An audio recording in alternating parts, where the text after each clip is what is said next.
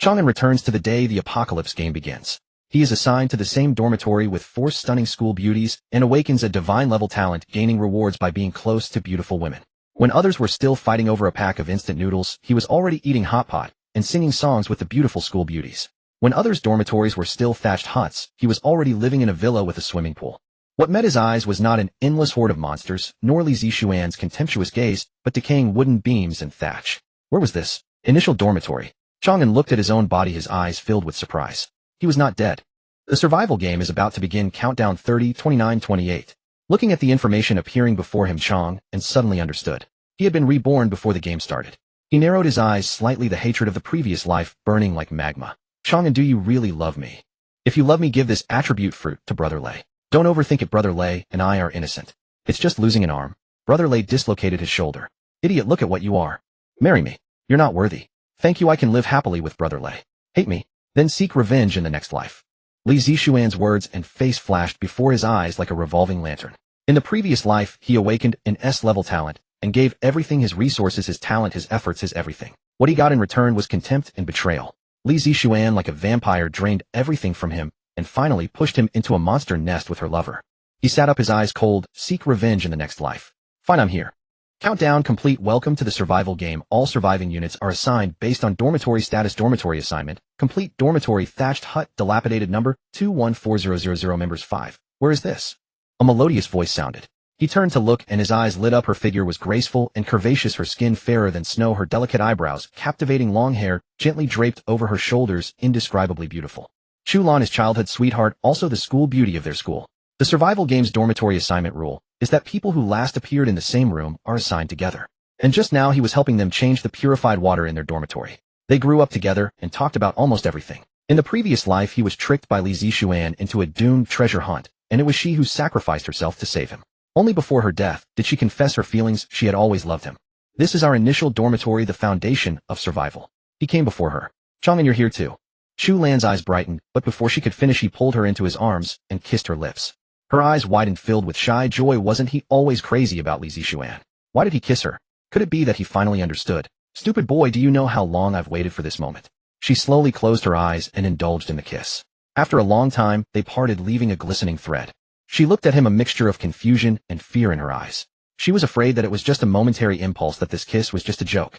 Chang An held her face. In the previous life I lost you, but in this life I won't. Only by experiencing and losing does one know what a treasure is. Although she didn't understand what he meant, she could feel his sincerity. She buried her head in his arms. As long as you don't abandon me, I will always be with you. At this moment, a woman came to the two of them and pulled her out of his arms. Lan, don't be fooled. He must be short of money after licking Li Zixuan and came to borrow money from you. Chu Lan's face turned pale. Chang An often borrowed money from her because he was desperately pursuing Li Zixuan and was always short of cash. Chang An looked at the woman. She was tall, with long, fair legs, delicate features, and an outstanding temperament. She was Wang Ting, Chu Lan's roommate and close friend. Am I wrong? Wang Ting glared at him angrily. Chu Lan liked him so much, but he only licked Li Zixuan. It was simply outrageous. Chang An said calmly, money. Just waste paper. In the apocalypse, food and supplies are everything. Money has lost its meaning. Tisk, big talk. Give me some of that waste paper then. Wang Ting sneered. Seeing the two were about to quarrel, Chu Lan quickly changed the subject. Chang An, what do you mean by initial dormitory and survival? You should have received the information just now. Simply put, we are now in a survival game. Only by continuously collecting supplies, strengthening the dormitory and ourselves, can we survive. As his voice fell, two figures walked over. Universal survival. Isn't that the plot of a Rotten Tomato novel? I don't think it's true. Chang An looked at the two. The one on the left had a hot figure, gorgeous features, and a seductive look. The one on the right was cold and peerless, with snow-white skin and a cold temperament. The one on the left was named Chun Chi. The one on the right was Lu Yao. They were also Chu Lan's roommates and recognized as goddess school beauties in their school. Whether it's true or not, just look around you, Chang An said calmly. The girls looked around and saw that they were in a dilapidated thatched hut. The room was only a few square meters, the walls were leaking everywhere, and there was nothing but a few torn straw mats. Chu Lan exclaimed, look out the window. The girls quickly looked out the window, all eyes wide. The familiar campus was gone, only a stream of light. What is this?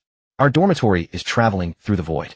During this process, we will encounter various situations: extreme cold, extreme heat, zombies, monsters, invaders, etc. We need to deal with all situations, strengthen ourselves and the dormitory, and survive.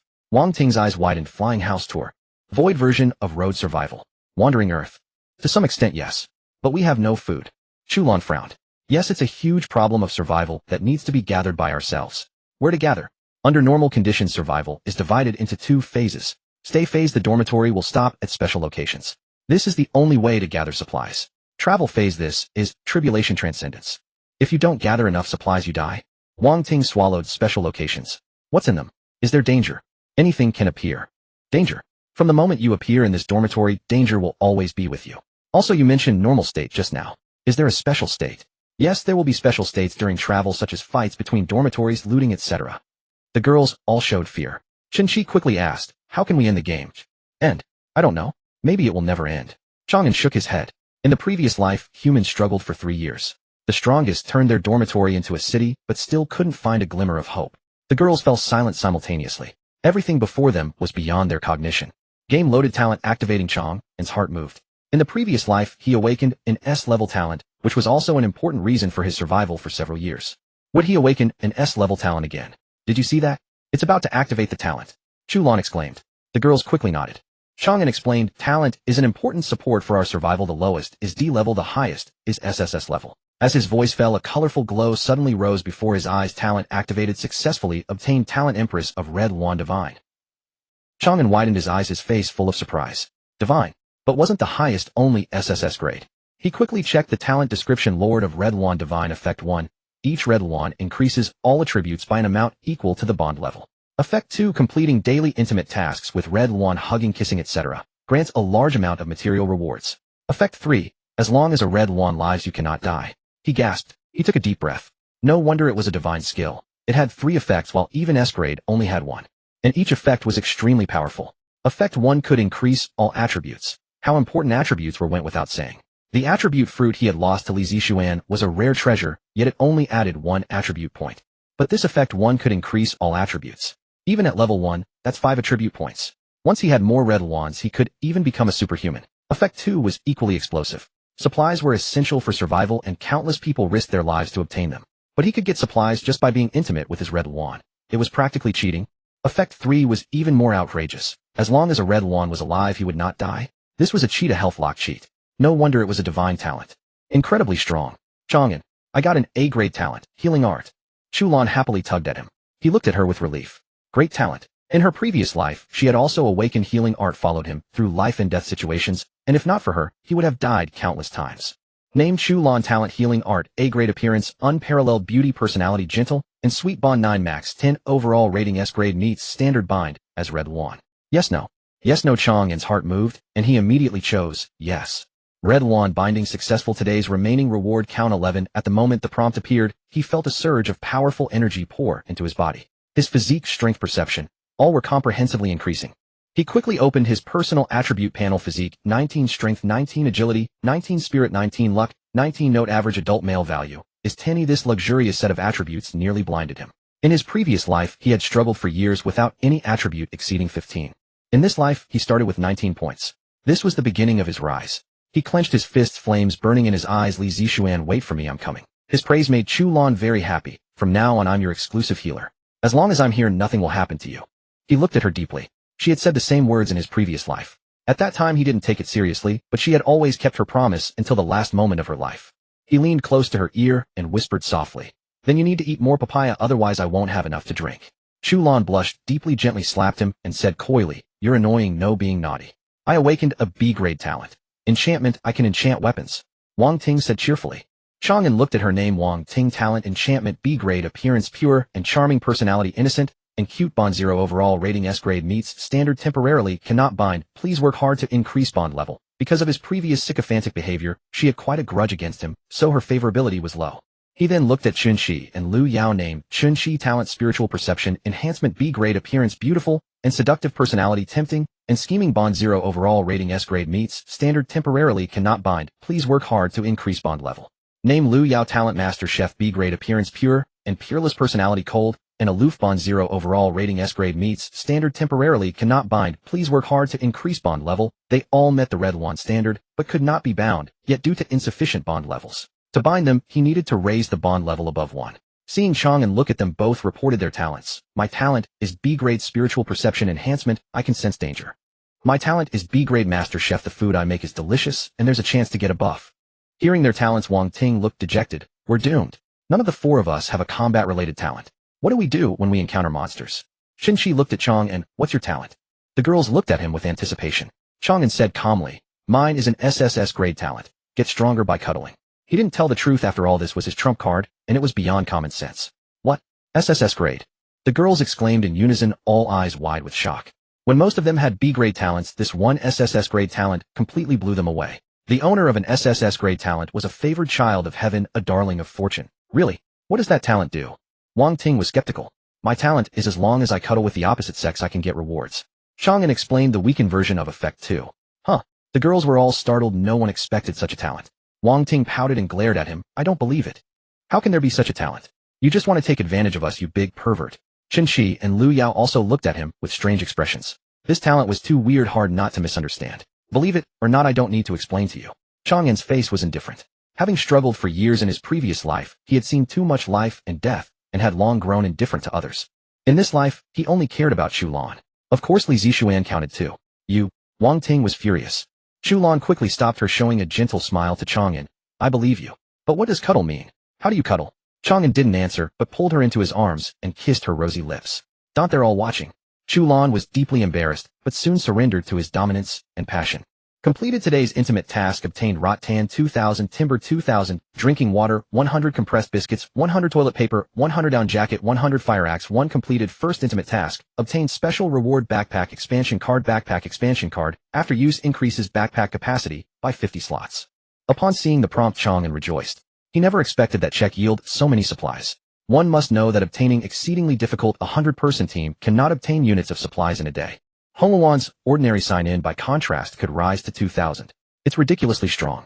Not to mention the first mission carries such an important special reward. In the game, backpack space is small, each person has only 10 slots, and the supplies one can carry are limited. Yet he somehow increased it by 50 slots in one go. One person can outmatch 6 others. He is a moving warehouse. Truly a god-tier talent, it is simply outrageous. After a long while their lips parted, and a crystalline thread was once again drawn between them. Shulan blushed with shame, and hurriedly snapped the thread. Where are the supplies? Wang Ting asked him. The supplies were naturally in the backpack, but he ignored her. His silence made everyone think he was lying. I knew it was a lie. Huh, pervert. Wang Ting spat. Qin and Lu Yao looked at Chang and with a taint of contempt as well, muttering that getting stronger by clinging close was just to take advantage. The announcement of the dorm leader brought up a long list of privileges. Seeing these, the 3 women wore hints of dissatisfaction. As a female dorm, why should an outsider become their leader? Chang An glanced at them and declared, because I am the strongest. So what if you're strong? Is bullying girls fun? Wang Ting rolled her eyes. Yes, being strong means you are formidable. Chang An fixed his gaze on her. In survival there is no gender, only strength. The strong can take from the weak. Stop the talk. Here I am the strongest, so I make the rules. I want your absolute obedience. If you refuse, get out. He knew well that in a monster-haunted environment, a member who won't follow orders can cause enormous harm to the team. The 3 women frowned in unison, and Wang Ting instinctively prepared to argue. These are goddesses worshipped by countless admirers. Never had anyone treated them so roughly. Shulan was startled, quickly covering Wang Ting's mouth. Chang An is the strongest, he knows the most, of course we will listen to him. Wang Ting brushed aside Shulan's hand, about to retort, but after seeing the cold in Chang An's eyes, a chill ran through her, and the words rose to her lips, but she swallowed them. Be the dorm leader if you are the leader, don't be so fierce. She muttered. Chang An looked toward Qin. I will follow your rules. Qin quickly replied. Her spiritual sense told her that Chang An wasn't joking. If they refused, they would truly be expelled. Qin's gaze shifted to Lu Yao. Lu Yao nodded indifferently. She bore no prejudice toward him. As long as her interests weren't harmed, she would naturally comply. As long as you obey orders, I guarantee you will survive. Chang An spoke firmly. The women fell silent, and no one objected. If so, I will set a few rules. First, all supplies you obtain must be turned in and distributed by me. Second, the chat channel is for viewing only, no speaking. Third, do not reveal any information about our dorm to outsiders. These 3 rules stem from lessons from a previous life. Turning in resources protects the team's interests. The chat channel being read-only prevents members from betraying the team. The last point is the same logic. In a previous life, a fool revealed information, nearly leading them to annihilation. What? All the loot goes to you. That sounds too domineering, Wang Ting exclaimed with wide eyes. Chang An looked at her. Do you have an opinion? Wang Ting faltered, waving a hand. No, nothing. Though she spoke so, she remained unconvinced. Not only her, Qin and Lu Yao felt the same. Chang An understood their thoughts, but he did not mind. As long as they obey his orders, he would manage how they thought. The trading module opened. The chat module opened. Receiving the prompt, they hurriedly opened the game panel. The chat interface buzzed with messages. 341,234 Shui. Kai, oh my god, is this real? The true apocalypse survival begins. 287,345, Zhou Yuan Ha. I have awakened a B-rank talent water creation. 191,412 Qin how it's only B rank. I am an A rank talent magic bread. Follow me and you won't starve. 984,343 Lu Ray. Our dorm still lacks one person. Is there anyone with A rank talent? 888,232 Chin Chong you fool no one can recruit dorm members yet. 1254343. Long out Yin look at my name you should know who to roll with. 745,432 Jia Ju this time, I'm finally going to rise. Watch me soar. 214,000 Chong and Li Zixuan are you there? If you see it please DM me. The women all saw this message and looked at him. I just want to find her Chang An said softly. How could he kill her without knowing her information in this life? Li Zixuan had changed dorms several times, he didn't know where she was now. But the women clearly did not believe him, they thought he still wanted to lick her. Tisk still the same deadlick spider, Wang Ting sneered. Ting Ting shut up. Chu Lan scolded a trace of sorrow in his eyes. He still could not forget her. Lan, I told you long ago don't harbor fantasies about him. Stop talking. The game formally begins. I wish everyone a pleasant game. A gust of cutting wind swept in and the temperature dropped rapidly. Why is it suddenly so cold? Wang Ting wrapped her arms, teeth chattering. Because we are in transit we will encounter all kinds of situations. This must be beginner's difficulty extreme cold. Chang An explained, is this beginner's difficulty? What should we do? We have no winter clothes. Shen Qi trembled, they were wearing summer attire and could not resist the cold. Shen Qi's delicate skin already tinted pale blue. Figure it out yourself, Chang An said calmly.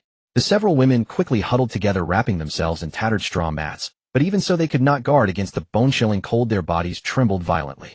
Chang An did not take out a down jacket for them. He wanted them to understand what survival truly means. Not to seek where life comes from. If you don't contribute how will there be gains? What he wants is not a giant baby waist who merely begs. Chu Lan saw that his clothes were also thin and hurried to him wrapping his arms around him. Aren't you cold too? I'll keep you warm. Lan, don't go if you leave we will be very cold, Wang Ting called to her. Sorry Chang An is cold too. Chu Lan looked apologetic. Besides taking advantage of you he can't give you anything. Chu Lan looked at Chang An with affection. It's okay, I don't mind. Wang Ting grew anxious, and angry liquors never have good endings. Chen Qi shook her head. So many suitors, yet you picked the worst one. Lu Yao sighed as well, why bother? Yet as soon as she spoke Chang An produced a long down jacket and draped it over her. Don't catch a cold, wear it. Feeling the warmth wrapping around her, Chu Lan widened her beautiful eyes in astonishment. Where did you get a down jacket? Beside her the other three women also stared at Chang An with bewildered gazes. Chang An smiled faintly. Have you forgotten my talent? This is the reward for our intimacy. What? You were actually telling the truth. Wang Ting cried out in disbelief. Chen Qi was also filled with shock. Why didn't you say so earlier? Do I need to explain myself to you? Chang An said coldly. The women were left utterly speechless. Chang An helped the pale-faced Chu Lan put on the down jacket. Its excellent insulation immediately brought a trace of color back to her cheeks. I'm not cold anymore, you should wear it. She urged hastily, trying to take it off. I am not cold, Chang An stopped her. In his past life, he had survived an apocalyptic ice age 10 times more agonizing than this. This minor chill was nothing to him. Moreover, his current physical constitution was nearly twice that of an ordinary person, granting him immense resistance to the cold. If you don't want it, we do. Wang Ting interjected hastily. Chu Lan looked at him with an inquiring gaze as she wanted to take turns sharing the down jacket with the others. Chang An's eyes turned cold. This is your reward. Whomever you dare to give it to I will expel. His words provoked looks of anger from the other women. By what right did he refuse to let them wear it? Chu Lan pleaded anxiously, but they are our roommates. Isn't it only natural to help one another? Chang An sneered. Roommates? Ask them. Which of them ever treated me as a roommate? Chu Lan looked toward the three women who guiltily averted their gazes one after another. Indeed, they had never regarded him as a roommate. Acknowledging him as the dorm leader was merely because it was the game's designated choice, which they had no power to change. Coupled with his domineering pressure, they had simply been forced to submit. If you want to gain something, you must pay a price. That is my principle. Chang An looked directly into Chu Lan's eyes. This is survival. No one owes anyone anything. You have no reason to help them selflessly. Chu Lan nodded gently. Fine, we won't wear it then. Who cares? Wang Ting huffed, intending to endure the cold. Chen Qi and Lu Yao shared the same sentiment. Though it was cold now, it was still tolerable. Begging him for intimacy. In their dreams. Letting him take advantage of them. Not a chance. Yet while their ideals were grand, reality was brutally harsh. They thought this was the limit, but reality delivered a harsh slap to their faces. The temperature plummeted, catastrophically dropping at an insane rate. Within a mere half hour, the interior of the thatched cottage was entirely covered in frost. The cold pierced like icicles, boring deep into the marrow of their bones, and causing their entire bodies to throb with pain. Inhaling the air felt like breathing in shards of glass, cutting their lungs with searing pain. They huddled tightly together, yet they could feel no warmth whatsoever. Chen Qi, who possessed the sharpest spiritual perception, could already feel the approach of death. Seeing them in such a state, Chu Lan wanted to plead with Chang An, but he raised a hand to stop her. After another moment, the terror of hovering between life and death shattered Chun Chi's mental defenses. Dorm leader. SH shiver. It was my fault for looking down on you earlier. SH shiver. Please save me. I know I was wrong. Please. Give me some clothes. Her teeth chattered violently, her voice trembling. Do you really know you were wrong? Or do you merely know that you are about to freeze to death? Chang An remarked casually. I know I am about to die, and I also know I was wrong. Trembling Chun Chi dragged her numb limbs and crawled inch by inch to his feet. Chang An looked down at her from above. If you want a reward, you must pay the price. What do you intend to offer? Chun Chi knelt before him, looking up with pleading eyes. My loyalty, my obedience. I am willing to be intimate with you. At this moment, her pride as a goddess was utterly crushed. Chu Lan could bear to watch no longer. She hastily helped Chun Chi up and pushed her toward Chang An. Chang An remained motionless. Come to me yourself. Leaning against his chest bit by bit, Chun Chi wrapped her arms around his waist and offered her lips. As their lips met, her eyes widened, her gaze filled with a mixture of shyness and bewilderment. This was her first kiss, and she had never expected to surrender it like this. Chun Chi's bond level has increased to level 1. Do you wish to bind her as your Hong Wan? Yes, no. Chang An raised an eyebrow slightly and selected yes. Hong Wan binding successful. Remaining reward opportunities today. 11. Holding her in his arms, he wantonly tasted her sweet lips while checking his own attributes. As expected, all his attributes had reached 20 points.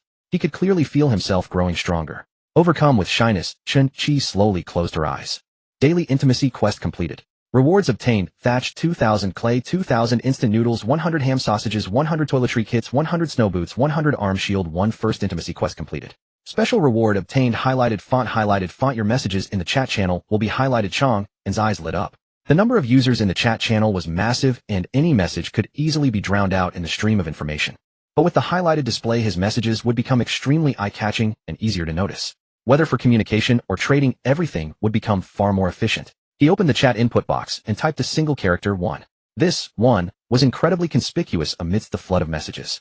Not only was it highlighted, but it also lingered on the screen longer than other messages.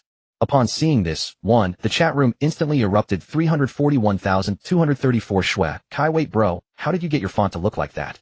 287,345 Zhou Yuan, what's going on? Did you top up? 191,412 Lu Fei, big boss, where is the top-up portal? 284343, do how top up my foot. This crappy game doesn't even have a payment gateway. 1254343, Long Out Yin trading 1 cookie for the method to highlight fonts. 923122231, Lulai, this is blinding my eyes. Big boss, I beg for a shady trade. 5544367, Zhangting, good big brother, I want to learn. Can you teach me? 3245312. Qin Yuming, this is too amazing, literally the only one in the world. 214,000 Chang and Li Zixuan, are you there? If you see this, please PM me. Leaving this message behind, Chang and exited the chat room. In an instant, he received numerous private messages, but they were all from people wanting to learn how to highlight their fonts. None were from Li Zixuan. He exited the chat room, and seeing that Chun Chi was somewhat out of breath, finally let her go and retrieved a long down jacket for her. Once she put it on, Chun Chi finally caught her breath and gave him a deep look. Thank you. Only now did she truly realize the immense value of an SSS grade talent. It was literally a lifesaver. At the same time, her spiritual instincts told her that he was incredibly powerful, and obeying him was her best option. Seeing that Chun Chi was finally saved, Chu Lan breathed a sigh of relief and hurriedly pulled her along to persuade Wang Ting and Lu Yao. Under their persuasion and support, the two women walked over to him. I am sorry. It was my fault, Wang Ting said in a trembling voice. At this moment, her eyes were lifeless, her face was ashen, and her lips were purple. Gone was any trace of her previous arrogance. Didn't you say you didn't care for it? Chang An asked. Yes, I was ignorant, Wang Ting replied, her eyes filled with shame and humiliation. She had thought she could endure it, but she couldn't.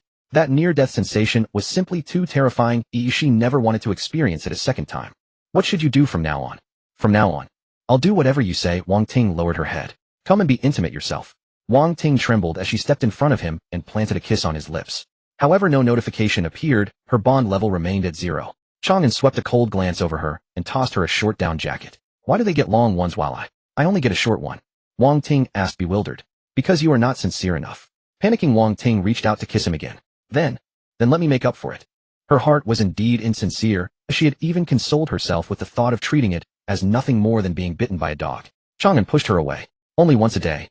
It didn't matter if she wasn't truly submissive, he would have plenty of opportunities to discipline her in the future.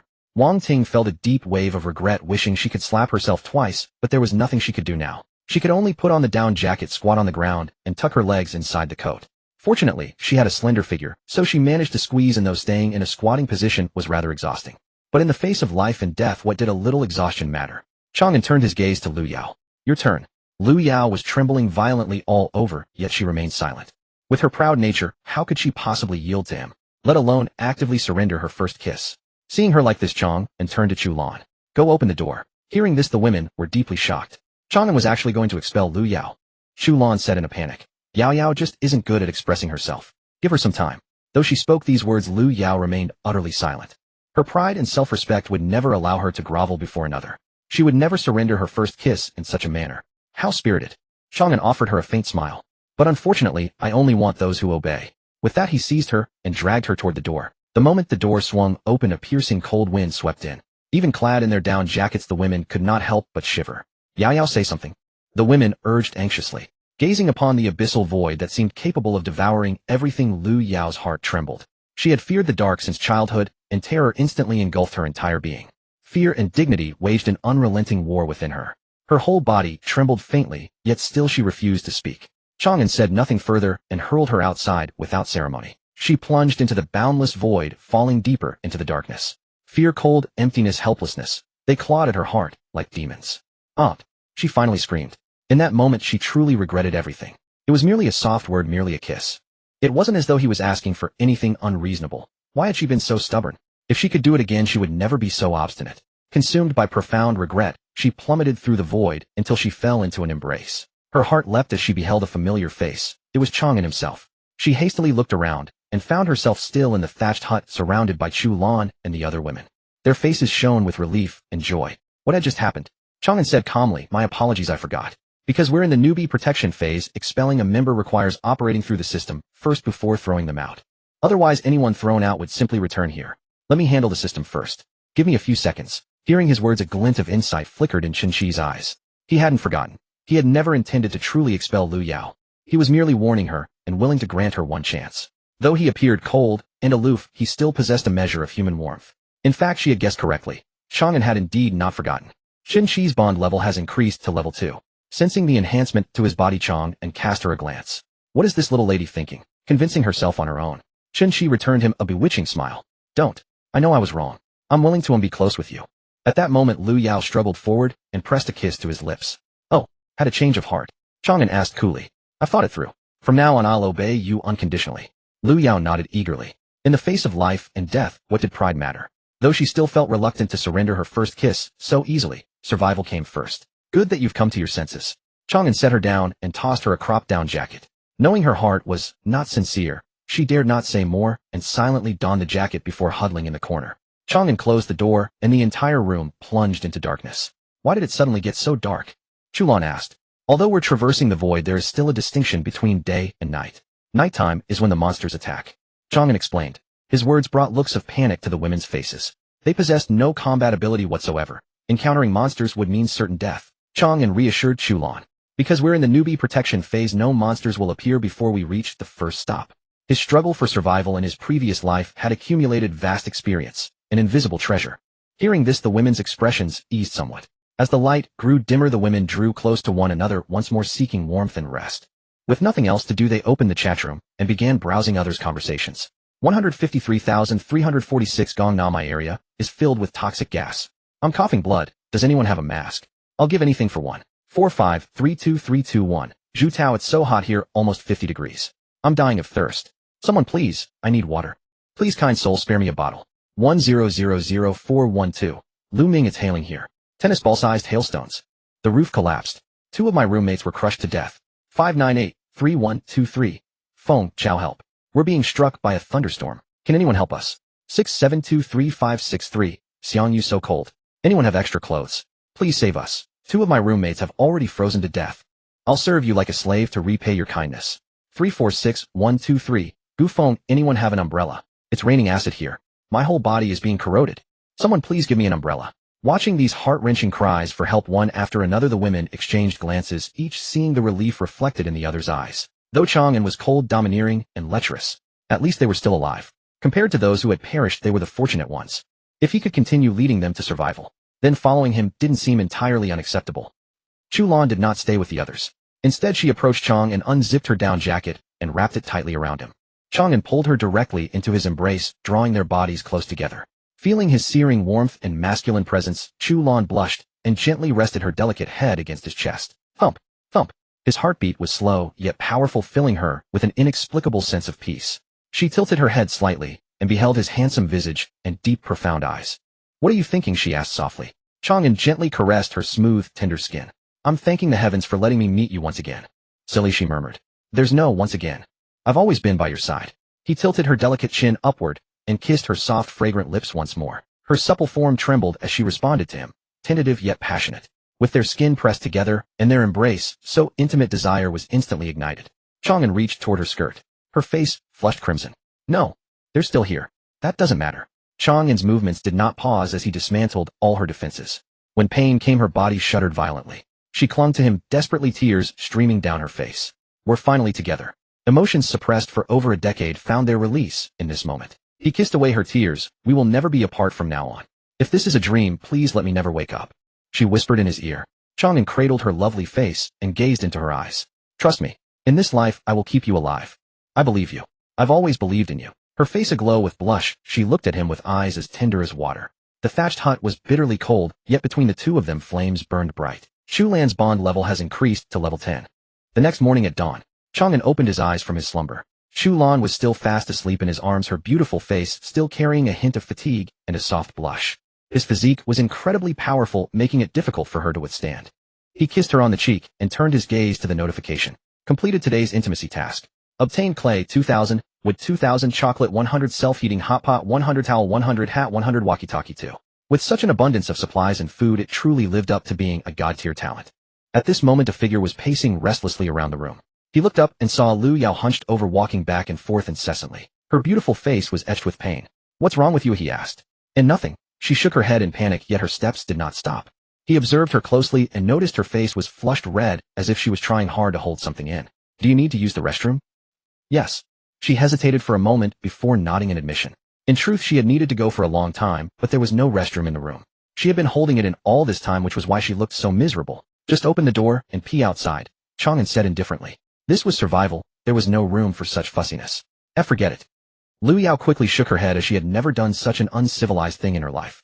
Moreover, there was a man like him present. "Then keep holding it until you wet yourself."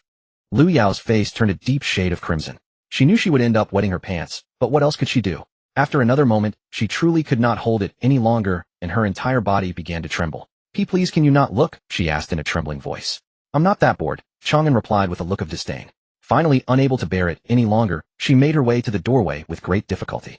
But as she pushed the door open, she froze again, realizing that no matter what, she would end up dirtying the dormitory floor. What was she supposed to do now? She was on the verge of tears from anxiety. Seeing her state, Chang An rolled his eyes. He stepped up behind her and lifted her up. "Go ahead." Lu Yao was both deeply embarrassed and anxious. This was the posture used for holding a toddler to pee. But she had reached her absolute limit and had no time to overthink. She could only submit to this. She closed her eyes, tears of humiliation slipping down her cheeks. To think that she, the campus belle and goddess adored by countless people, would ever experience such a scene. Her dignity and her pride were crushed to pieces by this man. At this moment, her arrogance vanished completely before him. "Lu Yao's bond level has increased to level 1. Do you wish to bind her as Hong Wan?" "Yes, no." Chang An was somewhat surprised. He hadn't expected the bond level to increase at a time like this. He immediately selected yes. Hong Wan successfully bound. Remaining reward attempts for today 11. After waiting a moment, he set her down and tossed her a pack of tissues. Then, without saying a word, he returned to his original spot and closed his eyes to rest. Holding the tissues, Lu Yao's gaze was incredibly complex. She had thought he would mock or even take advantage of her. Yet not only did he not do that, but he had also thoughtfully given her tissues. In the end, he simply returned to his spot, acting as if nothing had happened. She suddenly felt a wave of shame and gratitude. She had misunderstood him. Beneath his cold exterior lay a gentle heart. Lu Yao's bond level has increased to level 2. Chang An was taken aback. The bond had increased by 2 levels consecutively. What was going on? Hadn't he just given her a pack of tissues? Was it really that big of a deal? Still, this was a good thing. He opened his attribute panel and checked. Indeed, all attributes were at 24 points. A moment later. It hurts so much. Wang Ting muttered as she opened her eyes. After sleeping on the hard ground all night, her entire body was sore. Her voice also woke Chen Shi and Shu Lan. Lu Yao quickly pretended to have just woken up as well. She stole a glance at Chang An, and seeing that he had no intention of exposing her, she finally breathed a sigh of relief. "Good morning." Shu Lan greeted him shyly. Chang An smiled faintly and pointed to his lips. Chu Lan's face flushed red, and she obediently kissed him on the lips. Chang An took out a bottle of water, a toothbrush, toothpaste, and a towel, handing them to her.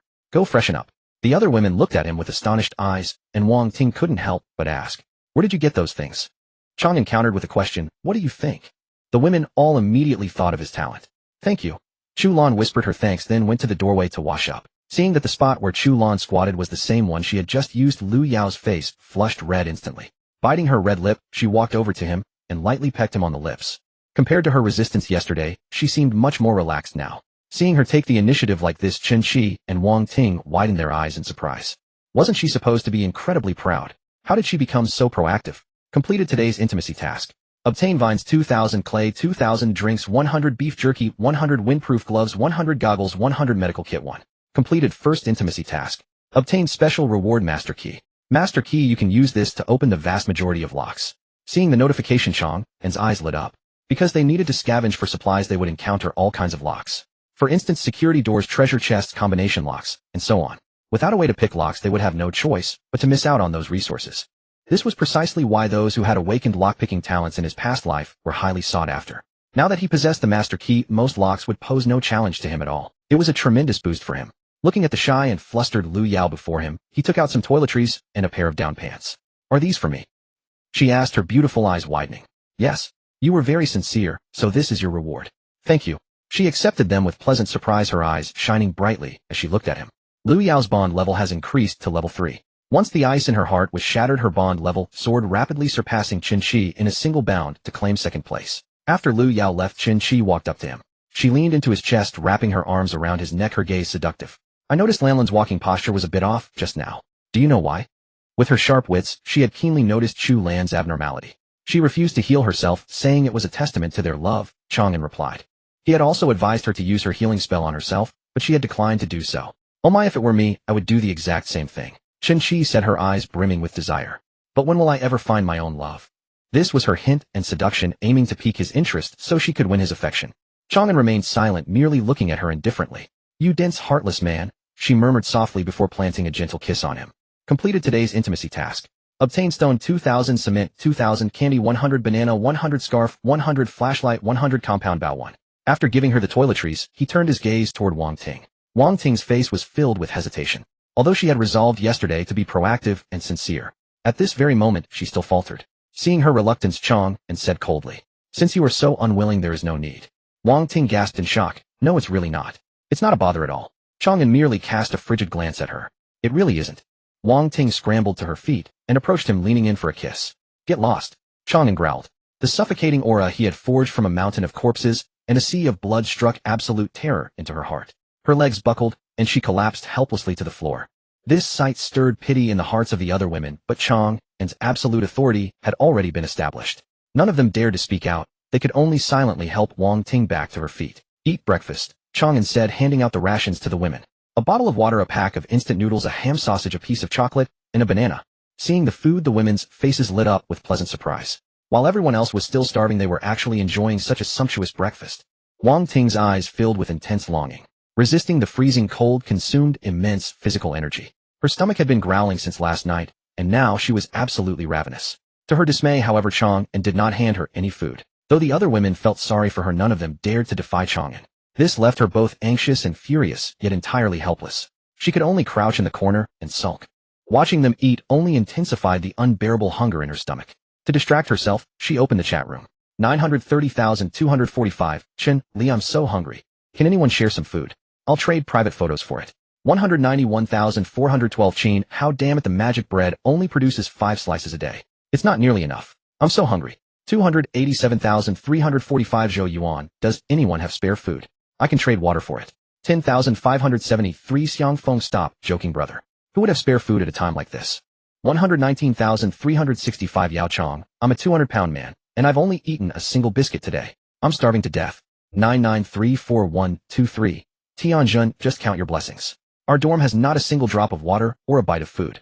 I feel like our whole group is about to wipe out. 100,564, Wang Kai, I used to look down on instant noodles, but now I finally realize their true worth. I apologize for my ignorance. 67531, Lu Huan, braised beef, pickled cabbage, mushroom, chicken, spicy beef. 55,231, Yo Gang, please stop, my stomach is aching from hunger. Reading these messages, Wang Ting finally realized just how precious food truly was. Her heart swelled with a mixture of grievance and regret. If only she had behaved better, she could have been enjoying those delicious treats right now. Unfortunately, there were no ifs. Enduring the agonizing pangs of hunger, she somehow managed to survive until noon. This time Chang An actually distributed self-heating hot pots and beef jerky to the other women. The rich, savory aroma nearly drove her insane. At this moment she wished she could raise her hand and slap herself twice. To play such a good hand of cards so terribly, she had been utterly foolish. She looked at Chang An with pleading eyes, but he chose to ignore her. Panic seized her completely. She was terrified that he had abandoned her entirely, leaving her to fend for herself and perish. In this extreme freezing weather without food and water, she wouldn't last past the third day. Right now, she could already feel a chill spreading through her entire body, her heart racing with anxiety, and her strength rapidly draining. Forcing herself to stand, she dragged her feet to Chang An and said sincerely, "I'm sorry. I held a grudge before, but I promise it will never happen again." Previously, she had held a grudge because he fawned over Li Zixuan while neglecting Chu Lan. But now she saw reality clearly. Chang An was not the simp. They were. Yes, he was their only hope of survival. They had to rely on him and please him just to stay alive. Wang Ting's bond level has increased to level 1. Bind as Hong Luan. Yes, no. Chang An smiled faintly and selected yes. Hong Luan binding successful. Remaining reward attempts today 11. Seeing him remain silent, Chu Lan asked tentatively. Chang An Ting really knows she was wrong. Please give her another chance. Chen Qi and Lu Yao quickly chimed in. Yes, please give her another chance. She will definitely behave well from now on. Come here, Chang An said, beckoning her with his finger. Her heart leaped with surprise and joy. She rushed forward and planted a kiss on his lips. This time she did not hesitate for a single second. Completed today's intimacy task.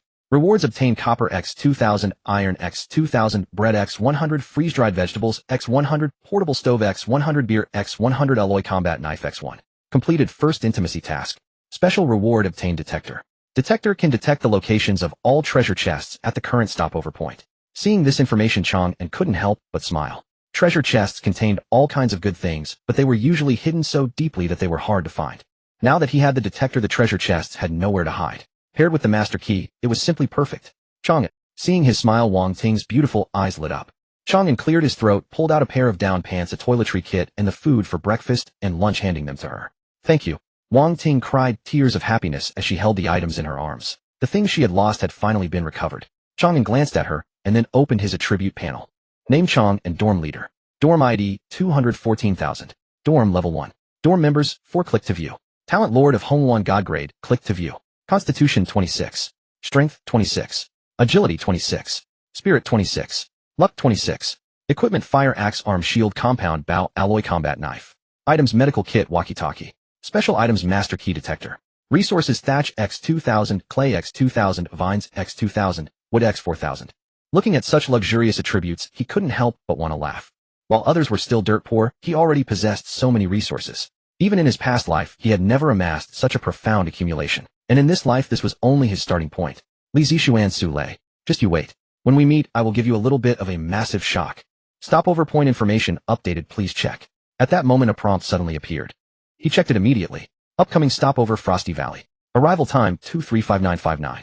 Apocalypse level grade E. Duration of stay 480000. Objective: survive. As expected of the novice protection phase, the difficulty was only the lowest, grade E. The objective was simply to survive for 2 days. To him, who was accustomed to grade A and grade S difficulties, this was practically a vacation. However, he would not let his guard down, as no stopover point would ever contain just their dormitory. And in a survival game, the most dangerous thing was often not the monsters. Rather, it was humanity itself. He glanced at his inventory, a smile playing on his lips. Having hoarded so many resources, it was time to upgrade the dormitory. Upgrade to level 2, thatched hut, crude. Required: thatch 10, clay 10, vines 10. Confirm upgrade. Upgrade. With his choice, a sudden flash of light swept across the thatched hut. The drafty walls were largely sealed, the rotting wooden beams renewed, and the sparse thatched roof grew considerably thicker. Continue. Upgrade to level 3, thatched hut, common. Required: thatch 100, clay 100, vines 100. Confirm upgrade. Upgrade. The drafty spots were completely sealed, and the insulation improved dramatically in an instant. Continue. Upgrade to level 4, thatched hut, refined. Required: thatch 500, clay 500, vines 500. Confirm upgrade. Yes. Upgrade. The thatched hut transformed once more, becoming more aesthetically pleasing with markedly better insulation. Upgrade to level 5, thatched hut, perfect. Required: thatch 1000, clay 1000, vines 1000. Confirm upgrade. Upgrade. The thatched hut underwent a dramatic transformation, now beautiful, tidy, and warm. The women gazed at the change, exclaiming in succession. Our dormitory has changed. The walls don't let the wind through anymore. Wow, it feels so much warmer. This is wonderful. No more huddling in the corner shivering. The holes in the roof have been patched too. No more worrying about rain. Chang An offered a faint smile. It wasn't over yet. Upgrade to level 6 wooden cabin dilapidated. Required wood 100, clay 100, vines 50. Confirm upgrade. Upgrade. The thatched hut trembled violently as a blinding light flashed across. Thatch transformed into wooden planks. The women cried out in astonishment, but before they could speak, Chang An continued upgrading. Upgrade to level 7 wooden cabin crude. Required wood 300, clay 300, vines 100. Confirm upgrade. Upgrade to level 8 wooden cabin common. Required wood 600, clay 600, vines 150. Confirm upgrade. Upgrade to level 9 wooden cabin refined. Required wood 1000, clay 1000, vines 300. Confirm upgrade. Upgrade to level 10 wooden cabin perfect. Required wood 1500, clay 1500, vines 500. Confirm upgrade. After spending the bulk of his resources, he finally ceased. Gazing upon the entirely renewed wooden cabin before him, the women gasped in unison. Wow, what a beautiful wooden cabin. It seems not even a whisper of wind can get through. Oh my god, our dormitory is already level 10. It looks like the area is even larger than the thatched hut was. Dormitory has reached level 10. Leaderboard is now active. Top 100 on the leaderboard receive daily rewards. The women hurriedly opened the leaderboard. First dormitory 214000, level 10 score 38125. Second none. Third none. Chulan looked toward Chang An, her face full of admiration. Chang An, we're number 1. You're incredible. The women regarded him with reverent gazes. Number 1 across all humanity. Truly formidable. Chang An remarked with composure, rankings aren't what matter. Surviving is the true way. Chen Qi regarded him intently. So powerful yet so clear-headed. You're truly no ordinary person. Chang An gave a faint smile. Clear-headed. Those were lessons written in blood. Look at the chat room. They opened the chat interface only to see messages flooding in at an explosive rate. 341,234 schwack high, what the hell? Level 10. Where did they get the resources? 287,345 zhou yuan, bro, we can barely eat, and you're already level 10. 191,412 chin, how big shot, is there really a top-up channel? I can pay for it. Name your price. 888,232 chin chong, idiots nonsense about top-ups. This is clearly cheating. 1254343, long out yin GM, are you there? I'm reporting someone for hacking. 845,432 chow, Cheng, you must be joking. We can't even reach level 2, and he's already level 10. 214,000 Chong, and is Li Zixuan there? If you see this, message me privately. 487,691 Zhou, you caught a big shot. Whatever Li Zixuan has I have too. Please notice me. 15238912. Wei Yin, big shot, any tips or strategies? Please carry me. 930,245, Chen, Li, I'm so hungry. Big shot, can you share food? I'll trade private photos for it. The women glanced at the chat room, then exchanged looks with one another. While others were starving and suffering, they were already sitting in a warm wooden cabin, eating self-heating hot pot. No worries about food, no worries about drink, no fear of death. All of this was brought to them by Chang An. Lu Yao's bond level increased to level 4. Qin Shi's bond level increased to level 3. Wang Ting's bond level increased to level 2. Chang An ignored the frantically popping private messages, glanced at his personal attributes. And as expected, all attributes were already at 29. House leader, what's the leaderboard reward? Wang Ting asked between bites of her self-heating pot, her words slightly muffled. Pretty ordinary, 100 units of iron and copper. Chang An casually claimed today's reward. Only this much for first place. The women regarded him with astonished gazes. Even first place only yields this much reward. And yet he managed to upgrade the dormitory 10 levels in one go. Truly extraordinary. In 24 hours we'll arrive at the first stopping point. Get familiar with your talents in the meantime. If you have questions, feel free to ask. The women exchanged looks, and Wang Ting spoke first. House leader, I'd like to ask, why is there no bed in the dormitory? The floor is too hard. Every facility in the dormitory requires obtaining the relevant construction blueprint. Of course, you can also scavenge them from outside and bring them in. But those items have no attributes and also take up backpack slots. Chu Lan seemed surprised. Attributes. That's right. For example, a bed can accelerate stamina recovery. Lu Yao suddenly understood. So if we need a bathroom, we also need a construction blueprint. After saying this, she recalled the morning's incident and immediately blushed. Yes, constructing any facility requires a blueprint. Beds, bathrooms, electrical wiring, pipelines, all of them. Then why upgrade the dormitory? Just for shelter from the wind and rain? Qin Shi asked. Chang An shook his head no. The higher the dormitory's level, the stronger its durability and defense. Right now we're in the newbie protection period, so the dormitory won't take damage. But after the next traversal, disasters and monsters will both damage the dormitory. Once the dormitory's durability hits 0, all its members will die. The women nodded in realization and hurriedly checked the current dormitory status. Dormitory level 10. Defense 20. Durability 500. Facilities none. I remember a level 1 thatched hut only had 2 defense and 10 durability. Chen Shi said. Wang Ting's face was full of astonishment. Wouldn't that mean dying very easily? So we really have Chang An to thank. Chu Lan gazed at Chang An tenderly. The women once again turned to him with looks of gratitude and admiration. After the meal, Wang Ting leaned against the wall, patting her stomach with a satisfied smile. How wonderful it felt to be full. Enchant. Chang An handed her the fire axe. Wang Ting quickly pressed her hand against the axe, a faint glow emanating from her palm. Fire axe. Attack 51. Durability 101. Right now I've only grasped 2 methods of enchantment: sharpness and fortitude. Chang An nodded. That is why you need to train more. Once your attributes increase, you will naturally comprehend more. There were very few ways to enhance one's personal attributes aside from special items. Only repeated training sufficed. Only with stronger attributes could one unleash the more potent capabilities of their talent. Wang Ting hurriedly continued, but after a few attempts her face grew pale, and she was panting heavily. Activating most talents required physical energy, which was why constitution was so crucial. If you're weak, practice more, Chang An said, turning to walk toward Chen Qi. I will. Wang Ting made a face at him. Chang An approached Chen Qi. From now on I will launch surprise attacks on you at random times. You must remain vigilant at all moments. Only by using it constantly could her perception ability be enhanced. Alright, I'll be careful. Chen Qi nodded, but before she could finish her sentence, Chang An's hand was already pressed against her chest. It seems you still aren't cautious enough. If we were enemies, your heart would already be shattered. Chen Qi's face flushed slightly as she threw him a coquettish glance. If you only attack my chest, I might just let you have your way. Then let's try somewhere else. Chang An slapped her shapely buttocks firmly, producing a crisp, resounding smack. It felt excellent, soft, and remarkably elastic. Chen Qi cried out, covering her buttocks with a face flushed crimson. You're terrible. Couldn't you be a bit gentler? Ignoring her playful grievance, Chang An walked over to Lu Yao. Lu Yao kept her head lowered, her fair face blushing slightly, not daring to meet his gaze. He took out some chocolate candies, bananas, and self-heating hot pot boxes, handing them to her. Since we don't have kitchen utensils right now, practice food plating first. As long as you focus, it should be effective. Lu Yao took them and began practicing plating with earnest dedication. Wait a moment later, with a face full of pleasant surprise, she handed him a beautifully arranged plate of candies and chocolates. Candy and chocolate platter. Slightly increases stamina recovery speed after consumption. Not bad. Share it among yourselves, Chang An nodded. Using food just to train a talent. You are way too extravagant. If this got out, the chat room would blow up again. Chen Qi giggled. Smack.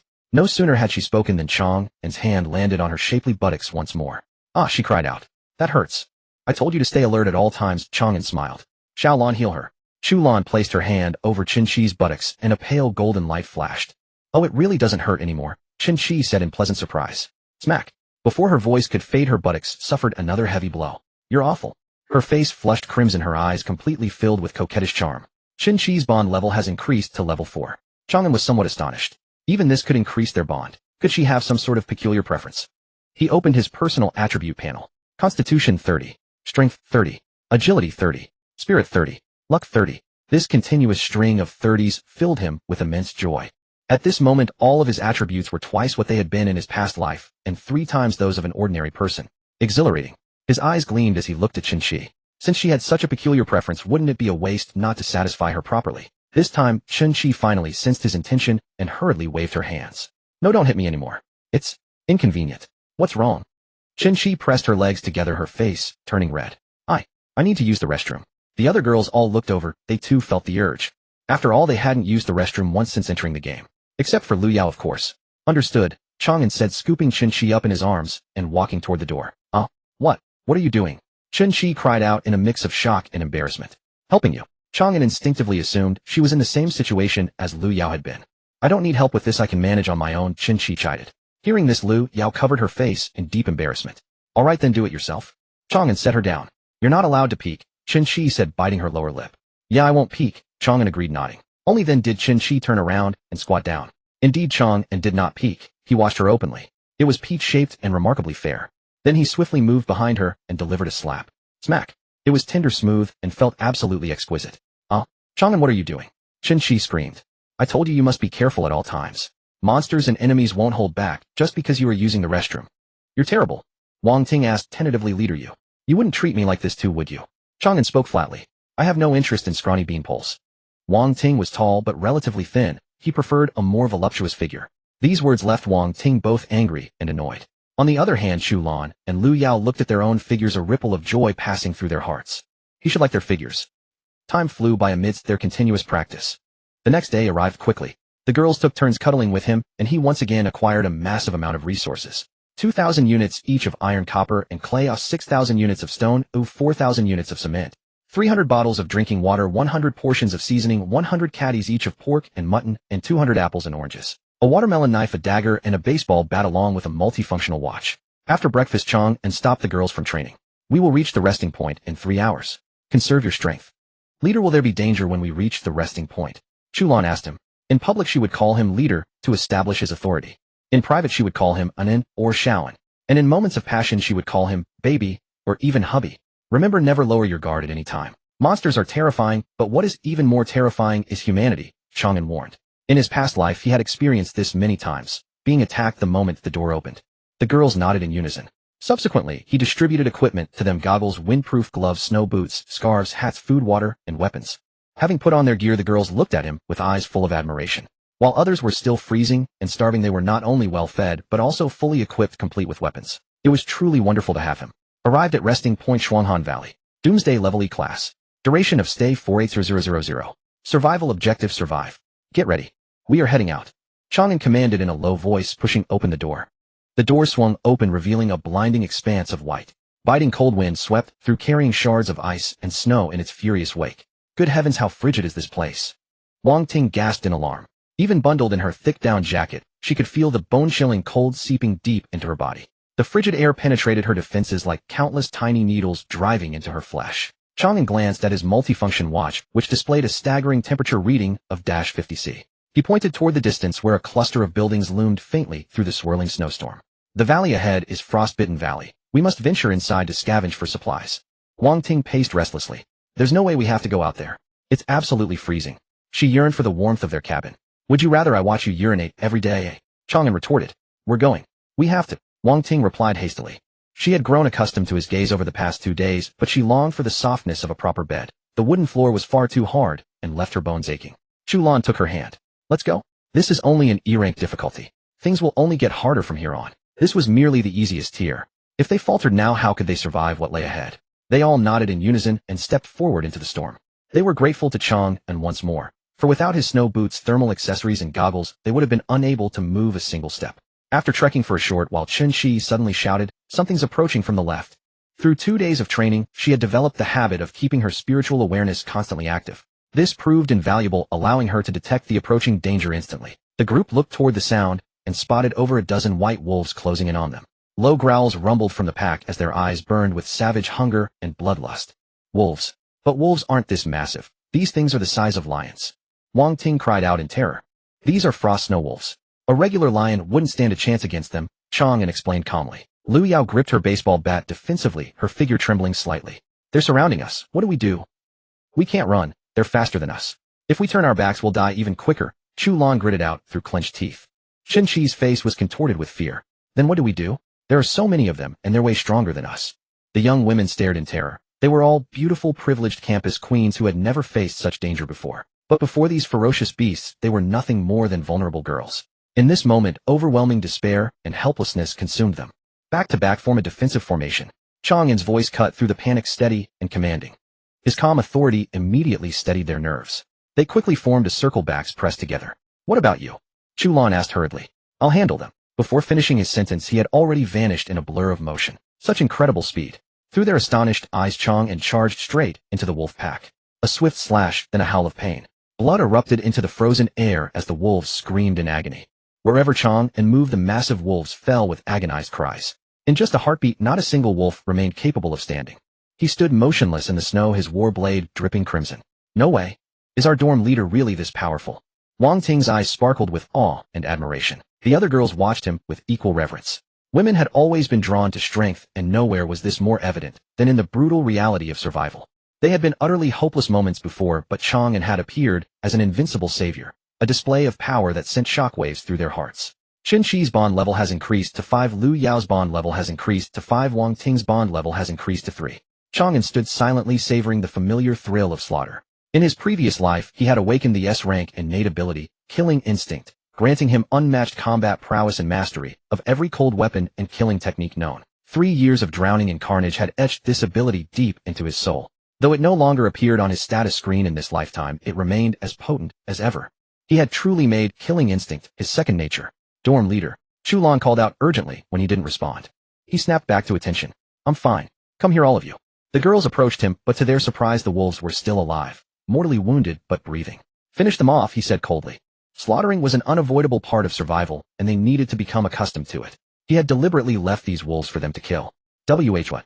The girls stared in shock. As sheltered young women, none of them had ever killed so much as a chicken. Stop hesitating and do it, Chang An urged impatiently. They gazed at the wolves' pleading eyes, and the blood-stained ground, their hearts heavy with reluctance. Do you feel sorry for them? Imagine if I hadn't intervened. Would these wolves show you any mercy if you were lying there helpless? Their expressions hardened. He was right. This was survival, and pity for enemies was nothing but cruelty to themselves. Chu Lan gritted her teeth and swung her watermelon knife at a wolf. Her strikes missed vital organs, and despite the spraying blood the wolf refused to fall. Clenching back her nausea, she brought the blade down again and again, over a dozen blows, before finally killing it. She didn't hesitate, moving toward another massive wolf. Inspired by her courage, the other girls joined in. Wang Ting even fought through her gag reflex, killing despite her revulsion. Soon the girls had slaughtered all the wolves and returned to Chang An's side. Dorm leader, all the frost wolves are dead, Chu Lan reported. Chang An gently wiped the blood from her face and offered a soft smile. Well done. He admired her strength and bravery. Chu Lan nuzzled his hand tenderly, her eyes filled with warmth and joy. She had been afraid and disgusted, but for the sake of growing stronger and helping him she would overcome anything. They continued toward Frostbitten Valley. Along the way they encountered frost snow wolves 2 more times. The first time Chang An followed his usual approach, heavily wounded the pack and left them for the girls to finish. They performed significantly better and worked more efficiently this time. On the second encounter, Chang An left one lightly injured wolf for them to hunt down together. The girls screamed as they surrounded and killed the wolf. Though they made mistakes, Chang An's presence ensured they emerged unscathed. Through repeated training, they had grown considerably bolder and more confident. As night fell, they finally reached the valley. A snow-covered town lay before them, shrouded in darkness with no signs of life. Chang An pulled out his detector, which showed 2 blips, one just a short distance away. Following the readings, he approached a building. It appeared to be a shopping mall, but what troubled him was that someone was already inside, a team of 3 men and 1 woman. The people inside spotted them and came to meet them. As they drew closer, the girl across suddenly cried out in surprise, Ting Ting. Wang Ting glanced over, and her eyes lit up instantly. Yeah, it's wonderful. I never expected to run into you here. The girl approached joyfully. Same here. Wang Ting introduced them to the others with a beaming smile. This is Lu Yu. She was my high school classmate, and she's from our school too. Chang An turned his gaze toward her name, Lu Yu, talent drug fabrication, grade C, appearance frail, an ordinary personality, consumed by envy, sinister, and ruthless, overall assessment grade D, does not meet standards. He casually glanced at the 3 boys nearby, without drawing attention. They were all sizing up the girls, their eyes brimming with lecherous greed. Hearing that this Lu Yu was an alumnus, Chu Lan and the other girls gladly greeted her. Meeting a fellow student in such circumstances felt like fate. Lu Yu led them into the room, where they lit a campfire that radiated a gentle warmth. After some brief small talk, Lu Yu asked, Your gear is impressive. Where did you find it? They wore mismatched, haphazard clothing, some barely suitable for summer. Had they not stopped so close by, they would have frozen to death long ago. Chang An remained silent, intending to teach these naive girls a lesson. We found them searching a building when we arrived, Chu Lan said quickly. She was resourceful enough not to reveal everything. Where? We should go check it out too, one of the boys urged eagerly. It's empty now. All the gear is on us. They've been picked clean, Wang Ting replied hurriedly. The others waved it off, but the greed in their eyes only deepened. You're so lucky, Lu Yu sighed. Unlike us, we're short on both food and clothing. Once this fire dies out, we'll either freeze or starve. Her words were a clear hint for the girls to hand over some supplies. Wang Ting immediately pulled several chocolate bars from her backpack and offered them. You should ration these. They'll last 2 days. The group was overjoyed. In such extreme conditions, those chocolate bars could literally save their lives. But what about you? What will you eat? Lu Yu asked quickly. It's fine, we still have more, Wang Ting replied without a trace of caution. Then thank you so much. A flash of greed and ruthlessness flickered across Lu Yu's gaze. Wang Ting smiled and said, It's nothing. We're classmates and alumni. Helping each other is only natural. Since you've given us food, we should give something in return. Lu Yu produced a small box. Wang Ting's eyes immediately brightened. Coffee. Exactly, coffee. We just found it, Lu Yu said with a smile. Let's enjoy it while we have the fire. With that, she exchanged a glance with the boy beside her. He understood, instantly fetched a basin, and went outside to scoop up a load of snow. Lu Yu set the basin over the fire, poured the coffee into the melting snow, and broke a few chocolate bars into the mix. Just then Chang An suddenly glanced toward an adjacent room. What's in there? Lu Yu tensed. I don't know. The door is locked. We can't open it. Chang An didn't press further. Soon the water boiled and a rich fragrance filled the room. Lu Yu took out paper cups and poured half a cup for everyone. She then raised her cup toward Wang Ting. May we still be drinking coffee together on this day, 10 years from now. Absolutely. Wang Ting clinked her cup against Lu Yu's and took a sip. The steaming chocolate coffee slid down her throat, leaving a lingering sweetness. Warmth spread through her abdomen, drawing a contented sigh from Wang Ting. Lu Yu and the others also tilted their heads back and drained their coffee, their faces masks of pleasure and satisfaction.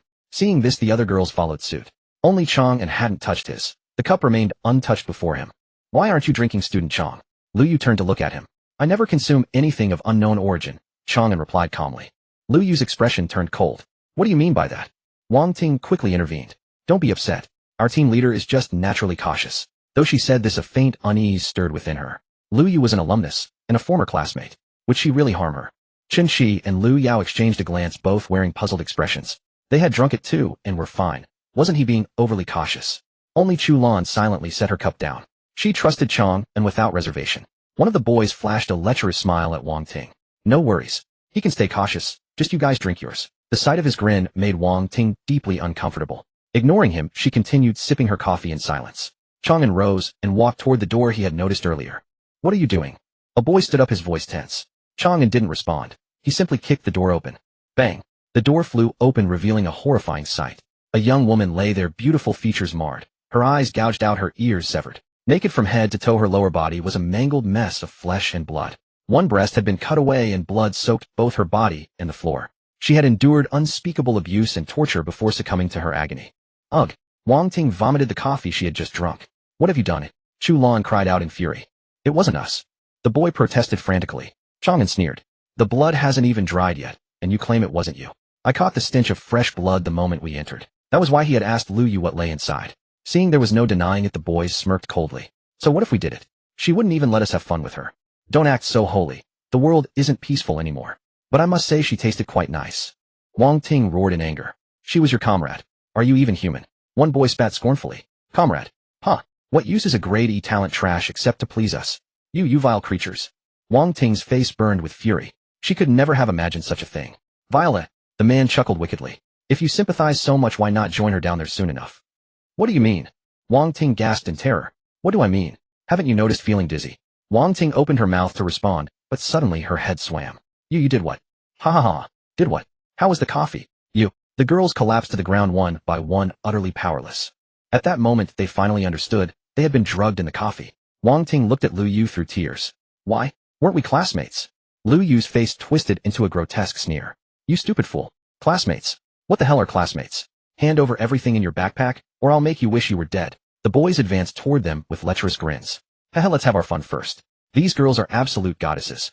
Tears streamed down Wang Ting's face. In this moment, she regretted everything. She should never have trusted Lu Yu. Chang An had warned her long ago that humanity was far more dangerous than any monster. Yet she had remained as naive as ever, trusting so easily. Indeed, humans were far more terrifying than any beast. Chen Shi and Lu Yao shared the same storm of regret and self-reproach. Chang An's caution had been justified. They were the real fools. Crying. Too late. The boys laughed loudly, closing in on them. Just then a voice cut through the darkness. You seem to have forgotten, there's still someone else here. Several people glanced over and saw Chang An watching them with a calm gaze. One of them sneered, you're alone while we have 3.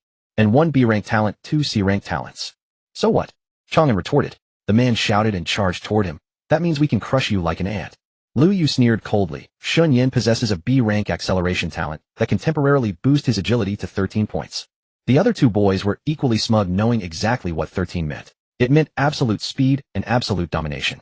13 points. Truly terrifying. Chang An raised his eyebrows slightly and delivered a light punch. Fool, do you really think you could hit him? Lu Yu sneered disdainfully.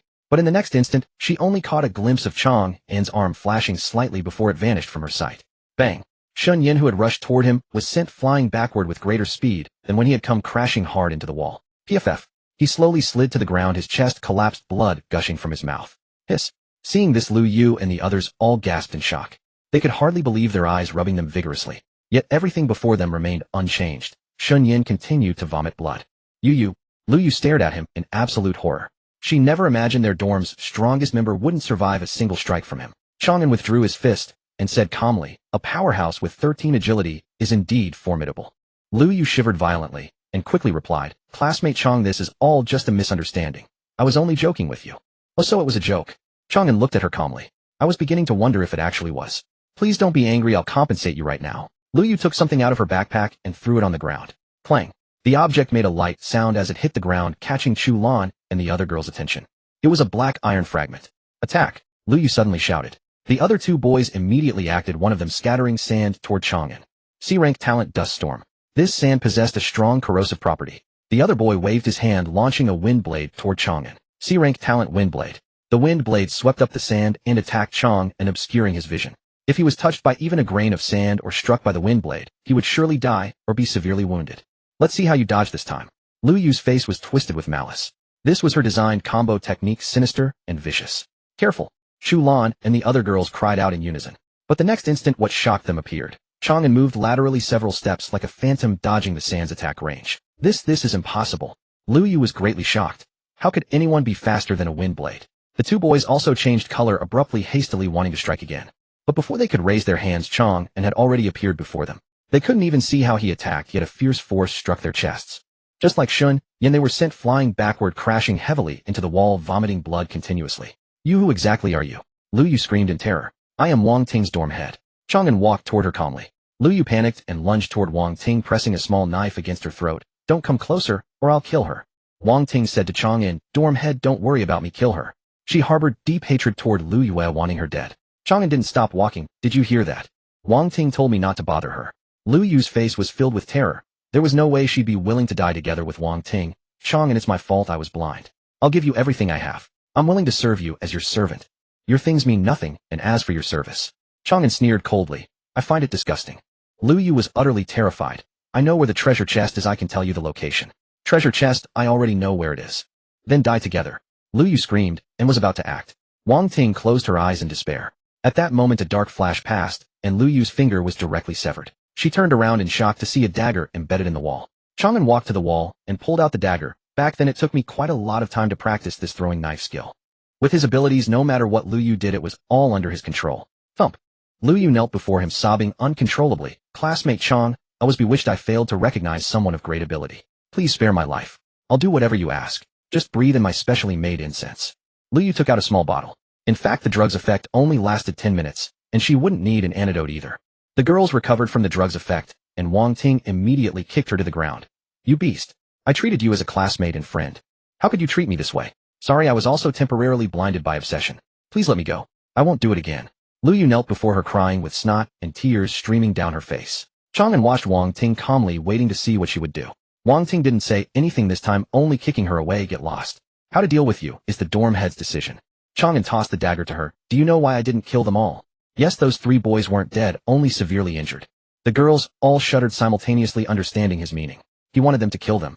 Their hearts trembled. Killing animals was different from killing people. Shu Lan gritted her teeth and called out to the girls in the room. Look at her, then think about what would have happened to us today if the dorm head hadn't been here. The girls all shivered in unison. If not for Chang An, their fate might have been worse than that girl's. Shu Lan carried a watermelon knife and approached Shun Yan. Help! Shun Yan weakly called for rescue. Shu Lan said nothing and ended his life with a single strike. Chen Shi and Lu Yao also tremblingly killed the other 2. Chang An turned his gaze toward Wang Ting. Wang Ting's face was pale as she held the dagger and walked step by step toward Lu Yu. No, don't. Wang Ting, we're classmates. You can't kill me. Lu Yu begged. If our roles were reversed and I was begging you just now, would you have spared me? Yeah. Wang Ting asked. Lu Yu hesitated, about to say yes, but Wang Ting's dagger had already pierced her throat. You wouldn't have. Therefore you deserve to die. After watching Lu Yu die, Wang Ting came before Chang An and knelt down. I trusted others too easily, and almost got everyone killed. Please punish me, dorm head. Chang An regarded her with chilling detachment. Do you have any idea how many mistakes you made today? I shouldn't have trusted strangers so easily, nor should I have eaten or drunk anything from other people. What else? Wang Ting fell silent, entirely unaware of what other transgression she had committed. Smack! Chang An's hand shot up and delivered a sharp slap to her face. I distribute provisions and supplies to you. Not so you can hand them out to strangers. The moment Lu Yue mentioned having no food, you simply gave it away. Are you running a charity house? Wang Ting's cheek immediately swelled, and she sobbed. I'm sorry. I will never do it again. Smack! Chang An struck her once more. I warned all of you. Never under any circumstances reveal information about our team. She asked what you were eating, and you actually told her we still had food. They inquired about equipment, and you blurted out that everything was being carried on us. Are you truly that naive? Didn't you realize you were inviting their malicious intentions? Blood smeared Wang Ting's mouth and nose. I'm sorry. I didn't think it through at the time. I won't let it happen again. Chang An seized her by the collar and dragged her before him. I've stressed this to you time and again. Maintain vigilance no matter where you are. You saw me refuse that coffee, yet you all still drank it. Upon hearing this, Chen Shi and Lu Yao also lowered their heads in shame. We're sorry. We are at fault as well. Chang An declared coldly. I have also always stressed that regardless of the situation you act only on my orders. Did I ever give you permission to negotiate with outsiders, or accept their coffee? This time, even Chu Lan hung her head in shame. She too had failed to notice that crucial detail. I'm sorry, I've learned my lesson. It won't happen again. Wang Ting wept. Is crying of any use? Will your enemies show you mercy simply because you shed tears? Chang An tossed her beside the woman in the room. Stare at her for an entire hour. Brand her appearance into your memories. The women beheld the girl's wretched state, their hearts flooded with dread and quiet relief. Fortunately, he was among them. Otherwise it would have been them lying there in her place. They etched Chang An's every word into their minds and shifted their thinking away from the conventions of peacetime. From this moment forth, they would follow Chang An's lead without question, obeying his command in all things. They would trust no one beyond him, and they would never hesitate to kill. Chen Qi's bond level has increased to level 6. Liu Yao's bond level has increased to level 6. Wang Ting's bond level has increased to level 6. Gazing at the notification and feeling the surge of power within himself, Chang An's gaze brimmed with quiet satisfaction. All attributes have reached 38. Truth be told, he had sensed something amiss about Liu Yue's group from the very beginning. He had chosen not to intervene, deliberately intending to teach them a lesson they would never forget. Now it appeared the outcome had exceeded all expectations. Their mindset had undergone a complete transformation. Wang Ting's bond level in particular had soared by 3 levels at once. The disciplining had been an overwhelming success. The value of this lesson was beyond measure. An hour later, the women returned to stand before him once more. Have you all committed her appearance to memory? He inquired. Yes, we have, they nodded hastily. He turned his gaze upon Wang Ting. Do you hate me? Her cheeks were grotesquely swollen, blood still staining her mouth and nose. A pitiful sight indeed. She shook her head vehemently. I don't hate you. On the contrary. On the contrary what? On the contrary, I've grown rather fond of you.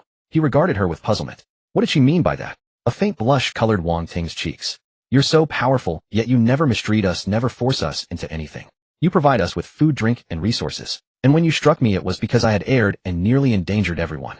If I had fallen into their hands, it would have been far worse than a mere slap or two. You are the perfect man. These words came straight from her heart. Compared to the likes of Shun, Yen, he was the very paragon of an ideal man. Chang An cleared his throat lightly, her praise leaving him somewhat bashful. Remember this. It is the first and final warning. Should you err again, do not blame me for showing no mercy. Understood? We will never make the same mistake again, the women pledged in unison. Xiaolan heal Wang Ting. Shu Lan immediately cast a healing art upon Wang Ting, and her swollen cheeks swiftly regained their delicate smoothness. Search their bodies. See if there's anything useful, he commanded. The women promptly searched the corpses, recovering only a lighter, a box of coffee, a few packets of tissues, and the iron shard Liu Yue had discarded. Oh, what is this? Chang An picked up the iron shard, his eyes lighting with recognition. Dormitory leader, what is that? Wang Ting asked with curiosity. This is a room key. Once you reach level 20, you can use it to invite others into your dormitory. In his previous life, he and Chu Lan had used a room key to join Li Zixuan's dormitory. Wang Ting pouted, aren't the 4 of us enough for you? She had no desire for outsiders to join their ranks. The other women shared her sentiment. Chen Qi cooed sweetly. Can the 4 of us truly not satisfy your appetite? What nonsense are you spouting? Do you take me for someone who keeps a harem? Chang An scoffed. Chen Qi burst into laughter, extending a slender fair finger to tap lightly against his chest. If you wished it, we wouldn't be entirely opposed, you know. Chang An swatted her hand away. To upgrade the dormitory in the future, there is a mandatory quota of members. Without sufficient numbers, we cannot upgrade, and you all understand the consequences of failing to do so. The women exchanged enlightened glances. After a moment's consideration, Liu Yao ventured hesitantly. Then in the future, could we recruit only females? I wouldn't feel comfortable sharing quarters with other men. The others nodded in unison. They had no desire to share a dormitory with any man besides him. Understood, Chang An nodded. This suited his purposes perfectly. The dormitory slots were limited, and he was determined to recruit Hong Wan. Upon hearing his agreement, the women erupted in jubilant cheers. Wang Ting even threw her arms around him. Long live the dormitory leader. He pressed his palm against her forehead and pushed her back. Dormitory leader, I have a question. Chen Qi suddenly spoke up. Speak. Why are you so intimately familiar with the game? It seems as though you know everything. The women stared at him in unison. They had long harbored this very question. He appeared omniscient, as if he alone among all humanity possessed such knowledge. The chat rooms had never contained any such information. Didn't I tell you? My talent is SSS rank strength through affinity. The women remained utterly perplexed. They understood that much, but didn't affinity merely grant resources? Chang An discerned their confusion and offered a faint smile. You don't truly believe that strength refers solely to resources, do you? The women's eyes widened in unison. Did this mean that foresight itself was encompassed within strength? Enough! Waste no more time. Dispose of their corpses, then sweep the entire shopping center. Pairs of 2, I will coordinate from the center. Receiving their explicit orders, the women sprang into action with swift efficiency. They buried the bodies in the snow and commenced their search of the shopping center. Supplies were scarce, and before long they had ascended to the topmost floor. There stood but a single room. Its windows barricaded, its doors sealed tight. Chang An consulted his detector. This was precisely the location of the treasure chest. Just as he produced his master key and prepared to unlock the door, Chun-Chi suddenly seized his wrist. "Be careful. My spiritual intuition warns me that something extraordinarily dangerous lies within." Chang An gave a faint smile. "Don't worry. Whatever is inside, I can handle it." His confident and bright smile instantly reassured the girls. "Then be careful." Chun-Chi said, her eyes shining with admiration. That smile of his instantly calmed her uneasy intuition. "I'll be fine. Don't go in. Just wait here for me." "Understood. Call us immediately if you need backup." Chu Lan led the girls to step aside. Chang An nodded and opened the door. The room was pitch black, the darkness so thick it seemed to have taken physical form. Holding a flashlight, he stepped inside. Bang! After he entered, the door automatically closed behind him. A normal newcomer would have lost their sanity long ago in such a situation, but he merely smirked and walked further in. This should have been an archives room. Information cabinets lined all four walls and papers were scattered across the floor. He picked up a sheet at random and could barely make out the heavily smudged text. "They are here. Can't control it. Cannot eliminate. Test subject no. 1. Flee." He picked up another paper and saw a large pool of pitch-black liquid. No, this wasn't just liquid. It was alive. It was wriggling. Drip. At that moment, a faint sound echoed as if some liquid had dropped onto the ground. He sharply turned his head and caught a glimpse of a dark shadow darting between the cabinets. His gaze returned to the paper where the black water was now creeping toward his hand. He took out a lighter and set the paper ablaze. The flames quickly spread across the black water, shooting upward as the creature thrashed within the fire, but soon went still under the scorching heat. Watching the paper and black water turn to ash together, a thoughtful gleam flickered in his eyes. Hiss! Just then a soft sound came from behind him. He calmly turned his head. A stream of black water whizzed past his cheek and smashed through the information cabinet ahead. But the attack was not over. A slender dark shadow pierced through the air, racing toward the back of his head. He lightly raised his right hand, positioning his alloy combat knife behind his head. Clang! A crisp metallic sound rang out. The dark shadow retreated rapidly. Stay! The alloy combat knife slashed like lightning, severing the slender dark shadow. Hiss! A bizarre hissing sound echoed. Something seemed to have crashed into the cabinet before swiftly retreating. Chang An turned to look and saw that what he had cut off resembled a tongue covered in pure black barbs, extremely sharp. This isn't something that should appear at E-rank difficulty. Based solely on this attack, it was beyond what a newbie could handle. Hidden quest triggered Blackwater fog. Quest description: you have encountered a mysterious creature. Uncover the secrets behind it. He raised an eyebrow. Unexpectedly, I've stumbled upon a hidden quest. Each checkpoint had its own hidden story behind it. Discovering these stories could yield rewards and improve clearance evaluations. However, hidden quests were extremely difficult, far beyond the current difficulty level. Without formidable strength, touching a hidden quest was tantamount to seeking death. Let's get the treasure chest first. If time permits, I'll handle it afterward. Chang An clarified his objective. Completing hidden quests usually required significant time and effort, so he needed to ensure he secured the guaranteed rewards first. The creature, having lost its tongue, seemed filled with fear and dared not reveal itself again. He paid it no mind and walked directly to the innermost room. There was a specially crafted door there with the treasure chest inside. But before the universal key, this door was useless.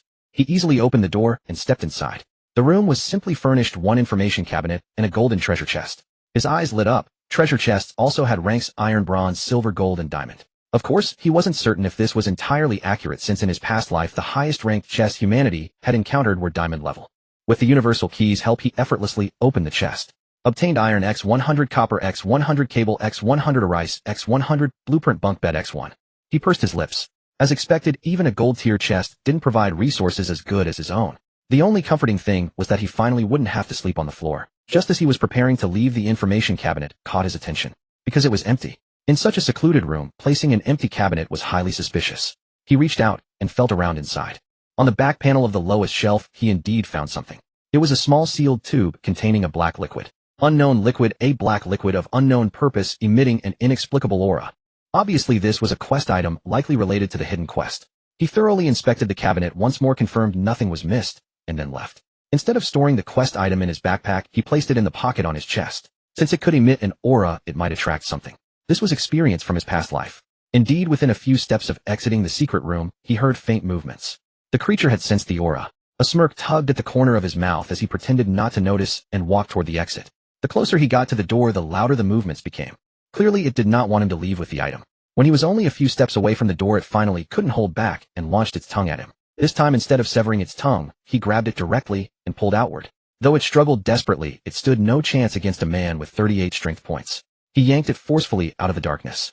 It was a pitch-black humanoid creature with 4 limbs and a slender body, but its head lacked facial features entirely. Only a mouth part remained, making it look extremely eerie. The black water was secreted from its body, thick and viscous, still wriggling. After being pulled out, it continued to resist, clawing at him with its limbs. He sneered and stomped on one of its claws. Black water splattered everywhere, and the claw was crushed. Those splattered droplets of black water were still crawling toward him. Something stirred in his heart, and he chose not to stop them. To his astonishment, they reassembled and restored the creature's claw. Its regeneration ability is so strong. He stomped on its claw again, then used his lighter to ignite a clump of black water. The liquid burned furiously, quickly turning to ash. The creature seemed extremely fearful of fire and struggled to keep away. Chang An ignited several more pools of black water. The remaining droplets reformed into a claw, but smaller than before. The regeneration ability is strong, but the flaw is too obvious. He set the creature ablaze. It thrashed wildly in the flames, but soon went still, leaving behind only a piece of gray metal. He picked up the metal and saw the number 1 engraved on it. Unknown metal, it is some kind of mark and may serve other purposes as well. He smiled faintly. So this is test subject no. 1. Indeed a failed defective product. Then what exactly was uncontrollable and impossible to eliminate? Chang An opened the door, and a few women crowded around him. On there, they asked after his condition. Don't worry, I'm fine, he said with a smile. Although their help was not substantial, their emotional support was abundant. Those expressions of care were deeply comforting to him. Wang Ting hurriedly spoke. We heard strange noises inside. Is there a monster? Yes, just a small one, easily dealt with. Chang An paid it no mind. To him such monsters were indeed minor. Any gains? Resources were scarce, but we found the blueprint for bed construction. Wow, we can finally sleep on a bed. Long live the dorm leader. Wang Ting cheered, hugging his arm and bouncing around. Chang An regarded it quietly. It was all clothes with no elasticity. It was dull. He withdrew his arm. Next, our target lies deep in the valley. Now rest up. Tomorrow we'll need to trek for a while. There's also a treasure chest at the far end of the valley, a fair distance away. The group found a sheltered room to rest and recover. We take turns on watch for 90 minutes. If you can't hold on, wake me. Chang An arranged the watches, and everyone rested. Today they faced a series of extreme ordeals, killing, scheming, and violence, that drained their minds, and they soon fell asleep. Chang An would not sleep either. He closed his eyes in a half-dream. Years of killing and survival had kept him alert at all times. In the early hours he sensed a figure approaching. Yet he did not open his eyes. The figure came and sat beside him without disturbing him, simply watching him. He whispered softly, "Is there something wrong?" The figure started in surprise. "I'm sorry I disturbed your rest." The voice was crisp and pleasant. Lu Yao. He opened his eyes to see her face flushed with embarrassment. "It's fine, actually I haven't slept." "Ah, aren't you tired?" Lu Yao was surprised. "I didn't do much, I'm not tired." At that moment all his attributes stood at 35. His energy was immense, and E-rank difficulty to him felt like a vacation. No pressure at all. As long as he closed his eyes, his stamina would fully recover. Lu Yao's face filled with admiration. "Is that all you did? You're amazing." Today's events had utterly overturned her worldview, yet he remained so calm. Chang An smiled, but said nothing. "I don't think your greatest strength is your talent." "Oh, then what is it?" "It's the heart." Her gaze brightened. "You fear nothing. You are resolute and decisive. That is the most powerful thing about you." She spoke little, but watched him in silence. Her assessment of him kept rising. "No, I have one more ability stronger than the heart." "What?" Chang An smiled. "Ask Xiaolan, she knows." Lu Yao, clever as ever, immediately understood what he meant. Lan Lan's face reddened, and she lowered her head. After a moment she suddenly asked, "Am I useless?" "Why do you say that?" "Lan Lan can heal Ting Ting, can enchant Chi Chi, can sense danger, and I am of no help to you." Her voice grew soft. Chang An smiled faintly. "What? Have you been influenced by Shun Yan? Are you only looking at talent level? For him you have 10 in all attributes plus abundant daily resources. How could you be useless?" "Of course not. There are no useless talents in this world. Only a waste is one who cannot use their talent. The more your talent grows, the more it helps me." Lu Yao's talent may seem ordinary, but it is not weak. In a previous life he had eaten similar dishes. The boosts were percentage-based. The stronger he became, the greater the help she gave him. "I will work hard to improve myself." Lu Yao breathed a sigh of relief. She had always thought her talent the most useless. Chang An offered a quiet smile. "From now on can I call you Chang Ge?" she asked tentatively. "Of course." "Chang Ge," she whispered softly. The change in address made their distance feel much closer. Chang An replied. She looked at him with curiosity. "Are you and Lan Lan a couple?" "Couple?" Chang An sneered. "In the last life, he and Li Zixuan were a couple." "Not right." He shook his head. "We are bound by life and death, never parting."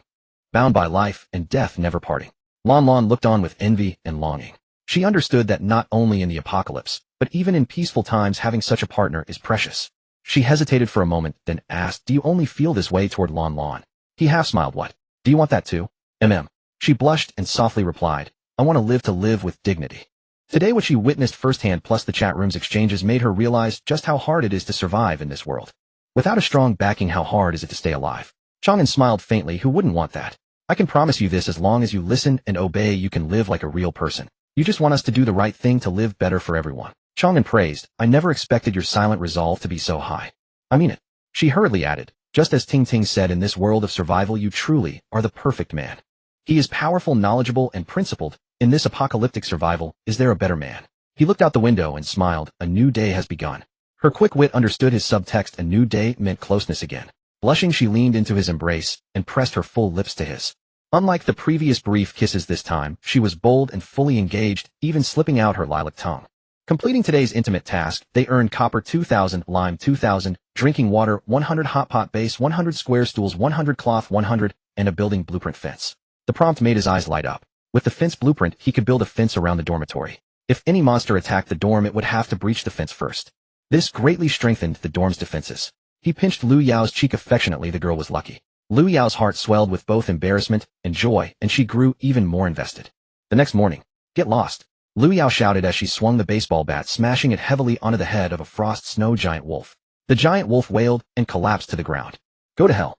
Standing nearby, Wang Ting brandished a fire axe and hacked it violently into the wolf's neck. Blood splattered, and the giant wolf instantly went limp and died. The girls let out a collective sigh of relief at the sight. Yay, we won. Wang Ting cheered, waving her hand at Chang An. Dorm leader, did you see that?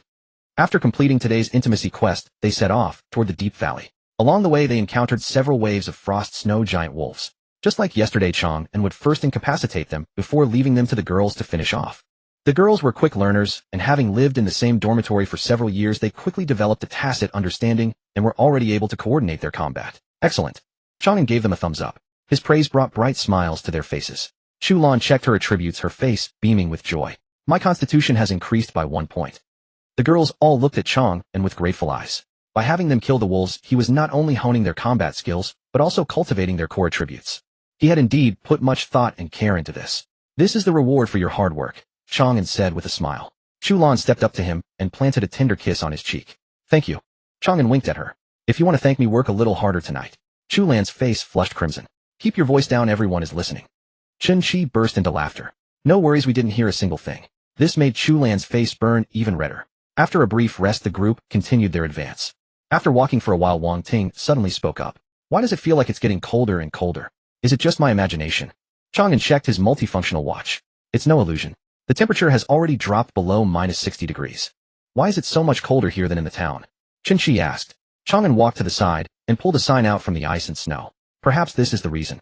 The girls looked over and saw the sign clearly read. Military Zone, no trespassing. Is there a military base ahead? Chen Chi looked at him in astonishment. Are you saying the drop in temperature, or even this icy apocalypse, was caused by the military? I can't say for certain, but it is undoubtedly connected to this place. Wang Ting looked tense. Could there be some kind of monster inside this military base? That's almost guaranteed. Why are you scared? Chang An looked at her. I'm not scared. Wang Ting sidled up to him and tightly hugged his arm. Besides, you'll protect us, right? I will definitely protect them. As for you. Chang An sized her up. Wang Ting flashed him a flattering smile. I'm so well-behaved and obedient, you'll protect me too, right? Chang An pulled his arm back, intentionally teasing her. Not necessarily. You used to speak ill of me to Xiao Lan all the time. Wang Ting's face instantly fell, and she pressed her hands together in supplication. I was shallow back then. I swear I won't do it again. What do I get for protecting you? Wang Ting agonized for a moment, only to realize she had nothing valuable to offer. She gritted her teeth. At worst, I'll just dedicate my body to you. This was already the most precious thing she had. Chang An scoffed. Sorry, but I don't fancy washboards. A washboard? Wang Ting was on the verge of tears. She never expected him to have such an opinion of her. The other girls laughed at this. Chu Lan pulled her close. He's just teasing you. As long as you behave and listen to him, there's no way he'll leave you behind. Wang Ting felt like crying, but had no tears left. Am I really a washboard? Your legs are gorgeous. They're just buried under too many layers of clothes right now. Once it warms up, that'll be your time to shine. Wang Ting's legs were long and straight. Many agencies had contacted her in the past to hire her as a leg model. Wang Ting shot Chang An a resentful look. Just wait, I'll dazzle your eyes when the time comes. Chang An's expression turned serious. Alright, jokes aside. From this moment on, we are about to enter a relatively dangerous zone. Stay alert at all times, follow my lead, and watch your formation. The girls quickly voiced their agreement. Chang An took the lead and forged ahead. Before long, they reached the deepest recess of the valley. Nestled amidst the craggy rocks, a massive heavy metal door loomed before them. It seems this military base is built inside the mountain, Chang An remarked after a brief observation. The door was locked from the inside and encased in thick ice, making it utterly impossible to open. Wang Ting swung her fire axe against the door only to chip off a tiny fragment of ice. She clicked her tongue in dismay. This ice is way too thick. There's no way we can hack through it. The girls frowned in frustration. Chang An scanned their surroundings. The safe zone wouldn't generate a completely useless scenario. Search around for clues, there has to be a way in. The girls nodded, splitting into pairs to search for clues. Meanwhile, Chang An walked along the mountain wall, scanning both the ground and the rocky surface. After walking a short distance, he suddenly noticed an anomaly on a section of the wall. Its texture seemed slightly different from its surroundings. With a sudden realization, he drew his alloy combat blade and began hacking away at the ice and rock. The next moment, a glint of metallic luster caught his eye. The rock wall was hollow, and a massive pipe ran through the interior. The pipe was made of some sort of alloy. Since it wasn't particularly hard, he sliced through it with ease. The pipe was empty with nothing inside. What is this? The girls crowded around to look. It should be a pipeline used to transport some kind of liquid into the base. Chu Lan's beautiful eyes lit up. In that case, can we crawl through this pipe to get inside? It should be possible. Then let's hurry up and go inside. Wang Ting was about to squeeze her way in. Chang An grabbed her. Do you even know what's inside before you go diving in? Off. Wang Ting froze. She truly hadn't given it a second thought. I'll take the lead to follow right behind me. Chang An pulled her behind him. Wang Ting gave him a sweet, beaming smile. Dorm leader is indeed the best to me. She knew he was doing this to protect her. Chang An chuckled softly as he crawled into the pipeline. After climbing for a while and calculating the distance, he sliced open the pipe and indeed found himself inside the base. He had assumed the base would be empty, but to his surprise there were numerous people inside, all frozen solid, encased in thick layers of ice. Many of them had their hands raised as if trying to shield themselves from something. Some were looking up in his direction, their faces frozen in expressions of sheer terror. What did they encounter? Why do they have those postures and expressions? Chu Lan asked in a hushed voice. Chang An pondered for a moment. Do you know what was transported through that pipe? Chu Lan shook her head. If I'm not mistaken, it was probably liquid nitrogen. What? The girls gasped in shock. No wonder they were frozen in those exact poses and expressions. But why would the military do this? These were their own people. Chang An paused in thought. If my guess is correct, they must have done this to seal something away. What kind of thing? Something they could neither control nor defeat. I understand. Wang Ting's eyes lit up. The military must be conducting some secret research. But they created powerful monsters that they couldn't handle, so they simply froze the entire base. Chang An glanced at her in surprise. Impressive, you figured that out. Most novels are written that way, Wang Ting said with a sweet smile. Chang An nodded. We should be able to find the truth by following the pipes. The group continued moving forward along the pipes and soon arrived in a special room. Several massive cultivation pods stood inside, each containing black creatures encased in ice. Two of the pods had already cracked open and the creatures within were nowhere to be found. Several military personnel lay frozen stiff, their faces frozen in terror. These are the monsters the military created, right? It seems two escaped, which explains why they froze the base, Chu Lan asked. Chang An nodded. That's correct. The key question is, where are those two escaped monsters? Are they still in the base? Chen Shi asked. One was killed by me and the other is most likely still here. Chang An deduced based on last night's events. The base is so vast. It'll be difficult to find them, Lu Yao furrowed her brows. It doesn't matter. I have a way to make it show itself, Chang An said with a faint smile. The girls looked at him in astonishment. Without explaining further, he cut through the pipe and jumped down. The treasure chest sat in the corner of the room. After helping the girls down, he took out a master key and approached the chest. It was also a golden treasure chest. Obtained iron 100, stone 100, deep blue heart 1, flame thrower 1, blueprint sewage drainage 1. His eyes immediately brightened. The deep blue heart was a necklace that could slightly enhance healing capacity, perfect for Chu Lan. Items that strengthened innate abilities were always rare treasures. The flamethrower was an excellent tool for clearing out large groups of monsters. The sewage drainage blueprint was equally valuable, as it was a prerequisite for constructing restrooms and kitchens. These three items were likely the final prizes of the golden chest. He never expected to actually obtain them. It seemed his high luck truly paid off. Dorm leader, look at this. Chu Lan walked over and handed him a notebook. He flipped through it. Experiment log. Day 1, we discovered a mysterious creature. This is humanity's first encounter with this species. Day 3, it possesses extraordinary self-repair capabilities. We have named it Xianshui. Day 5, superiors issued orders for us to utilize it in developing biological weapons. This is a brilliant idea. If successful, it will change the entire world's balance of power. Day 10, we succeeded. We fused it with ordinary organisms, creating a new species. Day 12, damn it. Test subject no. One is extremely vulnerable to fire, a fatal weakness on the battlefield. Improvements are mandatory. Day 33, this is already the third improvement attempt, and it still fails. Day 103, seventh improvement attempt. Day 313th improvement attempt, still unsuccessful. Day 704, major breakthrough achieved. Fire resistance significantly enhanced. Day 1000, a day worth commemorating. After 20 iterations, we have finally created the perfect form of Taishian. Test subject no. 20 can transform into liquid form immune to fire capable of infinite regeneration. It is the most perfect organism, even the ultimate form of humanity. Day 1003 damn it. It has developed self-awareness and is resisting. Day 1007, it has killed several researchers. It has gone out of control. Day 1010, we cannot contain it much less destroy it. The log ended there. The outcome was obvious. They had lost control and could only choose to freeze it. Hidden quest Blackwater Fog completed total quest rating increased. Hidden quests do not immediately grant rewards upon completion. Instead, they merge with pending quests and all rewards are distributed together. Chang An gently stroked her soft cheek. This is a very important quest item. It deserves a reward. Chu Lan was about to refuse, but she saw him take out an exquisite necklace. What is this? She was both surprised and delighted. It's called the Deep Blue Heart. It will enhance your healing abilities, he said as he placed it around her neck. Against the deep blue gem she appeared even more radiant. Thank you. She was moved to tears and pressed a kiss to his lips. The other girls watched with envious expressions. At that moment Chen Chi's expression suddenly changed. Danger is approaching. Chang An shone his flashlight toward the corner of the ceiling. Right there. The girls looked and saw a mass of black liquid. This is that Xian Shui. They all gasped in shock. At their cry Xian Shui shot toward them at incredible speed. They were completely unable to respond. Just then a blade flash swept through, splitting it in half. But it did not stop. It continued its attack toward Chu Lan and Wang Ting. Chang An let out a cold snort and swiftly struck several times. It finally lost momentum, splitting into several segments that fell to the ground.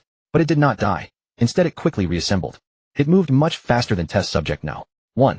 Before they could fully regroup, Chang An struck again, cutting them into pieces. To his surprise, it seemed to realize this strategy was disadvantageous and rapidly seeped into the ground, fleeing at high speed. This monster is too difficult to deal with. The girls' faces were somewhat pale. It could infiltrate other objects, regenerate infinitely, and possessed intelligence. Without Chang An facing it would have meant certain death. It doesn't matter, Chang An's eyes flashed. Let's rest here for now. In truth, the rational choice would have been to flee immediately. But trusting him completely, they decided to rest on the spot. An hour passed quickly, but it did not appear. Brother Chang, do you think it escaped? Lu Yao asked softly. Chang An shook his head confidently. No, because I hold what it desires most. What? Chang An produced the sealed tube containing the black liquid. What's this? The girls asked curiously. This is what I found on the rooftop of the mall yesterday. If my guess is correct, this should be the initial form of Xian Shui. Chen Chi frowned. Even if it doesn't flee, we still can't do anything about it. Chang An shook his head.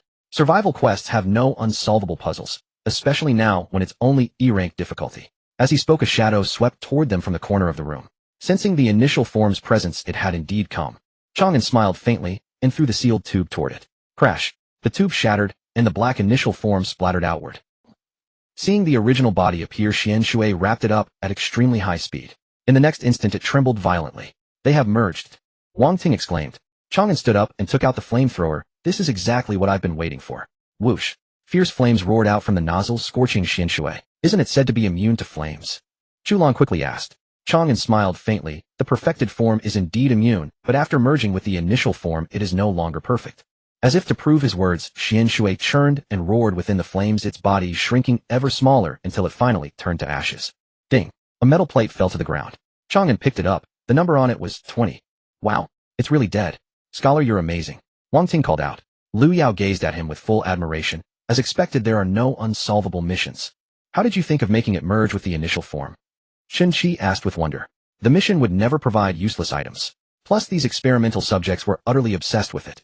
I figured this was precisely why it appeared. The women all looked at him with admiration. None of them had considered this. If there were no initial form, would it truly have been invincible? Wang Ting asked. Chang An smiled faintly. You overthink things. It's merely somewhat special. There were many ways to deal with it. The simplest and most direct being mental attacks. Destroy its divine sense directly, and it would fall. He himself had means to kill it. The reason he hadn't used them was merely to improve his mission evaluation. There were many ways to complete a mission, but only by following the mission's intended path could one maximize the rewards. He did not put away his flamethrower. Instead, he destroyed the other cultivation pods, incinerating the experimental subjects within. The women looked at him in confusion. Was he eliminating all threats? Chang An smiled and gathered all the metal plates together. In the next moment, the metal plates began to vibrate slightly, then fused together, forming a small cube. It emitted a faint radiance and complex patterns were etched across its surface. Spirit Controller can control one non-human creature up to D rank. Huh, it can even do this. The women's eyes widened in astonishment. Otherwise, how do you think the military controls these experimental subjects? Moreover, the item description hinted at other uses. Chang An tossed it to Chen Chi. You can control a monster to ensure your safety or scout ahead. She needed to keep her perception active at all times, which naturally divided her focus. Having a monster alongside her would improve her safety margin. Qin accepted it, her face alight with joy as she leaned close to his ear and whispered, "You've been so good to me, how should I ever repay you?" She extended her slender white finger and gently traced circles on his chest. "Why don't you come find me tonight?" Before she could finish, Wang Ting pulled her away. Chi. No inappropriate stuff. Qin giggled and shot Chang An a flirtatious glance. Chang An cleared his throat. This girl really knew how to make his heart race. Mission accomplished. Let's head out. The group left the base and made their way back to town. Along the road they encountered another pack of frost wolves, and Qin controlled the strongest alpha. With the alpha under her command, the women no longer needed Chang An's help to deal with two intact wolves. Chang An wanted to temper their skills, so he led them to hunt wolves around the outskirts of town. By the end of the day, their coordination had grown significantly more seamless, and their individual stats had increased. Their combat effectiveness had risen substantially. They could now take down 4 wolves alongside the alpha. Seeing the sky darken, Chang An called off the training and led them back to the mall to rest. But as soon as they entered, they discovered others were already there, about 7 or 8 people. These individuals all appeared to be students dressed in thin clothing. Leading them was a portly middle-aged man. Chulan leaned close to Chang An and whispered, "They seem to be from our school. The leader is our Dean Baofeng." Chang An nodded. Dean Baofeng was the type who loved showing off his authority. "Young people, you're also from our school, correct?" Baofeng's eyes lit up upon seeing them, and he immediately hurried over. The women said nothing, all turning to look at Chang An. After yesterday's incident, they already knew how to behave. His word was law. Chang An ignored him and walked straight past. Baofeng frowned and blocked their path. "What's the meaning of this? Can't you hear your teacher speaking to you? Show some respect." "Grr."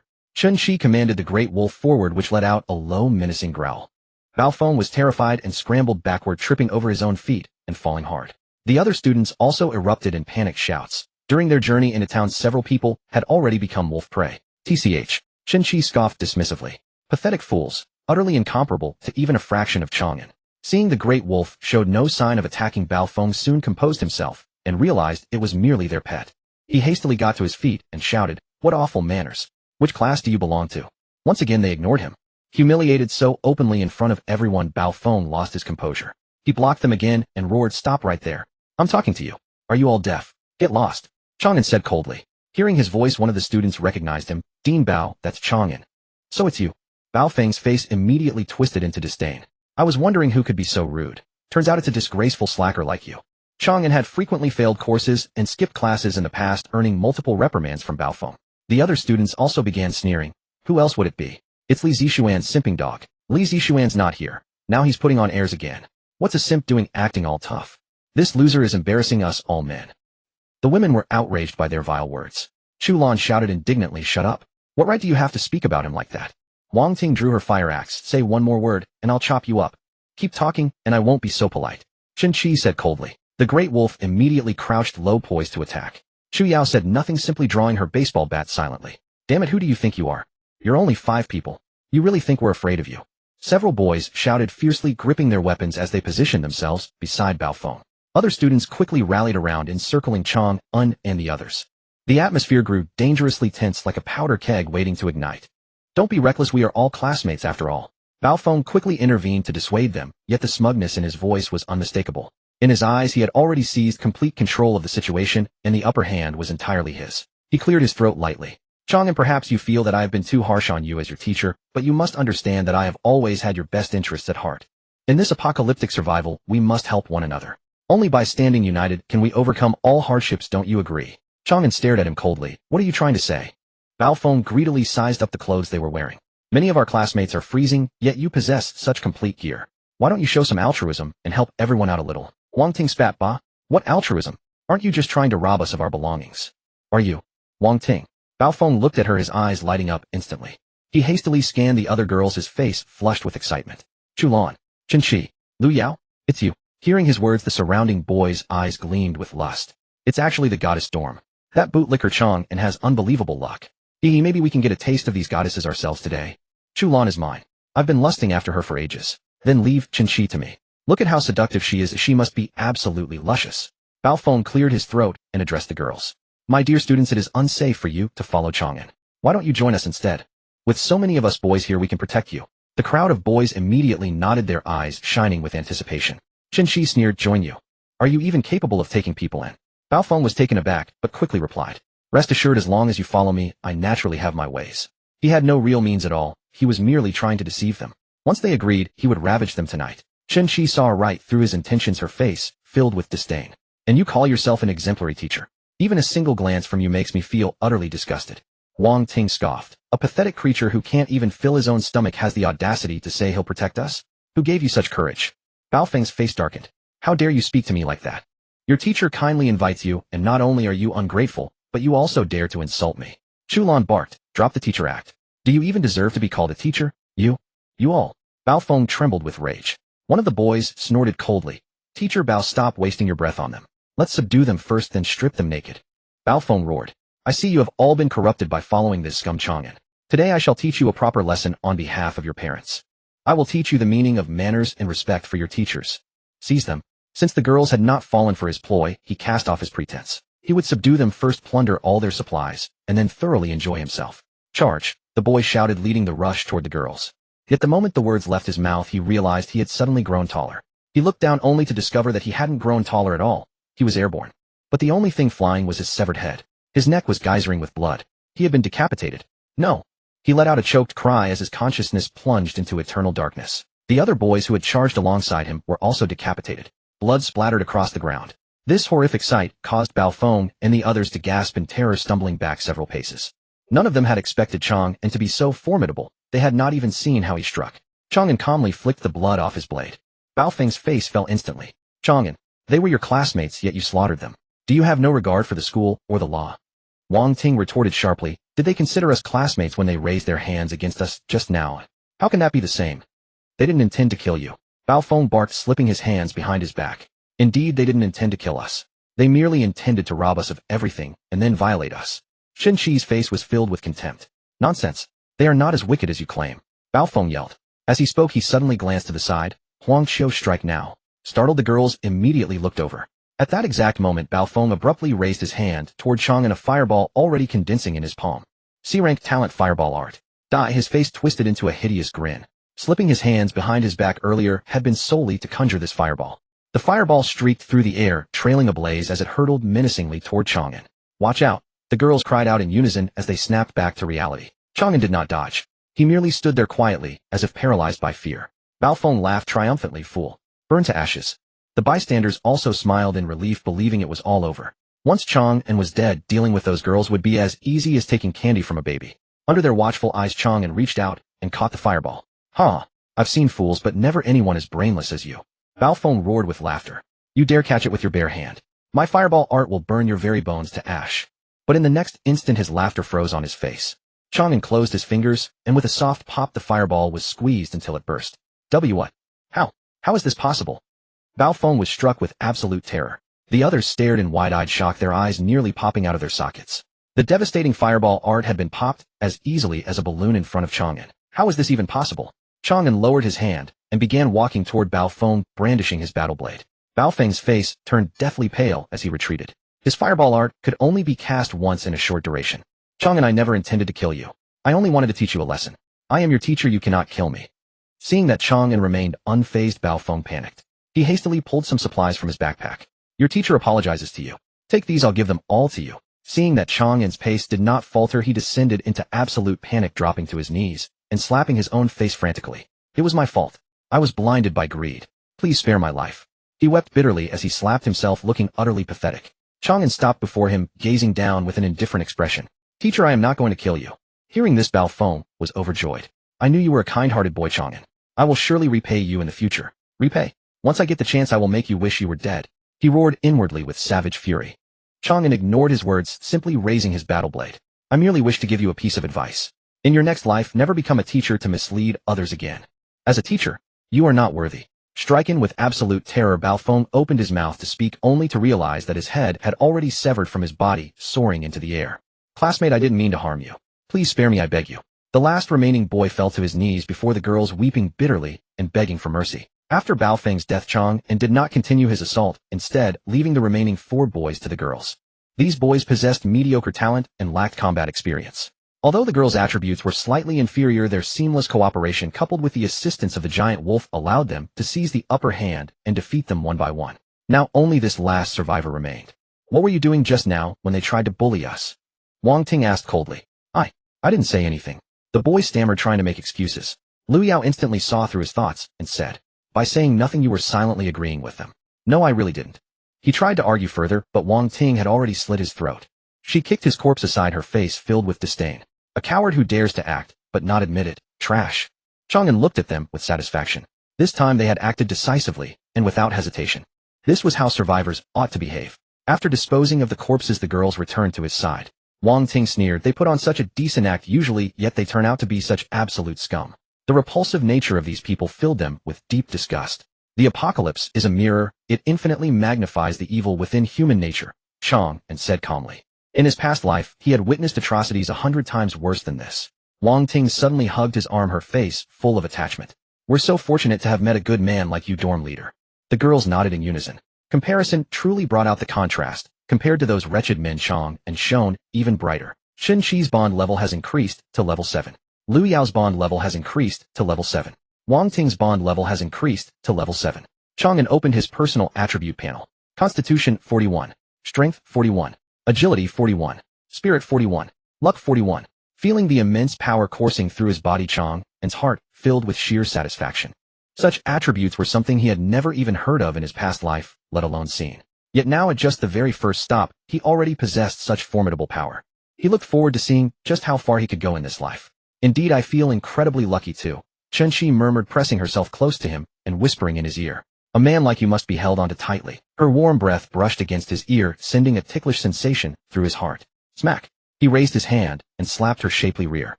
Why did you hit me? Chen Qi pouted.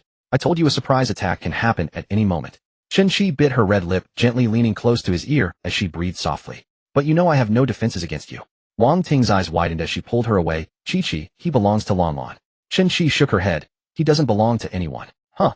Wang Ting was taken aback. Chen Qi smiled and said, do you still think we're living in peaceful times?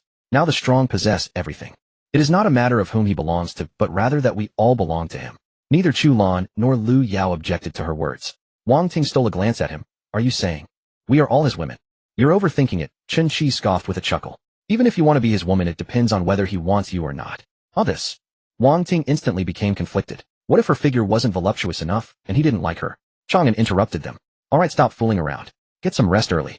Keep watch tonight according to yesterday's rotation. Tomorrow morning, we will search the town, and then return to the dormitory. Yes, the girls quickly complied.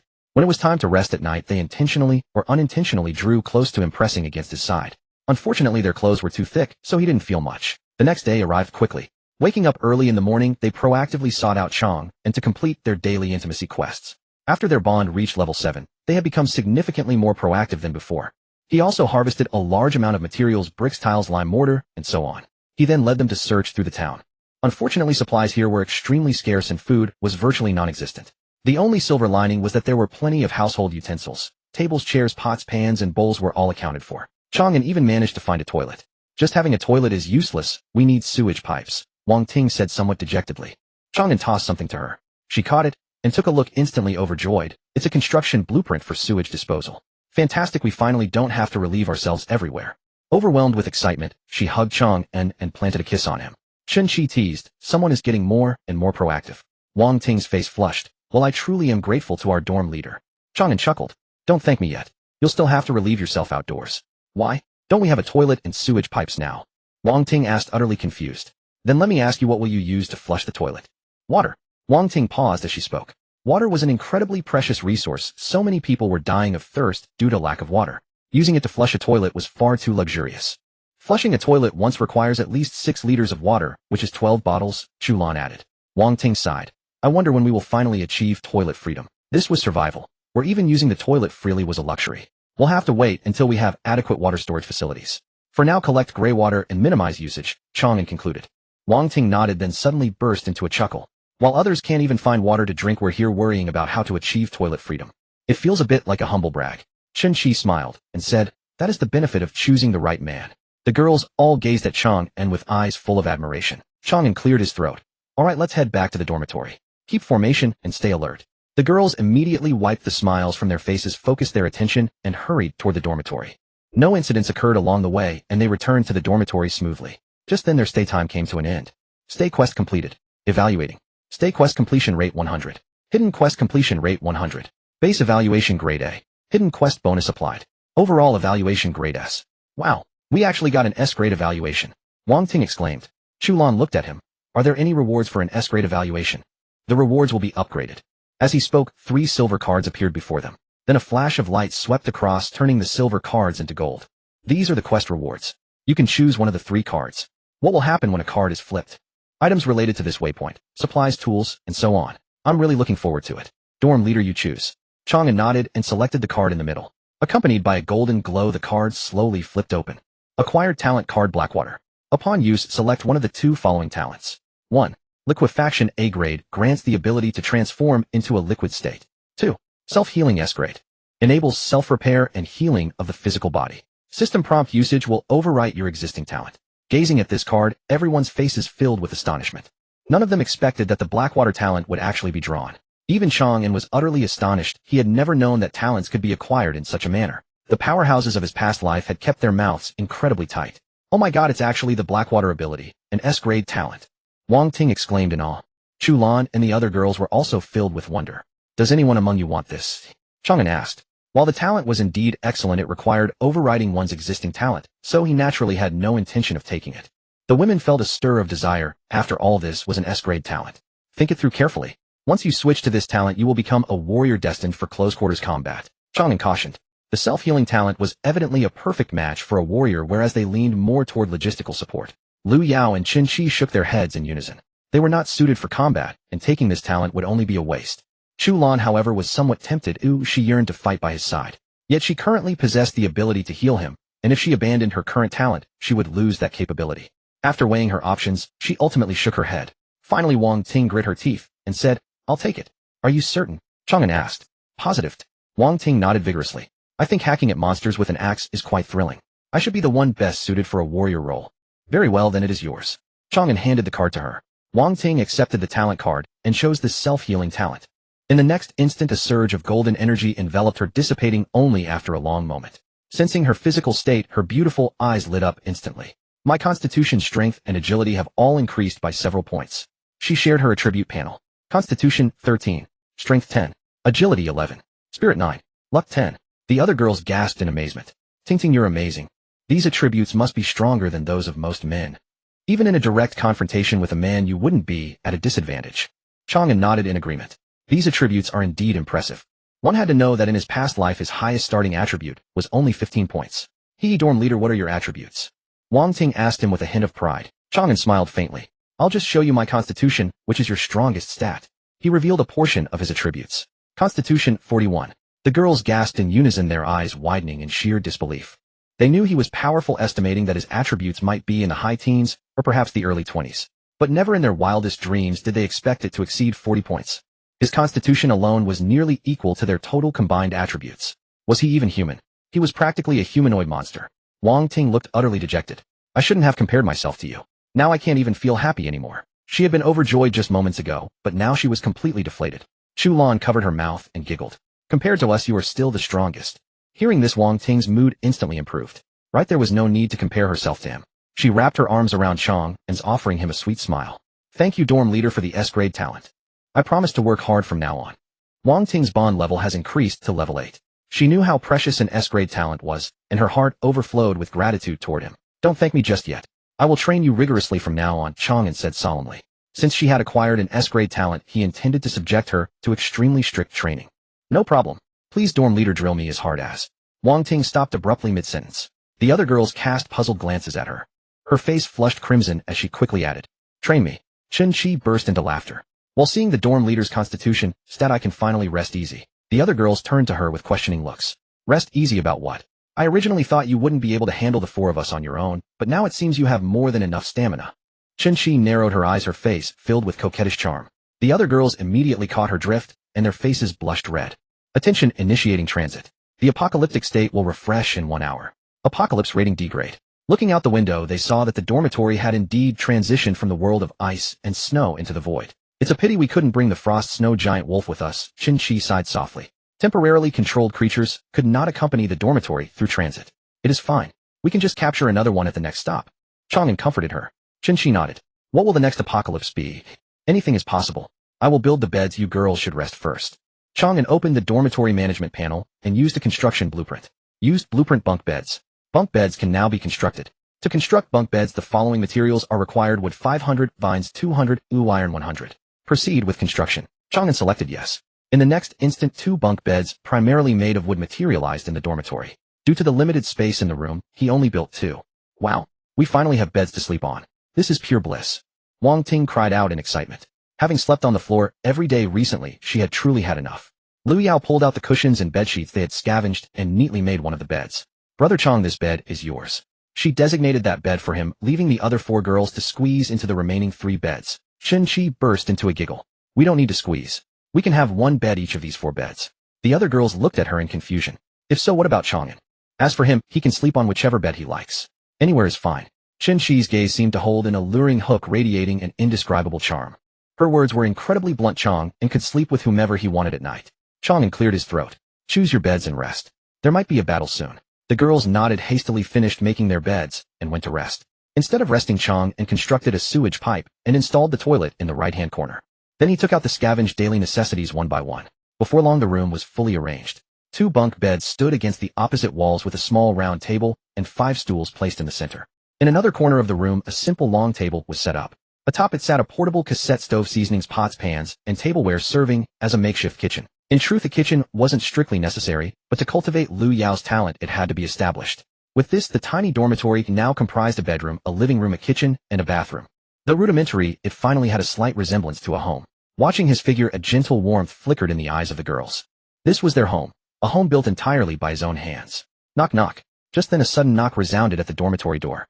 The women started in surprise, sitting up one after another.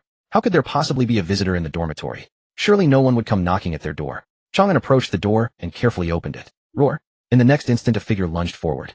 Its skin was ashen and shriveled, covered in mottled purplish bruises and rotting wounds with flesh exposed. Matted, withered yellow hair clung to its head. Its cloudy eyes had turned a murky gray, and black viscous fluid dribbled from the corners of its mouth. Zombie! The women cried out in alarm.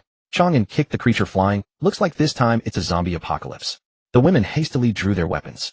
Wang Ting furrowed her delicate brows. We're not really going to fight zombies inside the dormitory, are we? The place will be completely destroyed. Of course not. Chang An produced a construction blueprint. Use construction blueprint. Fence. Fence can be built.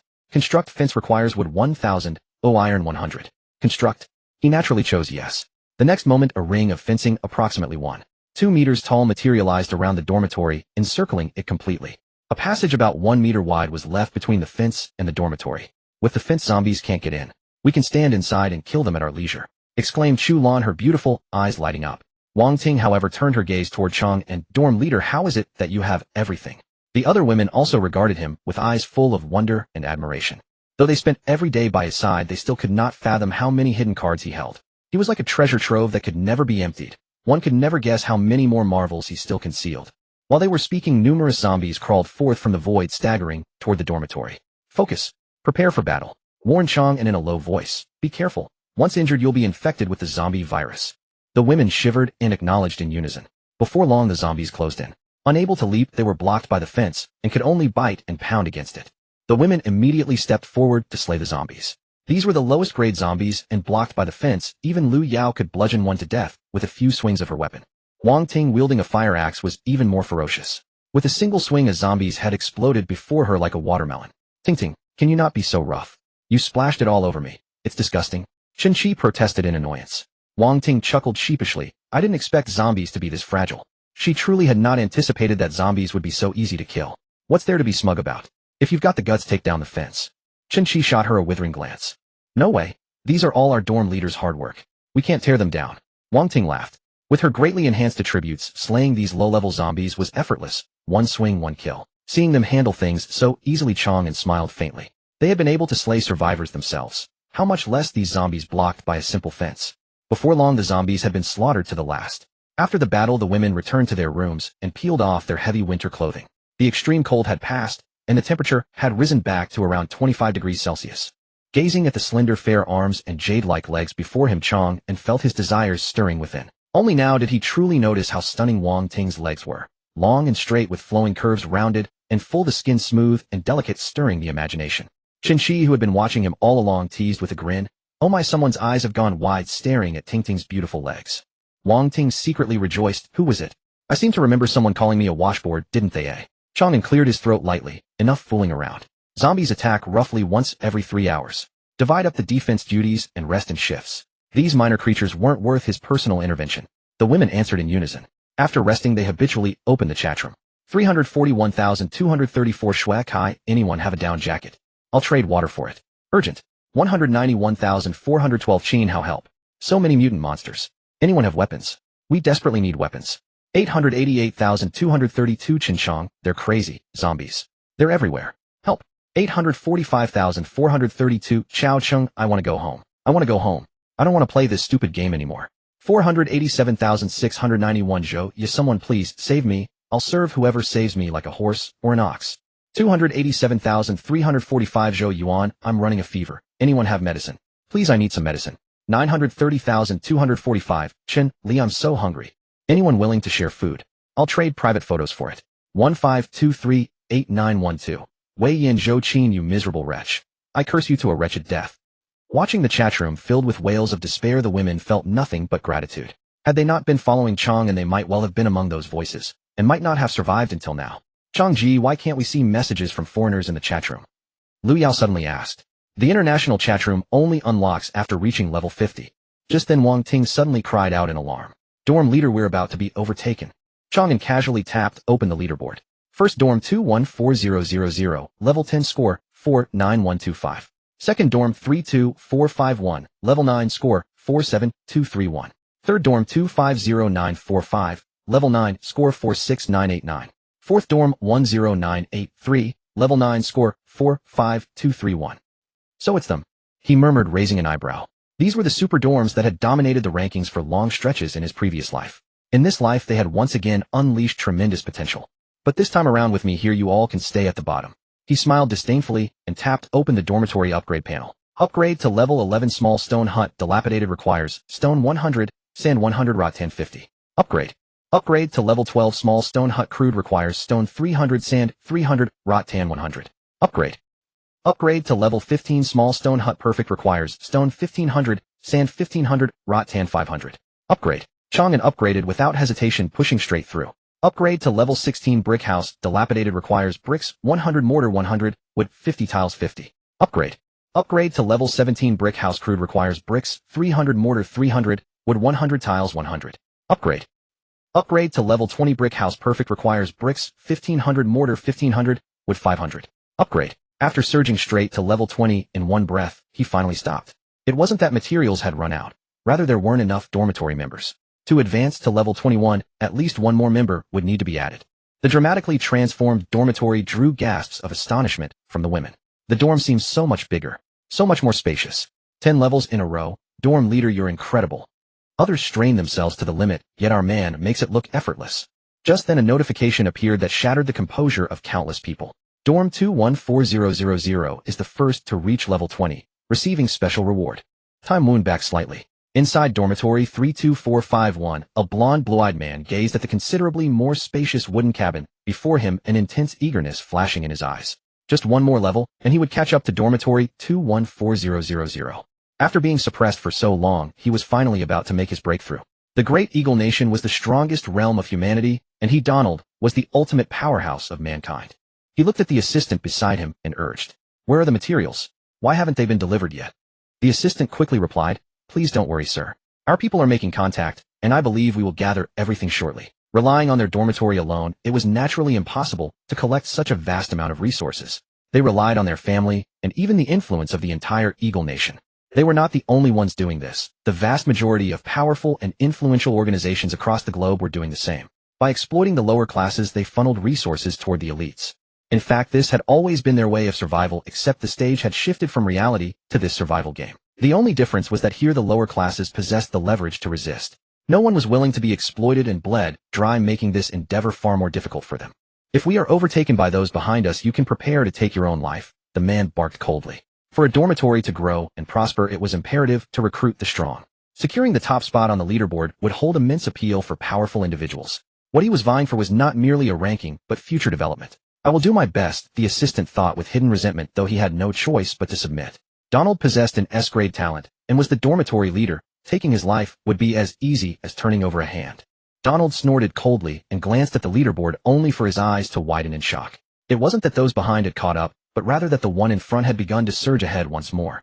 Dormitory 21,400's level has changed to 11. Bitch, enjoy your moment of triumph for now. It's only a 2-level difference. Just watch how we overtake you, Donald said coldly. A mere difference of 1 or 2 levels was nothing in his eyes. Yet the moment the words left his mouth, the opponent's level shifted again, rising to 12. Just as he was about to speak, the opponent's level jumped to 13. His expression instantly darkened. Only a 4-level gap. It's still within a manageable range. As if deliberately defying him, the opponent's level shifted once more. Level 14, level 15, level 16. His face grew darker with each jump of the numbers. By the time it reached level 16, he finally snapped, roaring in fury. Son of a bitch. Where on earth did they get the materials? How could they upgrade so many levels in one go? By what right? What makes him think he can do this? The assistant hurriedly checked the leaderboard, drawing in a sharp breath. Upgrading to level 16 in a single breath. Just who is behind this? Dormitory 21400. Donald kicked him to the ground. That is your job to find out, and you are asking me. Vomiting a mouthful of blood, the assistant harbored immense hatred in his heart, yet dared not utter a single word. Donald looked back at the leaderboard only to feel his blood boil with rage. He watched as the opponent's level shifted once again. Level 17, level 18, level 19, level 20. It had actually jumped from level 10 to level 20 in a single bound. He was on the verge of exploding with rage. He had been so close to catching up, only for the opponent to suddenly sprint incredibly far ahead. It was as if they had been waiting for him, deliberately letting him chase, only to toy with him at the end by suddenly surging forward. They were playing him, mocking him. Dormitory 214000 has been the first to reach level 20, obtaining a special reward. Smashing the furniture in the cabin, he roared furiously. Find out who they are. I must find out who their dormitory leader is. If they ever fall into my hands, I will make them wish they were dead. Dormitory 250,945. Tian Ilong sat in his chair, his face grim. He had never expected that Dormitory 214000 actually belonged to the Xia Nation. For so many years, his Guidao Nation had been relentlessly infiltrating the Xia Nation with their agents planted in every industry. Multiple channels had jointly confirmed this information, so it was highly unlikely to be incorrect. He could accept the Eagle Nation occupying the top spot, or even an ally of the Eagle Nation holding it, but he absolutely could not tolerate someone from the Xia Nation claiming the crown. This was not only due to the deep-seated hatred between the Guidao Nation and the Xia Nation, but also because, according to their think tank's analysis, as the sole leaderboard, this ranking was likely far from simple. It very possibly held the key to the future destiny of humanity. Opening his friend list, he sent out a command to his contacts. Trade all upgrade materials to him. Among these friends were members of the Guidao military, but the vast majority were sleeper agents hidden within the Xia Nation. He intended to use the resources accumulated by the Xia people to defeat them. His command quickly took effect, and numerous trade requests flooded in. Utilizing these materials, he began to upgrade. Level 1, level 2. Level 9. Watching his dormitory approach level 10, his eyes filled with smug satisfaction. Foolish Xia people, you are about to be dethroned by the very resources gathered by your own kind. An inferior race can never compare to our great Guidao race. Yet, just as this thought crossed his mind, he suddenly noticed that the level of Dormitory 214000 had shifted. It had upgraded to level 11. Remaining silent for so long only to upgrade by a single level. Inferior indeed, he thought with utter disdain. But the moment the thought arose, the level jumped again, bypassing level 12 and reaching level 13. Using the power of an entire nation only to upgrade by 3 levels, they truly are trash, he snorted. Yet as if deliberately slapping him in the face, the opponent's level jumped once more. Level 14, level 15, level 16.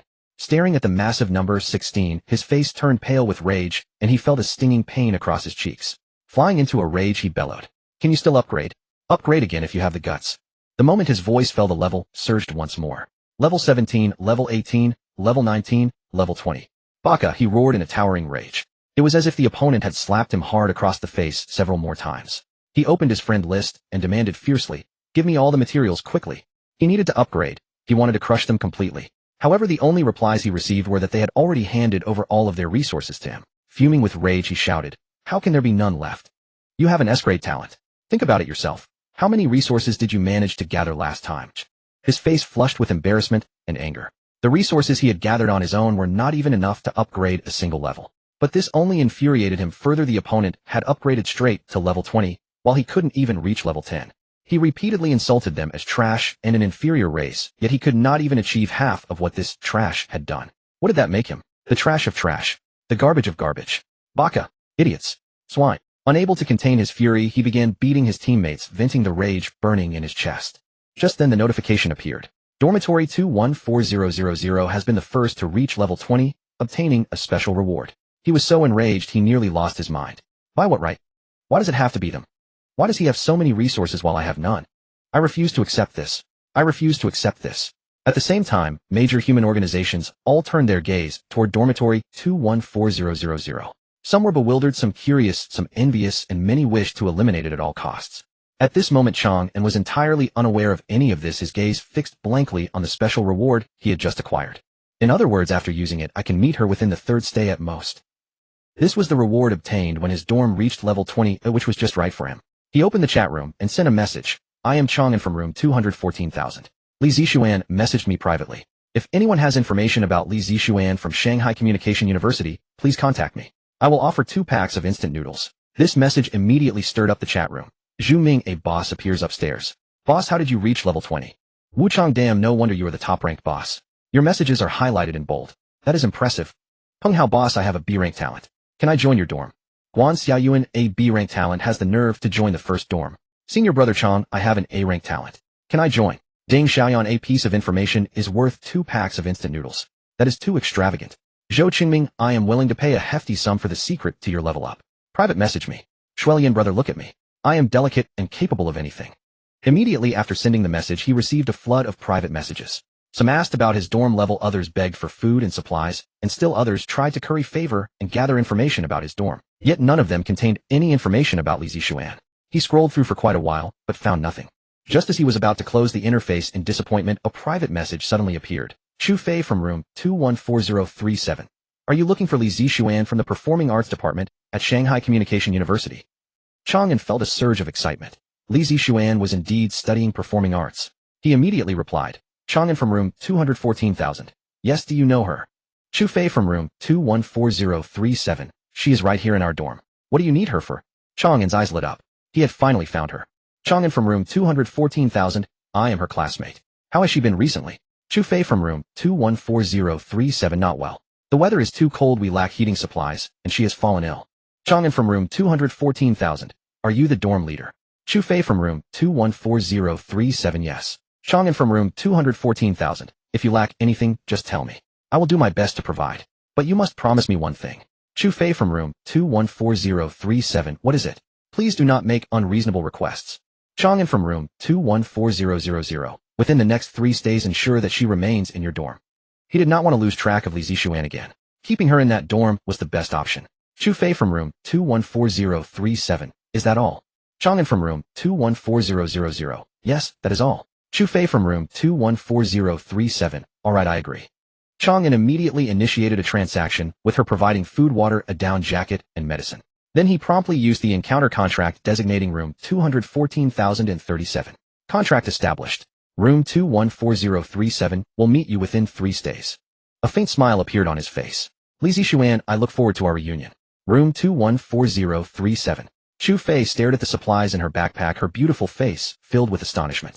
She never imagined Chang An would give her so much: drinking water, instant noodles, chocolate fruit, a down jacket, snow boots, medicine, and more.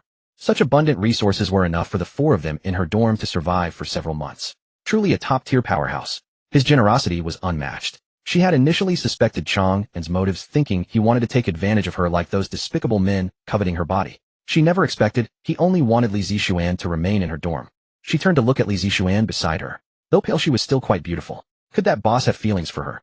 She quickly took out the down jacket and handed it to her. Student Li, put this on. Li Zixuan looked at her in surprise. Dorm leader, how do you have a down jacket? They had not found many useful supplies during their search at the E-level stop. An important player named Chang An gave it to me. Do you know him? She asked tentatively. Li Zixuan frowned. I happen to know a Chang An, but he is nothing but a good-for-nothing. The Chang An you mentioned is my classmate, a piece of trash with delusions of grandeur. Li Zixuan's face was filled with disdain. In her heart she held nothing but contempt for Chang An. Chu Fei fell silent. Chang An said he was Li Zixuan's classmate. Clearly that boss was exactly the good-for-nothing and trash she spoke of. The Chang An you mentioned, who is he? Li Zixuan asked. The top member on the dorm rankings. Then there is no need to think about it. It definitely is not the same person. A good-for-nothing remains a good-for-nothing even if he obtains decent talents. Li Zixuan was entirely certain. Chu Fei responded calmly, but in her heart, she disagreed. Compared to him, you are the good-for-nothing. You are not only useless, but also blind. A trash who judges others by appearances. Do you know the top-ranked boss on the leaderboard? Could you introduce me? Li Zixuan asked tentatively. She wanted to get close to that boss, curry favor with him, and live a good life from then on. You are overthinking it. How could I possibly know such an important person? Chu Fei's face turned serious. I merely posted a help request in the chat room, and the boss happened to see it and show kindness. As a sophisticated woman of high standing, she knew exactly what Li Zixuan was thinking. Such a golden opportunity, how could she let someone else take it? Moreover, the two were not even close. They were competitors, having met during a competition in the same waiting room before being assigned to different dorms. More importantly, Chang An had only asked Li Zixuan to stay in the dorm. He never asked her to initiate contact. If she acted on her own initiative, she might suffer greater losses than gains. I see. What a pity. Li Zixuan's face was filled with disappointment. Seeing her like this, Chu Fei's mind raced, and a plan formed. However, his dorm is recruiting performing arts students recently. I will private message him then. Dorm leader, you must take me with you. Li Zixuan was overjoyed. Recruiting performing arts students. Wasn't that exactly meant for her? Take you. Chu Fei hesitated for a long while before agreeing.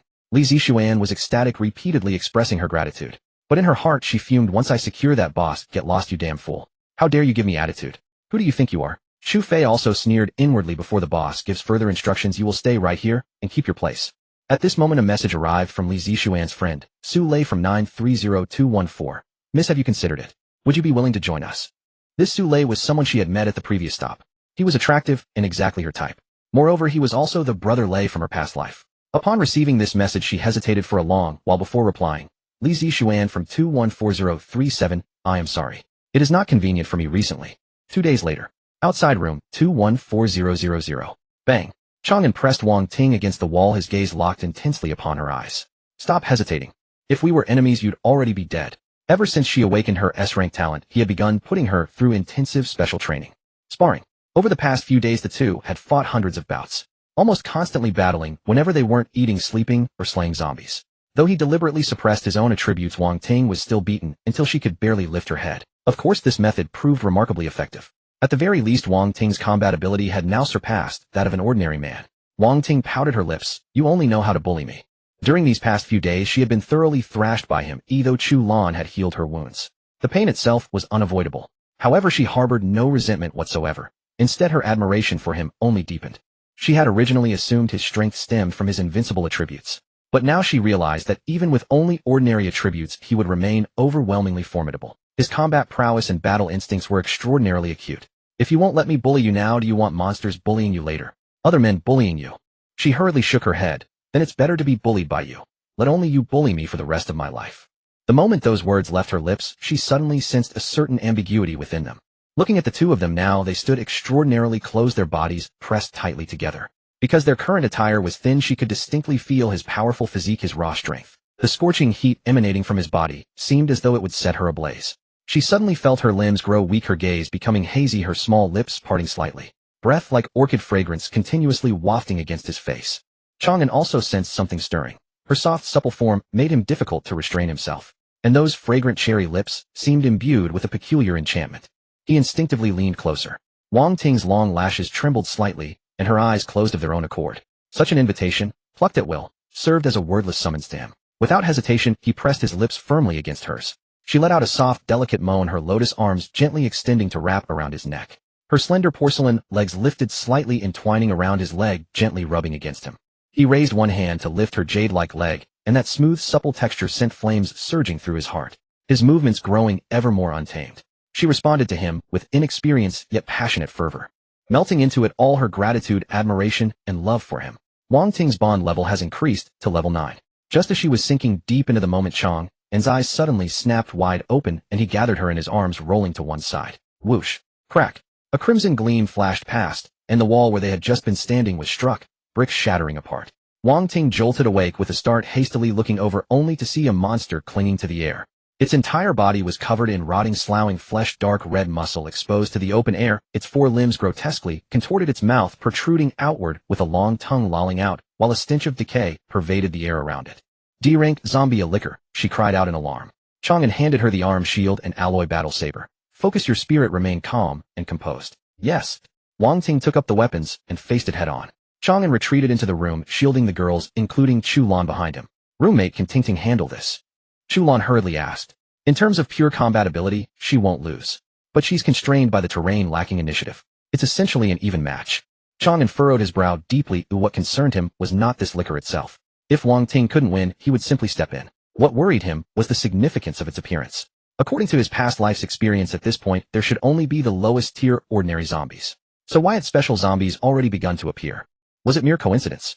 Or had his very existence caused the survival system to proactively raise its difficulty? At that very moment the licker moved lunging rapidly toward Wang Ting.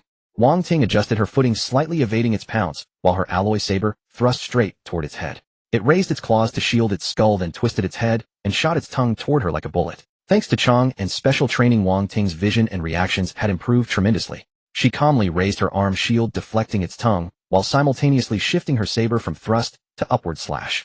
Foul blood splattered through the air as one of its claws was severed. It let out a piercing screech and swiftly retreated, scrambling up onto the empty air, gazing down upon them from a position of elevation. "Coward," Wang Ting muttered under her breath. She came into the room and said to Chang An in a coquettish voice, "Dear roommate, did I perform well enough? Not bad, but it could have been better. At the very least you shouldn't have let it escape." Chang An nodded, then explained to her how she could have handled it better. Wang Ting's eyes lit up with sudden understanding, and she gazed at him adoringly. "As expected of our dear roommate, truly amazing." Chang An shook his head, then addressed the girls. "From now on the four of you will take turns standing night watch together, rotating shifts with me." Wang Ting was puzzled. Is full mobilization necessary? I alone could handle it.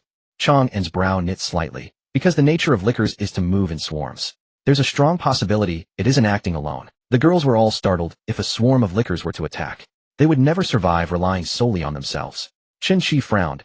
No wonder it held its position. It's been waiting for reinforcements. No way, isn't this thing just a zombie? How does it have intelligence? Wang Ting asked. Chang An paused thoughtfully. You must understand, every species has its leader. In his past life, Li Zixuan's dormitory had been assaulted by a massive swarm of lickers suffering terrible losses. Although this life might unfold differently, caution could never be wrong. The girls all widened their eyes in unison. You mean there's a boss? We can't rule out that possibility. If there truly is a boss, what could it possibly be? It could be a powerful licker, or perhaps some other kind of special zombie. In his past life, the lickers that attacked them had been led by a mutated licker beta. Wang Ting's beautiful eyes suddenly sparkled. If we kill the boss, will there be a reward? Chang An slowly shook his head, unclear. In his past life, he had never encountered a similar situation. Being besieged had only happened at rest points. Nor had he heard of any other dormitory encountering such an event, though it was more likely that his level had simply been too low to come into contact with such matters. After chatting for a while, he had the girls go rest, preparing to deal with the incoming assault. However, much to his surprise, the entire following day passed in utter tranquility. Not to mention lickers, not even ordinary zombies appeared. If that one licker with the severed claw hadn't still been lingering nearby, they might have believed it all to be a dream. But on this very night, Chang An, who was standing watch, sensed something amiss. Wave after wave of zombies materialized from the void, their numbers nearly 10 times that of the previous assault. His heart jolted violently as a thought flashed through his mind. The reason no zombies had attacked previously was because they knew that coming in batches would allow them to be picked off one by one. They were planning to concentrate their forces for an all-out assault. Even as he was shaken by his own realization, the void twisted once more, and over 20 lickers materialized. Beyond the lickers, there was one special silhouette. Upon seeing it, his face contorted with disbelief, and he cried out involuntarily. It's actually them. At the sound of his voice, the women jolted awake. As they gathered around him and beheld the horde of zombies, they couldn't help but gasp in shock. Wang Ting's gaze fell upon that figure, a flicker of astonishment crossing her face. What is that? A human? It was a girl dressed in white, her eyes glowing with an eerie crimson hue. Chang An shook his head. No, it is an intelligent high-tier zombie. High-tier zombie? What level is that? If it were a fully grown one, it would be at least B class. But it hasn't reached maturity, so it should not exceed C class. Chulan furrowed her brows deeply. Even so, we cannot underestimate it. It can control so many zombies along with 20 hunters. Exactly. It called off its previous assault and concentrated all the zombies in one place, to crush us in a single strike. Chang An spoke coolly. If my guess is correct, it will send a small number of hunters to pin me down while launching its full assault on the dormitory and you. How cunning, Lu Yao said, frowning. The moment the words left her lips, a crimson gleam flashed in the high-tier zombies' eyes. The ordinary zombies began shuffling toward them. Eat, gear up, and prepare for battle, Chang An ordered. The women immediately took out some rations and consumed them, crafts made by Lu Yao that could temporarily boost their physical attributes. Over the past few days, Lu Yao had been tirelessly working to improve her abilities. Soon after they donned their respective equipment, compared to earlier, their gear had noticeably improved. No longer limited to baseball bats and watermelon knives, they now wielded machetes and short spears, mid-range weapons that significantly increased their safety. The ordinary zombies arrived and attacked the fence from 4 directions. Chang An stationed each of the 4 women at a different side, while he took position on the roof to coordinate. There are too many zombies. The fence's durability is dropping fast, Chulan exclaimed. They were only 4 against thousands, and each strike from a zombie drained a considerable amount of the fence's durability. This was precisely why the high-tier zombie had concentrated its forces. It would not give them a chance to repair the fence. Chang An remained calm. It's fine. Focus on your duties. The women quickly acknowledged and fought tirelessly to relieve the pressure on the fence. However, except for Wang Ting, their efficiency was far from ideal. In less than a minute, the fence lay in ruins, its durability nearly depleted. Seeing this, a sinister grin flashed across the high-tier zombie's eyes. This was exactly its plan. Now came the hunting time. Yet, just as the fence was about to collapse completely, a flash of light erupted, and the damaged fence instantly restored itself to pristine condition. Chang An had rebuilt the fence. Long live our commander. Wang Ting cheered. The other women's faces brightened with relief, their earlier anxiety melting away. The high-tier zombie turned sharply toward Chang, and its gaze brimming with killing intent. Chang An met its stare. What? Are you the only one allowed to stockpile forces? Am I not permitted to accumulate resources? Over the past few days, he had amassed a substantial amount of materials, enough to construct dozens of fences. The creature said nothing, its eyes flickering slightly. The hunters, previously motionless, sprang into action. Half surged toward the women, while the other half circled Chang An. You think a dozen hunters can hold me back? How naive. Chang An spoke coldly, drawing a composite bow from his backpack. Arrows had been his primary ranged weapon in his past life. Twang twang. He knocked arrows with astonishing speed, sending them flying like streaks of light toward the hunters. Before they could react, the arrows pierced their skulls, and they collapsed one by one. Within moments, all 12 hunters lay dead. A flicker of light danced in its eyes, as if issuing new commands to the remaining zombies. In the next instant, the remaining hunters ceased their attack, and merged into the horde, using their tongues to drag ordinary zombies over the fence. This rendered the fence's protective function useless. Concealed within the zombie swarm, Chang An could no longer snipe them with his bow. A brilliant tactical move. Without hesitation, Chang An leaped down and guided the women back into the dormitory. This high-tier zombie is truly insidious, using such methods. Chen Qi frowned. The women nodded, still shaken. Especially Chu Lan and the others. If Chang An had not protected them, the consequences would have been disastrous had they been overwhelmed. It's all right. We can use the dormitory to defend from here, Chang An reassured them. Wang Ting inspected the dormitory, and her eyes lit up. As expected of a brick-and-tile structure, high defense, high durability. These zombies can't even scratch it. If this were a thatched hut or wooden shack, the dormitory would have fallen long ago. The women looked at Chang An once again with gratitude and admiration. Without him, they would have perished countless times over. I'll handle the hunters from the roof. You just deal with the ordinary zombies. After giving them instructions, Chang An returned to the roof. As long as he eliminated the remaining hunters, their safety would be ensured. His strategy proved correct. As the ordinary zombies were gradually eliminated, the hunters could no longer conceal themselves and were picked off one by one. Witnessing her subordinates fall, the high-tier zombie finally erupted in fury. It let out a deafening roar, its crimson eyes blazing with rage. An invisible wave burst from its body, instantly affecting the two remaining hunters. They shrieked in unison as their flesh churned and swelled, new claws and tentacles erupting from their bodies. They slammed their claws against the dormitory walls, reducing its durability. Being able to enhance and mutate zombies, quite a useful ability. If this were applied to a zombie emperor, I might take it seriously. But hunters, what do they amount to? Chang An drew an arrow and loosed it at one of them. The hunter roared and raised its arms to shield its head. Thwack! The arrow struck its thick, hardened claws, but failed to penetrate. After enhancement, their physical resilience had increased dramatically, rendering ordinary arrows ineffective. This bolstered the zombies' morale, and both hunters joined the high-tier zombie in roaring at Chang An. Their sounds carried both provocation and excitement. Chang An raised an eyebrow. They're just ordinary arrows. Surely you don't think you're invincible now? In response, a hunter's tongue lashed out at him. It let out a ferocious roar and charged. He did not dodge. Instead, he reached out, grabbed its tongue, and slowly dragged it from the ground toward the roof. It seems I need to remind you of your true place. You will always be monsters unworthy of the stage. Thud, thud, hiss, hiss. Hearing the dull blows on the roof and the liquor's guttural snarls, the women inside exchanged uneasy glances. Brother Chang should be all right, shouldn't he? Lu Yao asked anxiously. Chen Qi pressed her lips together. He should be. Chu Lan shook her head firmly. I'm sure he's fine. He's so strong. Wang Ting smiled. The one you should be worrying about isn't our squad leader, but that liquor. The women turned to her in bewilderment. Didn't you hear the howl of anguish in that liquor's voice?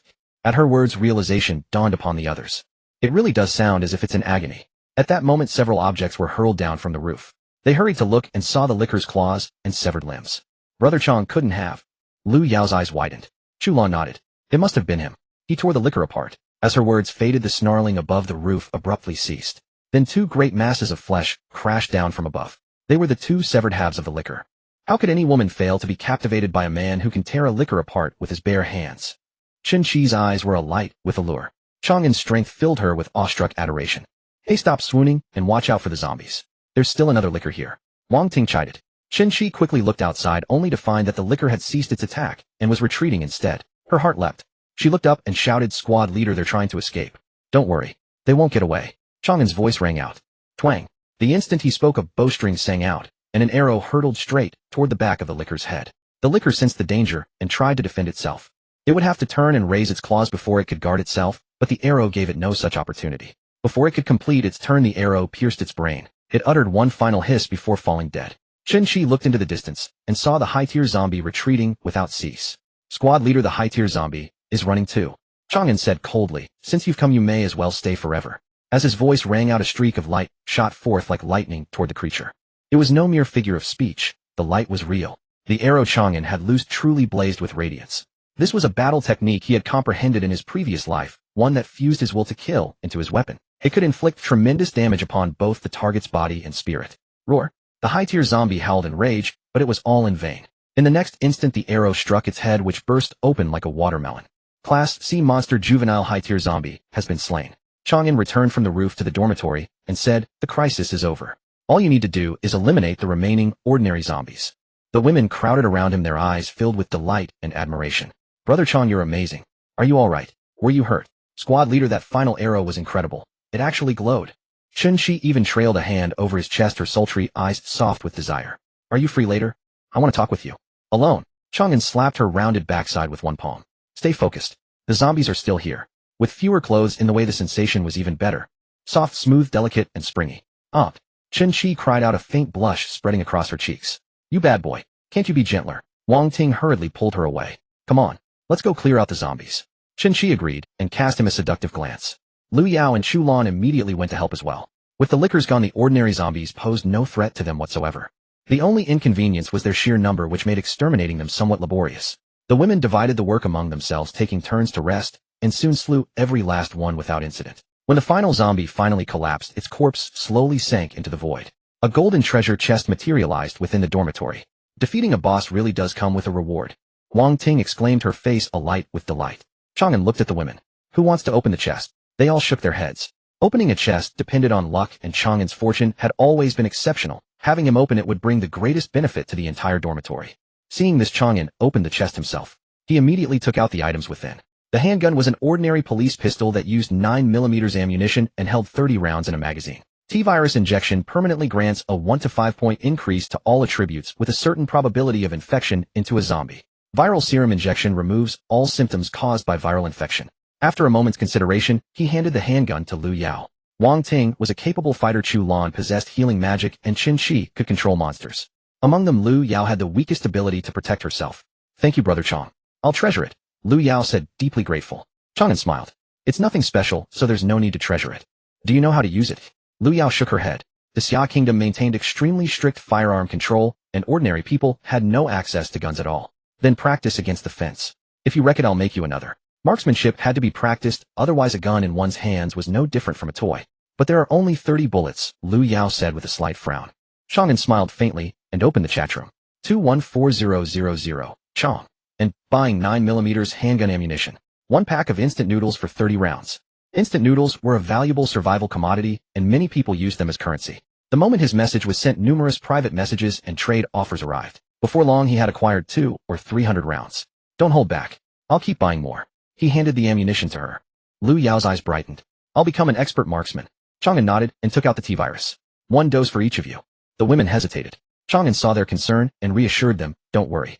With the serum here, none of you will turn into zombies. Chang An was the first to inject himself. Anything capable of enhancing his attributes was precious and not to be missed. Turning into a zombie. Impossible. His extraordinarily high constitution was no mere decoration. Even setting that aside, judging solely by probability, if someone with a luck score of 44 could still become a zombie, there would be no justice left in the world. As the virus entered his body, he felt only a faint warmth. T-virus injected. You are immune to its adverse effects. All attributes increased by 1 point. A faint smile touched his lips. It was just as he had expected. He then injected each of the women in turn. Wang Ting possessed a powerful constitution, and her constitution and strength each increased smoothly by 1 point.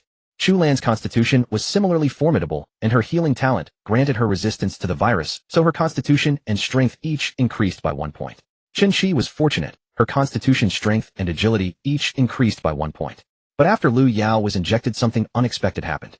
She convulsed incessantly, veins bulging under her skin, a look of agony on her face, and a clouded gaze. She was about to succumb to Tu's onslaught. Hurry, inject her with serum. The others were startled. Wang Ting picked up the serum and was about to inject her. Chang An stepped forward, cupping Lu Yao's face in both hands, gazing into her eyes. Believe in yourself, you can do this.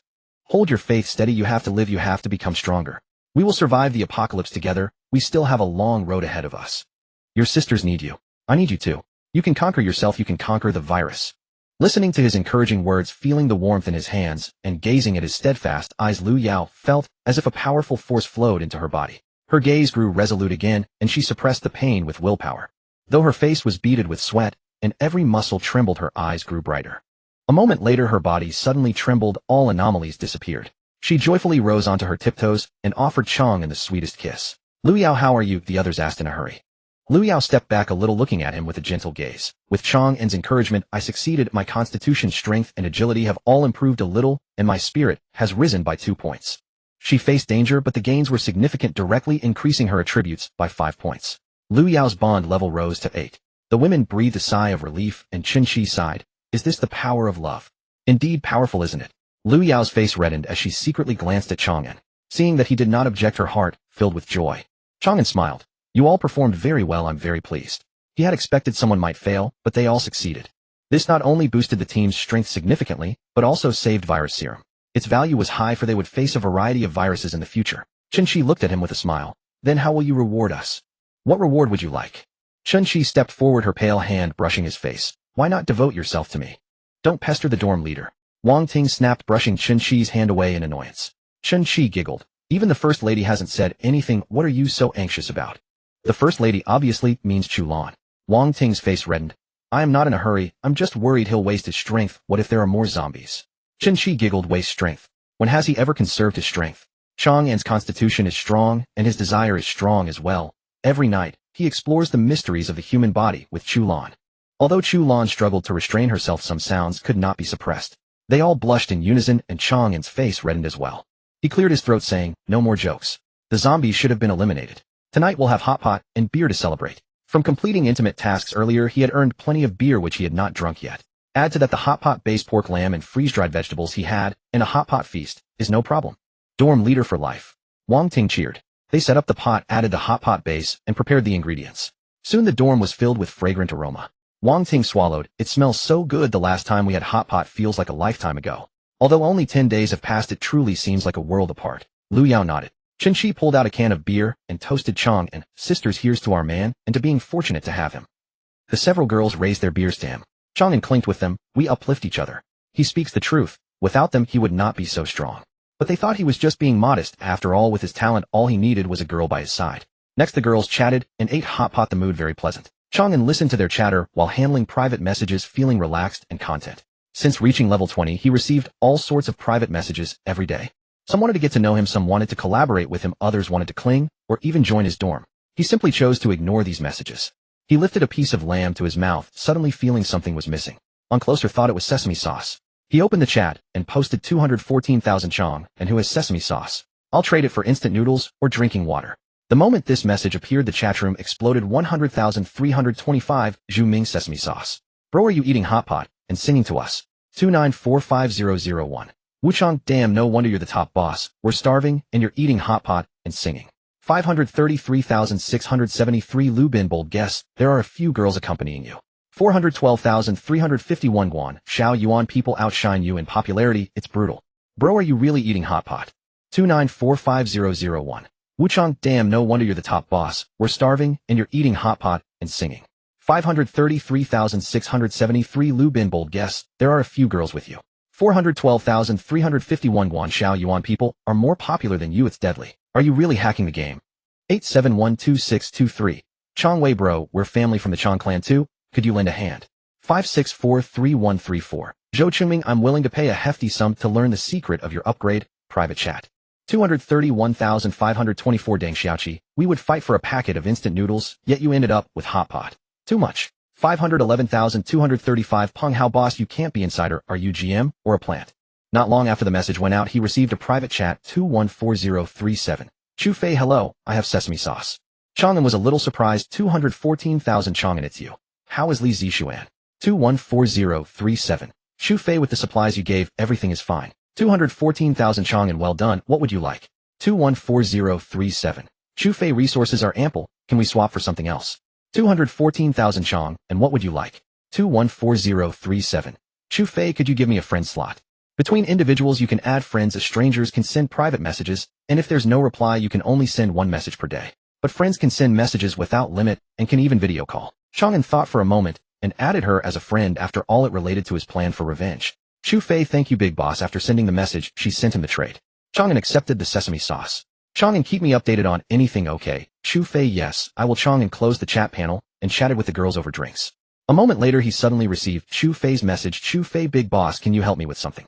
Chang An, what is it? Chu Fei, I am bleeding. Chang An was startled. She is a crucial part of the revenge plan and cannot be harmed. He immediately started a video call. Where are you injured? Let me see. On screen Chu Fei's beautiful face flushed purplish red. You misunderstand. I mean my relative is coming. Do you have feminine products? Chang An ended the video call and quietly traded the items over. His dormitory housed 4 girls, so naturally, he had these things on hand. Chu Fei, thanks. Awkward. What's wrong? The girls inquired in unison, casting curious gazes his way. Chang An cleared his throat softly. Nothing, just a friend who sustained some minor injuries. Chen Qi rose to her feet, beer in hand, and settled herself onto his lap. What friend? Must be a girl, right? She had drunk quite a lot, her cheeks flushed with an enchanting rosy hue, her eyes brimming with allure and intoxication. Whether it's a man or a woman, doesn't matter, just a friend. She replied. With his arm encircling that supple slender waist, he could not help but feel his thoughts wandering. So by that logic, it is a girl then. Chen Qi pouted coyly. You've actually been hiding a girlfriend from us. That deserves punishment, she declared. She raised the beer to his lips. Chang An glanced at the faint lip print left on the can and shook his head with a rueful smile. Why do I get the feeling you're just looking for an excuse to make me drink? He remarked. She extended her lotus-white arm to hook around his neck and murmured against his ear. Guilty as charged. I do want to get you drunk because drunk men become. Chang An gave a slight smirk. But do you really think given my constitution you'd need that much liquor to make me drunk? He teased. His constitution was extraordinarily robust, capable of withstanding even the T-virus, let alone ordinary alcohol. Chen Qi smiled with bewitching grace. I don't aim to get you drunk, merely to offer you an excuse. She purred. What kind of excuse? An excuse to have us all. She gently nibbled his earlobe. Such tantalizing words, such provocative gestures caused the fire within Chang An to kindle ever higher. Hey, we're having hot pot here.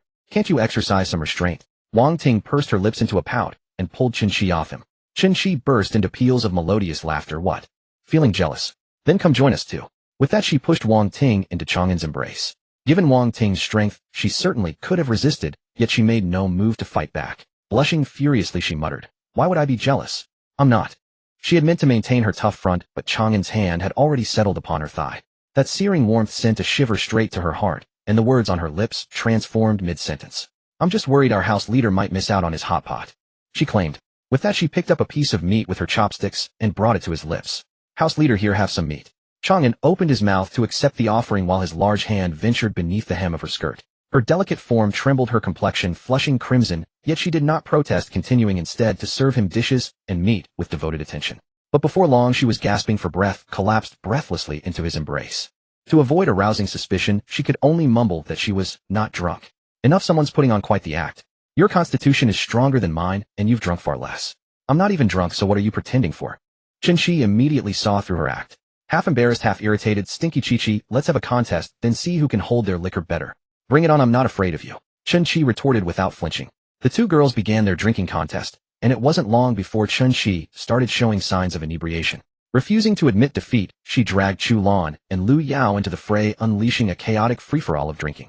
In the end, all 4 girls reached a state of mutual annihilation, simultaneously falling into a stupor of intoxication. Chang An chuckled wryly as he carried the girls back to their beds. He had intended to sleep with Chu Lan as was his usual custom, but at that moment a figure suddenly sat up and wrapped her arms around his waist. I won. You are my reward, she declared.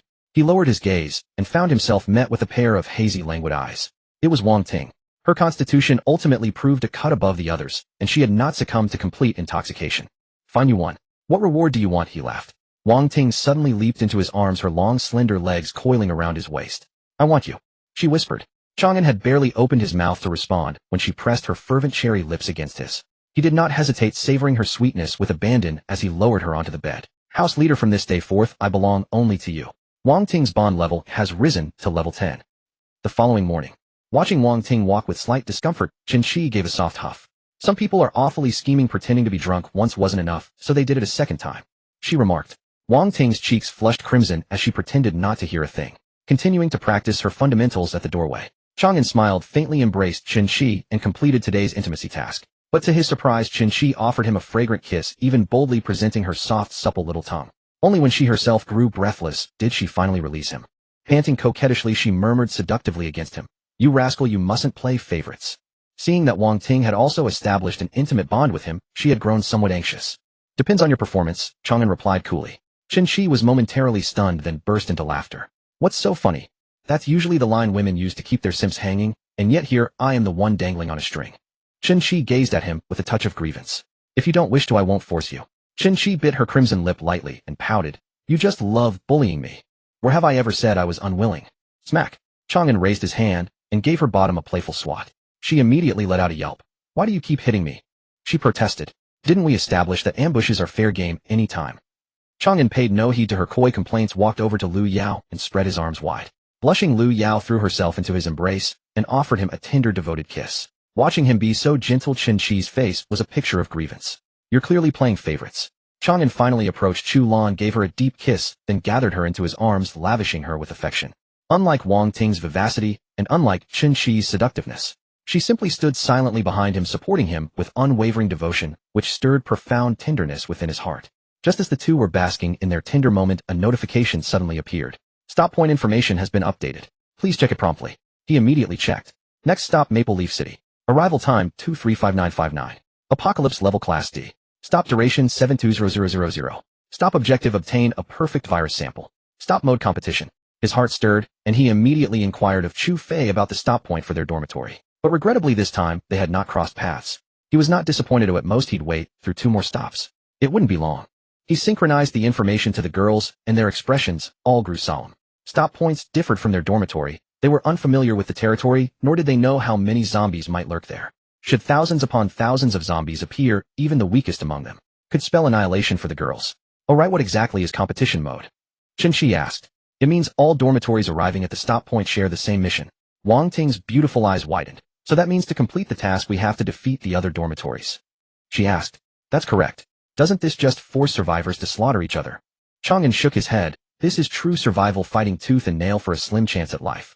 To survive, one must trample over corpses to advance. Whether they be the corpses of monsters or the corpses of men." "Understood." The girls nodded in unison. "Given the potential dangers we may face, I will devise a series of countermeasures." "What are you going to do?" "A little shopping spree." Chang An opened the chat room and sent out several messages. 214000. Chang and I purchasing defensive equipment, blast-proof helmets, gas masks, bulletproof chest plates, arm and shin guards, cut-resistant gloves, mountaineering boots, riot shields, arm shields, etc. 214000. Chang and I purchasing weapons, crossbows, pistols, automatic rifles, shotguns, grenades, Molotov cocktails, rocket launchers, etc. 214000. Chang and I purchasing vehicles, bicycles, motorcycles, off-road vehicles, heavy trucks, pickup trucks, RVs, etc. 214000. Chang and purchasing supplies, diesel, gasoline, barbed wire, rebar, door barricades, etc. Upon seeing this cascade of messages, the chatroom instantly erupted. 1008611. Shenchang, WTF bro, are you trying to build an army? 9304521. Chu Huanowei, big shot, are you actually that loaded? Do you have enough supplies to trade? 533,673. Lu Bin, oh my god, big shot, what on earth are you planning to do? 412,351. Guan Xiaoyuan, why do I feel like this guy is here just to flex his wealth? 8712213. Lu Rue, why don't you just ascend to the heavens? I don't believe you can afford all this. 2316788942. Liang Bin, my god, if this is real, just how rich are you? 231,524. Deng Xiaoqi, we're still worrying about food. This is just too much. 511,235. Peng, how I'm definitely reporting you. You must be hacking. Chang An paid no heed to these jealous onlookers and began handling private messages, negotiating trades. Over the past few days he had accumulated a substantial stockpile of supplies, especially low-tier dormitory upgrade materials like thatched timber and stone, which had overflowed into massive surplus. He seized this opportunity without hesitation to clear out his inventory, and at premium prices no less. Since the vast majority of people were still in the thatch hut phase, these materials were absolute necessities for upgrading their dormitories, and prices remained sky-high. If he didn't offload them now, their value would plummet before long. Beyond these, he also possessed freeze-dried vegetables, apples, oranges, bananas, and other fruits, luxuries that would remain precious even in the later stages. After an entire day, his stockpiled low-tier materials had been completely depleted, exchanged for a massive haul, over 10 sets of personal protective equipment, including blast-proof helmets, gas masks, bulletproof chest plates, arm and shin guards, more than enough for the women to rotate through multiple times. Over a dozen firearms including pistols, automatic rifles, and shotguns along with thousands of rounds of ammunition and over 100 Molotov cocktails and grenades. Vehicles were comparatively scarce, just one off-road vehicle and 2 motorcycles, but that sufficed. These were merely backup reserves for emergencies. His main transportation would come from the vehicles at the destination. As for other supplies, there was far too much to count: ample barbed wire rebar, iron caltrops, plenty of diesel and gasoline, and even a considerable stock of alcohol and gas canisters. Such an enormous stockpile had packed his backpack to the brim. At that moment he suddenly felt that his 60-slot backpack was still rather insufficient. The women gazed at the equipment now adorning their bodies, expressions of astonishment spreading across their faces. "Boss, is this what you meant by a little shopping trip?" Wang Ting asked. None of them had anticipated that this little shopping trip would end with them armed to the teeth. Ordinary zombies wouldn't be able to bite through their gear at all. Chang An nodded. The situation remains unclear, so naturally we must be cautious. Given the previous appearances of the lurker and high-tier zombies, he had a premonition that this stop would not be a simple one. These women were important to him, and he certainly couldn't allow any of them to come to harm. Qin laughed. Brother is truly so steady and cautious. Wang Ting shot her a sideways glance. Oh, when did someone's way of addressing change? She was subtly referring to Qin, calling Chang An brother. Qin clung to Chang An's arm. Because I'm his good little sister, of course. You lot only boss brother around. Unlike me, I only know how to feel bad for Geijai. Such an utterly green tea remark earned her an enormous eye roll from Wang Ting. Nevertheless, her figure was generously curved, and the sensation of her embrace left Chang An feeling quite comfortable. He cleared his throat lightly. All right, enough joking around. I'll say it once more. Maintain vigilance upon arrival and follow all commands. Understood. Dormitory 308,582. Next stop, Maple Leaf City. Apocalypse level D rank. Stop duration 720000. Stop objective, obtain a perfect virus sample. Stop mode competitive. A coldly arrogant-looking man swept his gaze over the information and barked at his 10 dormitory members. Tell me, what is the objective of this stop? His name was Kim Jae-min, heir to a top-tier conglomerate in Daefeng. Every one of his dormitory members was his bodyguard, all retired special forces soldiers with formidable combat prowess. His own talent was rated S rank, making his personal combat power exceedingly strong. Because of this, their dormitory ranked 6th on the leaderboard. Wipe out all other dormitories and seize their supplies. The members shouted in unison. Kim Jae-min said coldly, exactly. We won't merely complete the mission, we'll plunder resources as well. After this stop, I want our dormitory to claim first place on the leaderboard. That is the position befitting our great nation of Daefeng. His words struck a chord with all his dormitory members. That's right. Our Daefeng is truly the greatest nation on this earth. First place should be ours. What right do those Xia country trash have to occupy it? We simply didn't prioritize resource collection before. That's how they stole our first place from us. This time we will crush them beneath our feet. Over the past few days they too had obtained intelligence about the Xia country dormitory 214,000, which had filled them, who had always been jealous and disgusted with Xia country, with furious resentment. Kim Jae-min was very pleased with their attitude. He said coldly, this stops mode is competitive, so there's no need to show mercy when encountering members of other dormitories. A burly man spoke up. I really hope we run into those Xia country brats. I want to personally send them straight to hell. The man beside him leered with a vile grin. It settled then. The Xia country brats are yours, but the Xia country women are mine. I've always wanted a taste of Xia country women. I hear they're especially moist. At his words the others burst into lewd laughter. Kim Jae-min's expression darkened. What? You're not counting me as a man. He had bedded countless women since childhood. Ordinary women could never catch his eye. Of course Xia country beauties were the exception. The others hastily laughed and said, of course any good catches are to be enjoyed by the young master first. That's more like it. Only then did Kim Jae-min's expression ease somewhat. After a spell of salacious fantasizing, the dormitory suddenly trembled violently. They quickly looked out the window and saw they had already arrived in a city. Kim Jae-min clapped his hands. Everyone ready. The group shouted in unison, ready. Move out. Glory belongs to Daefeng. Glory belongs to Daefeng. A roar. As soon as Chang An opened the door, several zombies lunged at him, snarling. A flash of blade light, and their heads soared into the air. Chang An calmly sheathed his alloy combat knife and scanned the surroundings. This was a residential building, and they were on the 10th floor. What should we do? Chulan asked him. The mission required them to obtain the perfect virus sample, but they had no idea where it was. The first step is to gather intelligence and figure out what's happening here. Chang An searched the bodies of those zombies, retrieved their phones, and found them all dead with drained batteries. It seems the apocalypse has been underway for some time. We need to search the residents' homes for information. He tossed the phone aside. In the midst of speaking, he suddenly noticed Qin-Shi's face had gone pale, and her body was trembling slightly. What's wrong? Are you feeling unwell? He asked hurriedly. Qin-Shi's expression was filled with terror. I don't know what's happening. As soon as I arrived here I felt terribly uncomfortable. It feels like something is choking my throat, making it hard to breathe. Chang An's expression tightened. Chen Shi's talent was danger perception, and her reaction meant this place was not safe. He steadied her shoulders and looked into her eyes. Trust me. No matter what happens, I will bring you all back alive. Seeing his resolute gaze, Chen Shi felt a measure of calm, and her condition improved slightly. Tell me immediately if you feel any discomfort. He added one more warning. Chen Shi nodded. Yes, I will. Be careful. There are zombies inside these apartments. Copy that. Chang An produced a master key and unlocked the neighboring unit's door. A zombie roared and lunged at him. He sliced off its head with effortless precision. The apartment was small, and there was only this one zombie. After searching, they discovered a newspaper.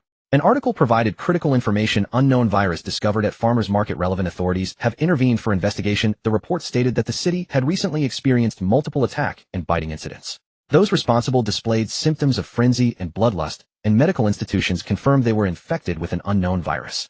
Through tracing efforts, authorities determined the virus originated at the farmers market. The report urged citizens to avoid going out and purchasing food from the market and to keep an immediate distance from any humans behaving abnormally. It seems the virus spread through the farmers market, triggering the zombie outbreak, Chu Lan said. Wang Ting looked at Chang An. Should we go to the farmers market? Yes, but not now. Right now we need to search the entire residential building. Our target is to find a map of this city. The women immediately split up to search. Their luck held, and they quickly found a city map. They went downstairs and identified their current location using the community plaque. This place was called Tianxing Garden, a 15-minute drive from the farmers market, passing by the police station along the way. Chang An immediately said, let's head to the police station first. We might find some weapons and information there. An event as major as a zombie outbreak would surely have prompted police investigation. Important information might be found at the station. Things were still manageable up to this point, but what happened next filled them all with dread. They had originally planned to find a car in the residential complex to drive to the police station. But after searching the entire complex, they discovered that every single vehicle had its tires destroyed, rendering them all undrivable. This was a large residential area with an underground garage full of private cars. Yet every tire had been sabotaged. This was done on purpose, Chu Lan guessed. Did officials destroy the vehicles to prevent residents from escaping and control the spread of the virus? Chang An frowned. If that's the case, it would be for the best. But if it isn't, that's far more terrifying. Why? Wang Ting asked, confused. If it wasn't human sabotage, then zombies must have done it. But do ordinary zombies possess that kind of intelligence? The women were all stunned. Wang Ting cried out, do you mean there might be a high-level zombie here?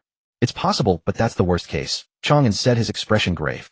Chen Shi's abnormal reaction combined with his own earlier intuition made this outcome very likely. The women fell silent. Previously, even 1,000 zombies had weighed heavily on them. But now there were at least millions of zombies in this city. Don't worry too much. Survival would not issue a death sentence mission. With me here you are safe, Chang An encouraged them. As their pillar of strength, they all looked up to him. If he said it could be done, then it could be done. Smiles returned to their faces. It seems the perpetrator overlooked something, Chang An said, opening a car trunk and retrieving a spare tire. Wang Ting's eyes lit up. Wait, does that mean if we find 4 matching spare tires we can keep going? Smart, Chang An smiled. The women hurriedly gathered numerous spare tires. Chang An selected ones with the same model and installed them on their car. He also siphoned fuel from other vehicles and filled their tank. Then he checked the car's condition and started it with his master key. It won't handle long highway speeds, but it's sufficient for getting around in emergencies. Wang Ting praised, House Leader, you're so impressive, such knowledge of cars. Chang An smiled without responding. In his past life, survivors who lived longer tended to know something about vehicles and could perform basic repairs when breakdowns occurred. More often than not, a vehicle was a matter of life and death. He started the car and headed toward the police station. Along the way, he carefully observed every vehicle, and the vast majority had their tires damaged. Even police and military vehicles were no exception. This made him realize the vehicles had likely been sabotaged by zombies. In other words, they were facing a high-level zombie capable of commanding a massive horde. However, opportunity and challenge coexisted.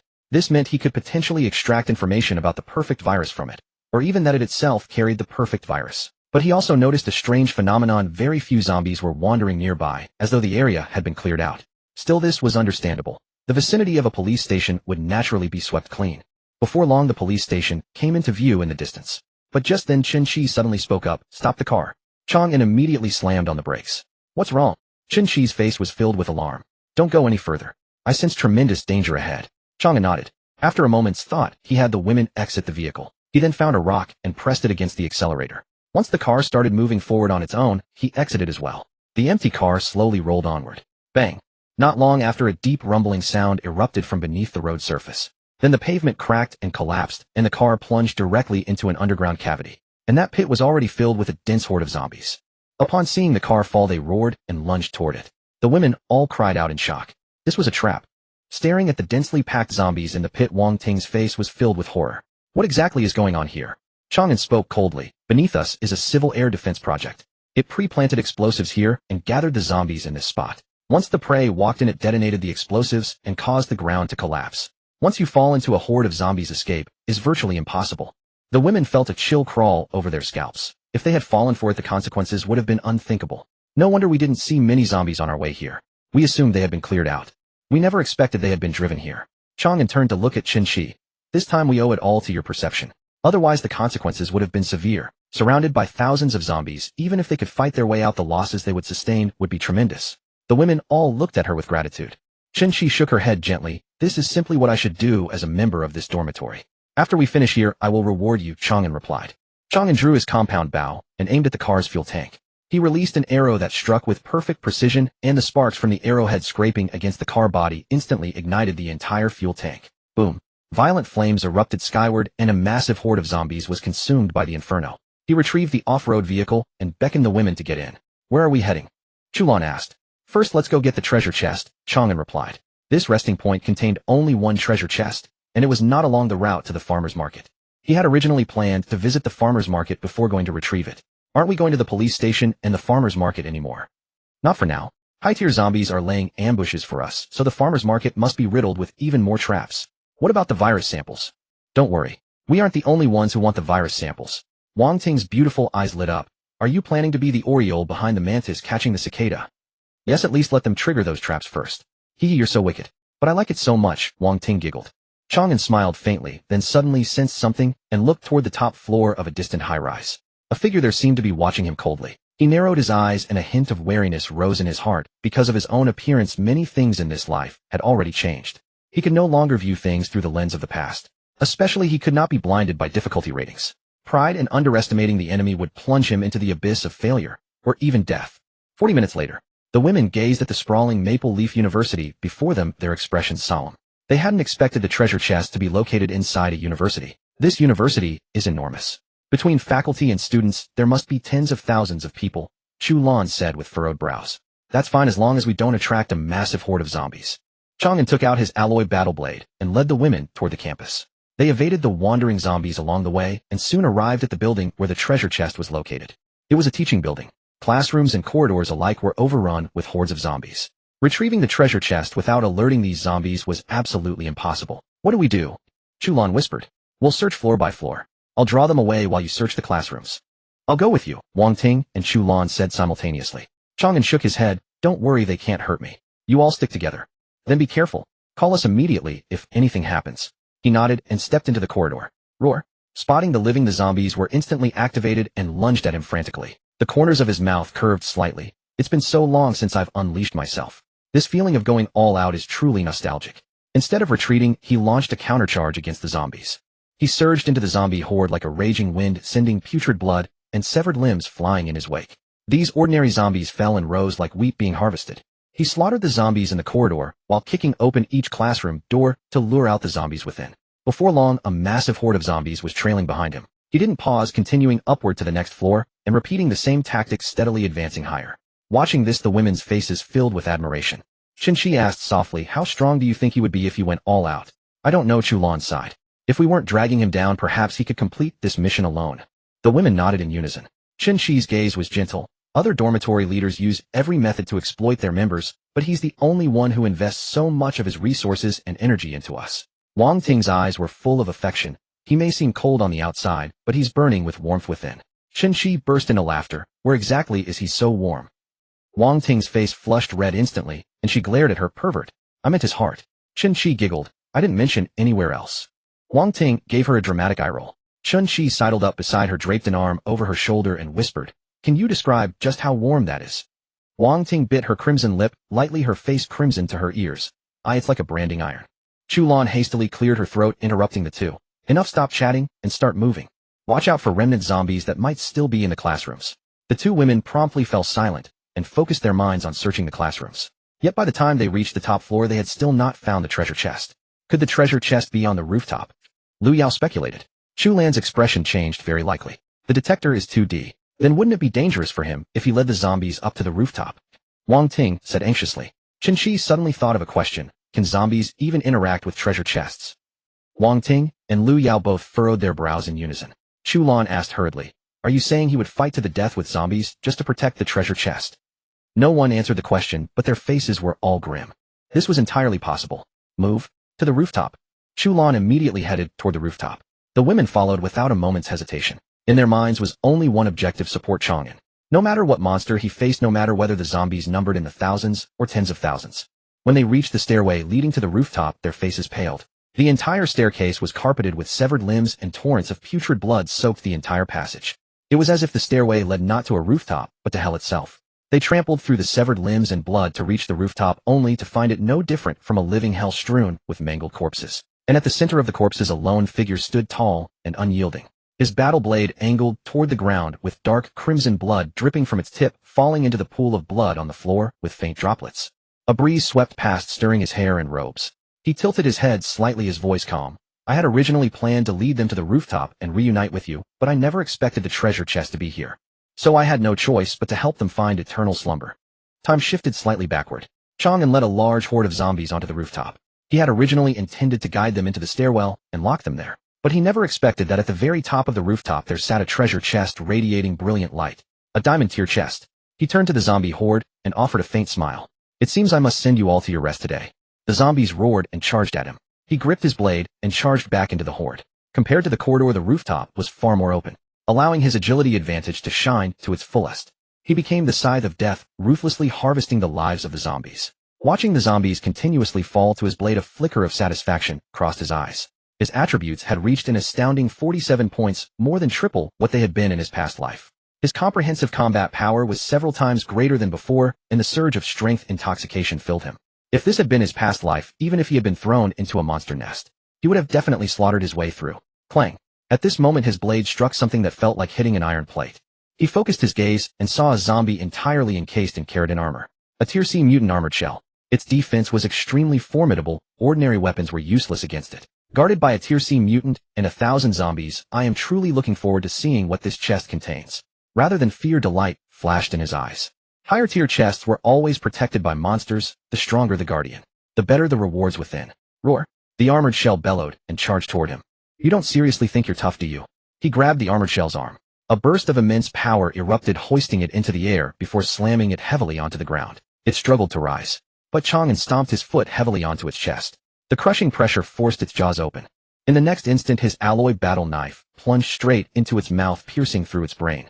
It died instantly. Chang An withdrew his blade, a hint of satisfaction visible in his gaze.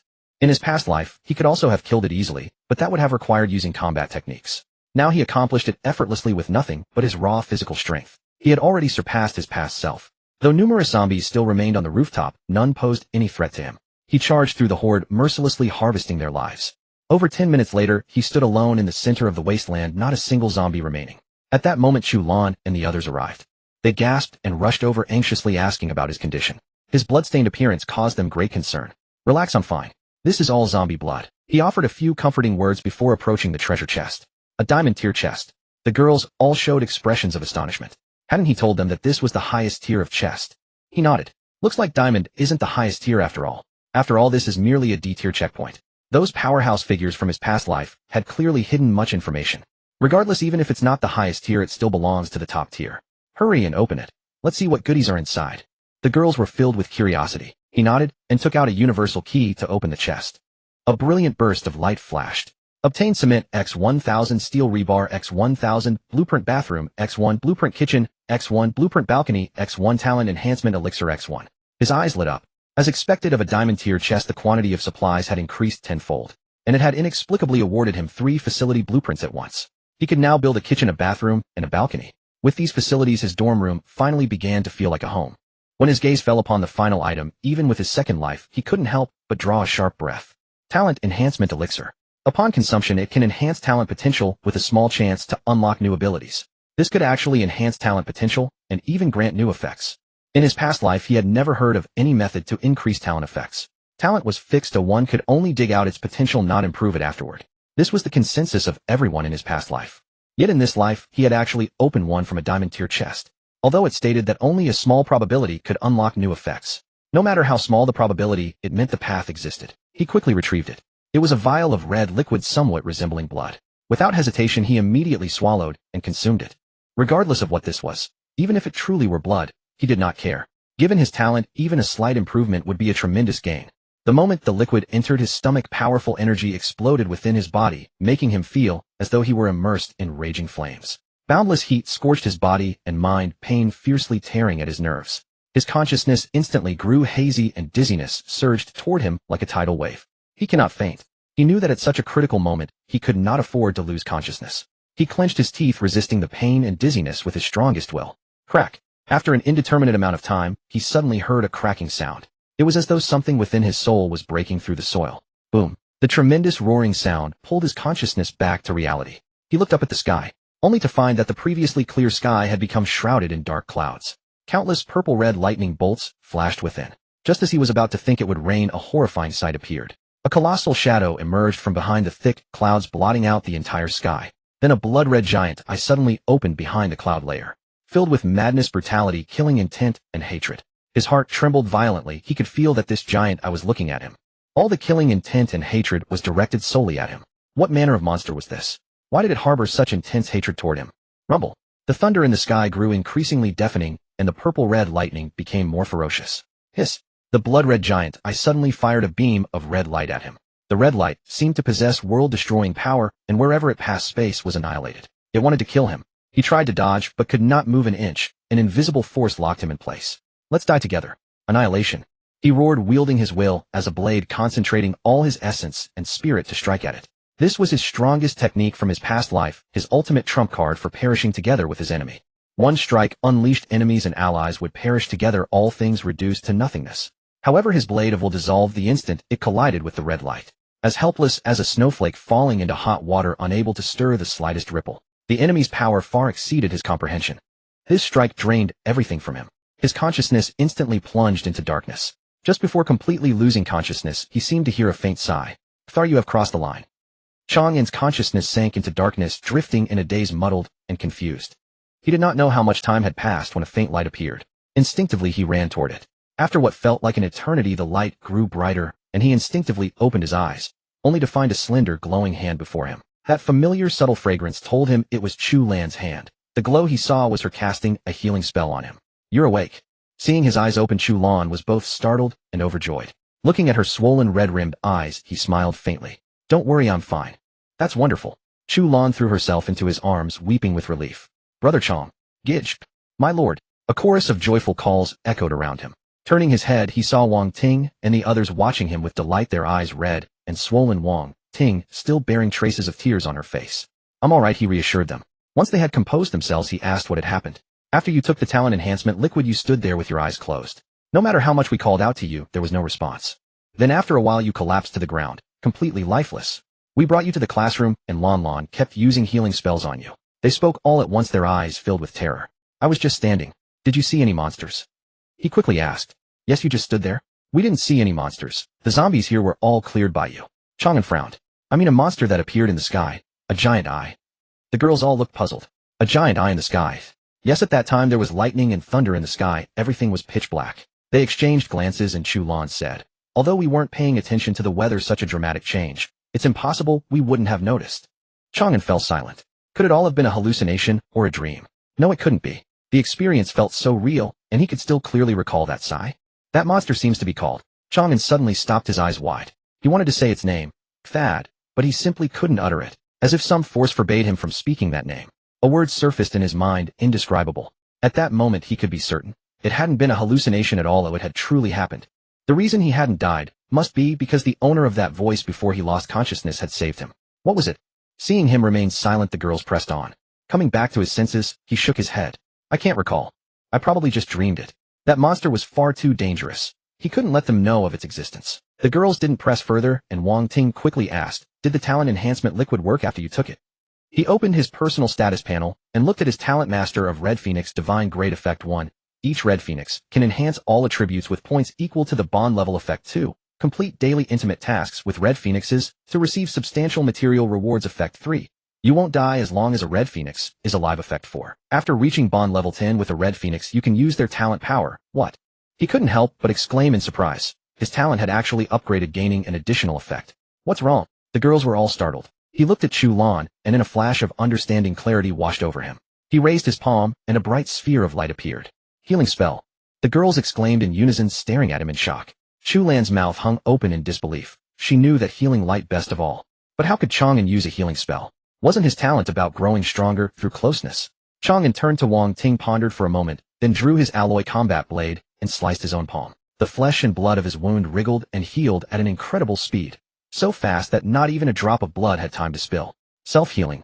The girls gasped again, their eyes wide with shock. Besides healing spells, he could also self-regenerate. What on earth was happening? Chang An himself was filled with excitement. He never expected his talent to manifest such overpowered abilities. After all, even the strongest person could only have one talent. Yet he now possessed countless talents. No wonder that monster wanted to kill him. With such an absurdly overpowered talent, once it fully developed, it would become terrifyingly powerful. My lord, what's going on? Wang Ting couldn't help but ask. Chang An pondered for a moment before responding. The talent enhancement liquid took effect, and my talent has undergone some changes.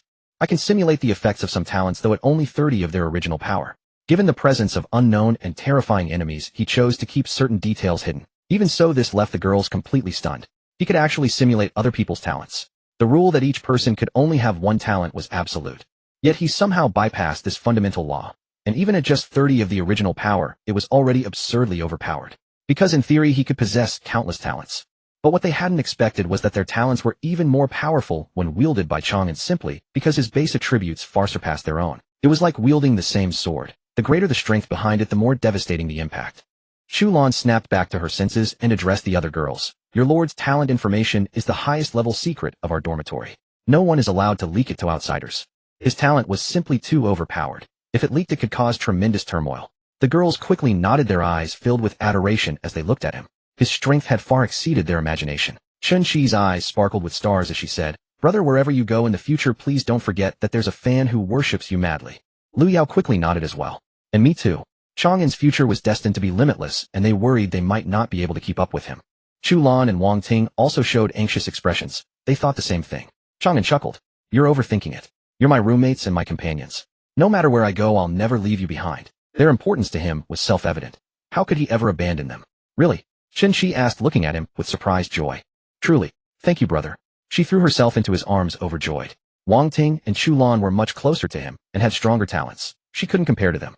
This gave her a strong sense of crisis. Now that she had received his promise, she was naturally overjoyed. Chen Shi's bond level has increased to level 9. She leaned close to his ear and whispered, Brother, didn't you say you'd reward me before? Yes, what would you like? She gently bit his earlobe. I want to learn. I want you to teach me everything you know. Late into the night, gazing at Chen Shi, who had fallen into a deep slumber, Chang An shook his head with a soft chuckle. Though her words had been temptingly bold, she ultimately failed to follow through. Ever since arriving in this world, her nerves had been stretched taut without respite. Compounded by his comatose state, the toll on her mind and spirit had been immense. She had collapsed into sleep not long after lying down. Naturally, he bore no grievance over the matter. After all, he could hardly engage in such intimacies in a place like this. Whatever the occasion, a proper ambience and setting were indispensable. He turned his gaze toward the night sky beyond the window, lost in contemplation. The ordeal of this day had struck a profound chord within him. The creature's power had far surpassed the boundaries of his understanding. The most formidable monster he had encountered in his previous life was S-class, yet compared to that creature it amounted to little more than an insignificant ant. Fortunately, the mysterious powerhouse had been at his back, otherwise he would have already perished. He found himself consumed by curiosity regarding the identity of that powerhouse. Could it be a supreme champion from within the game, or perhaps a game administrator, or even the very creator of the game itself? Of course, regardless of the answer, it remained a height utterly beyond his current reach. Though he stood stronger than the overwhelming majority of survivors before such a being, he remained incomprehensibly insignificant.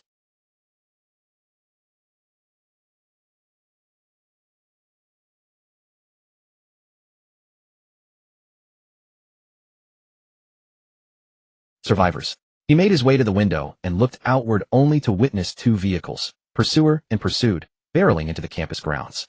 They appeared locked in a frantic chase, the trailing vehicle ramming repeatedly in a desperate bid to force the other off course. He paid it little heed. Survivors slaying one another was the most commonplace of affairs. Yet what caught him off guard was that the two vehicles locked in their violent dance had careened all the way to the building below. The leading car hemmed in and crushed, slammed headlong into the wall. A slender figure tumbled out of the vehicle and scrambled toward the building's upper floors. Moments later, the pursuing vehicle ground to a halt, and several burly men burst forth from within, hot on her trail. He had no intention of intervening. So long as it did not touch him, he would not trouble himself with others' affairs. Of course, should any foolhardy wretch be so unwise as to provoke him, he would not mind delivering them unto the afterlife. Such matters were but a trivial convenience. Not long after, a sudden commotion stirred beyond the door. The classroom door trembled and shook as though someone were attempting to force entry. He remained silent. The door had been barred fast, none from without could breach it. Thereafter a voice rang out, its tone stiff and grotesque. "Big Star, we finally caught you." Huff huff. Zhao Inger gasped violently for breath, her steps heavy as though laden with lead. She yearned for respite, yet the mere thought of the atrocities that would befall her should she be seized flooded her heart with abject terror. Those doffing people were not human, they were beasts. To fall into their clutches would be a fate worse than death. She forced her trembling legs onward, fleeing toward a classroom. Beyond lay the rooftop, a place with no terrain to defend. Only within the confines of a classroom could she leverage the environment to hold her ground against them. She stumbled to the classroom door, but when she pushed against it she discovered it had been locked from within. It would not yield. "Hee, Big Star, we finally got you." At that moment a lascivious chortle echoed forth. She wheeled around to see the doffing brutes closing in upon her. Terror seized her as she leveled her dagger at them, her voice trembling with desperate bravado. "Stay back. Don't come any closer." Today, upon arriving at this rest stop, she and her roommates had been scouring for supplies when they happened upon these men. The instant they had laid eyes upon her, they had descended upon her like famished wolves. Her roommates had been cut down in an instant, leaving only herself and her assistant as survivors. They had taken them captive, then subjected her assistant to the most degrading of abuses. She had been forced to watch in helpless horror as they tortured her bit by bit unto death. They were not even beasts. Beasts possessed more decency than they. Of course, they had no intention of sparing her either. They merely wished to deliver her first to the so-called young master for his pleasure. Fortunately, her assistant in her final moments had carved out a slender chance of escape. Harnessing her own innate ability, she had seized their vehicle and fled all the way to this place. Alas, even here fate seemed unwilling to release its cruel grip. "Ha ha ha, what? You're not actually expecting a little knife to frighten us, are you?" The men advanced upon her with sinister grins. They were subordinates of Kim Jae-min. While out scavenging for supplies, they had chanced upon Zhao Inger, the reigning starlet of Xia Nation. They had launched a sudden assault and taken the two women captive. But to their fury, a moment of carelessness had allowed this one to slip through their grasp. Fortune had, however, granted them the chance to redeem themselves. They were on the verge of recapturing her. Zhao Inger's countenance drained of color. Clenching her jaw, she pressed the dagger against her own throat. "Don't come any closer, or I'll end my life right here." Death before defilement. Never would she let them have their way. The burly leader sneered coldly, "Go ahead and die. We can simply enjoy you directly. No need to hand you over to the young master." His words elicited lascivious laughter from his two companions. To savor the national goddess of Xia Nation, what absolute bliss. Dead or alive doesn't matter. The corpse will still be warm. You animals. Zhao Inger cried out in anguished fury. She could never have fathomed that these wretches could stoop to such shameless depths. Truly a goddess. Any ordinary woman by now would have fallen to her knees begging to serve us. But she's got real backbone. One man lewdly unfastened his belt as he spoke. "It only makes me more eager to sample her flavors." A companion hesitated. "Aren't we supposed to present her to the young master for his pleasure?" The first man retorted, "You don't tell, I don't tell. How would the young master ever find out? Could you possibly resist tasting such a prime piece of Xia Nation flesh right here, right now?" His words kindled a hungry light in the eyes of his two companions, who were instantly swayed. "Right you are. Once we've had our fill, we'll kill her. The young master will never know." In an instant consensus was reached, and they rushed toward her. "Don't you dare!" Zhao Inger shrieked. Her form suddenly vanished from where she stood, appearing once more directly behind one of the men. This was her innate ability, S-class spatial translocation. Clang. The dagger in her hand drove toward the man's back, only to strike what felt like a slab of iron, eliciting a sharp metallic ring. A-class ability, steel bones. She cried out in shock, collapsing helplessly to the ground. Spatial translocation was an S-class ability, and its toll on her stamina was staggering. She had already expended tremendous reserves of energy before invoking it once more had utterly drained her of all remaining strength. Looks like we'll be feasting on a fresh, fragrant morsel tonight. Xia Nation woman will show you the true might of a doffing man. The men laughed in triumph and turned toward her with predatory intent. Zhao Inger lay sprawled upon the ground, her eyes brimming with despair and loathing. She had once been a paragon of grace and purity, adored by tens of thousands. Yet never had she imagined she would be defiled by such despicable doffing beasts. A scream of anguish tore through her soul. If only someone would slay them. I would do anything for that person. At that very moment the classroom door swung open, and a figure stepped to her side. Doffing. Pathetic thieves, nothing more. And besides, 3 centimeters and you dare call it might. Upon hearing this voice, Zhao Inger hurriedly looked up. Standing before her was a young man, tall and handsome of feature, his piercing dark eyes ablaze with an arresting gleam. Several awakeners were taken aback. They had not expected to encounter other survivors here. Just as they were about to berate him, several women emerged one after another from the classroom, each of them a ravishing beauty of extraordinary allure. At the sight of them the men were instantly overcome with wild delight. Gods above, is today our day of fortune? So many beauties delivered right to us. How incredibly lucky we are. I want the one in white and the one in red. These women were none other than Chu Lan and the others who had heard the commotion. Upon overhearing the men's words, they all furrowed their brows in displeasure. Where did these beasts crawl out from? You can't speak like civilized folk, can you? Wang Ting said coldly. What a fiery temper, but I like that. I hope you'll be just as fierce when you're serving me later. The leader leered obscenely as he reached for Wang Ting. Bolstered by his steel bones ability, he regarded them with utter contempt, convinced they couldn't even breach his defenses. Yet in the very next instant, a flash of cold light streaked through the air. His wrist, severed from his arm, sent flying clean away. A spurt of fresh blood instantly gushed forth. Ark, he howled madly, clutching his ruined wrist. Zhao Ying'er and his two companions stared at the young man in stunned disbelief. This was an A-rank talent, steel bones. Yet he had severed the hand without the slightest effort. How was this possible? The two companions couldn't help but cast their gaze upon the blade in Chang An's hand. Could it be some extraordinary divine weapon? Wang Ting clung to his arm and beamed at him with a sweet smile. Thank you, Housemaster. This young man was of course Chang An. Kill him. Kill him, the wounded man shrieked. Two of the awakeners charged at Chang An, one wielding an iron rod, while the other conjured arcs of electricity in his left hand and drew a pistol with his right. Zhao Ying'er hastily warned, be careful. They're both B-rank talents. One has super strength, the other can deliver electric shocks. Before her words had even faded, the man had already lunged before Chang An. Die! He bellowed viciously, swinging the iron rod down with tremendous force. Whoosh! The rod tore through the air, hurtling straight toward the crown of Chang An's head. At that moment, Chang An moved. Incredibly, he extended his hand toward the iron rod as though intending to catch it. Don't! Zhao Ying'er cried out in alarm. She had witnessed his strength with her own eyes. He could crush a car flat with that rod. It absolutely could not be taken head-on. Seeing this, the man's eyes gleamed with savage triumph. He could already picture it, Chang An's hand smashed to pulp, blood and gore scattering through the wind. Thud! In the next instant, the rod in Chang An's hand made contact, emitting a faint sound. And then, nothing more. Chang An held the rod firmly in his grasp, his palm utterly unscathed. What? How is this possible? Zhao Ying'er and the several awakeners were all visibly shocked, but the man standing before Chang An was utterly dumbfounded, as though he had laid eyes upon a ghost. The iron rod, combined with his super strength, could pierce through walls with effortless ease. Yet Chang An had taken the blow head-on and emerged completely unscathed. This defies all logic. Just as he stood paralyzed with horror, he suddenly felt an immense force surging through the iron rod. He was trying to wrench it away. Come here, he roared savagely, attempting to drag Chang An toward him. The muscles on his arm bulged, tremendous power coursing through his entire body. His heart swelled with arrogance. Augmented by his talent, his strength had now exceeded 20 points. Dragging Chang An over would be child's play, wouldn't it? But in the next instant, a sight that shook him to his core unfolded. Chang An not only remained immovable, but was actually pulling him closer inch by inch. No, impossible. Your strength cannot possibly exceed mine, he howled in fury and disbelief. Yet even as the words left his lips, an overwhelming force, impossible to resist, surged forth. The iron rod was wrenched from his grasp, and his own body was sent hurtling forward. Whoosh! The seized iron rod whistled toward him and struck his jaw with devastating force. Crack! Accompanying the crisp sound of bone shattering, his entire body was sent flying high into the air. The blood he vomited traced a graceful arc through the air. He glided through the air for a considerable moment before crashing heavily to the ground, losing consciousness without so much as a whimper. Witnessing this scene, the two awakeners stood rooted in stunned silence, and Zhao Ying'er widened her beautiful eyes, her face etched with utter disbelief. He had actually overpowered a super strength user with raw force alone. At that very moment, the gun-wielding awakener came to his senses, and with a vicious snarl, pulled the trigger on Chang An. Bang! Bang! Bang! The muzzle spat tongues of flame toward him. No! Zhao Ying'er and Chu Lan and the other women cried out in unison. They all moved to shield Chang An with their bodies, willing to take the bullets for him. But Chang An stopped them. Several seconds later, the gunfire ceased. The man had emptied the remaining dozen or so bullets from his magazine in one relentless barrage. Chang An's chest, neck, and head were riddled with bullet holes. No! Zhao Ying'er's eyes instantly reddened, her heart overflowing with self-reproach. If not for her, he would not have died. The other women wore faces filled with sorrow and anxiety. Ha ha ha! Idiot! No strength, yet you dare play the hero saving beauties. Die! The awakener burst into maniacal laughter. Clink!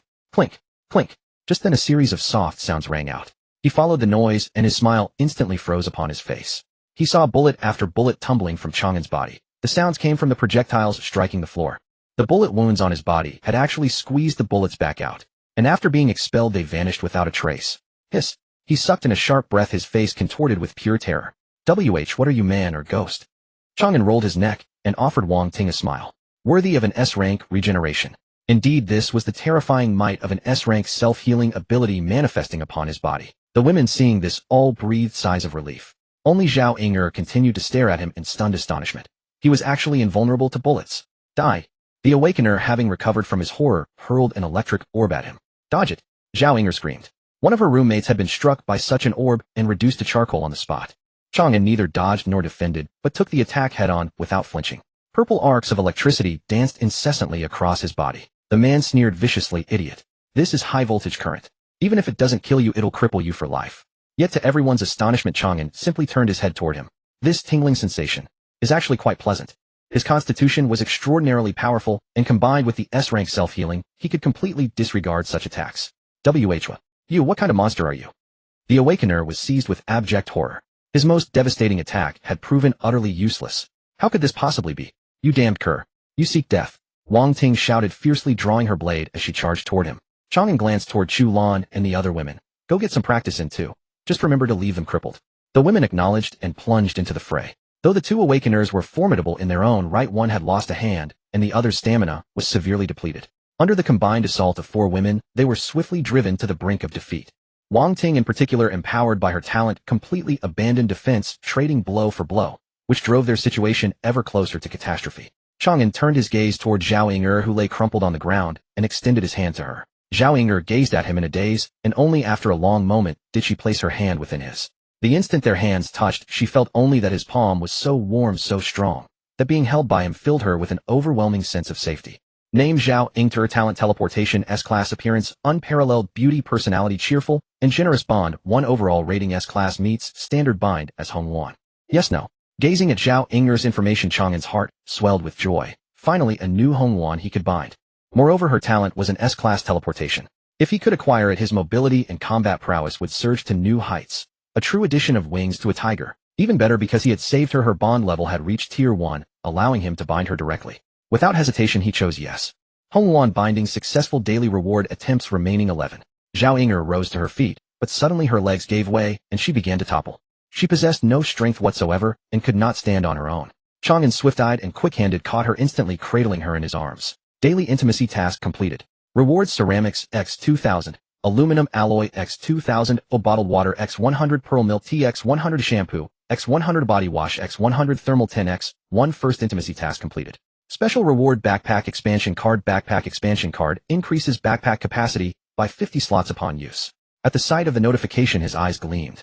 The backpack expansion card had arrived at the perfect moment. He had accumulated far too many supplies, and with a vehicle to store, as well, his backpack was bursting at the seams. Adding 50 slots to his pack at this juncture was a blessing sent precisely when he needed it most. I am so sorry, she stammered, struggling hastily to rise. Chang An steadied her against the wall, then produced a bar of chocolate and offered it to her. She reached out to take it, only to discover she lacked the strength to grasp it. Chang An offered a faint smile, unwrapped the chocolate, and placed it gently into her mouth. Thank you, she whispered, a delicate blush rising to her cheeks. This was the first time a man had ever fed her like this. Yet the chocolate was truly sweet. How did those men single you out? Chang An inquired. She proceeded to recount her ordeal in full. Upon hearing her tale, Chang An gave a slight nod. I understand. By then Chu Lan and the other women had already subdued the 2 Daifeng men, leaving them sprawled upon the ground. Interrogate them about their dormitory, their numbers, their talents, everything, he instructed. Pa, dream on if you think we'll spill a single word. Duanzhang spat venomously. You want to die, eh? Wang Ting snapped. Duanzhang's face twisted with a savage sneer. Go ahead, kill us. Our young master will avenge us. Chang An turned his gaze to Zhao Ying'er. How did they torment your companions? Zhao Ying'er recounted every detail of the ordeal, and the brutal methods she described filled the women with seething hatred. Reproduce upon him every atrocity they committed, Chang An commanded the women. Chun Shi retrieved an iron rod from the ground and sighed softly. It's rather distasteful, I suppose, but at least it avenges the women of Xia country. What are you doing? Duanzhang cried out in sudden panic. What do you think? Chun Shi replied with an icy smirk. Sisters, hold him down. No. Duanzhang struggled desperately, but his efforts were futile. Chun Shi drove the iron rod forward with brutal force. Blood spattered through the air. Aakak! Duanzhang let loose a frenzied shriek, tears and snot streaming down his face. Chun Shi regarded him with utter contempt. You can't even endure this much. Don't panic, there's more to come. I'll talk. Just spare me, and I'll say anything, Duanzhang begged. You were bragging about Daifeng men's virility moments ago, and this is all you've got. You Daifeng men are truly pathetic, Chun Shi declared coldly. Duanzhang convulsed in agony. He was merely Jin Xiaomin's bodyguard, possessing no reason whatsoever to die for him. Tell me about your dormitory, Chang An instructed calmly. Our dormitory is 308,582, ranked 6th on the leaderboard. The dorm leader is Jin Xiaoming. Duanzhang proceeded to divulge every detail of their dormitory, its members, their talents, everything. Including Jin Xiaoming, their dormitory housed 11 people in total, 3 with A-class talents and 7 with B-class talents. Jin Xiaoming's talent was S-class, though they remained ignorant of its specific nature. After surrendering all information about the dormitory, he asked, "I've told you everything I know. Can I go now?" Chang An paid him no heed, turning instead to Zhao Ying. "What to do with him is your decision." "Thank you." Zhao Ying expressed her gratitude, then advanced toward him with dagger in hand. Having eaten the chocolate and rested briefly, she had recovered a measure of her strength. Duanzhang's soul fled in terror as he shouted toward Chang An, "You promised me. As long as I talk, you'd let me go." Chang An utterly ignored him. Only a fool would release such a man. Besides, he had never made any such promise to begin with. "You beasts, give back the lives of my dorm mates." Zhao Ying roared, driving her blade straight into Duanzhang's throat. His eyes bulged wide, and after a brief struggle he went still. Zhao Ying did not relent, pressing forward with relentless fury to slay the other 2 men one by one. Only after they had all perished did she cast aside her dagger and break into anguished sobs. Her dorm mates had all been members of her studio. They had spent years together, their bonds forged deep. Chang An exchanged a glance with the women, then led them back to the classroom. What she needed now was solitude. Chun Shi sidled up beside him and cooed sweetly, "Brother, I need some comfort too." "Why, I did something so disgusting. My heart is wounded, it hurts so much." Chang An chuckled despite himself. "Then what kind of comfort do you want?" She rose on her tiptoes and nibbled gently at his ear, her voice honeyed and languid. "My chest feels a bit sore. Why don't you massage it for me?" Chang An glanced at her. Her starry eyes were half-lidded, her face suffused with seductive charm, impossibly alluring. Hey, this is a public place," Wang Ting interjected hastily, pulling Qin Shi away. "Your gaze is practically dripping seduction. Have some restraint." Qin Shi cast Chang An a coquettish glance. "Besides my gaze, other places are getting slick too." At her words, Chang An found his thoughts wandering to certain images, his heartbeat quickening. "Chi-Chi, could you show a shred of dignity?" Wang Ting scolded. Qin Shi gave her a playful wink. "What? Afraid of losing your favor someday?" "Who's afraid?" Wang Ting retorted, betraying a flicker of guilt. In truth, she genuinely feared such a thing. She lacked Qin Shi's wiles, nor did she possess Chu Lan's incomparable standing in Chang An's heart. Qin Shi giggled. "For the sake of our sisterhood, let me teach you a few tricks. I guarantee you'll benefit endlessly." Wang Ting's cheeks flushed crimson as she dragged Qin Shi aside, and the two began whispering secrets. Liu Yao said nothing, yet drifted over with studied casualness. Whatever it was Qin Shi said caused both women's faces to flush scarlet, and they cast occasional shy glances in his direction. Before long, Zhao Ying appeared at the classroom doorway, her eyes swollen red, looking forlorn and pitiable. "Thank you for saving my life." She expressed her gratitude with heartfelt sincerity. "What are your plans from here?" Chang An inquired. She shook her head gently, her gaze clouded with bewilderment and helplessness. Her dorm mates were all dead, and she had lost her purpose. Seeing her state, Chang An promptly extended an invitation. "If you don't mind, you could join my dormitory." She gazed at him with radiant surprise. "Really?" Chang An was mysterious and powerful. Not only had he saved her life, he had helped her exact vengeance. What struck her most was that the young women under his care had rosy complexions, neat attire, and immaculate makeup. Such a thing was extraordinarily rare in apocalyptic survival, proof that they lived well, free from abuse and degradation. If she could join such a dormitory, she would at least never have to worry about her personal safety. Chang An produced a room card and handed it to her, extending his hand toward her. "I'm Chang An. Welcome to the team." She accepted the room card, her eyes shining, and clasped his hand. "I'm Zhao Ying. Please take good care of me from now on, dorm leader." Zhao Ying. Upon hearing her introduction, the young women revealed looks of astonishment one after another. Chu Lan hurriedly asked, "Is it that Zhao Ying who graduated and starred in Spring River Moon?" "It is me." Zhao Ying's hair hung in disarray, her appearance somewhat disheveled. They had not been able to see her face clearly, so they could not confirm her identity. Zhao Ying swept back her hair, revealing a face as lovely as a blossom. "Ah, it's really you. Senior Sister Ying." The young women gathered around her with joyful excitement. Zhao Ying had graduated from the performance department of Xanadu Communication University. She was their senior sister and their role model.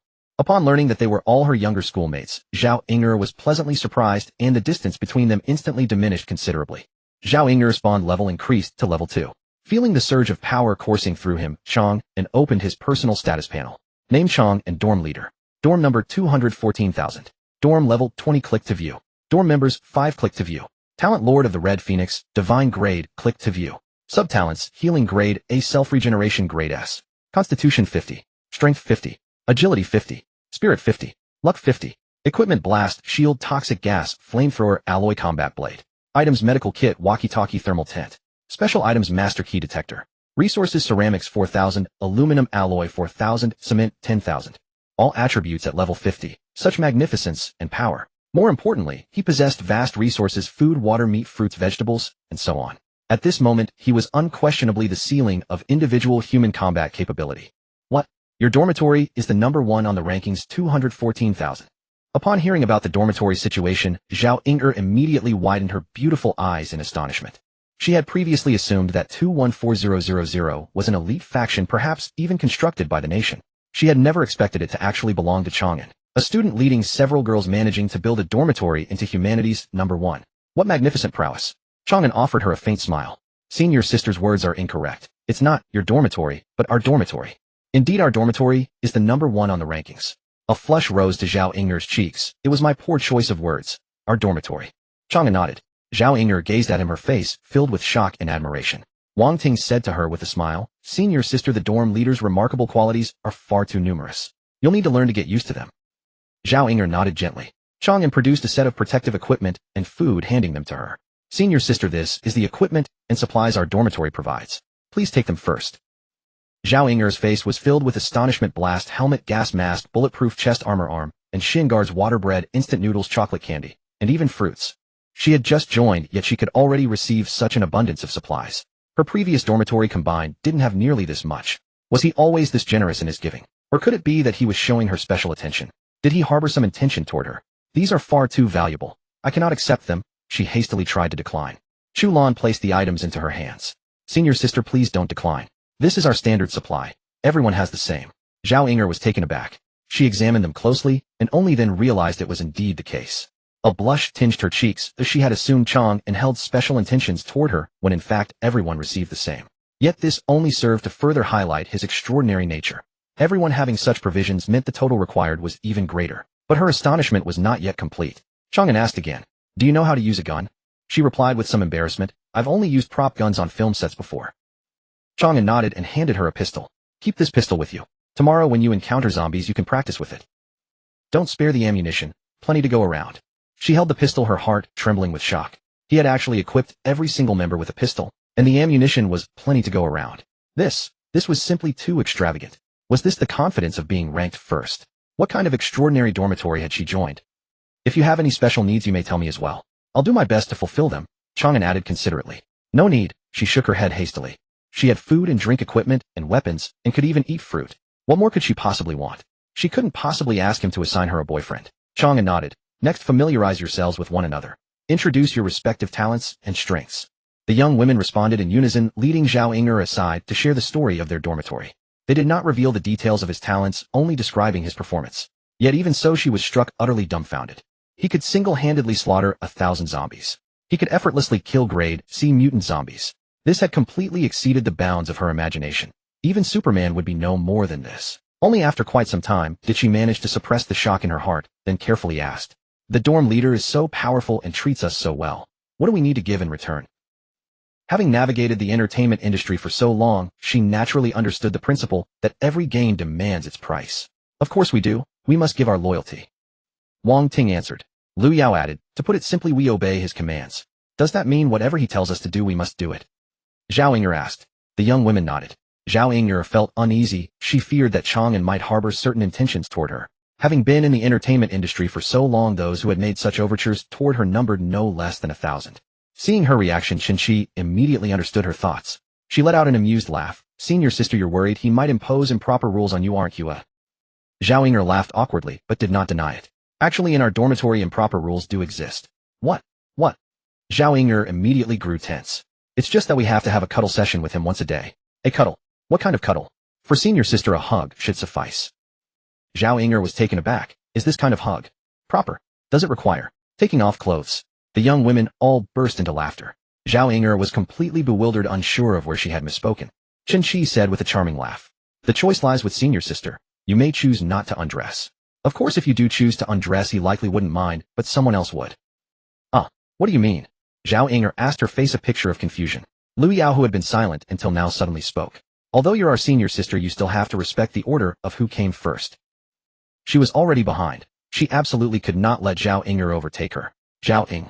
The next morning, Zhao Ying'er sat at her desk, her expression somewhat conflicted. Just moments ago, she had witnessed the unspoken rules of their dorm, watching as they took turns approaching him for embraces and kisses. She had thought they were coerced, yet to her surprise each of them seemed more eager than the last. Even Lu Yao, who appeared aloof and cold on the surface, had been remarkably proactive and affectionate. Could it be that he had demanded this?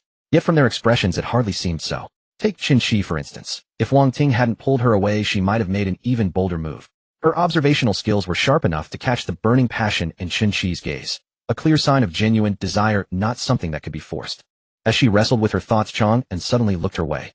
Her heart skipped a beat, and without thinking she rose from her seat hesitantly, made her way over to him, and gently embraced him. Her heart pounded with anxiety, not knowing whether this would anger him, though she knew this was the utmost she could bring herself to do. Senior sister, good morning. While she trembled with nervousness, he released her first, and offered a smile. It was faint, but deeply calming, so serene that she nearly sensed gentleness in it. There was no hint of displeasure in his expression. He seemed entirely unfazed by her gesture. Good morning, she replied, flustered like a shy young girl at a loss for words. In that moment she felt less like a senior student, and more like his junior. Chang An nodded to her, then turned to the other girls. Kim Jae-min will head to the farmer's market today. We'll follow him, and act accordingly. The previous day a Korean dorm member had leaked Kim Jae-min's plans, revealing he would visit the market. The girls all nodded in unison. Chang An then led them downstairs, and into the vehicle the Korean had provided, heading toward Kim Jae-min's stronghold. Zhao Inger felt a mixture of relief and disappointment. Did he really harbor no improper thoughts toward her? What was wrong with her compared to Chu Lan and the others? Senior sister, you could practice shooting. All right. She snapped back to attention, drawing her pistol to fire at the zombies along the way. But she truly lacked any talent with firearms. Most of her bullets missed entirely. I am sorry, she said nervously, expecting him to scold her. But he didn't. No worries. Every sharpshooter earns their skill through practice, he said, pulling out ammunition for her to continue training. This moved her deeply. Putting herself in his position, she knew she couldn't match his understanding. Zhao Inger bond level increased to 3. Somewhere in a residential area. Gazing at the dorm panel where several names had turned gray, Kim Jae-min's expression darkened. He had waited through the entire night for the trio known as Steelbone, but they never returned. Only when he checked the dorm roster that morning did he discover they were dead. Losing 3 of his men on the very first day at the staging point left him deeply frustrated. Once I trample those Chinese underfoot and claim first place, everything will come back to me, he thought, then led his remaining men out of the stronghold in their vehicle. Like Chang An, he didn't head straight for the farmer's market.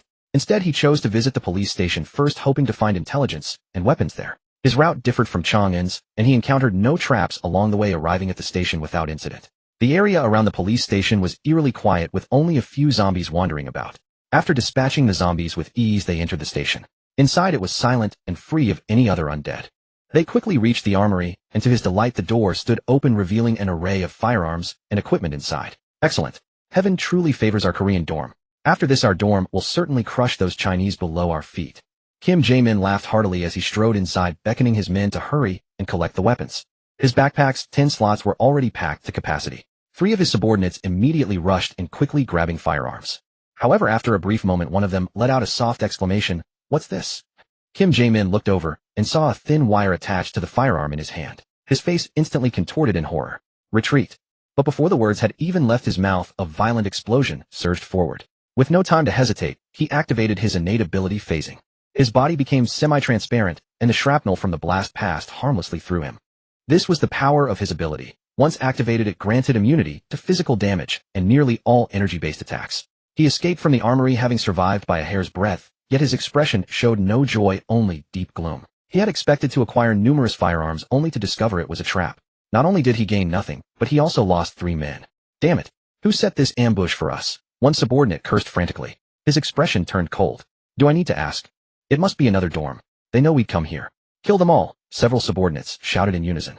Gritting his teeth, he led the group in their vehicle toward the farmer's market. I'll show them what happens when you cross a Korean. Speeding along, he arrived at the market. Nestled among several high-rise buildings, the area was littered with debris, with only scattered zombies about. Young master, look over there, a subordinate exclaimed. Following his gaze, Kim Jae-min saw a figure hanging from a canopy inside the market. It was a naked woman, her skin fair and smooth, catching the sunlight in a mesmerizing glow. She swayed in the air, her muscles twitching slightly, a clear sign she was still alive. Young master, perhaps this is the one who ambushed our dorm. We've struck gold, his subordinate said, eyes gleaming as he fixated on the woman. Kim Jae-min felt a surge of desire himself, but his mind remained clear. Go check the situation. The rest of you stay here on guard. The man immediately approached, and after a moment cried out excitedly. Young master, it's a young and beautiful Chinese woman. She's still alive. Hearing this, Kim Jae-min hesitated no longer and quickly moved over with his men. But just as he was about to rouse the woman for questioning, a piercing sound tore through the air. In the next instant, dozens of figures smashed through the roof and crashed to the ground. They were all lickers. Damn it. It's a trap. Kim Jae-min's teeth ground together in rage. He had never imagined that zombies could set traps. It suddenly clicked. He had been set up at the police station too. Retreat, he bellowed, spinning around to flee. Bang. As he turned, a figure crashed through the ceiling and landed before them. It was towering and covered in thick, hardened carapace. Class C mutant, armored. Protect the young master, his subordinates shouted, charging toward the armored. Clang. Their weapons struck its body, managing only to chip away a tiny portion, leaving it completely unharmed. Schlick. Its sharp claws pierced through his chest. It ripped out the man's heart and took a voracious bite, then turned its greedy, cruel gaze toward Kim Jae-min. Kim Jae-min suddenly felt his limbs go ice cold. Run. Jin Zaimin fled in wild panic, his face contorted with pure terror. The thick armor was simply too horrifying. His subordinates could only hold it off for a fleeting moment with everything they had. Such a monster was utterly beyond any human capacity to handle. He had no choice but to flee. Boom, boom, boom. 3 explosions erupted in the distance, and his face instantly drained of color. Those were the grenades carried by his subordinates. Ordinaries deployed only when all hope was lost. Their deployment meant his men had met a grim fate. He pulled open the squad member interface only to be greeted by a row of grayed out names. As expected, they were all dead. He held no intention of avenging them, only hoping they could stall that monster a little longer. He turned to look back and saw that figure standing not far away, staring at him. His scalp prickled with dread. It had taken 3 grenades and remained completely unscathed. What manner of monster was this? Terror drove him to sprint wildly, cursing himself for being born with too few legs. Fortunately, the monster merely watched him from afar without giving chase. He ran for several kilometers without stopping, only coming to a halt once the farmer's market had vanished from sight. He braced himself against a roadside utility pole, gasping for breath. After a moment, he suddenly laughed. I'm still alive. As long as he lived, nothing else mattered. Subordinates could always be replaced. The moment his words faded, a teasing voice rang out, "Congratulations on escaping death." He startled, hastily turning to look. He saw several people approaching from not far away, led by a strikingly handsome young man.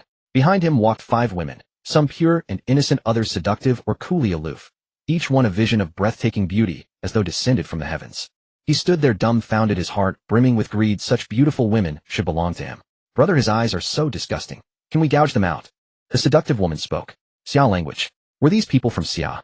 Damn. Such women should belong to men of great nations. Xia men were unworthy. Such thoughts flickered through his mind, but he naturally gave nothing away.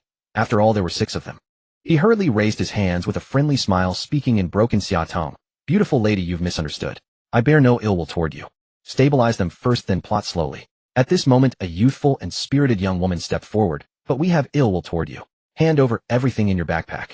She brandished an axe, chin raised high, putting on a fierce expression. Yet with her delicate features and sweet face, she looked not the least bit intimidating. Instead, charmingly adorable. He swallowed hard and began pulling items from his backpack. He knew that refusing would invite a group assault, so he first produced some worthless trinkets to stabilize the situation while he caught his breath. Everyone, we are all survivors.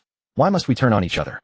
I discovered the perfect virus at the farmer's market ahead. How about we cooperate to complete the mission? He intended to lure them to the farmer's market where that man could be killed and the remaining women claimed for his pleasure.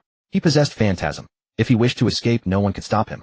Upon his words, the young woman's face contorted with undisguised contempt. A useless wretch like you dares propose cooperation with us. This ignited fury within him, yet he could not afford to antagonize them now. His mind already conjured visions of how he would humiliate them later. Yes, I am indeed worthless, he replied with an obsequious grin. The leading man cast him a cold glance, then said calmly to the woman beside him, "Senior sister, practice your aim." The beautiful woman at his side immediately raised her pistol toward him. No. His soul nearly fled his body. His stamina was utterly depleted. He could not activate phantasm. Bang. Accompanying the gunshot, he felt an icy sensation below his waist, followed instantly by searing agony. "Up!" He screamed, clutching his groin as he collapsed to the ground, writhing uncontrollably. The women immediately offered their praises. "Senior sister, excellent marksmanship." The shooter was Zhao Ying. She turned anxiously to Chang An, dorm leader. "I just hated him so." She feared he would blame her for acting on her own. But before she could finish, he interrupted, "Well done." Her heart eased, and a relieved smile spread across her face. She approached Jin Zaimin, pressing her gun against him. "Hand over everything, or the next bullet goes into your skull." I'll hand it over." He frantically produced his belongings. In his heart, he loathed them, utterly swearing that if he survived, he would torment them to death by every cruel method imaginable. He would make them all into livestock for his pleasure. Watching his pathetic state, Wang Ting sneered, "A useless trash like you dares covet our first dormitory." What? You're the first dormitory? Jin Zaimin's heart trembled violently. Chulan scoffed, "Just a C-rank variant thick armor, and it wiped out your entire squad." How utterly pathetic. They had been following them in the shadows all along, naturally aware of everything that had transpired. "Stupid woman, you understand nothing of that monster's terror. Jean Zimin snarled. Terrifying. Qin laughed coldly. After brother slaughtered 1,000 zombies, he casually killed one along the way. Those words left both Jean Zimin and Zhao Ying'er visibly stunned. One person slaying 1,000 zombies. And killing the thick armor as an afterthought. How could that possibly be? Nonsense. You expect me to believe that?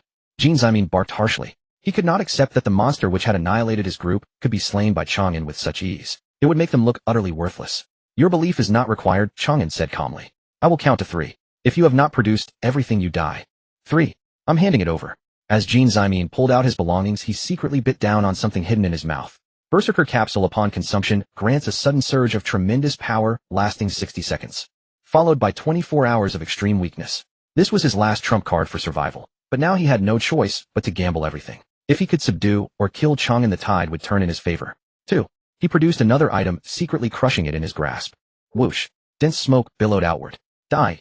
He roared and lunged at Chang An, simultaneously activating Phantasm. Zhao Ying'er fired, but the bullet passed straight through him. Chu Lan Wang Ting and the others swung their weapons at him, yet none could make contact. He instantly closed the distance to Chang An, his face twisted with savage triumph. Worthless trash. Die. In his eyes, Chang An was now nothing more than a lamb awaiting slaughter. Watch out, the women cried out in unison.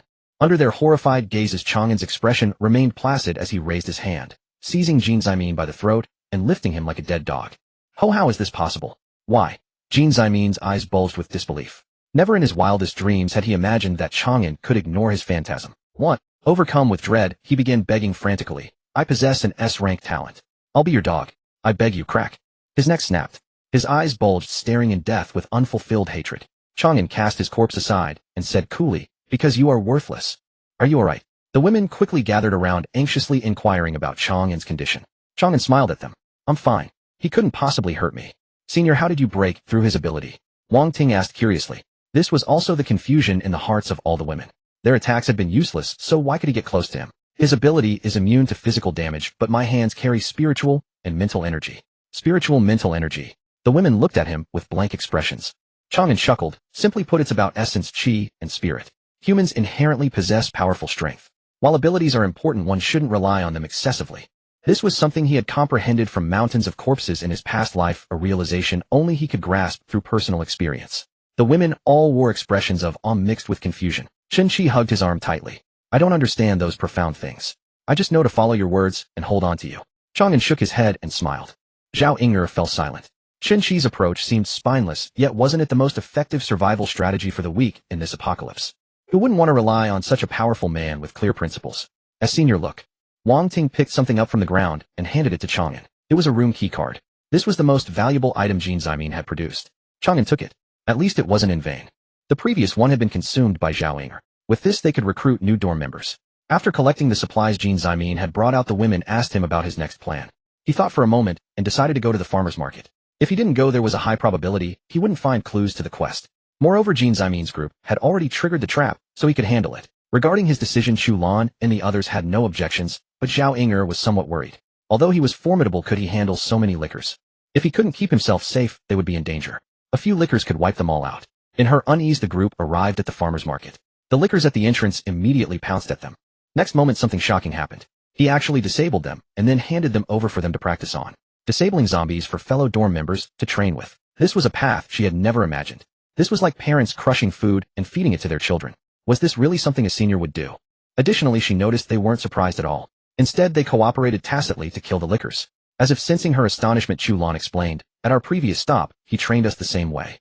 Zhao Ying'er looked at him deeply. At this moment, she suddenly understood why they admired him so much and why they willingly sought his intimacy. Because he was worthy. If it were her, she would definitely choose to hold on to him tightly and never let go. He was powerful, gentle, decisive, and principled.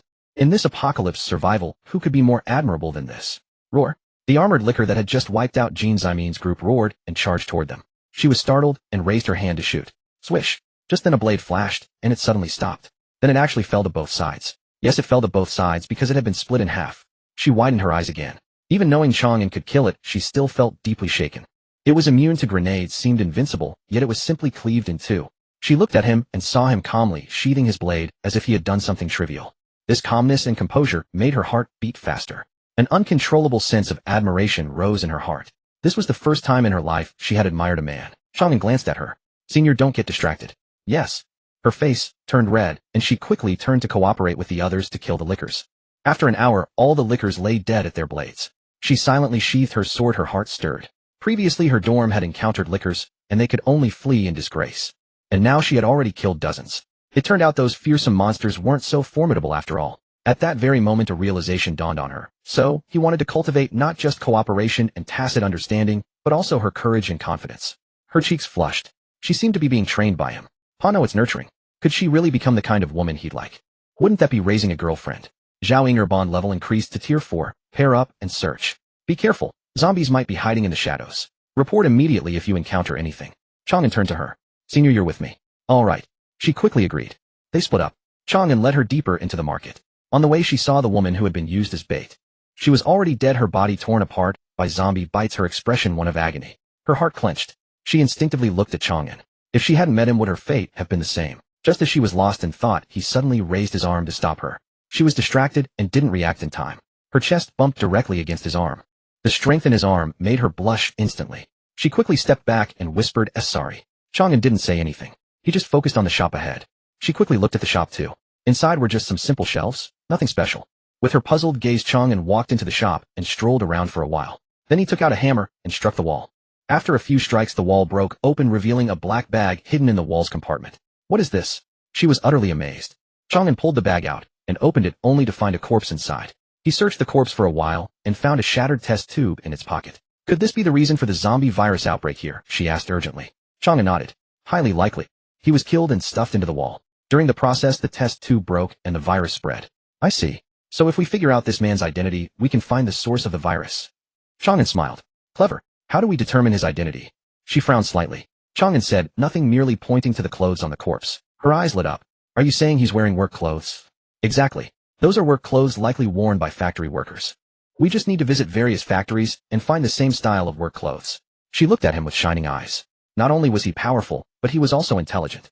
Could this man really have no flaws? Inside the car, Zhao Ying'er glanced at Chang An, who was driving, and couldn't help but ask, Captain, may I ask you a question? Go ahead. How did you notice that the shop's wall was suspicious? Ever since getting in the car, she had been turning this question over in her mind, but could not find an answer. Chang An gave a faint smile. Didn't you notice that the color of that wall was different from the others? It was obviously renovated not long ago. She paused slightly. I really didn't pay attention. She had only given it a quick glance at the time and hadn't noticed such details. Also, didn't you smell the stench of a decomposing corpse when you walked into the shop? She shook her head in complete bewilderment. She had sensed nothing at all. Chang An smiled. The murderer wrapped the corpse in a sack and bricked it into the wall to hide the body and mask the odor. She let out a soft sigh. You're so impressive. Such details she had not noticed at all. Chen Qi suddenly spoke up. This isn't even his most impressive quality. Then what is his most impressive quality?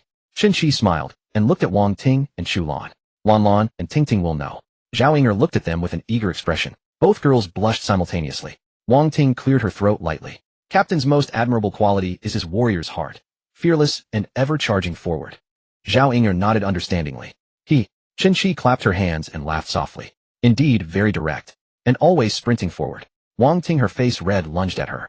You little rascal. I'll tear your mouth shut. The two girls giggled and wrestled together. Zhao Ying'er watched them, her eyes filled with bewilderment. What were they talking about? We found it.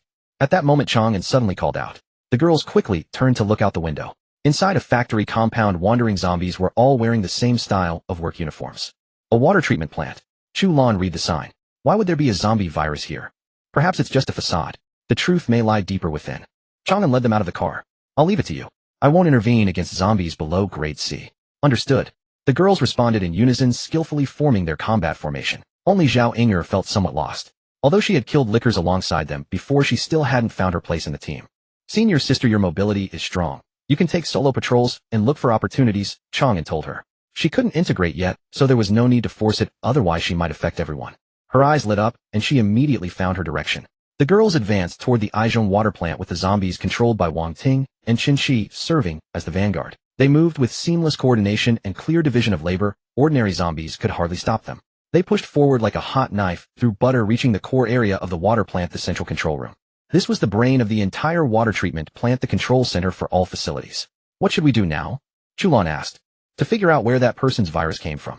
Chang An went to the equipment room and poured a drum of diesel into the backup generator. With the generator roaring to life, the lights in the entire control center flickered on one by one, and various equipment began to hum. Chang An shut down other systems, keeping only the surveillance monitors active. Surveillance feeds instantly appeared on the large screen. Wang Ting sighed. Captain, was this why you brought Diesel? How wise. Zhao Inger looked at him in astonishment. Had he foreseen all of this before they even arrived? Chang An gave a faint smile. Just being prepared for a rainy day. He smoothly accessed the surveillance system and pulled up videos from the days before the virus outbreak. Moments later, Zhao Inger's eyes suddenly brightened. She pointed at a figure on the screen. It's him. The person on the screen was indeed the one who had been killed. Chang An immediately distributed all surveillance feeds to the girls, tasking them to trace his movements and locate his final appearance. 2 hours later, Lu Yao suddenly gasped. Brother Chang, look here. Chang An stepped behind her seat and looked at the screen. It was nighttime. The man appeared to be on a night shift. He casually approached the rear wall of the factory complex and climbed over it. More than 10 minutes later, he climbed back in. He repeatedly reviewed this segment of video, zooming in and out, playing it in slow motion, analyzing frame by frame. At this moment, he and Lu Yao were extremely close, their faces nearly touching. Lu Yao bit her red lip and secretly pressed her face against his. Feeling his warmth, her cheeks flushed crimson and her head spun as if she had been drinking. Her heart raced wildly. Well done, Yao Yao. Chang An suddenly turned to look at her. He could now confirm that after the man climbed over the wall, there was something tucked into his pocket. She quickly lowered her head, her face burning with embarrassment. Seeing her in such a state, Chang An smiled and kissed her fragrant lips. She was both shy and overjoyed. This was their first kiss beyond mere closeness. He had initiated it, which meant he liked her. Lu Yao bond level increased to 9. Everyone, we have results. Chang An stood up and led the girls to the wall. On the other side was an empty lot filled with some scattered debris, surrounded by walls on all sides. It seemed as though this small area had been deliberately isolated for storing miscellaneous items. This actually defied common sense. Chang An smashed open the wall and led them inside. Search the ground carefully. There should be a hidden compartment or a trap. The girls responded and began searching cautiously. Soon they found something, and Lu Yao called out to him again. Brother, and look here. The others cast surprised glances her way. Her form of address had changed. From Brother Chang to Brother In. It seemed even more intimate now. Chang An stepped over to her side. On the ground was a metal ring. He asked the girls to step back, then pulled hard on the ring. The sod on the ground was lifted, revealing a downward passage.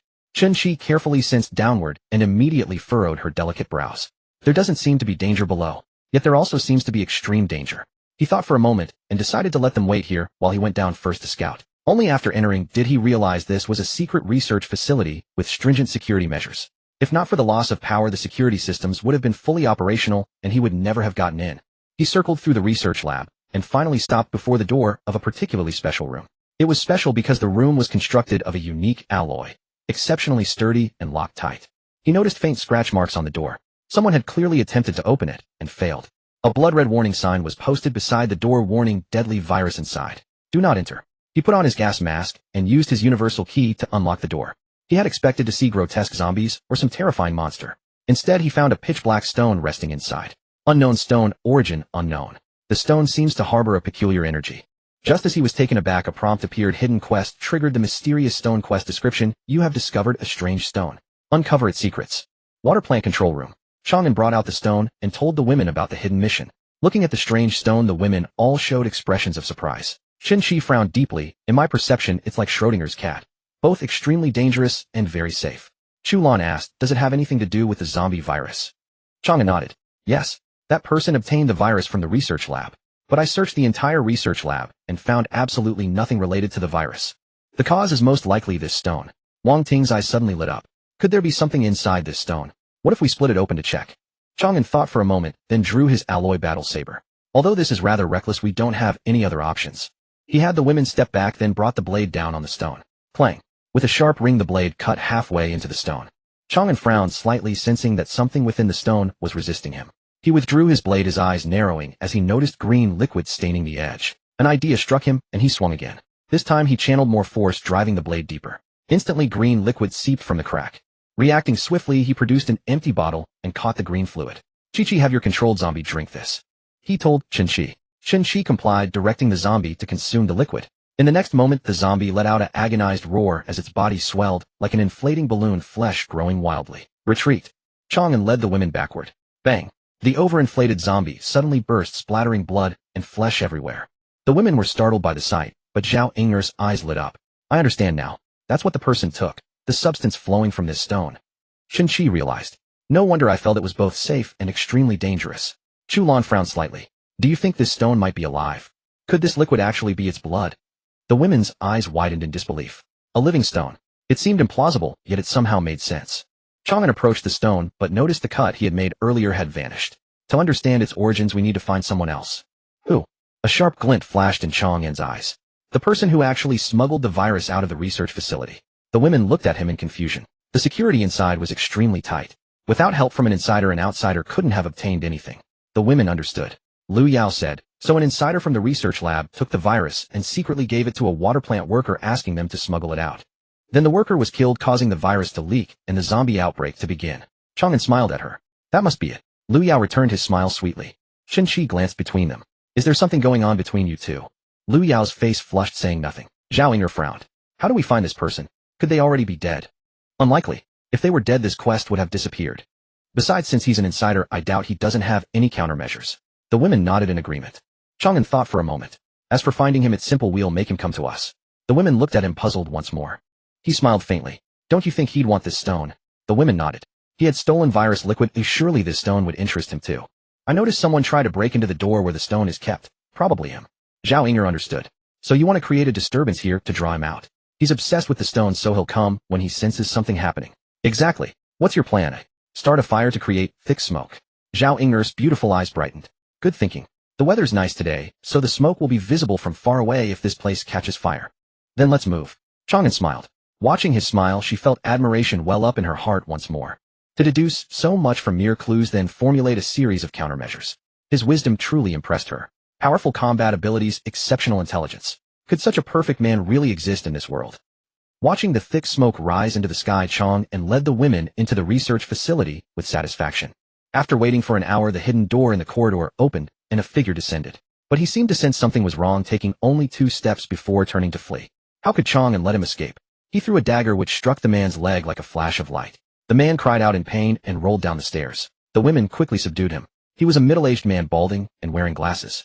Who are you? He asked, his face filled with panic. Those who will bring you to justice. Chang An said coldly. The man was shocked. You're from the security bureau. Chang An thought quickly. Since he was mistaken, he decided to play along. It seems you know exactly why we've come for you. The man looked utterly defeated. I'm sorry. I only wanted to trade the original fluid for money. Who would have thought that bastard AI would sleep with someone's wife and get killed, causing the fluid to leak? The women exchanged glances, so that was how it was. Where's the object? Chang An asked. I couldn't open the door. The original stone is still in the secret chamber. So that's what they called the stone. Bullshit. Chang An snorted, dragging him to the secret chamber. Where's the original stone? The man stared at the empty room, dumbfounded. Impossible. It was clearly here yesterday. Idiot. Tell me everything you know about it. We must recover it. Chang An kicked him down. The man cried out in pain and quickly recounted everything he knew. Originally, this meteorite had fallen from the sky, and they had initially thought it was just an ordinary stone. But as their research progressed, they discovered it possessed certain biological properties and carried a special virus that could promote biological evolution to some extent. Their research institute attempted to extract and modify this virus for the benefit of humanity. Chang An slapped him across the face.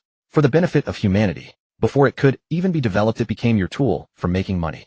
The man's mouth was filled with blood. No, it actually succeeded. Everyone's expressions changed. Chang An immediately asked, where? If I tell you, can I expect leniency? The man asked tremblingly. Chang An nodded.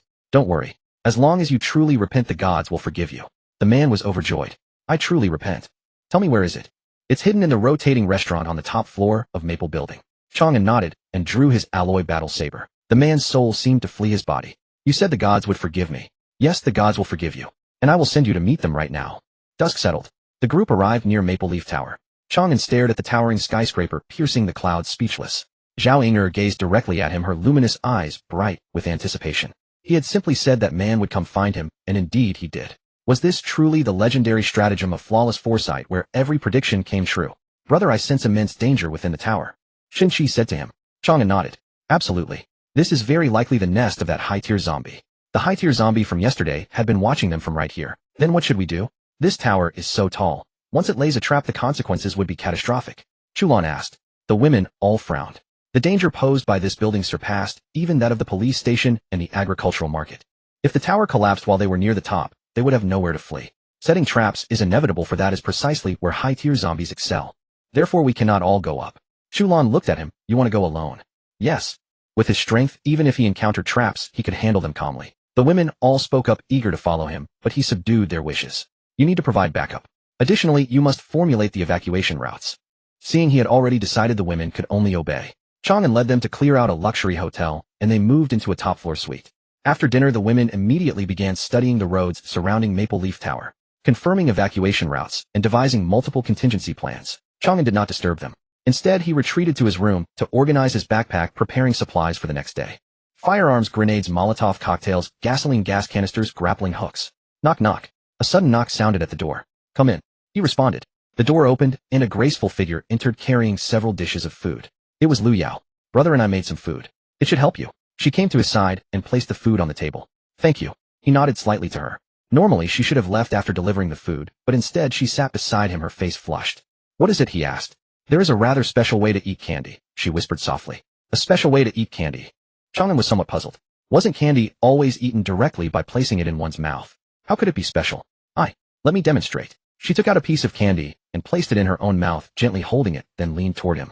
This was mouth-to-mouth candy. Her face was covered in blush, her long eyelashes trembling incessantly. She knew what she wanted, and with the pressure Zhao Ying'er had given her, she decided to take the initiative. Chang An smiled, faintly drew her into his arms, and received the candy with his tongue. What he received along with the candy was her soft, fragrant little tongue. She let out a soft moan and went limp in his embrace. Seeing her usually so aloof and cold, now blushing deeply and yielding completely, stirred his desires greatly. So you are the main course, he chuckled. She looked at him with shy timidity. Does this dish suit your taste? Chang An gently stroked her delicate figure. Of course it does. Though she lacked Wang Ting's long, beautiful legs and Chen Shi's fiery figure, her body was perfectly proportioned. Add a little, and she would be too full. Subtract a little, and she would be too slim. She possessed every quality a woman could have, capable of fulfilling all men's fantasies. Hearing this, her heart swelled with joy. She leaned close to his ear and whispered, Then what are you waiting for? Don't let the dish get cold. Chang An did not hesitate, carrying her toward the bed. Resting in his arms, her heart filled with shy delight. Chi-Chi, I'm sorry I got here first. Lu Yao's bond level increased to level 10. The next morning, Chen Shi looked at Lu Yao with deep resentment. She never expected that Lu Yao would use what Chen Shi had taught her, only to surpass her in the process. Lu Yao's face was red, and she said nothing. She could not speak, for her throat was hoarse. Chang An handed the walkie-talkie to Chulan. I'm about to set out. You all take your positions and contact us immediately if anything arises. The women's expressions turned solemn, and they all responded in unison. Chang An looked around at them, nodding to each one, then turned and left. Watching him depart, the women felt somewhat dazed. This was the first time since the end of the world game began that they had been separated from him. Reluctance, panic, and insecurity instantly filled their hearts. Unknowingly, he had already become their spiritual pillar. Enough. Pull yourselves together. Chulan spoke up. Let's move out as well. Focus on your tasks and wait for his return. The women all agreed. They arrived at their designated locations, originally intending to clear out the zombies first. But to their surprise, the zombies here had already been completely eliminated. Looking at these knife wounds, it must have been him. Wang Ting examined the zombies. The women all showed moved expressions. Fearing they might be in danger, he had cleared the zombies for them in advance. Seeing their expressions, Zhao Ying'er finally understood why they loved him so deeply, even indulging him. Because he truly deserved it. Come on, let's work. Chulan took out a map and assigned tasks to the women. They needed to establish a defensive line here, so that when Chang An evacuated to this point, he could shake off any pursuing zombies. Boom. While they were working, a massive roar suddenly erupted not far away. They quickly turned to look and saw that the middle section of Maple Leaf Tower was burning fiercely, with large amounts of smoke billowing out. Damn zombies. There really is a trap. Wang Ting cursed. Zhao Ying'er furrowed her brows deeply. This trap is truly insidious. The fire will sever the entire building in half. The flames would scorch the tower's load-bearing steel beams, ultimately causing a collapse. The women all showed worried expressions. If the building collapsed, what would happen to Chang An? Roar. At that moment, they suddenly discovered that massive numbers of zombies were heading toward Maple Leaf Tower. What is going on with them? Zhao Ying'er was startled. It must be the high-tier zombie controlling them to besiege Brother In. Chulan said with deep concern. Zhao Ying'er climbed to a higher vantage point and saw a dense sea of zombies. This was a number counting in tens of thousands, perhaps even hundreds of thousands. She drew in a sharp breath, utterly unable to imagine how Chang An could escape from such an overwhelming horde. Chulan picked up the walkie-talkie several times, only to put it down again. She wanted to contact Chang An to confirm his safety, yet feared distracting him and putting him at risk. Just as she was torn by indecision, the sound of helicopter rotors suddenly came from the sky. They looked up and saw a helicopter flying toward the front of Maple Leaf Tower. Then it fired a missile at it. No! The women cried out in collective despair. Rewinding time slightly, Chang An casually cleared the zombies at the evacuation point and arrived near the Maple Leaf building. Looking at the zombies gathered at the entrance, he took out a piece of candy and a piece of chocolate and popped them into his mouth. Exquisite candy. All attributes 1A, duration 60 minutes. Exquisite chocolate. Stamina recovery speed increased by 80. This was the food he had crafted by utilizing Lu Yao's talent. There was absolutely no culinary skill involved, merely a casual plating.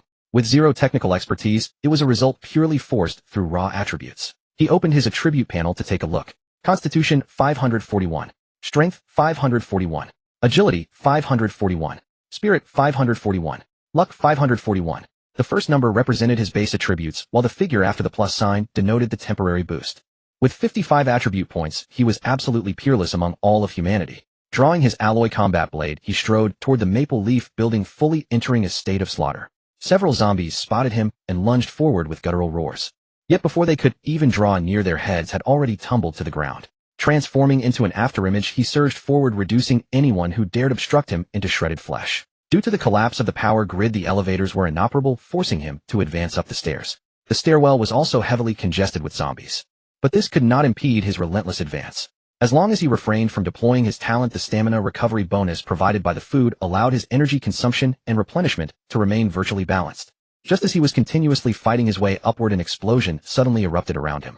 Without a moment's hesitation, he immediately raised a riot shield before him. The powerful shockwave shattered the shield and sent him flying. He crashed against the wall, looking somewhat disheveled, but that was the extent of his injuries. The shield had absorbed the vast majority of the damage, and what remained was insufficient to harm him. Staring at the billowing thick smoke, he quickly pulled out a smoke mask and put it on.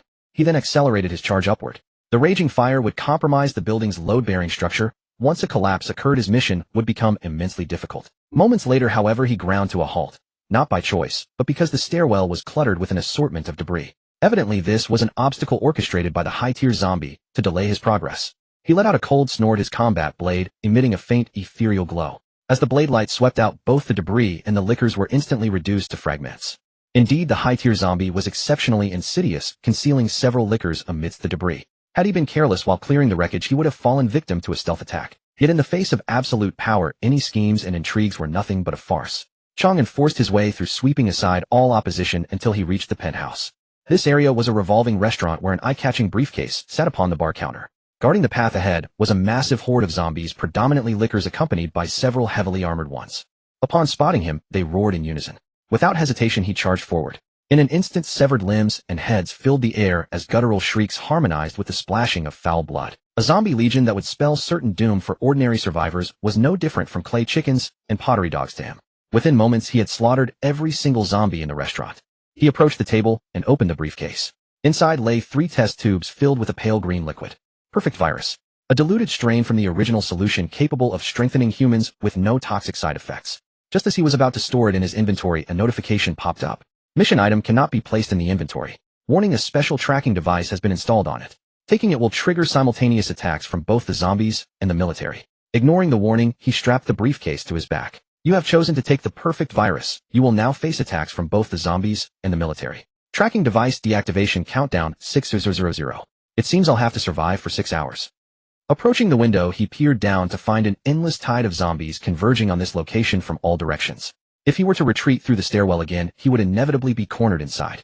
Without hesitating, he immediately pulled a rope from his backpack, anchored it to a pillar in the restaurant, and began rappelling down. Yet just as he started his descent, a dark shadow suddenly swept past above him. He looked up only to lock eyes with a pair of blood-red pupils. A high-tier zombie. A pair of fleshy wings protruded from its back. It could fly.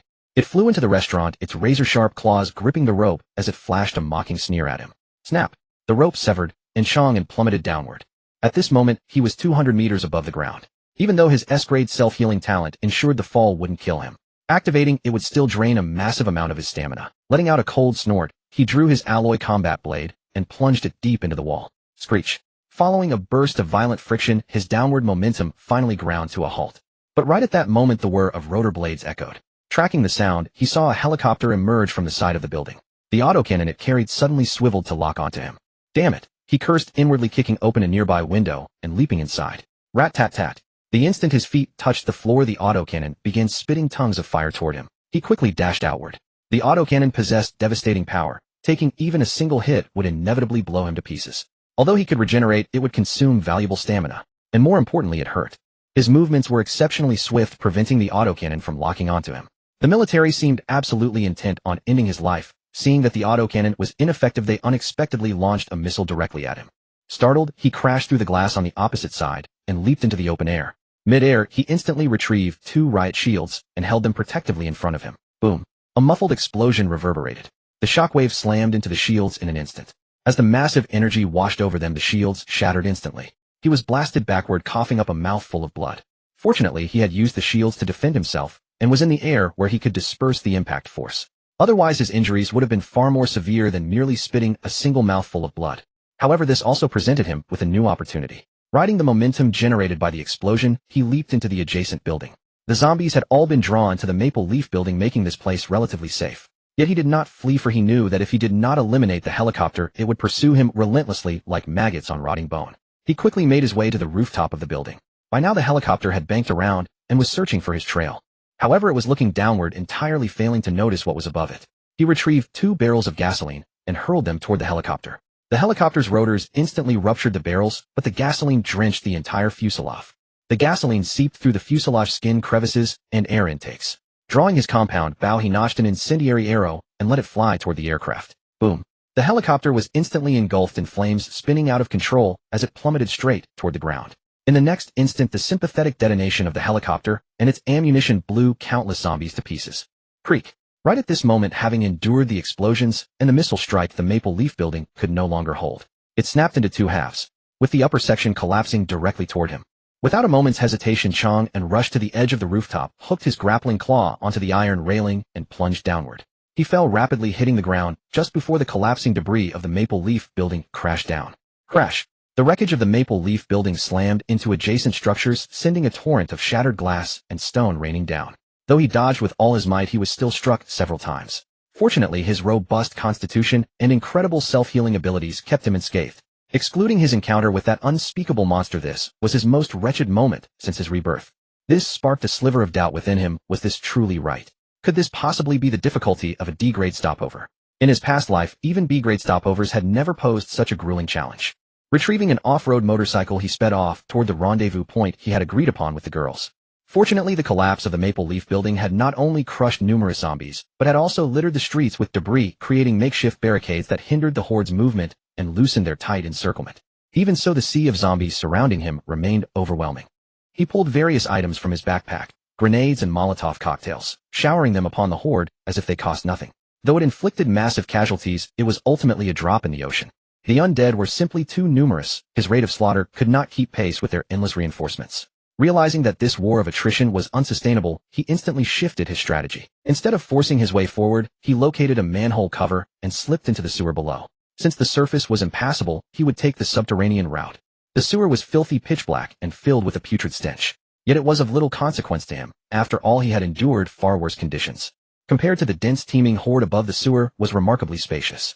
However, this respite was only temporary, as the zombies were already clawing at the manhole covers. Under the constant tracking of the perfect virus, safety was an illusion. Keeping his head low, he hurried along the dark tunnels. 10 minutes later, he broke through the core area of the encirclement. But just as he prepared to emerge and rendezvous with the girls, the whir of helicopter blades echoed once more. Peering through a gap, he saw helicopters circling in the sky. And it wasn't just one, there were 2. A fierce glint flashed in his eyes. He immediately pulled out his walkie-talkie and spoke to the girls. Chu Lan, I can't meet up with you for now. Go to the dormitory and wait for me. If he joined them, they would likely be in danger under the onslaught of 2 helicopters. Understood. Are you alright? Chu Lan asked immediately. I'm fine, trust me. Chang An cut off the communication and turned down another fork. Walking a bit further, he returned to the surface from a relatively secluded corner. He quickly made his way to the top floor of a nearby building and waited cautiously. Before long, a helicopter swept over, circling the area as if searching for his trace. The helicopter's side door was wide open, with a soldier manning the cabin's machine gun. After a brief moment of calculation, a plan formed in his mind. Hiding carefully in the shadows, he hurled a beer can at the curtains. The impact made them flutter slightly. This instantly drew the helicopter's attention. It pivoted immediately and opened fire on the window. Seizing the opportunity, Chang An slipped around to the side of the helicopter. With a sudden burst of explosive power, he leapt into the air, his fingers locking like iron claws onto the thick metal landing gear beneath. Sensing something amiss, the soldier drew his pistol to shoot. To his utter shock, Chang An flexed his powerful arms, lunging upward to seize the soldier's wrist. No! The soldier screamed in despair. In the next instant, an overwhelming force yanked him clean out of the cabin, sending him plummeting toward the ground. Chang An seized the opening to slip into the cabin. The pilot, realizing an intruder was aboard, frantically reached for his sidearm, but before he could move, a cold alloy combat knife was already pressed against his throat. Don't kill me. The pilot froze, instantly pleading in a trembling voice. Head back to your base, Chang An commanded coldly. Though bewildered as to why this intruder would willingly walk into a trap, the pilot complied. Half an hour later, a military camp appeared in the distance. Land, Chang An ordered. Daring not to disobey, the pilot immediately touched down. The moment the helicopter settled, the alloy blades swiftly slit the pilot's throat. Chang An kicked the corpse aside and stored the entire helicopter into his backpack. As a side note, vehicles could be stored in the inventory, though larger sizes consumed more slots. A helicopter like this, for instance, required 15 slots. By now the military camp had detected his presence and dispatched a convoy to hunt him down. With a cold sneer, he slipped into the adjacent woods, circling toward the rear of the camp. The dense foliage here rendered it impassable for both helicopters and vehicles. In contrast, his off-road motorcycle maneuvered through the trees like a fish in water. After evading them for about an hour, the military personnel pursuing him dwindled. This was not out of mercy, but because the zombie horde had arrived. To reach him, the zombies had to tear through the military camp. Consequently, a fierce battle erupted between the two sides. The military, who had been his enemies, now unwittingly served as a shield holding back the tide of the undead. And this was precisely his plan. Watching the camp erupt in gunfire and explosions from a distance, he pulled out some beer and snacks, enjoying the spectacle as he ate and drank. It felt rather satisfying to sit back and watch his enemies tear each other apart. A few hours flew by. As the 6-hour mark drew near, the zombies grew increasingly frenzied, throwing themselves at the camp like rabid beasts. Military casualties began to mount. After all, this was merely a small outpost rather than headquarters, and they were sorely lacking in both manpower and ammunition. In desperation, the military dispatched a special operations squad to capture him. Unfortunately for them, a dozen-man squad in these woods was nothing more than lambs to the slaughter. He annihilated them with minimal effort. Pinning the squad leader beneath his boot, the man shrieked in grief and indignation. "Are you even human? Do you have any idea how many survivors are in that camp? Do you know how many elderly people and children are in there?" He sneered coldly. "What? Since you can't kill me, you're resorting to moral blackmail. What do those elderly and children have to do with me? Why should I care if they live or die? If they die, it's because you are incompetent. Shouldn't you be able to hold the line? You are a cold-blooded demon. You're not human," the squad leader spat, gnashing his teeth. "I don't need your validation to prove my humanity. You'd better worry about whether you'll even be reincarnated as a human in your next life." Exerting force with his foot, he crushed the man's heart. At that very moment, the military camp was finally breached by the horde, and a cacophony of screams, wails, and shrieks filled the air. Right then, several system prompts flashed before his eyes. Countdown 0 tracking device deactivated. He smiled faintly. It was finally over. Suddenly, the walkie-talkie crackled to life, and Chu Lan's panicked voice came through. "The dormitory is under attack by high-level zombies. Residential area below the dormitory building. Get lost." Wang Ting struck down a zombie and shouted to Chu Lan, "There are too many. We can't hold on any longer." Her body was drenched in blood, her breath coming in ragged gasps. Zombies poured in, endlessly draining her strength. Chu Lan hurled a Molotov cocktail and emptied the magazine from her gun. "Just hold on a little longer. The dormitory is right behind us. We cannot retreat. This won't work. We're far too passive. We must change tactics." Chen Chi's face was etched with anxiety. They were only 5, far too few to defend against such an overwhelming horde. "We must kill that high-tier zombie, or this will never end." Sweat drenched Lu Yao's face. Her weapons were nearly exhausted. Zhao Ying'er glanced toward the high-tier zombie in the distance, her teeth clenched. "That disgusting thing keeps hiding behind the rest." The high-tier zombie was thoroughly cowardly, always keeping its distance, never daring to approach. She longed to use teleportation to slay it, but never found the chance. Moreover, it could fly. There was no way for them to get close. Only now did she realize what a cunning creature she was facing. This only deepened her admiration for Chang An. Under his leadership, they had never suffered defeat. "How much ammunition and supplies do you still have?" Chu Lan asked. 60 rounds and 2 grenades. 30 rounds and 1 Molotov. I only have 2 magazines left. 50 rounds, 1 grenade, 1 Molotov. Chu Lan took a deep breath and made a swift decision. Prepare to fall back to the dormitory. Block the stairway with debris. The women all responded in unison and gradually retreated. Seeing their movements, a gleam of triumph flashed in the red eyes of the distant high-tier zombie. Not long ago, it had observed the military camp thwarting the zombies' attempt to surround Chang, and so, it had changed course to besiege the women instead. Only by capturing them could it reclaim the perfect virus. Now stripped of Chang An's leadership, the women were nothing more than ordinary people. Capturing them was merely a matter of time. Crimson light surged in its eyes as it issued the command for a full-scale assault. The zombies roared and charged toward the women. The pressure mounted mercilessly. By the time they reached the dormitory entrance, their ammunition was completely spent. Chu Lan drew her combat knife. "Yao Yao, you take the left stairwell. Ting Ting and Chi Chi take the right." The women responded and engaged the zombies in fierce hand-to-hand combat at both stairwells. Chu Lan moved between the two groups, continuously healing their wounds. This was the first time her healing technique had been used in actual combat. It was also the first time the women had sustained injuries in battle. With Chang An always by their side, they had been too well protected. Fortunately, they had all been injected with the T-virus earlier, granting them immunity to ordinary zombie venom. Zhao Ying'er, thanks to her teleportation ability, had remained unscathed. But this was no sustainable strategy. Against the endless horde their stamina was depleting rapidly. After several dozen minutes their strength finally reached its limit. Wang Ting panted heavily and asked, "Has the dorm headmaster returned yet?" Shu Lan's face was pale, beads of sweat glistening on her brow. "He's on his way. Hold on a little longer." Constantly using the healing technique had nearly depleted her stamina as well. Hearing her words the women rallied with renewed hope. Only Zhao Ying'er felt a flicker of doubt. Would his return truly solve their predicament? Unless that high-tier zombie was eliminated they would never break free. Thinking of the beast, she glanced out toward the stairwell. It hovered in midair, flapping its wings, watching them with mocking and cruel eyes. Shoo! A moment's distraction proved fatal. A zombie slashed her wrist before she could dodge. She glanced down and saw the skin around the wound turning a sickly black-green. She had been poisoned. Despair crashed over her heart. After resisting for so long, was this truly the end? The collapse of her will manifested in a flurry of fresh wounds across her body. Under the combined assault of the virus and her injuries, her already meager stamina vanished instantly. Back to the dormitory. Chu Lan grabbed her arm and dragged her backward. "Leave me. I'm beyond saving," she whispered.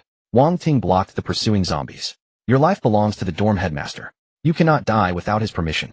"I regret that I won't be able to fight alongside him any longer," she murmured. The zombie venom had breached her body's defenses, spreading rapidly through her veins. She had lost all control and sensation over her body. "Don't give up. You can overcome the virus with willpower." Lu Yao, usually a woman of few words, urged her. "I did it once, you can too."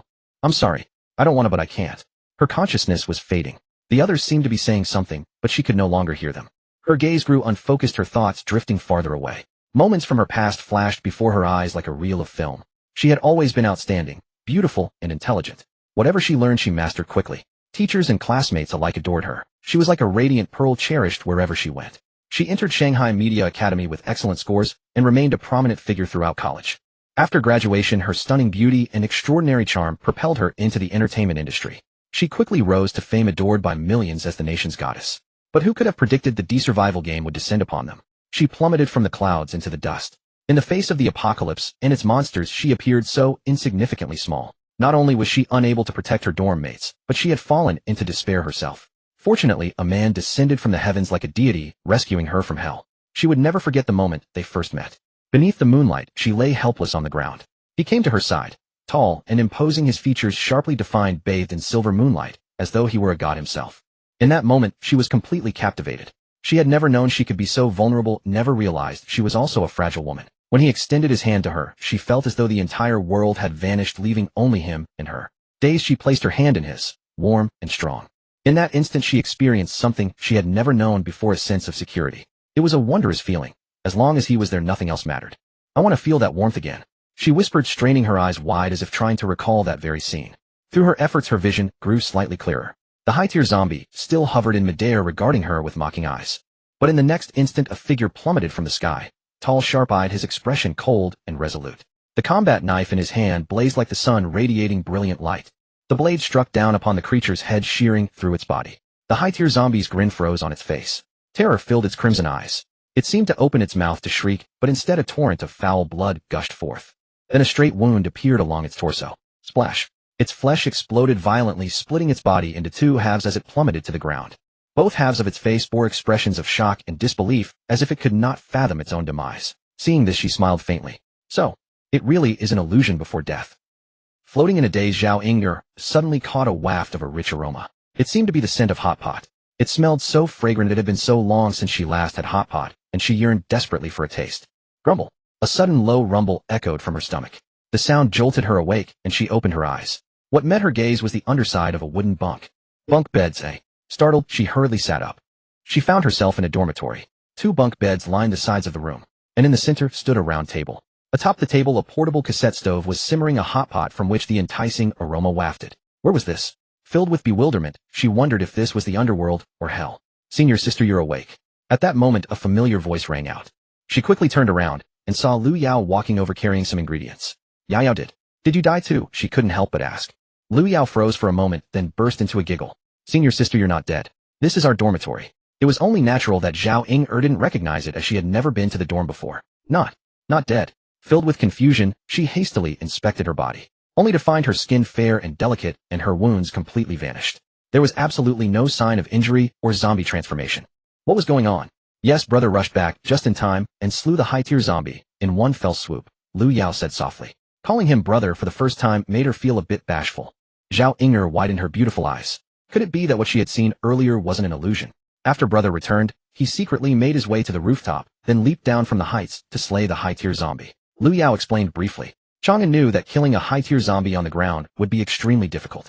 It was both cowardly and cunning, fleeing instantly at the slightest sign of trouble. Therefore he decided to launch an aerial ambush. This caught it completely off guard, and the strike succeeded as expected. Zhao Ying'er suddenly grew excited. What she had witnessed was actually real. He was truly incredible to have accomplished such a feat. Then, how was my zombie virus cured? She asked hurriedly. Brother has the serum to cure the zombie virus. They had previously acquired several vials of serum that had not yet been used. Zhao Ying'er was filled with both pleasant surprise and deep admiration. Once again he had descended like a deity from the heavens to save her. He was her hero. Zhao Ying'er's bond level has increased to level 7. She looked around but did not see him anywhere. Where did he go? He said he was going to practice piloting a helicopter and gather some supplies along the way. Lan Lan and the others went with him. Chang An had observed the pilot's maneuvers on his flight to the military camp, hoping to figure out how to fly the helicopter himself. Through this mission, he realized the vital importance of flight and mobility. If he could fly, tasks would become significantly easier. Furthermore, although the military camp had been overrun, there were still plenty of usable supplies left. Thus, he practiced piloting the helicopter while scavenging the camp. They had consumed a vast amount of resources during this mission and desperately needed to replenish them. Pilot a helicopter. Zhao Ying'er's face filled with admiration. Senior sister, you must be hungry. Why don't you eat first? Liu Yao suggested. Zhao Ying'er shook her head quickly. No, let's wait for them to return and eat together. As they spoke, a chatter arose from outside the door. Dorm leader, your piloting skills still need some work. I almost got motion sickness. He learned to fly a helicopter in such a short time. Brother is already amazing. But we really hit the jackpot at the military camp this time. We got back double what we consumed, and our backpacks can't even hold it all. They were back. She hastily opened the door, and indeed a tall and handsome figure appeared. Who else could it be but Chang An, the dorm leader? Seeing him, she suddenly felt a bit flustered, like a young girl meeting her idol. Chang An gave her a faint smile. You're awake. Do you feel uncomfortable anywhere? No. Thank you, dorm leader, for saving me once again. She looked up at him, her face filled with gratitude. We are on the same side. There is no need to be polite. Chang An shook his head. Wang Ting stepped forward and winked at her. Didn't I tell you? Without dorm leader's permission, you're not allowed to die. Her face turning slightly red, she stole a glance at him and softly murmured in agreement. From now on, her life belonged to him. To celebrate completing our mission and to welcome senior sister, we're having a feast today. Chang An proposed. The girls cheered and readily agreed. During the meal, everyone ate hot pot and chatted, creating a lively and joyful atmosphere. Amidst the girls' laughter, the stay duration slowly came to an end. Stay mission completed. Evaluating. Stay mission completion rate, 300. Submitted 3 vials of perfect virus, killed C-class high-tier zombie, breached the human military camp. Hidden mission completion rate, 100. Kill count, 56892. D-class 56837, C-class 54, high-tier zombie 1. Base evaluation S grade. Hidden mission bonus. Kill count bonus. Overall evaluation SS grade. Seeing this information, the girls revealed expressions of pleasant surprise. Oh my god, an SS grade evaluation. I thought S grade was the highest. Wang Ting exclaimed. Chu Lan looked at Chang An with deep admiration. An SS grade evaluation. You are truly amazing. The girls nodded in unison. Being able to obtain such rewards was entirely thanks to his efforts. Under their admiring gazes, 3 golden cards appeared before them. Then a flash of light swept by, and the golden cards transformed into dazzling diamonds. Chang An thought for a moment and chose the leftmost card. Obtained Perfect Virus 6. Perfect Virus upon injection stably increases attributes by 5 points with no side effects and grants permanent immunity to the zombie virus. Note: only effective upon the first injection. The girls all widened their beautiful eyes, their faces filled with delight. Not only did it boost attributes by 5 points without side effects, but it also granted permanent immunity to the zombie virus. This was a god-tier item. But the pleasant surprise was not over, for the cards had not yet disappeared. An SS grade evaluation allows 2 choices. Chu Lan exclaimed. Chang An nodded and selected the card on the right. Obtained Special Construction Blueprint Munitions Workshop. Munitions Workshop, a workshop capable of manufacturing various modern weapons. Reading this information, everyone gasped in unison. In a survival game, what was most important? Food and water always ranked first, followed closely by weapons and various supplies. They possessed the Munitions Workshop, which meant they had achieved complete weapon freedom. They could even sell weapons to turn a profit. With this, they essentially possessed an arsenal, a goose that laid golden eggs. Their future was boundless. This reward was simply insane. Dorm leader, it looks like we're about to make it big. Wang Ting swallowed hard. The girls nodded in unison. With the Munitions Workshop in hand, it would be hard not to strike it rich. Chang An smiled. In this lifetime, he would surely ascend to unprecedented heights. Chu Lan raised her beer glass to everyone. Let's drink to our dorm leader and to our tomorrow. Cheers. Everyone clinked their glasses, to the dorm leader and to tomorrow. Dorm Master, I have gained 3 points in Constitution, with 1 point in Strength, and 1 point in Agility. I have increased my Spirit by 3 points with 1 point in Constitution and Agility. Brother, I have 4 points of Spirit, and 1 point in Constitution. I have 3 points in Agility with Constitution and Strength at 1 point each. The several girls reported to Chang An the gains from injecting the perfect virus, and each wore a smile, as bright as a blossom. Chang An smiled and nodded, he had injected as well. Predictably, all attributes rose by 1, pursuing balanced comprehensive development, with no weaknesses. He opened his personal panel, and looked all attributes were at 58, about to break through to 60. Just as they were rejoicing, a notification appeared: warp commencing. In 1 hour the end of days state will refresh. End of days level C class. Hearing that the end of days level had risen to C class, the women's faces changed. They had just escaped the last mission, and now another end of days loomed at a C class level. At that moment Chang An suddenly received a message from a friend. Chu Fei said that they were catching up. Chang An opened the leaderboard, and saw that the dormitories behind were upgrading. The second place had risen to level 15. Chang An remarked, thanks for the reminder, indeed it's time to upgrade. He closed the chat, opened the dorm management panel, and began the upgrade. Upgrade to level 21 concrete dorm worn requires cement 100 stone, 100 sand 50. Upgrade. Upgrade to level 22 concrete dorm rough requires cement 300 stone 300, sand 100. Upgrade. Upgrade to level 25 concrete dorm perfect requires cement 1500 stone 1500, sand 500. Upgrade. Chang An pressed on upgrading without pause. Upgrade to level 26 reinforced concrete dorm worn requires rebar 100 cement 100 stone 100 sand 50. Upgrade. Upgrade to level 27 reinforced concrete dorm rough requires rebar 300 cement 300 stone 100 sand 100. Upgrade. Upgrade to level 30 reinforced concrete dorm perfect requires rebar 1500 cement 1500 stone 500 sand 500. Upgrade. After reaching level 30, he paused again, still due to insufficient dorm occupants. The number of dorm residents could not keep up with the dorm's level. He took out other blueprints and began construction. Build a bathroom requiring rebar 800 cement, 800 stone, 300 sand 300. Building a kitchen and building a balcony, he did not hesitate and immediately chose to construct. The dorm underwent a dramatic transformation, becoming a modern reinforced concrete building with a kitchen and a bathroom on each side and an extra balcony outside the window. Construct armory workshop LV1 requiring steel 2000 cement, 2000 stone, 1500 bricks, 1500 plastic, 1500 cables, 1500 small generator 1. Yes, the armory has levels. The higher the level, the stronger the weapons it can produce. But its requirements are stringent, with many materials and energy facilities needed.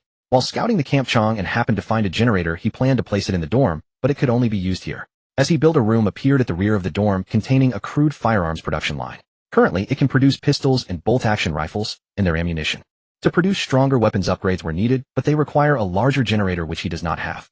Even so, for today's survivors, these are already legendary artifacts. He laid out steel, aluminum, plastic, brass, and other materials in the manufacturing area and filled the generator with diesel. The production line started at once, and soon a pistol emerged. Though the production line was crude, the pistol's quality was superb, fine workmanship, and its firepower was somewhat greater than that of an ordinary pistol. Indeed, a special building of SS-grade reward. He calculated that with ample materials, it could produce 50 pistols or 30 bolt-action rifles per day and 500 rounds of ammunition. In this era of scarcity, these would fetch him vast resources. He opened the chat and spoke 214,000 Chang and selling a batch of pistols and bolt-action rifles, limited stock, first come first served. The chat room erupted. 1008611. Shin Chang, brother, you're at level 30. How dare you?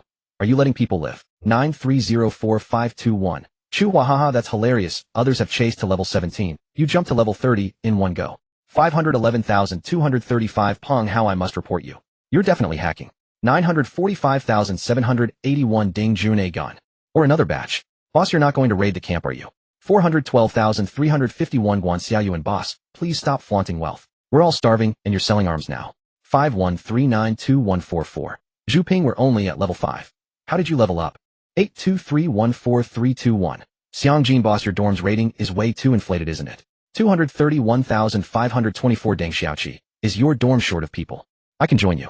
He scanned the chat and opened the leaderboard. First dorm 214000, level 30, score 157216. Second dorm 32451, level 17, score 56931. Third dorm 250945, level 16, score 55189. Fourth dorm 10983, level 15, score 54131. Yes, their dorm scores were higher by a full digit.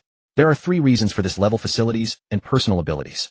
The level needs no elaboration. His facilities include not only bunks, fences, balconies, kitchens, and bathrooms, but also special facilities like an armory, so the rating is naturally high. As for facilities, they are not limited to bunks, fences, balconies, kitchens, and bathrooms, but also include special facilities like an armory, which naturally elevates the rating. As for personal abilities, they primarily come from him. His god-tier talent has manifested a fourth effect, even drawing forth that indescribable monster. No wonder the score is so high. At that moment, a message appeared. Dormitory 214000 reached level 30, first receiving a special reward. He hesitated no longer and chose to claim the reward. Identification card after use can identify the properties of any item. Gazing at the card in his hand, Chang An's thoughts stirred as he recalled the raw stone in his backpack. Since he knew nothing of its effects or method of use, he had no choice but to set it aside for the time being. Without hesitation, he took it out at once and applied the identification card to it. Heart of the Ancient God, one of the remains of the fallen ancient god Elrishol, corrupted by the power of plague. Purifying it will yield a fragment of divinity. Hiss. He widened his eyes and drew a sharp breath. Never could he have imagined that this thing was actually a heart, and an ancient god's heart at that. Purifying it could grant him a fragment of divinity. No wonder its very blood had wrought an apocalypse. An ancient god, fallen. What connection did this bear to the survival game?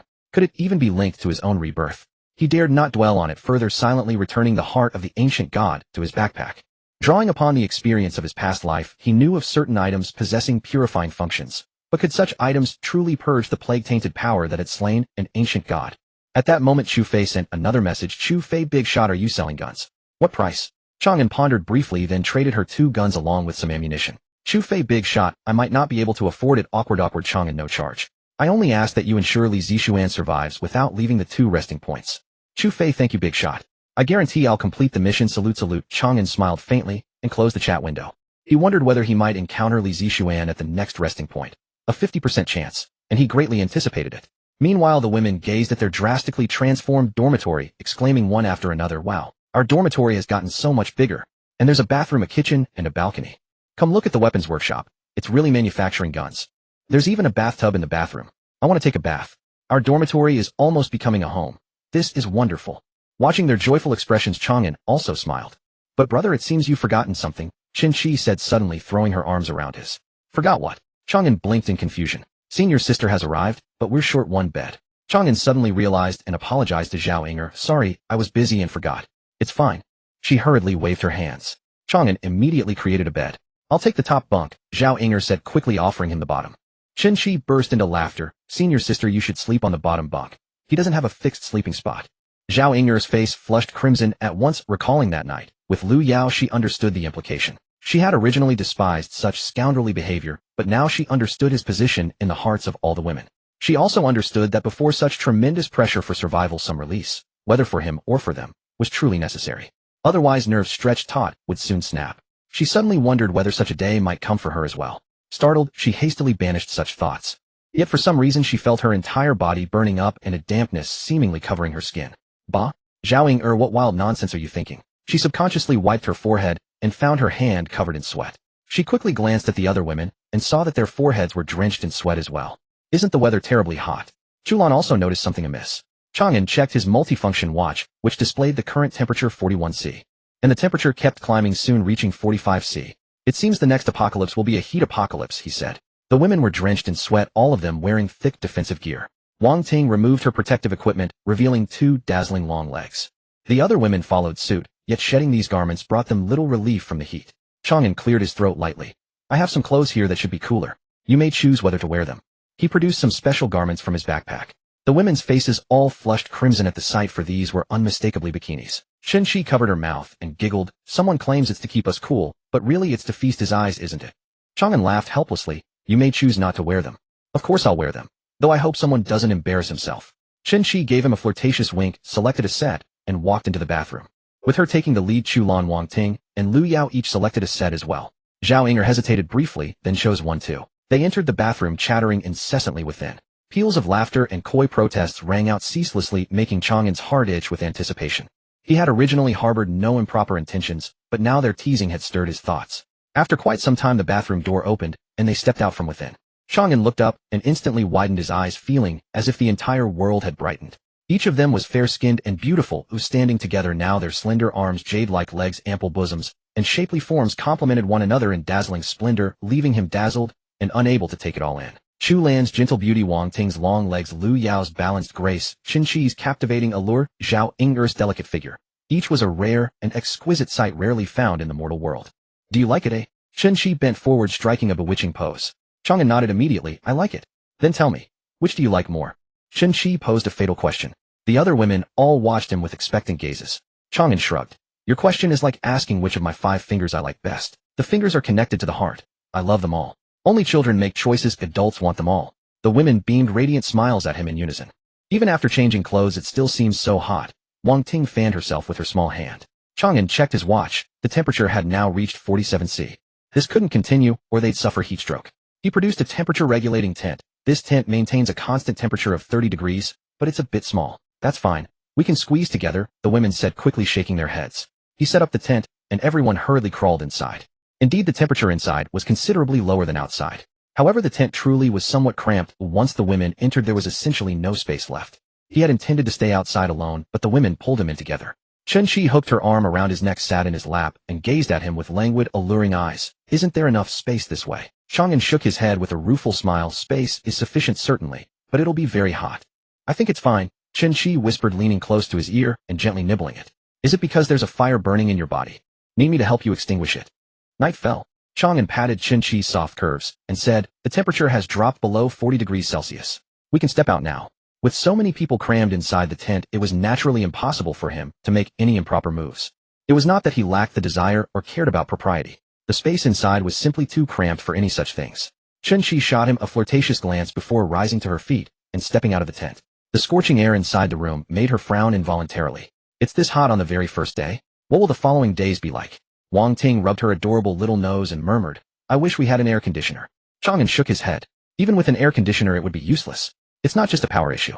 When the ambient temperature is this high, air conditioners simply cannot function properly. Air conditioners demanded enormous electricity, far beyond what his compact generator could supply.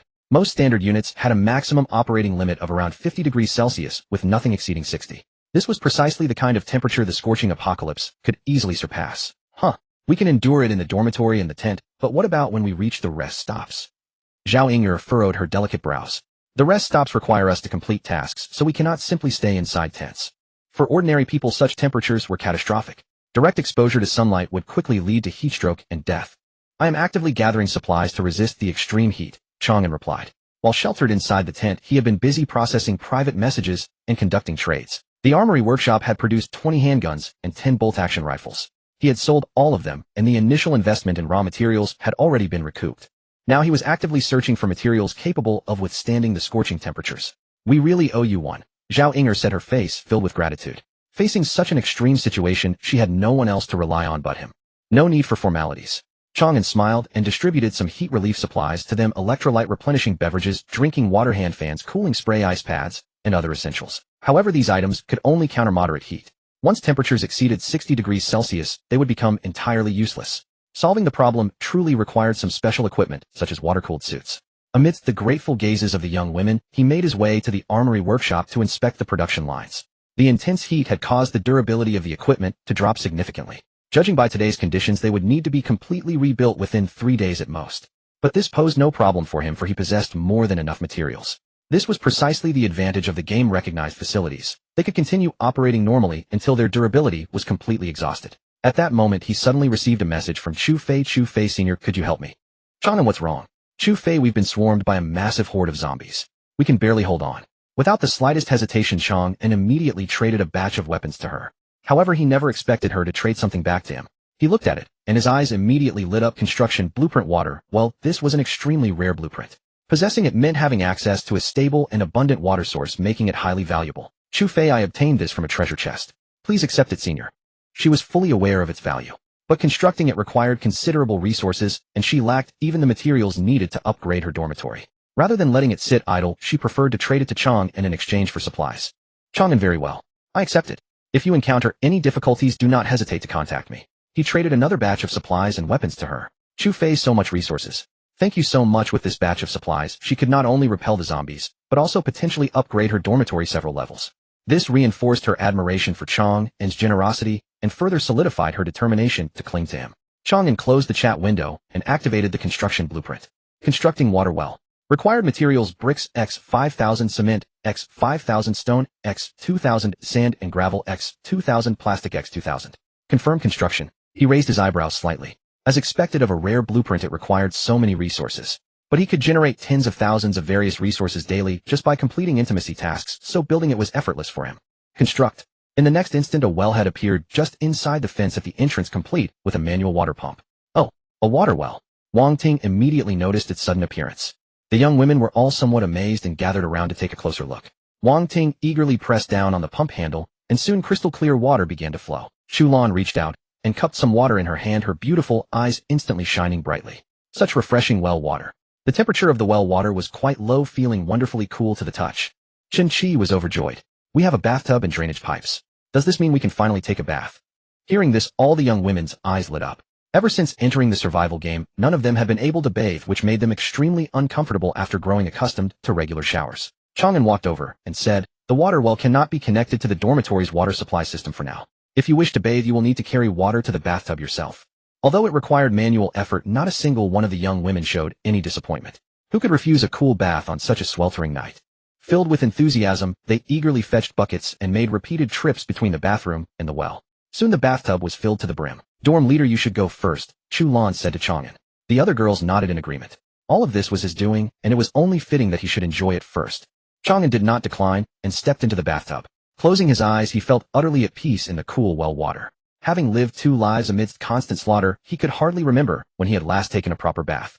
At that moment, Chu Lan entered the bathroom. She raised her small hands and rested them on his shoulders, gently kneading and massaging him. He said nothing, simply savoring the moment. A while later, she spoke in a tender voice. "Actually, you don't need to burden yourself so heavily." "What do you mean?" "Gathering supplies to survive the heat apocalypse must be incredibly difficult, isn't it?" Although he projected an air of nonchalance, she had still noticed the subtle worries etched between his brows. Chang An reached out, drew her delicate head into his embrace, and kissed those beautiful red lips. "You really are my childhood sweetheart.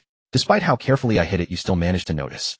In his past life, he had experienced the heat apocalypse. Their dormitory had a talent user with ice attributes, yet even so they had suffered heavy casualties. In the face of absolute scorching heat, the vast majority of combat-oriented talents were rendered useless. Only certain special items and rare talents could make a difference, but such things were exceedingly difficult to obtain. Shulan's face was full of tenderness. "Don't put so much pressure on yourself. If things truly come to that point, live on carrying our regrets." She was essentially saying that if all hope were lost, he should feel free to abandon them and survive on his own. Chang An smiled gently and lifted her into the bathtub. How could he possibly neglect such a beautiful and tender woman? Amidst her soft, alluring whispers, he received a special private message. 32,451 Donald. I heard you're looking for cooling solutions. Would this work for you? Low temperature field generator. His heart skipped a beat. 32,451. Was that the second-ranked dormitory? He checked the item information. The sender had shared. Low temperature field generator creates a circular low temperature field with a radius of 2 meters. His eyes immediately lit up, and he quickly replied. 214,000 Chong, and it's exactly what I need. How much are you asking? 32,451 Donald. Tell me the secret behind your rapid progress. Time rewinds a little. Dormitory 32,451. Boom. Tang Nada kicked the assistant across the room. What good are these? I've already reached 30, yet we still can't even reach level 20. During this time, he had been striving to catch up with Chang An's dorm. Yet the results were poor, not to mention level 30. They could barely reach 20, which enraged him. The assistant's mouth bled at the corner, a look of innocence on her face. Sir, we've called in every resource. There really isn't any more. Damn you. You still dare to make excuses.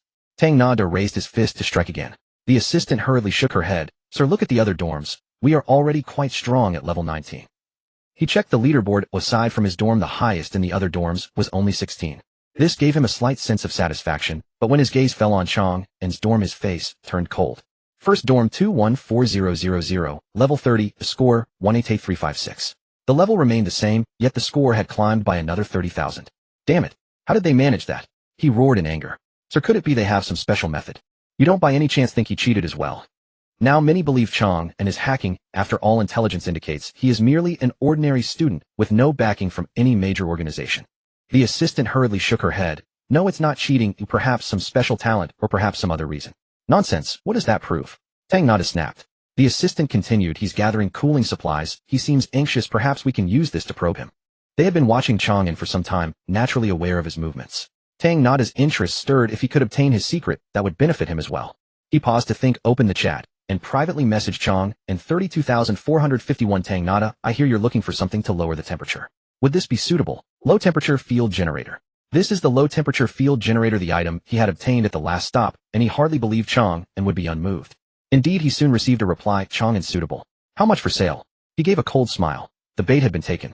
Tang nada, as long as you reveal the reason behind such a high level, that's enough. Chang An, do you think a single item can buy my greatest secret? But often a single crucial item can save a life. The secret you take to the grave is worthless.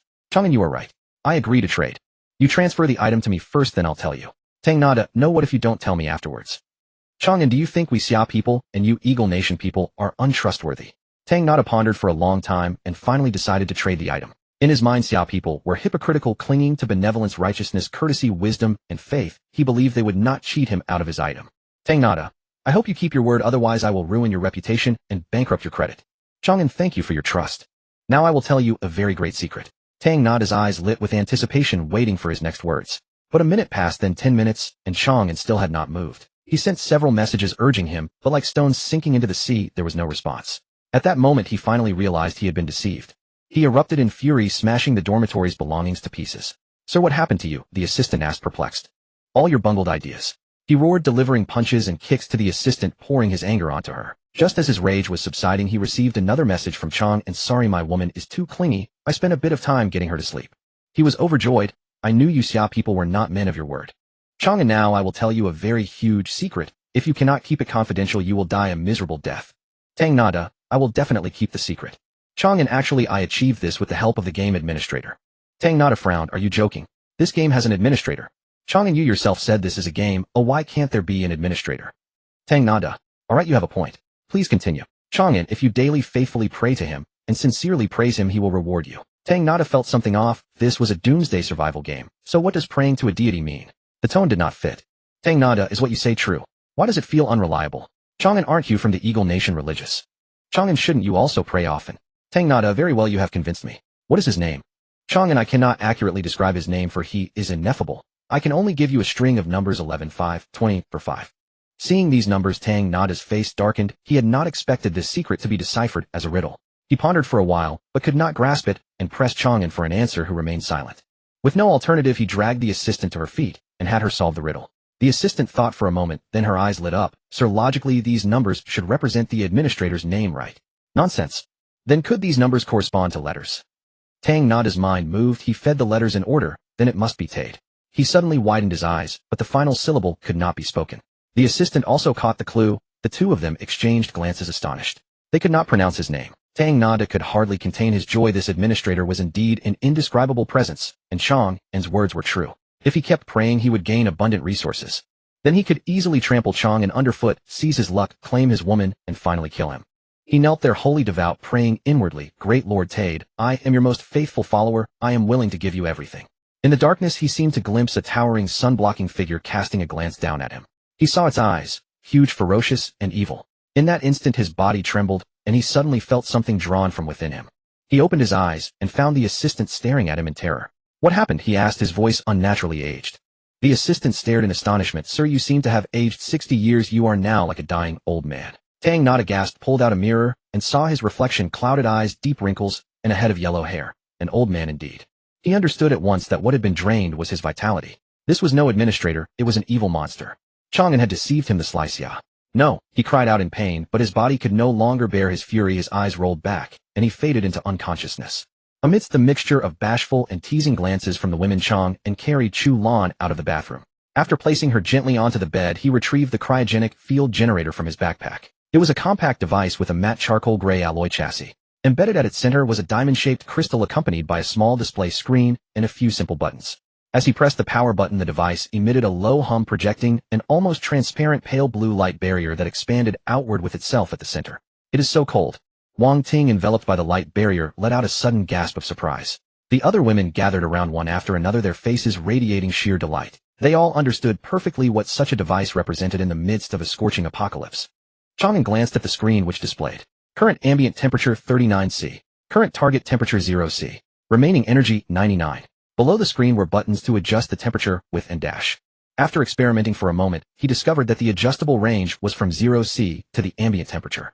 The greater the disparity between the set temperature and the ambient temperature, the more energy it consumed. Taking a 30°C difference as an example, it would consume 1 of energy per hour. As for its power source, it relied not on conventional electricity or fuel, but on the diamond-shaped crystal nestled inside a condensation core. He attempted to purchase more in the chatroom, but no one was willing to trade with him. He was not disappointed. If managed wisely, the current energy was more than enough to sustain their dormitory through this apocalypse. Brother, where did you get such a wonderful thing? Chen Shi looked at him with eyes full of adoration. Chang An smiled and replied, I swindled it from a foreigner, likely an Eagle Nation citizen. He had never been pedantic. While he practiced integrity with gentlemen, he would gladly discard all moral boundaries when dealing with scoundrels. Chen Shi burst into laughter. That is hardly swindling. It is only right and proper. After all, the Empress Dowager already paid for it on our behalf all those years ago. Chang An chuckled and gave her a thumbs up. Fair point. Chen Shi flashed him a seductive smile as she reached up to slide the strap off her shoulder, revealing a generous expanse of her snow-white flawless chest. Brother, it is my turn to bathe next. No peeking. Wang Ting hastily pulled her away. Go on and wash up. Our dorm leader would never peek. This little vixen always trying to seduce the dorm leader. Even if he wanted to look, he should be looking at her instead. Chang An smiled, put away the cryogenic field generator, and casually lay down on one of the beds. His decision to reveal Keter to Donald was partly to set him up and partly to test its reaction. Of course, regardless of how it reacted, there was little he could do about it, for he was far too weak, or rather humanity was far too weak. The only course of action left to him was to continuously grow stronger. As for how to achieve that, his only immediate option was to tap into their internal potential, raising his bond levels with Chen Shi and Zhao Ying'er to level 10. Especially Zhao Ying'er, whose talent was teleportation. Acquiring it would drastically bolster his combat strength. Chen Shi would be easy if she only needed one final push. Zhao Ying'er, however, lagged behind considerably at only level 7, requiring focused cultivation. Of course, this was only in comparison to the other girls. In reality, her progress was remarkably swift considering she had only joined the dormitory a few days ago. As these thoughts occupied his mind, a figure seemed to approach, only to hesitate and halt. Turning his head, he saw Zhao Ying'er staring at him with a face full of inner conflict. Only then did he realize that the bed he was lying on belonged to her. With a stir in his heart, he smiled at her. It is fine. Come over. Zhao Ying'er's face flushed instantly, her heart fluttering with apprehension. He is telling me to come over. Could he want to do that with me? What should I do? Should I refuse or accept? He treats me so well, has saved my life multiple times, and is incredibly powerful. Following him is certainly not a losing proposition. But what if he is just playing with me? No, he wouldn't. He does not seem like that kind of person. Though filled with trepidation, she still obediently walked over. Chang An shifted inward, clearing a small space for her. Biting her red lip, gently she submissively lay down beside him. He extended his arm and pulled her into his embrace. A delicate blush spread across her entire body as her heart pounded wildly. The masculine scent radiating from him enveloped her, leaving her head spinning in a slight daze. She had assumed he would make a move, but to her surprise he merely held her close, without crossing any boundaries. This brought her a wave of relief, yet also a subtle pang of disappointment. Is he not interested in me? Am I inferior to Chu Lan and the others?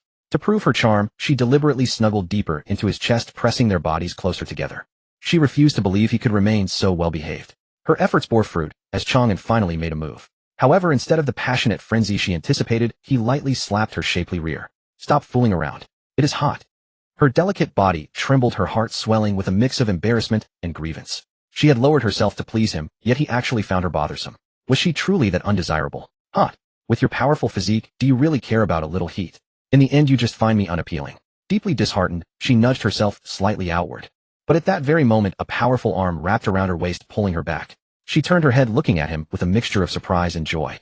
I meant that you would be too hot like this, Chang An said, staring into her eyes. Her constitution was quite ordinary. This temperature was a bit too high for her. It is fine, I am not afraid of the heat, she whispered. Chang An smiled, gently lifting her smooth, delicate chin, and pressed his lips firmly against hers. Her body shuddered as her eyes widened in shock. This was her very first kiss. But soon her long eyelashes began to flutter, and her eyes closed involuntarily. His kiss was like a blazing fire, completely melting her. Zhao Ying'er's bond level has increased to level 8. A smile flashed across Chang An's eyes. It seemed his foundation was well laid, making it relatively easy to raise the bond levels. At that moment he received another notification. Completed today's intimacy quest. Reward: steel 200, aluminum alloy 200, A5 Wagyu steak 100, whole milk 100, stockings 100, condensation core 100, titanium crystal warblade 1. His heart skipped a beat. Condensation cores. They had actually appeared, in 100 of them at that. This meant he no longer had to budget meticulously. He had achieved absolute air conditioning freedom. Sensing his sudden change in mood, she opened her eyes and looked at him with a bewildered gaze. He smiled faintly, retrieved an item, and handed it to her. You performed well. This is your reward. Zhao Ying'er took it, and her face instantly flushed a deep crimson. It was none other than a pair of black lace stockings. Is this really a reward for me? It is clearly a reward for you, she said coquettishly. Chang An grinned. Then are you willing to grant me this reward? Biting her red lip, she lowered her head bashfully. As long as it is what you desire, I am willing to give you anything. Does it look good, Oi? Zhao Ying'er stood beside the bed, her cheeks flushed with color as she asked. By now she had already changed into a pair of silk stockings, and beneath their delicate sheen a pair of jade-like legs appeared, all the more ravishing and beguiling. Beautiful, Chang An replied, pulling her into his embrace in a single fluid motion, his hand gently caressing the silken length of her leg. Her face burned a deeper crimson as she nestled her delicate head against his chest. She had expected him to take things further, but he did not. She lifted her gaze ever so slightly, only to find him examining a blade of singular design. Its slender tapering body possessed lines both cold and unsentimental, unadorned by any superfluous flourish, yet it radiated an overwhelming sense of latent power. What kind of blade is this? It looks even more powerful than an alloy combat saber, she inquired with open curiosity. It's called the titanium crystal warblade, he replied. Forged through vacuum lamination of multiple layers of titanium crystal alloy. In both durability and lethality, it surpasses the alloy saber by several orders of magnitude. Satisfaction rang clear in Chang An's voice. A weapon that felt like an extension of his own arm would spare him considerable effort. Congratulations, House Captain, on acquiring such a fine blade, she purred sweetly. His growing strength was a blessing not only to her, but to the entire dormitory. He cast her a faint smile. As expected of a big star, that sweet little mouth of yours could charm the stars from the sky. A deeper blush stained her cheeks. Don't call me a big star. In this apocalypse, what difference is there between a celebrity and an ordinary person? She saw the truth of it plainly. Celebrities were perhaps even worse off than common folk. Had she not encountered him, her fate would have been utterly wretched. Suddenly something shifted in her gaze. If anyone is the real star here, it's you, isn't it? An international superstar, no less. By now Chang An's name was known throughout the entire Xian nation, and even foreigners had heard of him. A bona fide global icon. Chang An laughed. Then perhaps you ought to come to me for guidance. Zhao Ying'er's face instantly flushed scarlet. She lowered her head, her voice thin as a mosquito's whisper. What if? What if I end up with a baby? Chang An blinked, then burst into hearty laughter. I'm talking about the Jing of experience. What Jing were you thinking of? Zhao Ying'er was overcome with embarrassment, only then realizing her mistake. She let out a soft, flustered cry and buried her face in his chest, behaving much like an ostrich with its head in the sand. She breathed in the distinctive scent that clung to him, felt the firmness of his muscles beneath her touch, and a profound sense of security welled up within her heart. She held him tighter still and asked softly, would you tell me about your past? She wished to understand him. His past is everything. Chang An did not hold back, and with a gentle smile, he began to recount his history. In truth, there was nothing extraordinary about his past. Much like countless ordinary folk, he came from a family neither wealthy nor destitute, was a mischievous troublemaker from childhood, and once he entered university, he devoted himself to skipping classes and playing games. Yet despite the ordinariness of it all, she listened with rapt, unfeigned interest. Why am I so very interested in his affairs? Senior sister, you've truly fallen in love. Chen Shi emerged gracefully from the bathroom.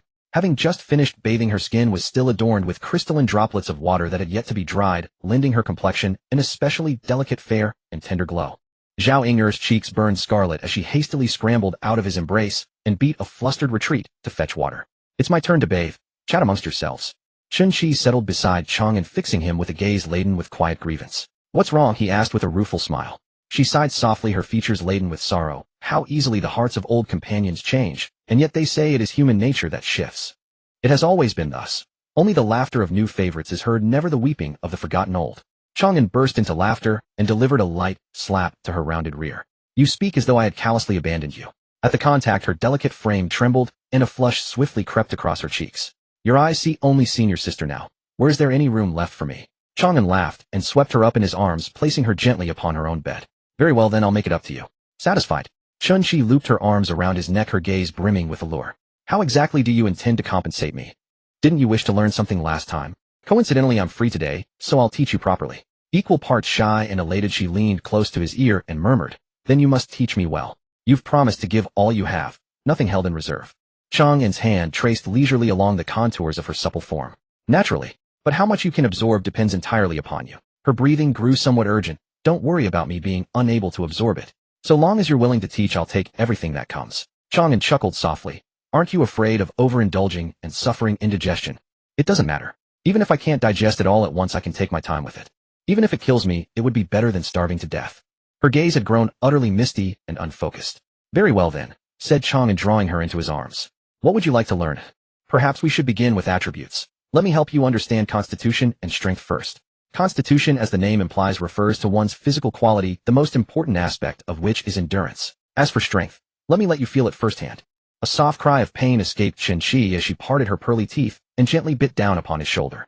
Across her beautiful countenance bloomed an expression radiant with joy and gratitude. Big brother, I am yours now. Xi's bond level has increased to level 10 the moment the notification appeared. He received her innate talent spiritual perception enhancement. A wondrous sensation welled up within his heart, and his perception rippled outward in layer upon layer of expanding waves. Though his eyes saw nothing, he could perceive with crystalline clarity all that surrounded him. What the women were doing, the production lines at work in the military workshop, the dormitory hurtling through the void. His perception swiftly breached the boundaries of the dormitory and stretched outward into the boundless expanse of nothingness. After what felt like an eternity, he suddenly saw a towering figure several hundred meters tall. It appeared to be a person enshrouded in a black robe surrounded by a heavy miasma of absolute darkness, mysterious and immensely powerful like a deity incarnate. Just as he intended to observe more closely, the black-robed figure suddenly turned its gaze toward him. In the next instant, an irresistible and overwhelming force crashed into him, and he felt the world spin violently as his head reeled with dizziness. When he opened his eyes again, he found himself back in the dormitory with Xi's exquisitely enchanting face before him. He rubbed his slightly throbbing head, turning over in his mind all that he had just witnessed. The black-robed figure was so colossal that it rivaled even the Katad in scale, yet it bore no ill will toward him, for otherwise his punishment would have been far worse than a mere throbbing head. Almost instinctively he recalled the voice he had heard when he had lost consciousness at the last waypoint. Could it be that the figure he had just seen was the very owner of that voice? That would explain why the figure bore him no malice. But new questions followed in quick succession. What was this entity's identity? To be visible even beyond the void. Could it truly be the administrator of the game? What was it doing? Guarding the game? Repelling monsters? With too little information, he could not arrive at any judgment. Just then Shi cooed to him coquettishly, "My dear big brother, how can you be so absent-minded at a time like this? I'll punish you by making you teach me all over again." Chang An tried to say something, but she had already pressed her fragrant cherry blossom lips to his. He set his questions aside for the moment, and gave himself wholly over to the beauty before him. That night the temperature rose without cease. The following morning, I can't take it anymore. I'm about to die from the heat. Wang Ting stuck out her tongue, fanning herself desperately with a hand fan. However, the wind she produced was scorching hot, offering no relief whatsoever. She possessed the strongest constitution among all the women, and even she was in such a state. The other girls were utterly unable to endure it. They lay sprawled upon the ground, each one drenched in fragrant perspiration, their bodies drained of all strength. Since the previous night the temperature had been ceaselessly climbing, and by morning it had already surpassed 60 C. Chang An, desiring to let them experience the terror of the high-temperature apocalypse, deliberately refrained from producing the thermostatic tent and the low-temperature force field generator. Yet scarcely an hour had elapsed before they could endure it no longer. Every breath of air they drew was searing hot. Were their constitutions not somewhat stronger than ordinary folk, their respiratory tracts would have already been scorched. The extreme heat and humidity prevented even their perspiration from dissipating the warmth from their bodies. Seeing them in such a state, he produced the low-temperature force field generator and set the temperature to 25 C. As the pale blue curtain of light materialized, they all collectively heaved a sigh of relief. Chulan hastily spoke.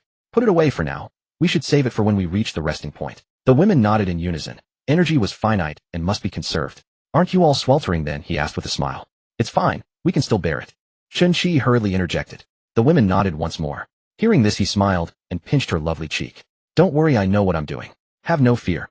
Shi bestowed upon him a bewitching smile, nuzzling her cheek against his palm. Chang An gathered her into his arms in a single motion and strode toward the ordnance workshop. Her face instantly flushed crimson, for she assumed he intended certain intimacies. "Dear brother, I can hold out no longer." Last night, she had exerted every ounce of her wiles only to suffer utter defeat. She now lacked the strength for another bout. Chang An laughed in exasperation. "You overthink things. I merely wish to cool down the production line as well." Having chosen to employ the low-temperature force field generator, it was only natural to encompass the firearms production line within its reach. Seeing that he harbored no such intention, she felt a twinge of disappointment instead. She leaned close to his ear and murmured seductively, "If brother happens to desire it, I am not unwilling." Slap. No sooner had the words left her lips than Chang An delivered a sharp smack upon her rounded bottom. "If you're outmatched, then behave. Otherwise you'll be the only one to suffer for it." She let out a soft moan, utterly speechless. Wang Ting could no longer contain herself. "Judging by the way you usually carry on, one would think you were a champion, but it turns out you're merely a bronze." She had observed Shi incessantly seducing Chang An and assumed her to be highly skilled. But in truth she was scarcely any better than Wang Ting herself. Shi shot her a withering glance, then turned to Chang An with a pitiful expression. "Brother, she's bullying me. You scheming little green tea. Playing the victim before you've even finished playing the villain. I'll tear that mouth of yours apart." Wang Ting lunged at Shi with claws bared, and the two women dissolved into giggles as they tussled, inadvertently drawing Chu Lan and Lu Yao into their fray. Gazing upon their lotus-white arms and jade-like legs, listening to their crystalline laughter, Chang An's heart swelled with a profound sense of accomplishment. In this cruel apocalypse, to witness such a scene was exceedingly rare. But at that very moment something stirred within his senses, and he promptly strode toward the doorway. What's wrong? The women hastened after him. Chang An handed the low-temperature force field generator to Chulan.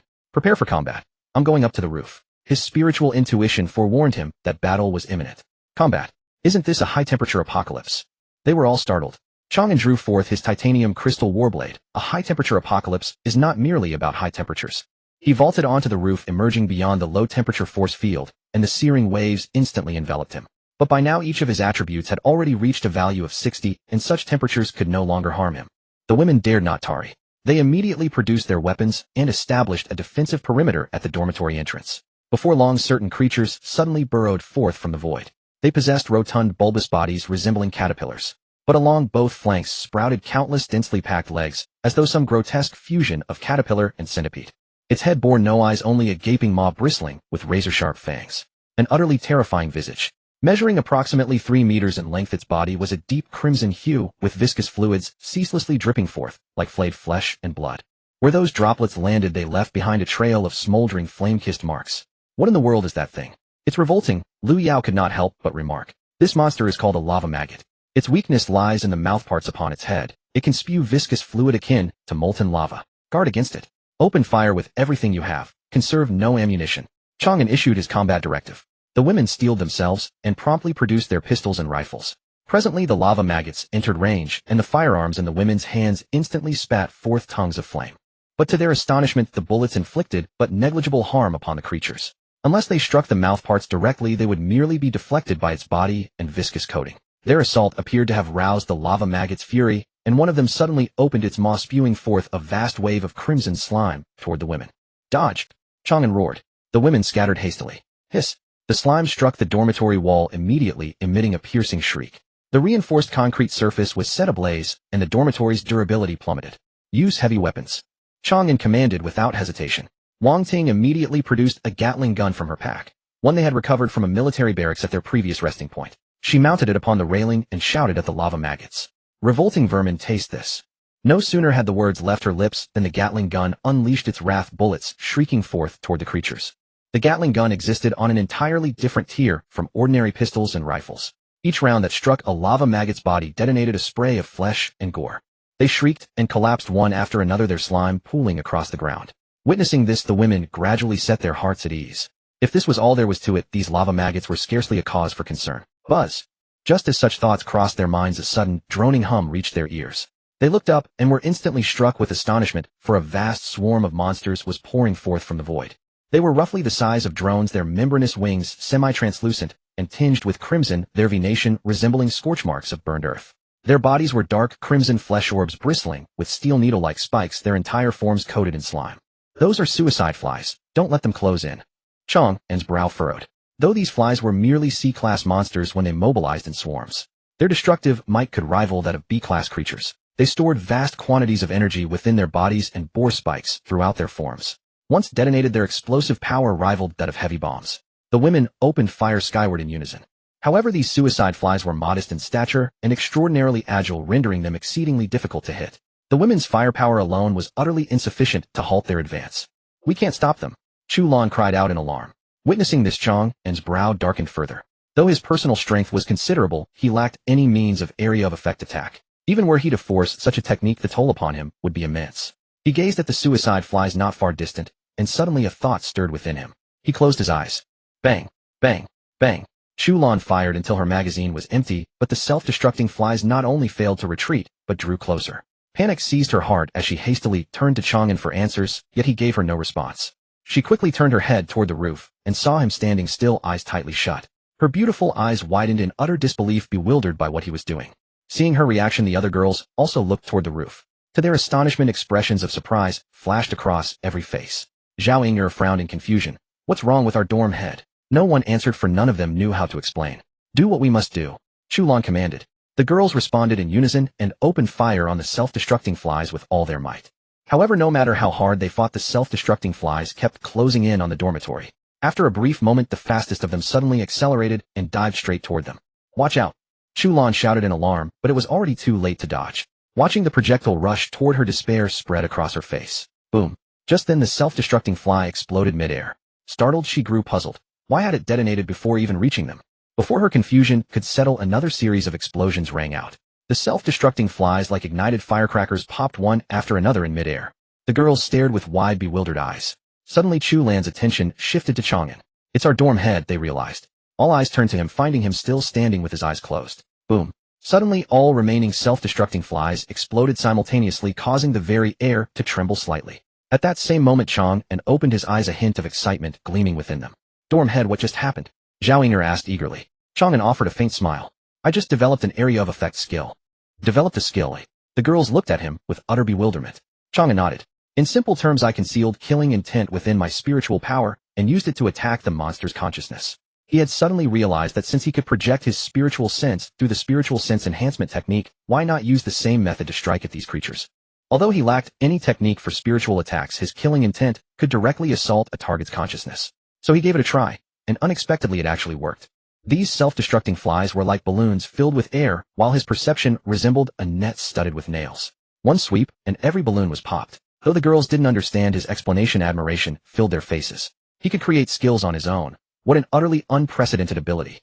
Brother, you're so amazing. Chen-Chi gazed at him, her eyes dripping with affection. The thought that she belonged to him made her entire body shudder with delight. Chang An smiled. Let's finish off the remaining magma worms and celebrate afterward. From this point forward, he would possess a powerful crowd-clearing technique, something certainly worth celebrating. Hearing this, the girls' eyes lit up, and they immediately rained fire upon the magma worms. Compared to the self-destructing flies, the magma worms were larger and slower, making them far easier to deal with. Under the heavy firepower barrage, they were eliminated in no time.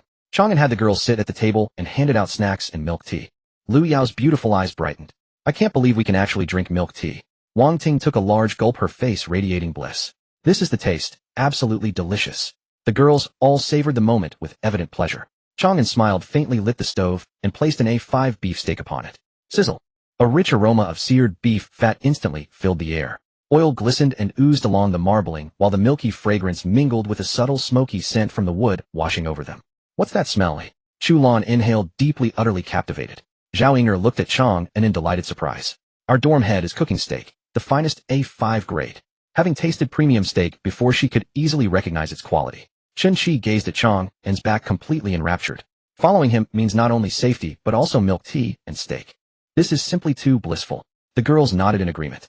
Without him, forget about defeating these monsters. Merely surviving the terrifying heat would have sealed their fate. Setting that aside, consider the women from other dormitories who would sell themselves for a single packet of biscuits. Compared to them, these girls lived as though in paradise. A moment later, Chang An carried the plate of steak to them. Try my cooking.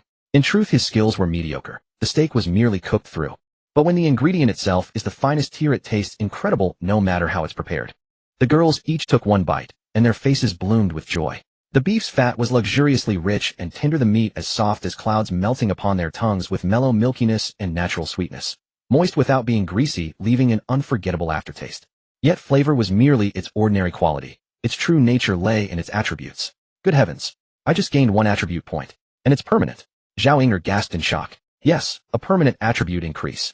This was the result of top-tier ingredients combined with Chang An's overwhelming attribute dominance.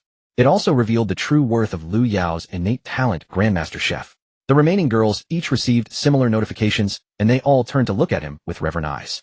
He was powerful and mysterious, gentle and wise, like an inexhaustible treasure that drove them to madness and deep infatuation. Chen-Chi rose and approached him, wrapping her arms around him before pressing her fragrant lips against his. Moments later, gasping for breath, she finally pulled away, yet her eyes remained hazy and dreamy. Brother, I suddenly want to bear your child. Wang Ting hurriedly pulled her back to her seat. Hey, what are you thinking in broad daylight? Senior sister will laugh at you. Zhao Ying'er quickly waved her hands. It's fine. Chen-Chi glanced at her. Senior sister wouldn't laugh at all. Why? Wang Ting asked instinctively. Chen-Chi giggled. Because she'll be just like us one day. Zhao Ying'er's face flushed crimson, and she quickly bowed her head to eat her steak in silence. Yet all the girls understood what she meant. She had implicitly accepted it. Stop teasing your senior sister.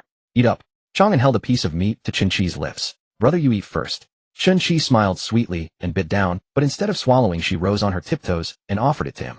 Chang An took the bite, savoring not only the exquisite flavor of the premium ingredient and the sweetness of a young woman's affection, but also feeling a slight boost to his physique. A delight beyond words. Just as he was enjoying the moment, a video call came through from Chu Fei. He accepted the call and saw Chu Fei's ashen face, her eyes bloodshot. Boss, I'm sorry. I may not be able to complete your mission. What's the matter? Chang An frowned slightly. Fei raised her hand toward him. On her snow-white, delicate forearm, there was a wound, and around the wound lay black qi. Have you been bitten by a zombie? Sorry, but please rest assured Li Zixuan is fine. Chu Fei's refined, beautiful face bore a hint of apology and reluctance. If it weren't for saving Li Zixuan, she wouldn't have been hurt. That foolish woman achieves nothing and only creates more chaos. If it weren't for Chang An wanting her to live, she wouldn't have been hurt. Chang An thought for a moment and exchanged a vial of serum. Chu Fei's eyes widened with surprise as she hadn't expected him to have such a thing. She immediately injected the serum into her body, watching the black qi on her arm fade away, and a relieved smile spread across her face. Thank you, you saved my life again, she said sincerely. Chang An shook his head. You're welcome.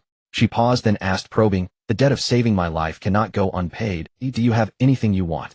Chang An shook his head again. Her expression shifted slightly, and at last she seemed to have made up her mind.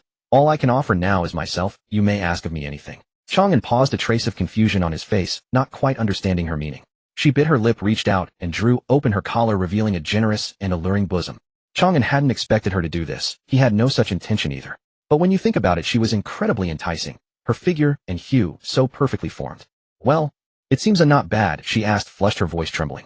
This was the first time she had done something like this in front of a man. Chang An nodded, keeping a calm facade. All right, be careful next time. I can't always save you. You don't plan to keep looking at other women? She flushed scarlet and hurriedly asked. No. Chang An hung up the call. It wasn't that he didn't want to look, but all the other women were watching. If any reaction occurred, wouldn't it be embarrassing? Not long after he hung up, his private messages chimed. He opened them and found Chu Fei had sent him several selfies in which she wore revealing clothes and posed seductively. The key was her shy, bashful expression that stirred him. She had an excellent figure and beautiful looks, and she did not lag behind the girls in his dorm. He didn't reply, but silently sent her a steak along with a bikini swimsuit and stockings. Actually, I'm not a respectable man. You can be bolder. She replied immediately. Chu Fei shy. After a moment, he received a few more pictures. She donned the swimsuit and stockings he had sent. Her alluring figure and bashful expression made his heart race and his blood surge. Brother, what's wrong with you? Shun-Chi noticed his odd behavior and asked quickly. Nothing, just thinking about something. Shun-Chi studied him carefully, then covering her mouth with her hand laughed. My intuition tells me you're thinking about a certain woman. That remark drew the other women's attention. Oh, Shun-Chi's intuition had always been keen. No. Chang An naturally refused to admit it. I thought brother had run into some trouble. Shun-Chi giggled and fed him a bite of food, changing the subject. Brother, will this apocalypse bring a boss? She was smart, knowing that any questioning or nagging would only upset him. What she must do is strive to please him to win his affection. Chang An nodded. It will happen. Not just this time, but in the future as well. His words drew frowns from the women. We encountered C-class monsters at D-class. Now C-class, won't we face B-class monsters? Shulan frowned. Very likely. B-class must be very strong. Can we handle it? This is the cruelty of survival. If we cannot cope, there is only death. Chang An replied, in fact, according to the experience from my previous life, the level of the apocalypse corresponds to the level of the monsters. Monsters that appear at a level higher than the current one are probably the ones he has caused. His gifts and strength have raised the difficulty considerably. His words caused the women's expressions to sink slightly. Shun-Chi let out a bubbly laugh. With brother here, what are you worrying about? The other women smiled. Wang Ting also laughed. Indeed, as long as we listen to master. Chang An asked curiously, you all trust me that much? What if we encounter a monster I can't handle? Wang Ting spoke with an air of justification. Then there's nothing to worry about. If you can't solve it, we'll just lie down and give up. Her words made the others laugh, though blunt, the logic was sound. Monsters Chang An can't handle would leave them even more powerless. Shun-Chi smiled at the others. So what we must do is go to his bed and lie flat. The women flushed red at these words. Wang Ting scoffed. Stinky. Chi, can you think of something healthy for once in your head, eh? Shun-Chi gave Chang An a seductive glance. I wanted to, but as soon as I see him, I can't help but. Wang Ting hurriedly cut her off. Alright, stop talking. Is it embarrassing you? This is called physiological attraction. I love him with body and heart, the highest form of love, Shun-Chi said seriously. She tried to say more, but Liu Yao stuffed a steak into her mouth. Shut up. With such greasy talk, don't ruin brother's appetite.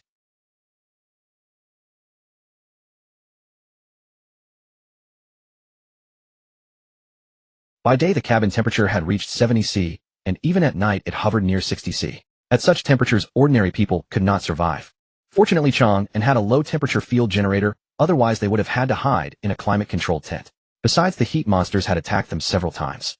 With heavy firepower and Chang An's clearing ability, things went smoothly. Yet they did not celebrate too much, for the number and strength of monsters were increasing. Perhaps the next onslaught would be when the B-class monsters appeared. Their judgment was not wrong.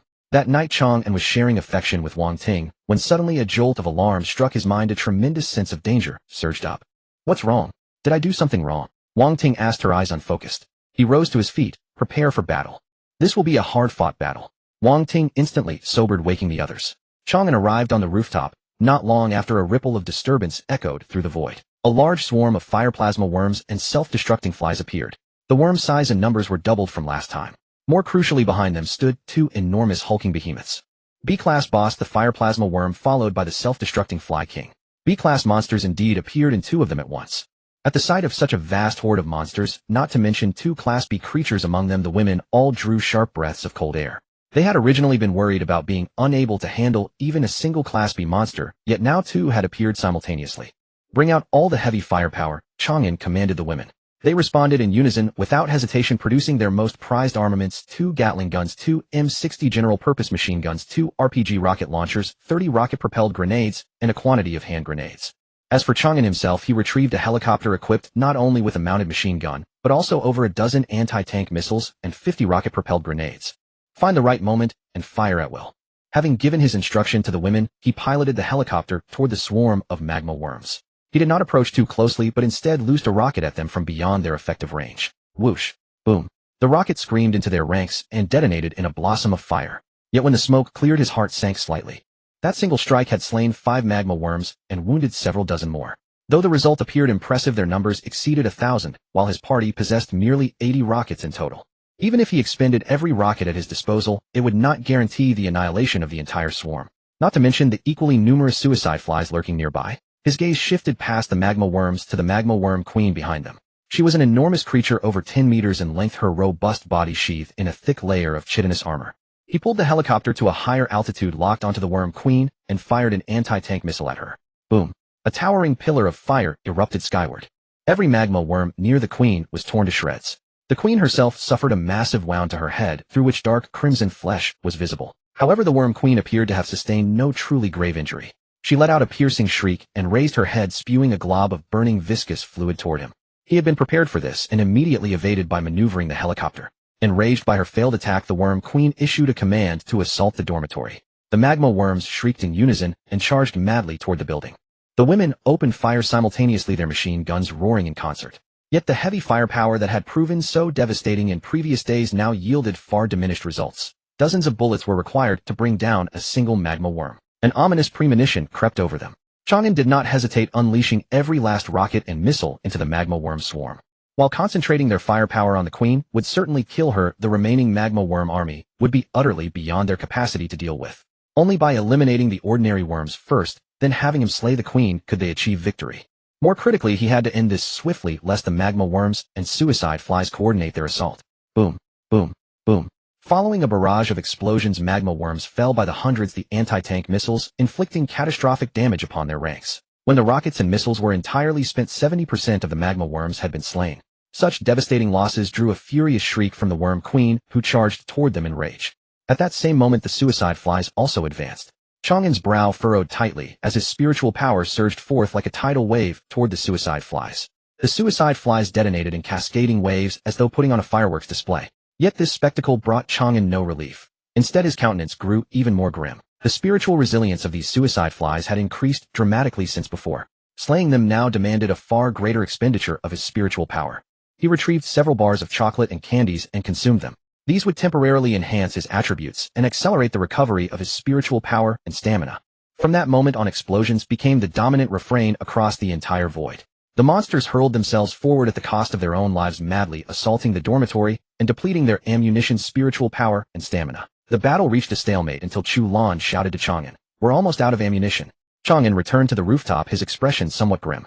The magma worms were now within striking distance. Though only 20% remained, the queen had sustained but minor injuries, and her destructive capacity remained formidable. 90% of the suicide flies had been eliminated, yet the Fly King still lived, and Chang An himself had expended considerable spiritual power.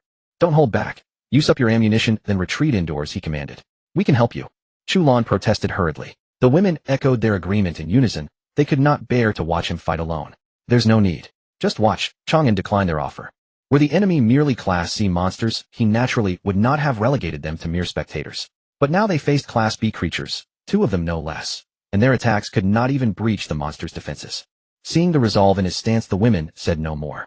They expended their remaining ammunition before retreating into the dormitory. Upon witnessing their withdrawal, the magma worm queen let out a faint shriek as though cheering in triumph. The ordinary magma worms shrieked in unison and surged toward the dormitory. Chang An drew his titanium crystal battle blade and took his stand at the entrance. A magma worm immediately opened its maw and lunged to bite him. He snorted coldly and swung his blade in a single strike. Slick! With but a soft sound, the titanium crystal battle blade parted the creature as easily as cutting through butter, decapitating it in an instant. His action seemed to enrage the magma worms beyond reason. They attacked him with the fury of madmen, biting, spewing corrosive fluids, and ramming with their massive bodies in relentless waves. "Be careful," the women cried out in alarm. Under such a concentrated assault, he should have been wounded. Yet now he possessed extraordinarily heightened spiritual perception, granting him something akin to omniscient vision of the entire battlefield. No matter how they attacked, not a single strike could touch him. He moved like a sprite dancing upon the edge of a blade, narrowly evading every attack. Yet each of his movements claimed the life of a magma worm. The already diminished magma worm numbers dwindled rapidly. Witnessing this, the women's eyes shimmered with extraordinary brilliance. Even Zhao Ying'er's gaze was filled with adoration. Monsters they could barely bring down with their heaviest firepower were being slaughtered before him like helpless prey. What made it all the more remarkable was that after such a prolonged battle, he still possessed such overwhelming strength. This man was like a god incarnate. Screech! Witnessing her offspring being butchered so mercilessly, the magma worm queen flew into a towering rage and loosed a piercing shriek toward the heavens. As if answering her call, the suicide fly king in the distance emitted a resonant hum. A sudden premonition of danger flared in Chang An's mind. They were about to launch a coordinated assault.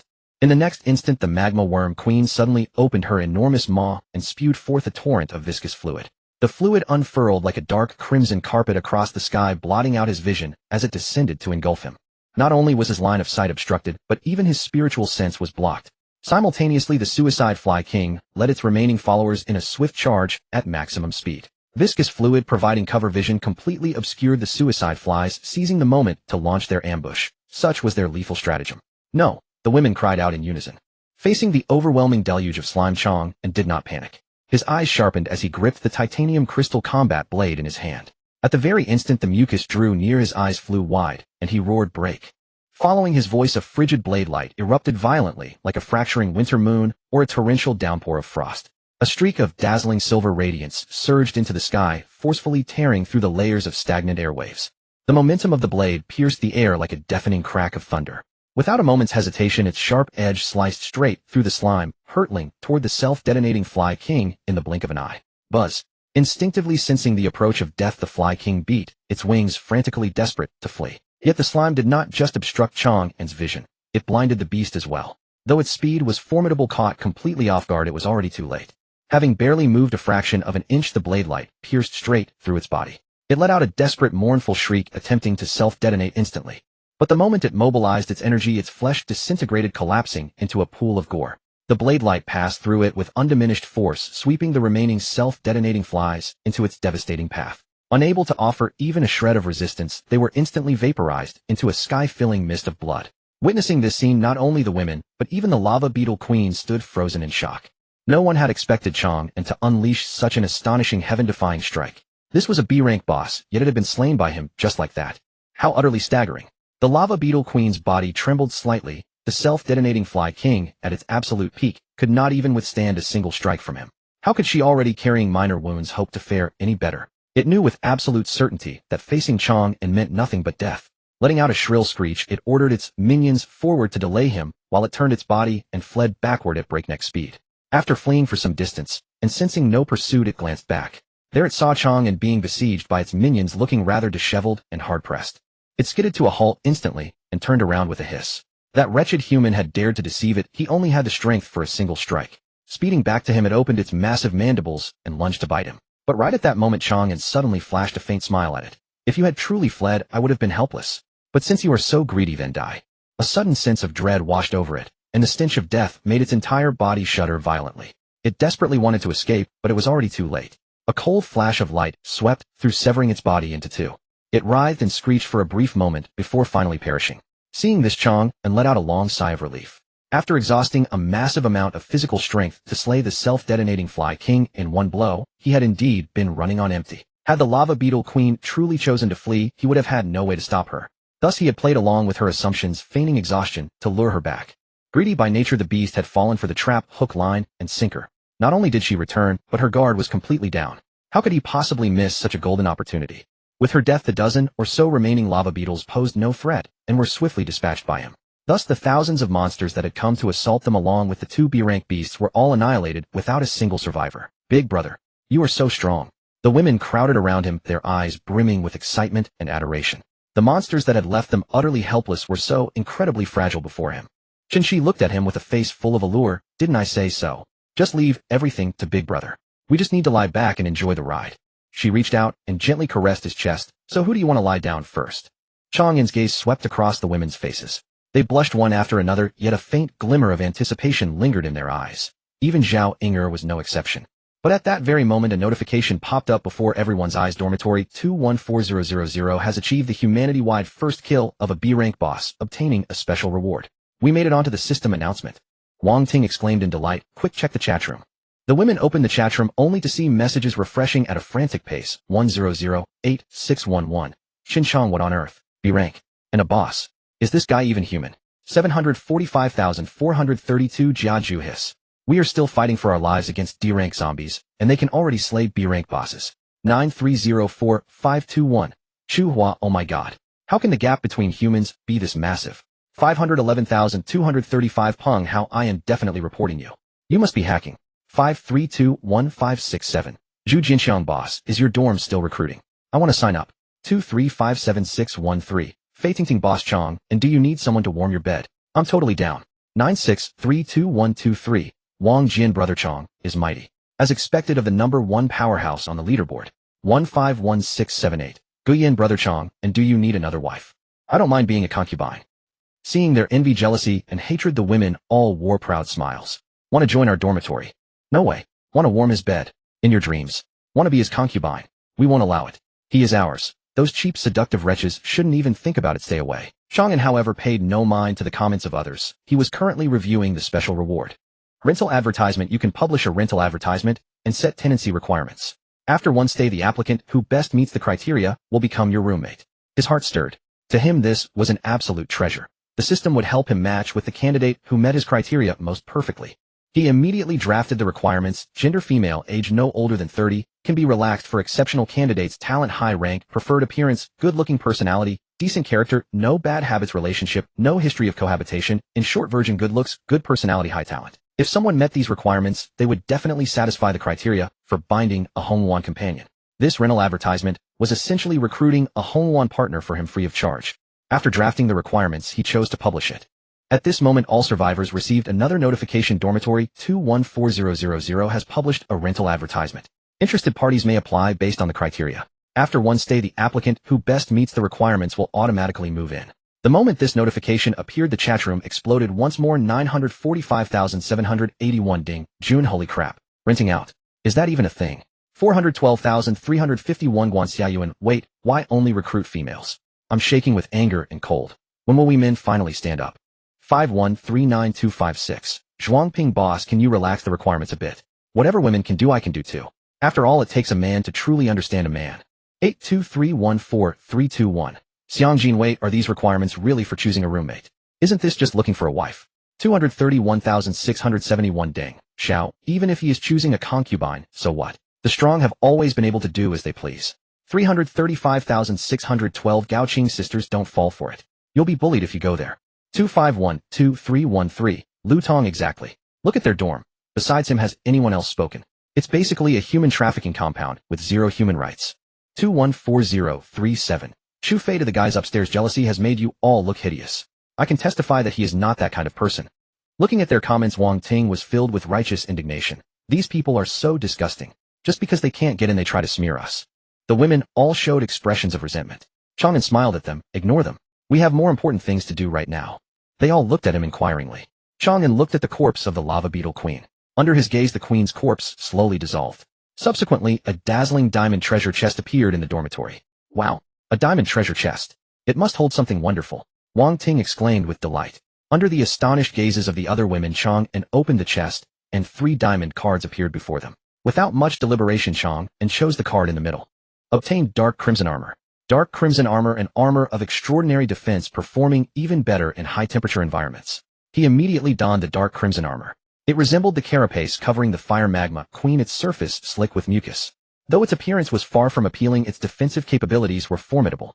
He tested it, and found that small-caliber firearms could not leave even a scratch. Without channeling his killing aura, even the titanium crystal blade could only leave a shallow mark upon impact. And should any damage occur, it could absorb surrounding heat to repair itself. With it, his defensive capability had been significantly bolstered.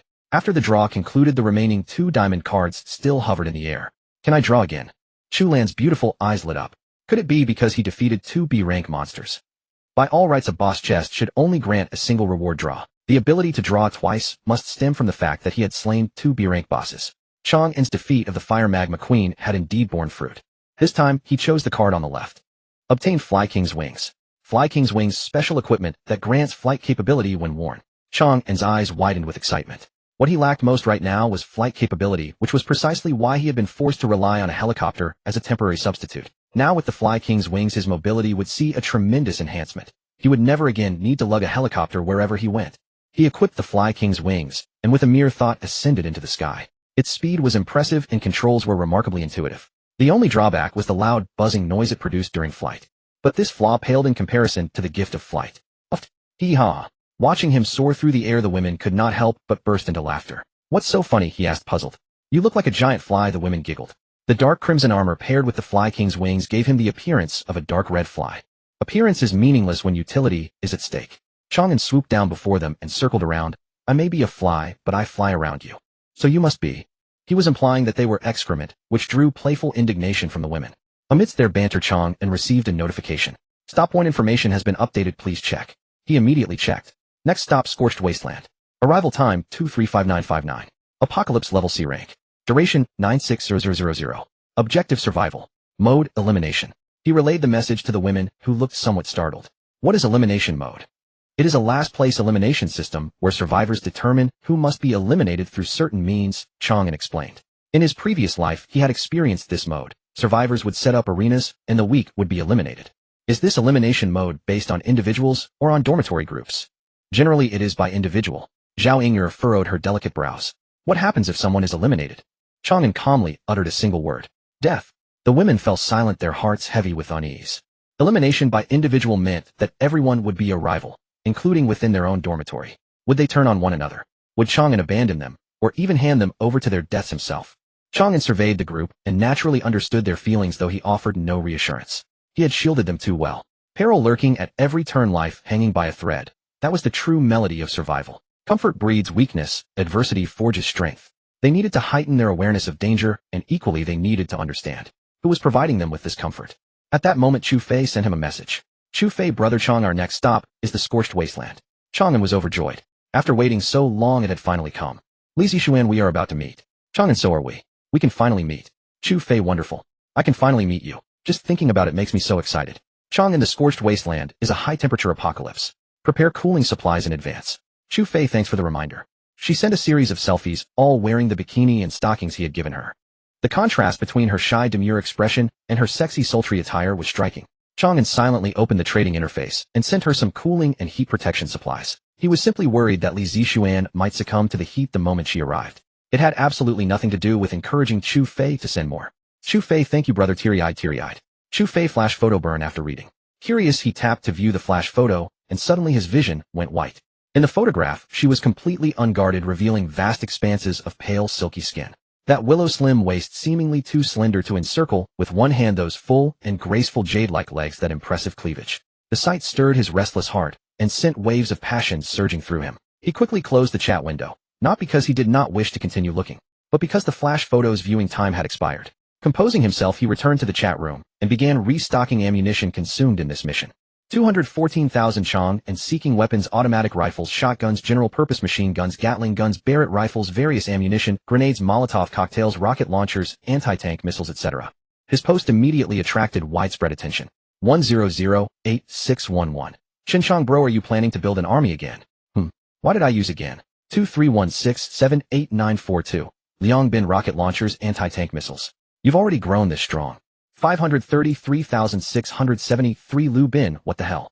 Next time, aren't you going to ask for cruise missiles directly? 2512313. Lutong bro, could you lower the requirements? I want to join your dorm.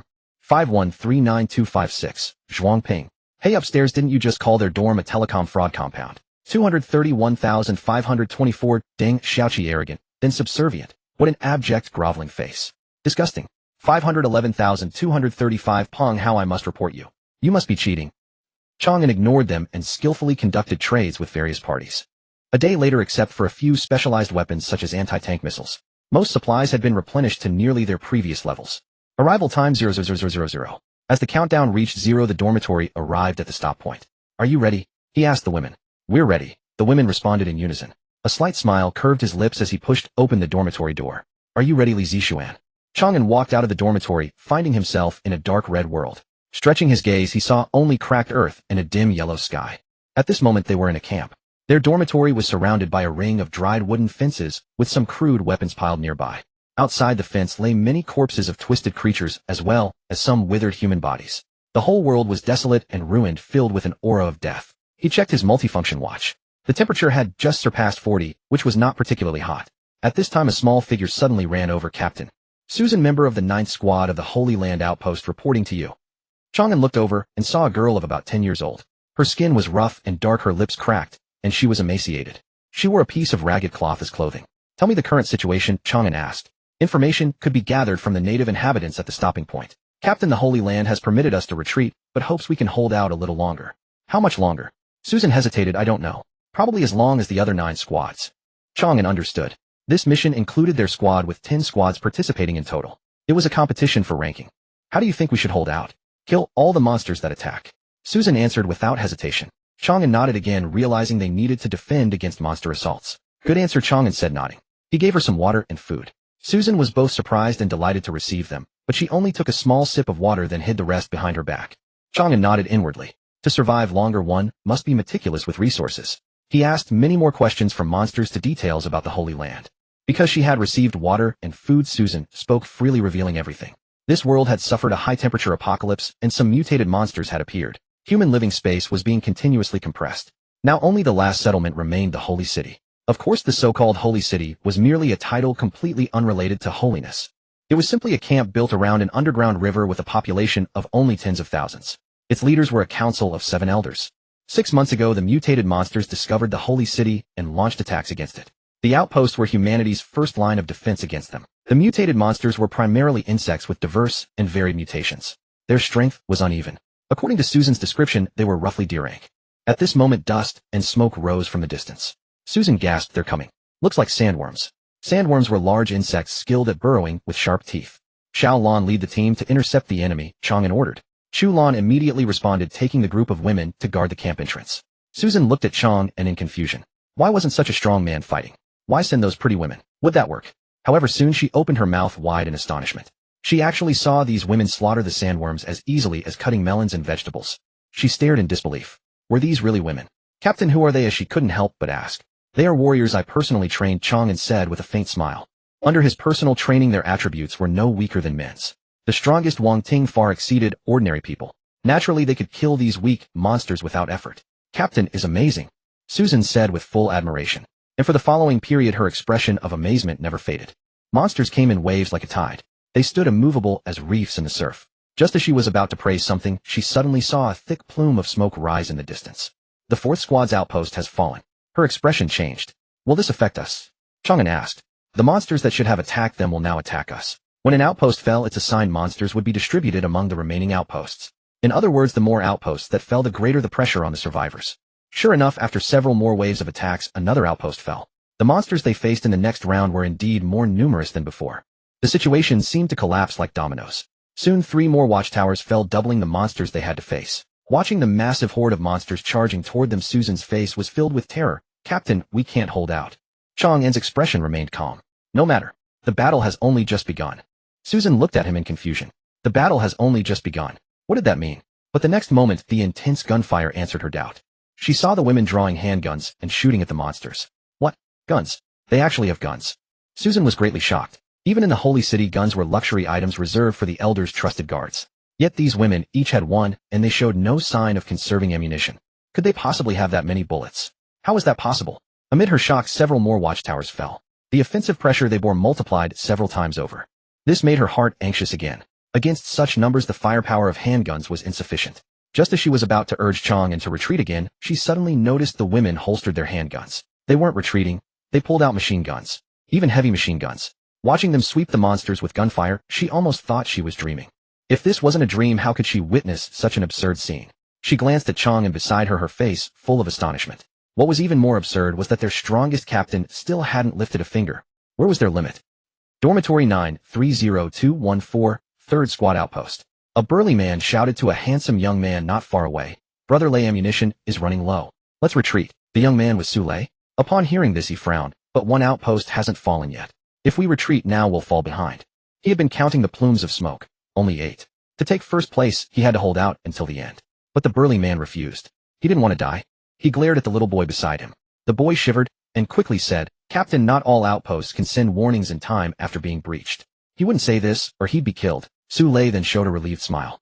"I see. Then let's retreat." He didn't care about his squad members' deaths, but reducing losses was always better. Everyone immediately began to withdraw. Su Lei opened his friends list and sent a message. "Su Lei, Sister Zixuan, we're about to meet. Hope you're well."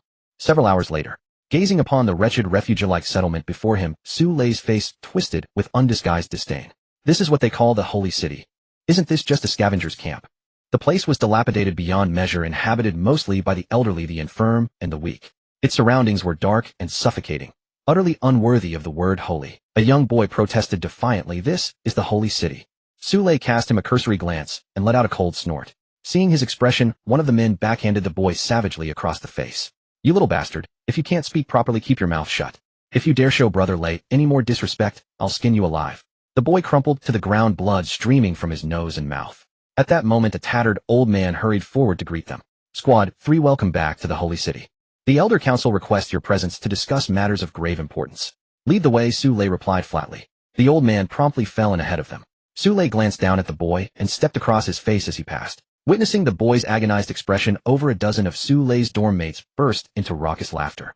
Before long, they arrived at an open clearing where nearly 200 people had already gathered. All the survivors who had retreated from the outpost were assembled here.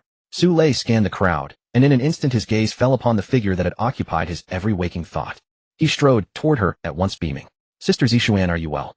The young woman possessed a delicate countenance and a graceful figure. She was none other than Li Zixuan. She appraised him from head to toe. His handsome features and respectable attire immediately brightened her eyes. "Brother Lei, it's been ages. You seem to be doing quite well for yourself."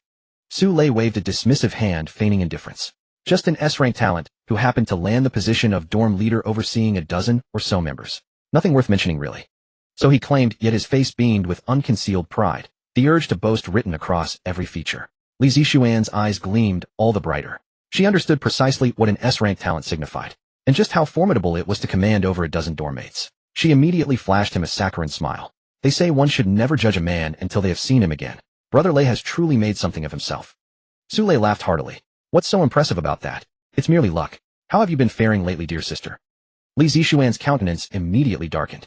"Not well at all. Stuck following some wretched woman. Never enough to eat, never warm enough to wear. I asked her to connect me with a big shot, and she kept making one excuse after another. Had I not run fast enough, I'd probably be dead by now." The wretched woman she referred to was of course Chu Fei. Previously, when they had been defending the outpost, she had been the first to retreat. Although their dorm consisted of only 2 members with the weapons given to them by Chang An, they couldn't necessarily hold out until the end, but lasting several more rounds would have been well within their capability. But she had fled in cowardly self-preservation, leaving Chu Fei unable to defend alone and thus forced to withdraw. Hearing this account, Su Lei's eyes lit up instantly. He produced an item and offered it to her. Li Zixuan looked down, and there unmistakable was a room key card. "Brother Lei, what's the meaning of this?" she exclaimed, her voice trembling between astonishment and joy. "Our dorm is in need of exactly the sort of capable young lady like you. Come join us." Su Lei's face was alight with anticipation. He had dreamed of recruiting her into his dorm. Li Zixuan's heart quickened its pace. He possessed an S-rank talent and commanded over a dozen members as dorm leader. Following him would be incomparably better than following Chu Fei. Just as she was about to speak, a figure approached. "Li Zixuan, you ought to consider this carefully. Have you forgotten about that distinguished individual?" She was tall and voluptuous, her features exquisite and exquisite. None other than Chu Fei. And who might this lovely lady be? At the sight of her, Su Lei's eyes blazed with sudden interest. He had never imagined encountering such a stunning beauty. Li Zixuan scoffed coldly. "Chu Fei, stop dangling that person before me as bait. Do you truly take me for a fool?" Previously, Chu Fei had promised to introduce Chang An to her, even claiming she could secure her a place. She had never believed that to be true. Now that Su Lei's opportunity had presented itself, she was not about to let it slip away. Brother Lei, I'll join your dorm. I trust you shall guide me well from this day forth. Su Lei nodded, though his delight remained measured, for his sights were set on something far greater. Miss Chu Fei, our dorm is in need of exactly the sort of capable young lady like you. If you would consent to join us, I could appoint you as my second-in-command. Li Zixuan was consumed with fury. The conditions he offered Chu Fei were better. On what grounds? But she knew she could not afford to offend Su Lei now, and could only swallow her rage in silence. Chu Fei paid him no heed whatsoever, as though his words had fallen upon empty air. Su Lei's brow furrowed slightly, and he raised his voice. Miss Chu Fei, our dorm is ranked among the top 10,000 potential dorms in existence. Chu Fei smiled, a smile brimming with contempt. Ranked among the top 10,000. Wasn't that the mark of utter mediocrity? Her paramour was ranked first, the invincible sovereign among them all. Indeed, she regarded Chang An as her paramour. Yet there seemed to be nothing amiss in the arrangement. Chang An provided her with food, resources, and weapons, while she in turn supplied him with emotional value. The contempt in her smile cut into Su Lei like a blade. His expression darkened. Miss Chu Fei, I would hope you not to mistake generosity for weakness. Faced with such a thinly veiled threat, Chu Fei's disposition toward him grew all the more frigid. Get lost. Su Lei's wrath flared, but before he could retort, an aged voice rang out. Have all our warriors assembled? Once everyone has arrived, we may begin the council. He turned toward the source of the voice and saw several elders making their way to the center of the grounds. Members of the Elder Council. We have all arrived. Begin, Su Lei declared at once. Nonsense. There is clearly one squad yet to return. Chu Fei rebuked sharply. She had been in contact with Chang An earlier. They were still holding the outpost. Su Lei scoffed coldly. I can tell you with absolute certainty. We are the last squad to return. Bullshit. Chu Fei hurled the expletive without hesitation. The moment her words fell, Su Lei's dorm mates erupted in a chorus of jeers. You wretched woman, are you asking for death? We are the last ones back. What more proof do you need? You filthy whore, keep yapping, and I'll cut you down. Looks like you're aching to get wrecked, don't you? A barrage of vile curses left Chu Fei seething with indignation, but she stood alone. How could one voice possibly outshout them all? A member of the Elder Council raised his hand to silence them. Enough. Regardless of whether all have arrived, let us proceed with the matter at hand. Our world has been overrun by monsters. This is the final bastion of humanity. Yet now, with the monsters pressing ever closer, we no longer possess the capacity to mount a defense. Humanity teeters on the brink of annihilation. Given these dire circumstances, we have no recourse but to unleash our last resort, the blood offering plan. We chose to establish our city here for two reasons. First, this land holds a water source. Second, a formidable aberrant beast dwells here. We struck a bargain with it. So long as we provide it with premium blood offerings, it shall fight on our behalf. And what constitutes a premium blood offering? Warriors, the very squads who have been guarding the outpost. Rumble. The instant those words fell, the entire encampment trembled violently. A man stumbled forward in panicked disarray to deliver his report. This is terrible. An uncountable tide of monsters has us surrounded. The Elder Council turned its gaze upon the assembly. Now choose one to serve as the blood offering. The survivors' faces drained of color, for they realized at once this was a culling protocol. Li Zixuan's gaze suddenly settled upon Chu Fei. Isn't there an obvious candidate right before our very eyes? At these words, everyone turned their gazes toward Chu Fei. Chu Fei was instantly startled. Li Zixuan, what do you mean? Li Zixuan sneered. Isn't my meaning clear enough? Because you are the weakest, of course you should be eliminated. Since she had already chosen betrayal, she naturally had to see her dead. Besides, Chu Fei might threaten her position within Su Lei's dormitory. How am I the weakest? Because during the defense battle just now you were the first to flee. Chu Fei erupted in fury. You have the nerve to accuse me of fleeing first. If you hadn't run first, would I have been unable to hold the line? You truly have some gall. You are the dorm leader. If you didn't give the order, do you think I would dare to run? Upon hearing Li Zixuan's words, the crowd's gaze toward Chu Fei grew increasingly cold. A dorm leader held unquestionable authority over dorm members. If a member dared to defy orders, they were to be expelled. Chu Fei was consumed with rage. She had never imagined Li Zixuan could be so utterly shameless. What you? Thank goodness I met Brother Lei in time and saw the light before it was too late. Li Zixuan continued to sling mud. Otherwise, I fear I would have ended up like my former roommates, pushed out by you to take the blade and die. The moment these words were spoken, they immediately roused the anger of numerous dorm members. If every dorm leader behaved like her, where would they find any chance of survival? Don't listen to her nonsense. I never did that. Chu Fei hastened to defend herself. Li Zixuan was not about to let her off the hook. You never did. Then tell me, where did all your dorm members go? Why was it only you and me left in the end? Some froze to death, some were bitten by zombies. Then why weren't you frozen to death? Why weren't you killed by zombies? Li Zixuan declared sharply. Because you stole our clothes, seized our food and weapons, and pushed us out to die. Nonsense. Chu Fei flew into a rage and raised her hand to strike her. Su Lei immediately stepped in front of Li Zixuan. Chu Fei, what do you think you're doing? Li Zixuan sneered. Having her true nature exposed, she simply wants to silence me by killing me. Chu Fei trembled all over with fury, experiencing once again the treacherous cruelty of human hearts. She and Li Zixuan had never been particularly close, but out of regard for Chang An's instructions, she had looked after her generously and even saved her life. Yet Li Zixuan repaid her kindness by distorting right from wrong intent on seeing her dead. Su Lei gazed at her and declared coldly, "Chu Fei, your character is wanting, and you stand alone. I can give you one more chance. Join our dormitory. As for benefits, let's not even discuss them. Letting you live is already the greatest mercy I can bestow." Chu Fei already had one foot dangling over the edge of a cliff. How could he possibly pass up such a perfect opportunity to take ruthless advantage? First, he would lure her back to the dormitory, then after he had his fill of her, she would be rewarded to the dorm members as a bonus. His dormitory was full of grown men, precisely the time when they were desperate for a woman. Don't even dream of it. Chu Fei naturally refused. She had already keenly felt the malice the two harbored toward her, and moreover Chang An still held a place in her heart. Su Lei's expression darkened. "Chu Fei, my patience has limits. Don't be fooled to see you don't recognize when you're being given face." The previous pleasant expression had all been a mask. His attitude toward the weak had always been precisely this. Li Zixuan, afraid she might actually agree, hurriedly stoked the flames. "Brother Lei, why would you want her? She's nothing but a whore. I personally witnessed her doing explicit video chats with someone else." The moment these words were spoken, the crowd's gaze toward Chu Fei grew even more contemptuous. Some even began making lewd gestures outright. Su Lei dropped all pretense at last. "Chu Fei, as long as you serve us well, whatever price others offer you, I'll pay double."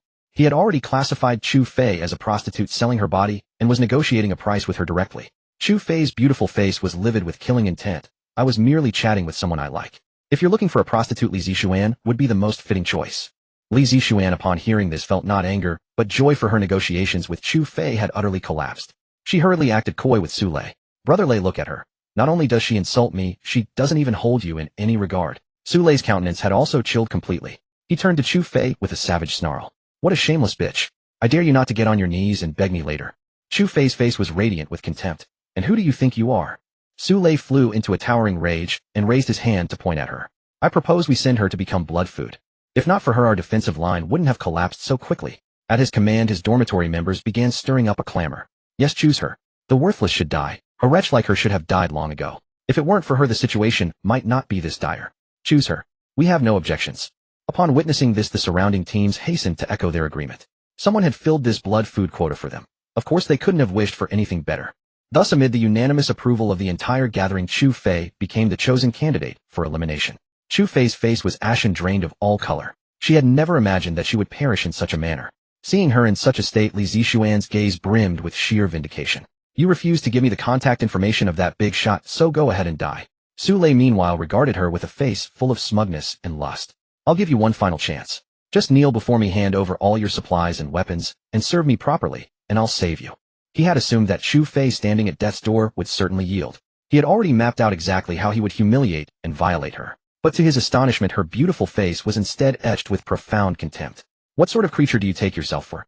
As if you could possibly be worthy of my service." Su Lei erupted in violent fury and immediately addressed the Council of Elders. "Elders, we have made our selection. This woman right here." A few elders nodded. "Very well. Since you have reached a unanimous decision, bring her along with us to the altar." Su Lei waved his hand. "Take her away."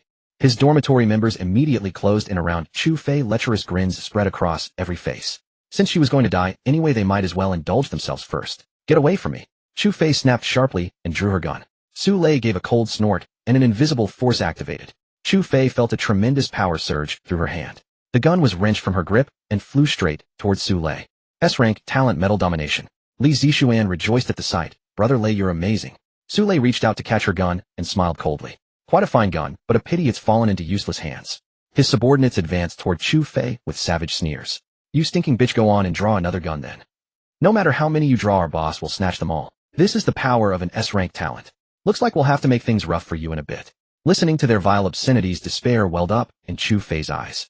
Her talent was not combat-oriented, and the weapons she carried were all made of metal. Drawing them again would not only fail to protect her, but would only deliver them straight to Su Lei. "Chang An, I'm sorry. It seems we were destined never to meet again." Just at that moment, a voice suddenly rang out. "Who dares to touch my people?" Hearing that voice, her entire body trembled. She followed the sound with her eyes, seeing a group of people approaching from the doorway. The person at the front was tall and handsome, exuding an extraordinary aura. At the sight of him, her vision instantly blurred. "You've finally come." The person was none other than Chang An. He had led his team to hold their position until the very end. When the monsters found they could not breach the outpost, they surprisingly spared them.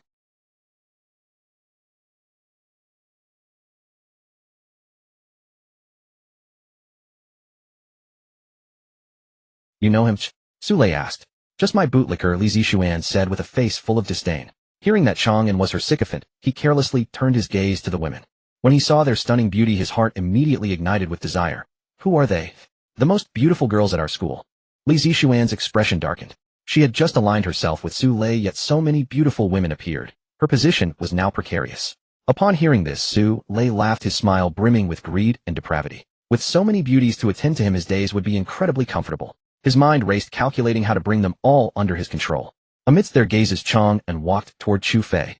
Name Chu Fei. Talent electronic affinity S rank. Appearance beauty of exquisite features. Personality gentle on the outside, strong within, devoted in love. Bond 7.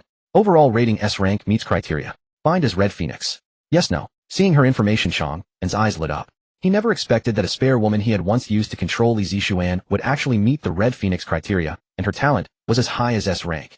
He had heard of this talent in his past life. It could control all electronic devices, extremely practical. More remarkably, her bond level was as high as level 7. Without hesitation, he immediately chose to bind. Bind success. Today's remaining reward count 11. The moment the notification appeared, he felt a powerful force flooding into his body. He could clearly feel himself growing stronger. He quickly opened his personal attribute panel. Constitution 68. Strength 67. Agility 67. Spirit 67. Luck 67. All his attributes had reached 67 points, sprinting towards 70. Joy filled his heart. He never expected such a casual investment would bring him such enormous returns. Boy, does this place have room for you to speak. Get lost. One of Su Lei's roommates blocked Chang An's path, but before he could finish his sentence, Wang Ting kicked him flying. Chang An paid no attention and simply walked up to Chu Fei, smiling at her. I'm sorry I'm late. Chu Fei's eyes reddened, tears falling. She quickly shook her head. No, you came at just the right time, not late at all. He reached out and wiped away her tears. You've suffered enough. His actions moved her deeply, and she threw herself into his arms, hugging him tightly. Just moments ago, she truly believed she was about to die. Once again, he had saved her like a god. Today's intimacy task completed. Rewards: granite x 2000 manganese steel alloy x 2000 wild matsutake x 100 bluefin tuna x 100 ice cubes x 100 ice cream x 100 large camping 10 x 1. First intimacy task completed. Special reward: VIP membership card. VIP membership card resource consumption for upgrades and construction reduced by 10. Chang An's eyes brightened. A 10 reduction in resource consumption was quite considerable, especially later when resource demands were enormous. Even 10 was a substantial amount. It's all right now, it's all in the past. He gently stroked her fragrant back. Chu Fei responded softly, leaning in his arms for a while, feeling an indescribable sense of peace. She suddenly realized everyone was watching them, and quickly blushed, stepping out of his embrace. Here, this is for you. Chang An took out a room card and handed it to her. She immediately showed surprise. Can I really have it? His dormitory was ranked first on the leaderboard as super dormitory. Countless people dreamed of joining, yet he had simply given the room card to her. Chang An smiled. Of course. Wouldn't you like to join my dormitory? I certainly would. Chu Fei was overjoyed and immediately used the room card. Chu Fei has joined your dormitory. Receiving the notification, Chang An smiled. Adding another Red Phoenix would make him even stronger. Say hello to everyone, he told her. Chu Fei hurriedly greeted the other women. Hello everyone, I'm Chu Fei. I look forward to getting along with all of you. The women warmly welcomed her. Seeing this scene, Li Zixuan's face darkened instantly. Chang An had been her bootlicker. How could he be entangled with another woman? Su Lei was also somewhat irritated. Chu Fei had shown disdain toward him, but thrown herself at Chang An's arms, trampling on his dignity. Li Zixuan immediately shouted at him. Are you blind? Can't you see I'm here? This was her usual attitude toward him, arrogant and domineering. Chang An turned to look at her. Name: Li Zixuan. Talent: spiritual enchantment A rank. Appearance: quite attractive. Personality: consumed by jealousy, vicious and ruthless. Bond 0. Overall rating C rank, does not meet criteria. Seeing her information, he narrowed his eyes slightly. He had never known her talent was spiritual enchantment. The ability she had told him about before was always B rank agility enhancement. It turned out she had been enchanting him all along. No wonder he had been so devoted to her until he finally awakened before his death. What are you looking at? Get over here now. Li Zixuan glared at him. Her words made all the women angry. Chu Lan said coldly, shut your mouth, or I'll rip out your tongue. Li Zixuan paused, then flew into a rage. Where did this lowlife come from? I'm talking to Chang An. What business is it of yours? Everyone was startled upon hearing the name, Chang An. Su Lei's expression changed dramatically. He quickly grabbed Li Zixuan. What did you say his name is? Reading his reaction, Li Zixuan naturally understood what he feared. She sneered, his name is Chang An. But don't think he's the #1 ranked Chang An. It's merely a coincidence of names. How could such a worthless loser become humanity's #1? Are you sure? Of course. You don't know. Before me he acts exactly like a lapdog. Li Zixuan looked at Chang An with utter contempt. She had always considered Chang An a toad unworthy of her. Hearing her conviction, Su Lei breathed a sigh of relief. As long as it wasn't that super powerhouse, everything would be manageable. Today, no matter what means he used, he would bring these beauties into his embrace. Su Lei surveyed the women with a sweeping gaze, his eyes finally settling on Chu Lan. He cleared his throat softly and flashed her what he believed to be his most charming smile. Might I ask the name of this fair maiden? Chu Lan did not spare him so much as a glance, let alone a reply. Her indifference caused Su Lei's expression to stiffen, his face flushing with awkwardness. Li Zixuan promptly came to his rescue. Her name is Chu Lan. She's my simp's childhood friend. Su Lei forced a laugh and extended his hand toward Chu Lan, attempting to shake hers. So it is Miss Chu. I have heard Zixuan speak of you often. Now that I see you in person, your beauty is truly matchless. A pleasure to meet you. The old adage says one should not strike a smiling face. He hoped to draw closer to Chu Lan through this gesture, laying the groundwork for his subsequent schemes. Yet to his utter astonishment, Chu Lan's expression turned icy. Stay where you are. Su Lei's hand froze midair, his face a portrait of mortification. Miss Chu, I merely wish to make your acquaintance. I mean no harm. Chu Lan replied coldly. I have no wish to know you. The words landed like a vicious slap across Su Lei's countenance, cutting him to the bone. The mocking stares from the surrounding crowd nearly drove him to madness. Li Zixuan, seizing the moment, snapped sharply. You wretched woman. Brother Lei wishing to know you is an honor. How dare you spit on his kindness? Su Lei's dorm mates joined in the tirade. You foul wench. Brother Lei is showing you favor, and you dare put on airs. What do you think you are? How dare you speak to Brother Lei with such impertinence? Exactly. What kind of worthless trash dares to insult our Brother Lei? Brother Lei, don't waste words on her. Just drag her over. Su Lei, possessed of some measure of cunning, forcibly suppressed the fury boiling within him and forced a smile at Chu Lan. Forgive my impropriety. Miss Chu cannot be blamed as she does not yet know me. As he spoke, he cast a meaningful glance toward Li Zixuan. Zixuan, why don't you introduce us properly? Li Zixuan's heart soured at this. If Chu Lan and her companions were to join, her own position would be hanging by a thread. Yet she could not publicly defy him, so she turned to Chu Lan and said, This is Su Lei, Brother Lei. He possesses an S-class talent, and under his leadership our dorm ranks 8,000th on the leaderboard. If you join our dorm, I guarantee you will want for nothing. The words ignited a ripple of astonishment through the onlookers. S-class talent. No wonder he's so powerful. Ranked 8,000. That's on humanity's leaderboard. How I envy them. To join such a dormitory would be a dream. These girls are truly fortunate to be able to join a dorm like that. Her words, coupled with the murmurs of the crowd, brought expressions of shared glory to the faces of Su Lei's dorm mates.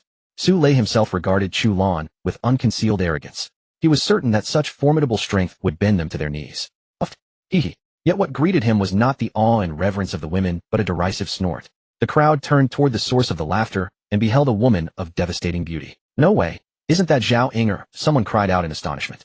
Su Lei hastened to look at her, and her peerless countenance instantly set his heart ablaze. Inger, is that you? How could he possibly fail to adore such a pure and breathtaking goddess? She had always been the very embodiment of his ideal. Use my full name. I fear our dorm leader might misunderstand. Zhao Inger let her smile fade and inched closer to Chang An.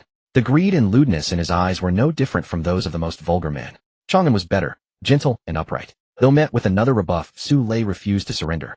Come to my dorm. I will grant you a life of luxury. Any resource you desire, yours for the taking. Zhao Inger rejected him without hesitation. I'm not interested. Su Lei pressed urgently. I am S-class. My dorm ranks 8,000th. Hearing him repeat this boast ad nauseum, Zhao Inger could not suppress her contempt. A frog at the bottom of a well should not venture out to flaunt itself. Chang An was SSS class, his dorm ranked first, yet he never boasted.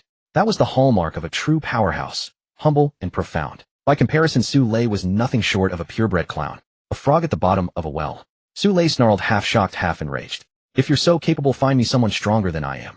Since entering this survival realm, he had never encountered anyone with greater talent than his own, not even a single peer. This had cultivated in him an unshakable confidence. Our dorm alone has several S-class talents. As for someone stronger, our dorm leader is 10,000 times stronger than you. Zhao Inger clung to Chang An's arm. Your dorm has several S-class. Su Lei's face twisted with derision. Such a claim was transparently false and required no scrutiny. Then, noticing their intimate posture, his expression shifted. Isn't your dorm leader Chu Lan? And what is your relationship? Our dorm leader is Chang An. As for our relationship, Zhao Inger cast a glance at Chang An, her cheeks flushing a delicate pink. She did not finish the sentence. Boom. The crowd erupted in an uproar. Though nothing had been spoken outright, that bashful, hesitant demeanor had already betrayed everything. The flower that was Zhao Inger had been planted in the cow dung that was Chang An. Su Lei blazed with fury, fixing his gaze upon Chang An for the first time with genuine attention. What does that scrawny loser have going for him? He doesn't deserve you at all. Li Zixuan, seething with indignation, added, Senior Sister Ing, don't be deceived by him. He once swore he would love me forever. Her simp absolutely could not be with anyone else. He was destined to worship her alone. Zhao Inger's expression frosted over. If you dare speak ill of him again, don't blame us for being rude. He doesn't deserve you. Whatever he can give you I can give you 10 times over. Su Lei blurted desperately. He could not bring himself to believe that he was inferior to a wretched simp. The disdain in Zhao Ying'er's expression deepened. Even if you offered me 100 times more, I would still refuse. Su Lei was so enraged he nearly coughed up blood. Just now he was tangled up with Chu Fei, didn't you see it? So what if I did? He's playing women behind your back? His feelings for you are not genuine. As he spoke he turned toward Chu Lan. And you all, he's entangled with both Chu Fei and Zhao Ying'er. Following him leads nowhere. One day you might just be sold off. Chu Lan replied coldly, measure others by your own standards. He is nothing like the likes of you. Su Lei's lungs felt ready to burst. The likes of me? What manner of person was that supposed to mean? Before he could respond, Chen Qi wrapped herself around Chang An's other arm. Honestly, you don't need to worry at all. We all get along splendidly together. If we're being honest, Fei Fei and senior sister both have to call us big sister. Boom. The declaration struck like muffled thunder beside their ears, leaving them dizzy and disoriented. Call you big sister? What is that supposed to mean? Su Lei's voice pitched between shock and rage. Chen Qi let out a melodious giggle. What do you think it means, hey? That's right. Exactly what you're all thinking. The crowd's eyes widened in unison. Her implication was unmistakable. They, all of them including Chu Fei and Zhao Ying'er, belonged to Chang An. They glanced at Chu Lan, Lu Yao, and Wang Ting, but none of them betrayed any objection. This was actually true. At this moment, Su Lei's countenance turned a livid crimson, anger and jealousy, threatening to tear him apart from within. Li Zixuan's face meanwhile darkened like the bottom of a wok. In the brief span of their separation, her simp had somehow gathered a bevy of such exquisite beauties around him. A reality she found impossible to accept. On what grounds? What right did he have? What despicable means did you use to deceive them? Li Zixuan barked sharply at Chang An. She refused to believe that Chang An had won their favor through his own merits. Wang Ting snorted coldly. Fool, just because you are blind to his virtues, do you assume everyone else is as blind as you? He pursued me for 3 years. Do you think I don't know what kind of person he is? Li Zixuan roared in fury. He is an absolute loser. Not only dirt poor and socially inept, but also utterly incompetent. The other women all cast disdainful glances at her. Chang An incompetent? Truly blind. If he were incompetent, then the rest of humanity would be nothing but garbage. What is with those looks? Am I not telling the truth? Their gazes infuriated Li Zixuan to no end. Wang Ting wanted to curse back, but Lu Yao held her back. Don't speak to idiots, it will only lower your IQ. Wang Ting nodded with mock solemnity. Indeed. Speaking even a few more words to her makes me feel like my intelligence is dropping. Their tag team mockery nearly made Li Zixuan burst with rage. She stamped her foot and pointed a finger at Chang An. Get over here right now. As long as you are obedient, I will give you a chance to pursue me. The other women looked on with utter contempt. Even now she still held on to her high and mighty attitude, firmly believing that Chang An would grovel at her feet. To their utter astonishment, however, Chang An actually took a step forward and began walking toward her. His action left everyone stunned before they burst into collective laughter. Ha ha ha. Who would have thought? He actually crawled over to her. His women tried so hard to back him up, yet deep down he is still nothing but a simp. This is hilarious. Who is the blind one now? What a waste of those beautiful women. They've placed their trust in the wrong man. Seeing this, a flash of wild joy and smugness crossed Li Zixuan's eyes. No matter how grandly those women spoke, he was still her simp. Indeed, when a dog gets hungry, it always crawls back. Su Lei laughed out loud. As long as Li Zixuan controlled Chang, and wouldn't those women of his be completely at his mercy? Just imagining the scene of them submitting beneath him made his blood boil with excitement. Staring at Chang An's retreating back, the faces of the women turned deathly pale. Had he truly betrayed them to throw himself into Li Zixuan's embrace? Could so many of them not even compare to a single Li Zixuan? Under their varied and complex gazes, Chang An walked up to Li Zixuan and stood still. Looking at his tall, robust physique and handsome face, Li Zixuan was momentarily dazed. She had never realized he could be so attractive. What surprised her even more was the unique aura he exuded. Powerful and mysterious, completely captivating her mind. I am very pleased with your performance. You must remain this obedient in the future. She nodded at him. Chang An did not reply to her words, but merely smiled. We finally meet again, Li Zixuan. For some reason, looking at his smile, Li Zixuan felt a shiver run down her spine, as though she were being stared down by a peerless savage beast.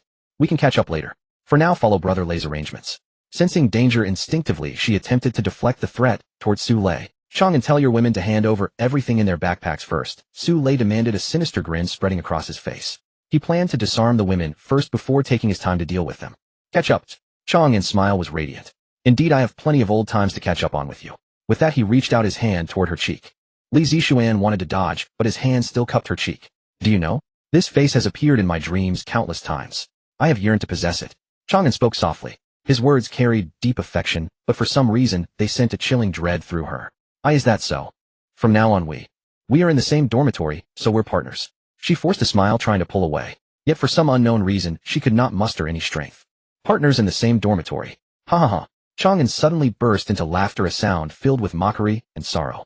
They had been partners for years, and what was the result? Boundless terror welled up in Li Zixuan's heart, and she looked at Su Lei in panic. Su Lei also sensed that something was amiss and barked at Chang An. That's enough. Get lost and stand aside. Ignoring him completely, Chang An gripped Li Zixuan's neck in a tight chokehold. Didn't you call me over? Now that I'm here, why do you want to run? Gasping for breath, Li Zixuan's face instantly flushed red as she wanted to speak, but not a single word could escape. Su Lei's dorm mates who had been mocking Chang An just moments ago only now realized that something was seriously wrong. Shouting, they closed in. The other women also stepped forward, immediately shielding Chang An. Chang An, what do you think you're doing? Let her go. Su Lei roared at him. Chang An turned his head and flashed a dangerous smile. Don't be in such a hurry. It will be your turn soon.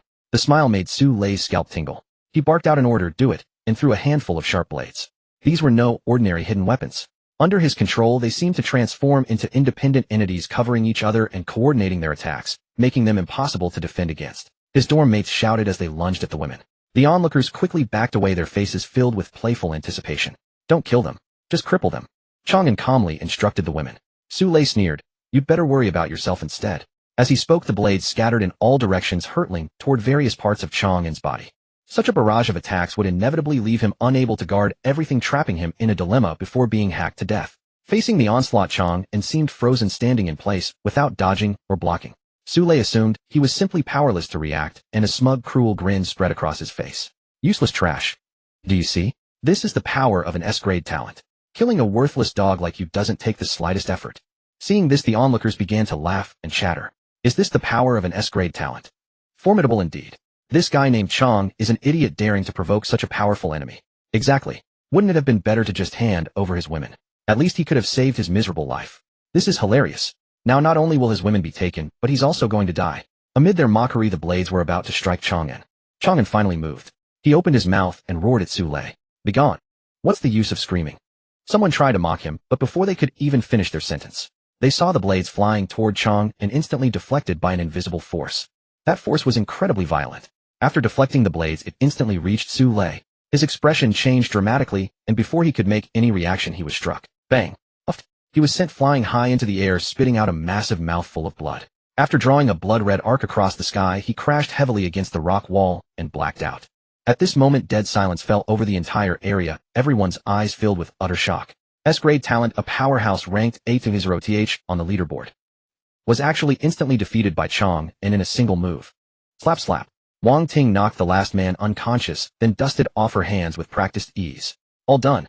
The watching crowd paled at the sight. If Chang An's overwhelming strength wasn't enough, these seemingly delicate girls were just as formidable. Though the men of Su Lei's dormitory looked tall and burly, they had been effortlessly crushed beneath her companions. The two sides simply weren't on the same level. If Su Lei's dormitory could rank in the 8,000s, where might these people stand? How laughable that fool Su Lei dared to set his sights on those girls. Did he even deserve them? No wonder they treated his recruitment offer with such disdain. Any sensible person would refuse to leave a dormitory this powerful. Chang An, please let me go, Li Zixuan forced out through gritted teeth, her gaze brimming with shock and terror. She had never imagined he was this powerful. Su Lei, blessed with an S-rank talent, hadn't even managed to withstand a single strike. What terrified her more was the killing intent she sensed radiating from him. He genuinely intended to take her life. Chang An cast her a cold glance before tossing her beside Su Lei. She gasped for breath, her heart surging with wild joy. Alive! She was alive at last. He still harbored feelings for her. She scrambled to her feet and hurried to stand before him. Chang An, I was blind before. I failed to see your worth, and that was my mistake. I'm willing to make it up to you. Chang An swept his gaze across her. Oh, and how do you plan to compensate me? I'm willing to be your girlfriend, she blurted hastily. I swear from now on I'll love only you. I'll wash your clothes, cook your meals, bear your children. Her face radiated sincerity, her expression pitifully fragile, her gaze brimming with devotion. Spiritual bewitchment, activate. Confident in the feelings he still harbored for her, she believed that humbling herself to admit her faults and beg forgiveness combined with her spiritual bewitchment would surely win him back. Once he agreed, he could never escape her control again. When that day came, she would claim everything that was his. She would make him kill Chu Lan and all the other women. She would make him her slave, drain him to the bone, squeeze out every last drop of blood from his body. Love? Don't be ridiculous. How could she ever have loved him? Does a raven stop being a raven simply because it grows stronger? She had never once looked up to him, and her scheming heart remained as vicious as in her past life. She gazed at Chang An with feigned devotion, awaiting his response. But Chang An offered no reaction whatsoever, simply watching her with an icy stare. As time crept by, her expression grew increasingly rigid, and a creeping sense of dread welled up within her. Just then Wang Ting stepped to her side and shoved her roughly to the ground. Get lost. You're not worthy of being his girlfriend. She gasped in shock and hurriedly looked toward Chang An only to find his expression as cold as ever. Her spiritual bewitchment had failed to work. Sensing disaster, she scrambled to his side and clung desperately to his leg. Chang An, believe me, I'm sincere. At last Chang An spoke, a flash of chilling malice crossing his features. Sincere? Is your sincerity nothing more than casting spiritual bewitchment upon me? Her mind exploded with thunderous force, her spirit trembling violently. Her talent had always been her greatest secret, one she had never revealed to anyone. Yet somehow he knew. Feeling catastrophe closing in, she hurriedly wept to him. It's only because I feared your rejection. I was terrified of losing you. Do you know, my family of origin was deeply unhappy. My parents abused me from childhood, so I trust no one. That is why even though I held you dear, I still treated you with cold indifference. Because I was afraid. I feared that once we were together you would grow disgusted with me and abandon me. But please believe me, I love you. I truly love you. Her confession was delivered with heartbreaking emotion, and aided by her spiritual bewitchment, it drew looks of sympathy from many around them. But Chang An burst into laughter. Ha ha ha. Wonderful, what a marvelous family of origin. His laughter made her scalp crawl. What's wrong? Your father is a university professor, your mother a civil servant. They cherished you from childhood, indulging you in every way. Who would have thought that in your mouth it became child abuse? The corners of Chang An's lips curled slightly, his gaze brimming with mockery. In his past life, he had gathered intelligence about her family's circumstances from her relatives. The moment those words left his mouth, Li Zixuan's face drained of color, and contempt twisted the features of the onlookers. To deceive others, she would slander the very parents who doted on her. A person whose character had sunk so low was beyond contempt.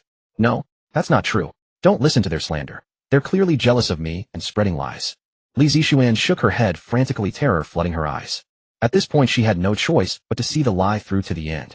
Admitting the truth would mean her complete ruin. Chang An did not bother to argue with her further. He simply turned to Chu Lan and instructed, "Go wake Su Lei up." He had held back. Though he had grievously wounded Su Lei, he had not killed him. Though Chu Lan did not understand his intention, she nevertheless went to revive Su Lei. Uff! Su Lei spat out a mouthful of blood, his eyes fixed on Chang An with sheer terror. Who exactly are you? He had prided himself on his strength, yet he had been defeated in a single move. What's more, he hadn't even been able to discern what technique had been used to knock him out. Who I am is none of your concern. If you don't want to die, hand over everything you have, Chang An said coolly. Fury blazed in Su Lei's heart. He who had always delighted in robbing others was now the one being robbed.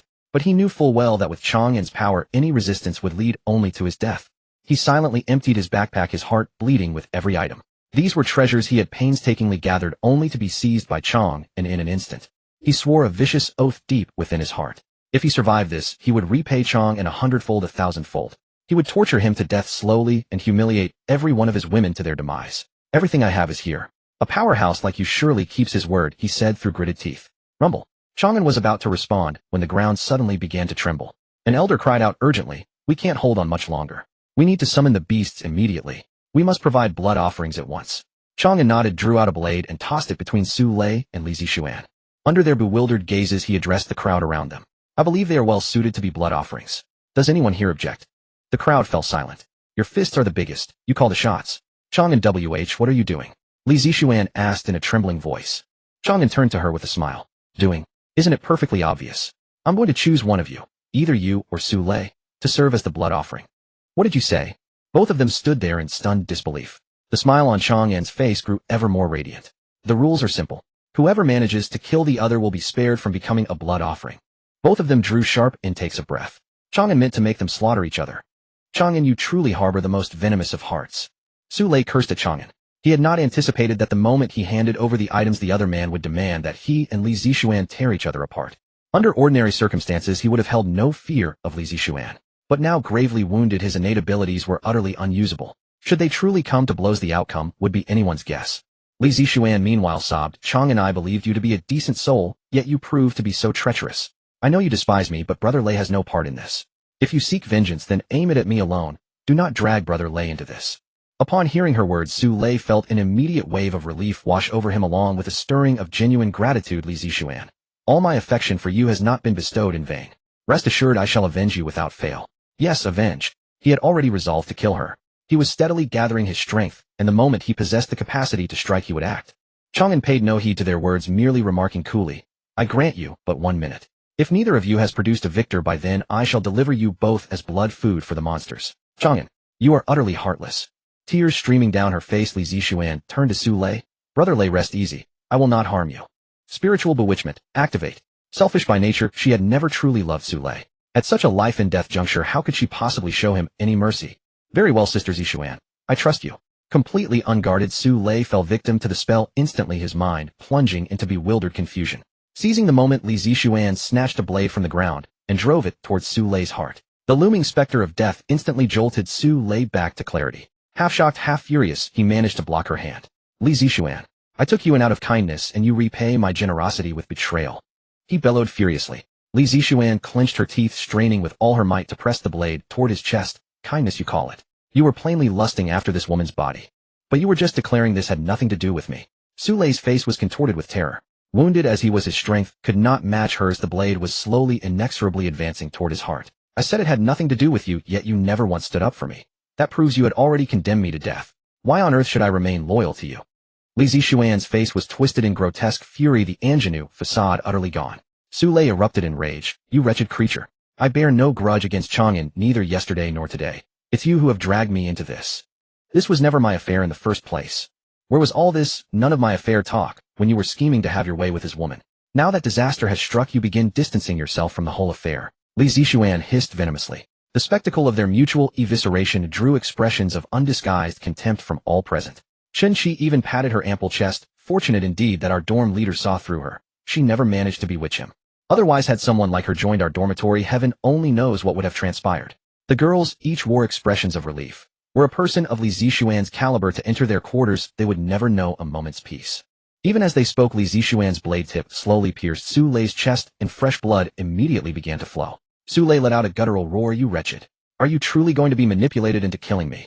Have you already forgotten the ways you once fawned and flattered before me? Li Zixuan's gaze was glacial as she drove the blade inch by inch into his chest. Every smile, every word of flattery, was merely to ensure my own survival. Now to guarantee that survival, of course, I must send you to your death. Wretch, you shall not die a peaceful death. And you, Chang An, I shall await you both in hell.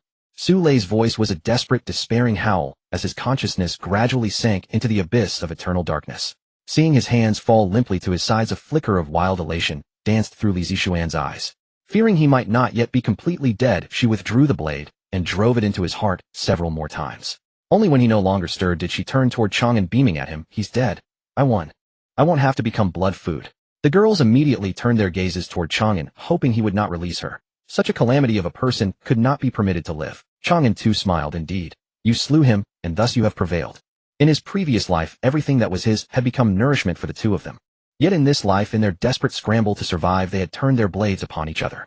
The Li Zixuan who once hung upon his every word had in the end personally escorted him down the path to the Yellow Springs. All the tender affection between the two had transmuted into bitter, blood-deep enmity. The sensation set every single cell in his body laughing with savage joy. The girls, of course, remained oblivious to his inner thoughts, and expressions of disappointment flickered across their faces in unison. But he was, after all, the dorm leader. They could say nothing. Li Zixuan, meanwhile, was beside herself with delirious joy, ceaselessly kowtowing to him. Many thanks for your magnanimous forbearance. Though those were the words upon her lips, hatred blazed fiercely within her heart. She swore a silent oath to herself. The humiliation of this day would be repaid in full. But at that very moment, Chang An seized a fistful of her hair and began dragging her outside. What are you doing? She shrieked, caught between terror and fury. Nothing much. Merely taking you to admire the scenery. Chang An replied, a cold and cruel smile curling across his face. It hurts. Release me. I can walk on my own. The searing pain radiating from her scalp wrenched a cry of agony from Li Zixuan's lips. Chang An chuckled lightly. Does it hurt? Don't worry. It won't hurt for much longer. With that, heedless of her pleas for mercy, he hauled her to the doorway. The great door remained firmly shut, shuddering under relentless impacts. Through its cracks one could glimpse the ferocious visages of the monsters outside. What are you going to do? Li Zixuan's composure shattered. Chang An smiled. Nothing at all. I simply wish to grant you the experience of being surrounded by monsters and torn apart piece by piece. In his previous life, it was she who had cast him into the monster's lair. In this life, he would repay the favor in kind, letting her taste the despair and agony of being ripped apart alive. No, you cannot do this to me. Li Zixuan's face crumbled, tears bursting forth like a breached dam. And why ever not, came the reply. This is what you owe me. Chang An lifted the door's bolt. Li Zixuan's soul seemed to flee her body as she threw herself at him in a flood of weeping, wailing entreaties. Chang An, I was wrong. I truly know I was wrong. I will be your woman. No, I will be your dog. Whatever you wish me to do, I shall do. I swear eternal submission to you, never to betray you. I beg you, spare my life. Do not kill me. You do not realize you were wrong. You merely realize you are about to die. A faint smile graced Chang An's lips as he swung the great door open. The monsters at the threshold immediately surged toward him. His gaze turned sharp and his spiritual power, infused with killing intent, rolled forward in a devastating wave. Countless monsters perished and a momentary vacuum materialized before the door. No. Amid Li Zixuan's despairing shriek, he hurled her into that space. A tidal wave of monsters engulfed her in the span of a heartbeat. Chang An I hate. Her scream was never finished but vanished entirely. Blood fountained forth as her body was instantly torn into countless fragments devoured by the monsters. Only her head remained, eyes still wide open in death. Moments later, a colossal monster charged forward and crushed her skull beneath its foot. Li Zixuan vanished from the world forever. Chang An returned to the plaza, and every hymn carried a measure of reverence. Many had witnessed the power of when he opened the gates. He had actually blasted a clearing through the monster horde, carving out a patch of ground. They didn't even know how he struck. Such power was truly terrifying. No wonder he was the last to return just now. Su Lei and Li Zixuan dared to offend such a powerful figure. Who would dare let them live? Dorm leader, you were so cool and handsome just now. Wang Ting stepped forward, looping her arm through his, and spoke in a soft voice. Chang An smiled. How so? Am I not cool or handsome usually? Wang Ting quickly shook her head. That's not what I mean. Then what do you mean? Chang An pressed on. Wang Ting puffed up in annoyance. You know I'm blunt, don't tease me. Chen Shi stepped forward and embraced his other arm. Ting Ting means that you killed them well. They had thought he had been bewitched by Li Zixuan and would spare her, but he was so decisive, tossing her directly into the monster pile. What? In your eyes am I some brainless lickspittle? The women shook their heads in unison. A decisive, formidable warrior cannot be a lickspittle after all. At that moment a survivor mustered the courage to ask, Boss, look at this blood meal. Chang An waved his hand. You decide what to do. If anyone wants to pick me, that's fine too. Everything can be negotiated. Though he said it could be negotiated, his words were heavy with killing intent. The man's expression stiffened, then a flattering smile spread across his face. Boss, you must be joking. Your dorm is the strongest force here. How could we let your dorm members become blood meals? With the power he had shown, even 10 times their courage would not be enough to offend him. As for the blood meals, isn't Su Lei's dorm members here? With them here they could hold out for a long while. Chang An ignored them no more. He led the women to a clearing and pitched a large camping tent. The women sat down one after another. Shu Fei brushed sweat from her brow. This tent is nice, but it's too hot inside. The tent's thick, airtight design trapped heat, making the interior warmer than outside. Chang An gave a faint smile, pulled out a low-temperature field generator, and activated it. In the next moment, a pale blue light shield covered them, and the temperature dropped instantly. Shu Fei's eyes widened in astonishment. What is this? Why is it so cool? Chu Lan explained the function of the low-temperature field generator to her. She looked at Chang An with disbelief, surprised that he possessed such a magical device. Chang An produced a stack of items and handed each person a treat to beat the heat. Shu Fei looked on in astonishment. Ice cream. Yes, Chang An was handing out ice cream. She hadn't imagined that in this desperate, scorching end of the world she could sit in an air-conditioned room and eat ice cream. Wang Ting smiled at her. Don't be so surprised, the dorm leader has plenty of good things. Shu Fei blushed, feeling like a country bumpkin, astonished by everything. She tried hard to present herself better, but after Chang An kept producing things, she couldn't hold back. Watermelon.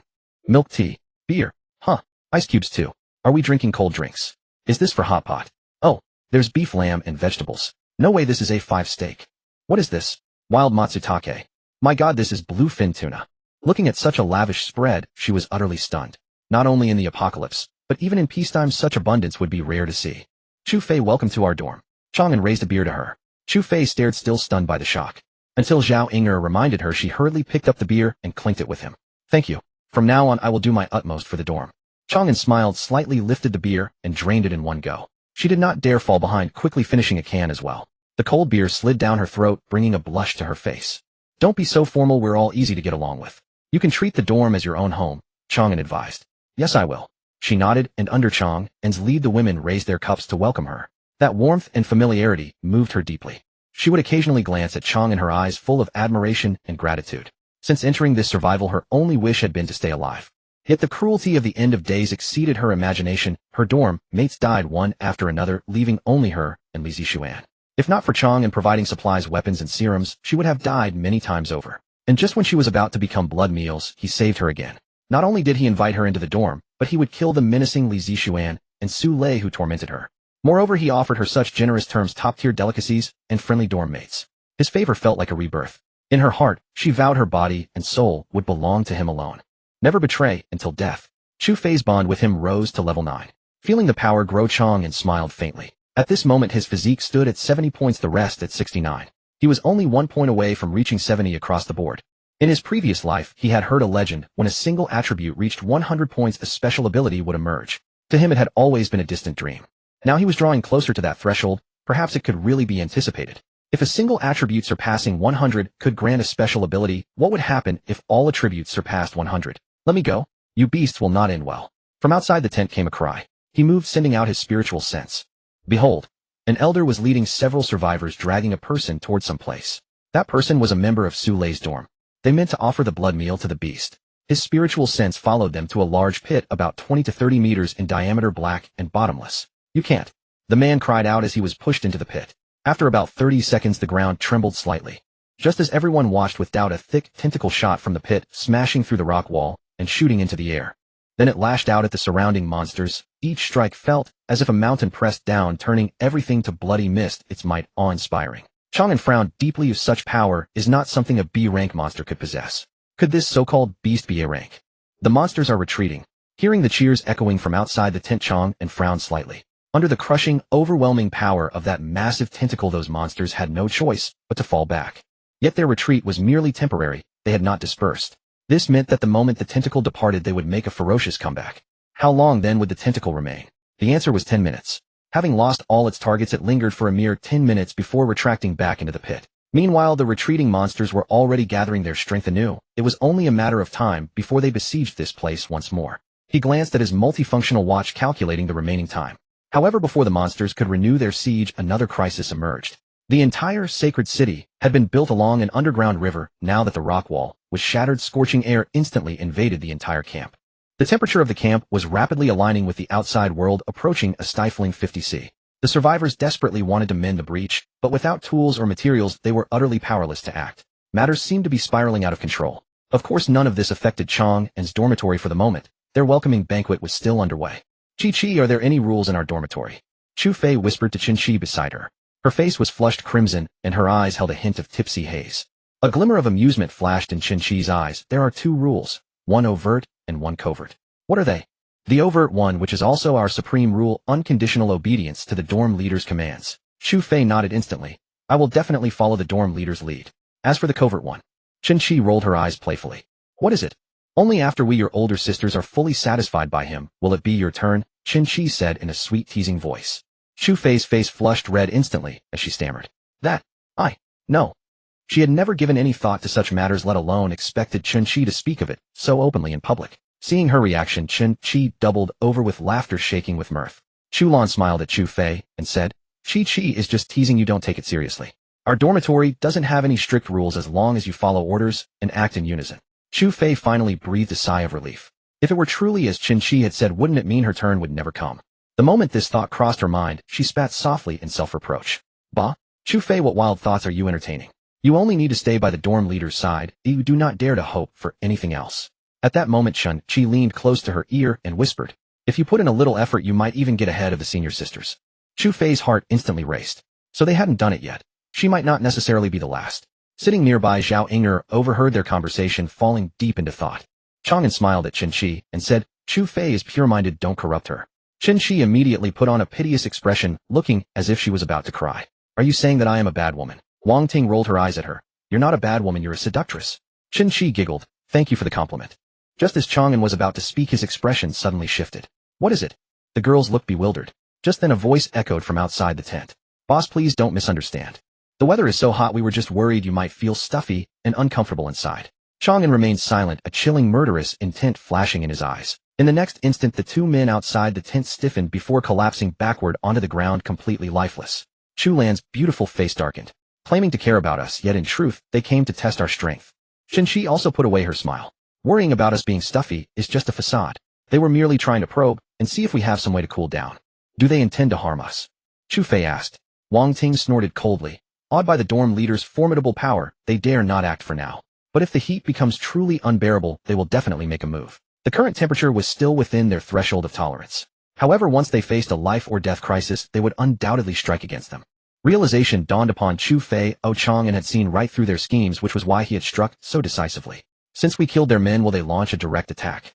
She felt a trace of anxiety. Lu Yao sneered. If they had the courage to do so, they wouldn't have sent scouts to probe us first. As if to validate her words, the deaths of the two men caused no ripples whatsoever, not a single soul even came to inquire. Nevertheless, this interlude dampened the girls' spirits. They brought the banquet to an end and began wiping down and maintaining their weapons, preparing for battle at any moment. Chang An summoned Chu Fei to his side and handed her a generous amount of supplies: water, food, firearms, shields, first aid, medicine, and more. Such comprehensive gear filled her with both delight and deep gratitude. With a flushed face, she stood on her tiptoes to plant a kiss on his cheek in gratitude. Before he could react, she ran off in bashful embarrassment. We've already bared ourselves to one another, yet she is still so shy. Chang An murmured with a smile. He then took out the items Su Lei had surrendered earlier to inspect them. As a dormitory ranked in the 8,000s, they possessed a decent foundation. Their supplies were remarkably abundant, with a substantial amount of food and drinking water along with a rich cache of weapons. Aside from these, two particular items caught his interest. The first was a room card, and there were two of them. He had invited Chu Fei to use his only room card. Now, with two replacements, he felt much more at ease, no longer worried about missing out on the Hongwan connection. The second item was a special prop. Vacation invitation. Upon use, the user can travel to Paradise Island to enjoy a 7-day vacation. Paradise Island. A bright light flashed in Chang An's eyes. He had heard of this name long ago in his previous life. It was an extremely mysterious place, although it served as a station, it harbored no danger whatsoever. The island boasted exquisite delicacies, breathtaking scenery, beautiful women, and every form of entertainment imaginable. As long as one had money, they could enjoy absolutely everything on it. For the wealthy, it was a literal paradise. Furthermore, the island possessed an incredibly powerful force. Anyone who caused trouble would be instantly annihilated. Once a dormitory ranked in the top 10 had stirred up trouble there, only to be wiped out entirely within a single breath. He stored it away, deciding to pay a visit after their stay here concluded. On one hand, he wanted to gauge its true nature. On the other, the girls' nerves had been constantly strained, and they needed a proper chance to unwind. He then leaned back in his seat to doze off. More than an hour later, a sudden cry of alarm rang out from outside the tent. This is bad. The monsters have appeared again. His heart stirred, and he immediately spread out his spiritual sense. Sure enough, he saw a dark, dense mass of monsters closing in like a tidal wave. He checked the time. Approximately 3 hours had passed since the tentacle had retreated. At that moment, members of the Council of Elders appeared once more, shouting to the crowd of survivors. We have communicated with the exotic beasts. This time their intervention requires 2 blood sacrifices. Chang An's eyes were filled with chilling coldness. In just 3 hours, the required blood sacrifice had doubled. At this rate, within a single day, all survivors would become nothing but fodder for the beasts. You'll die a terrible death. We'll be waiting for you in hell.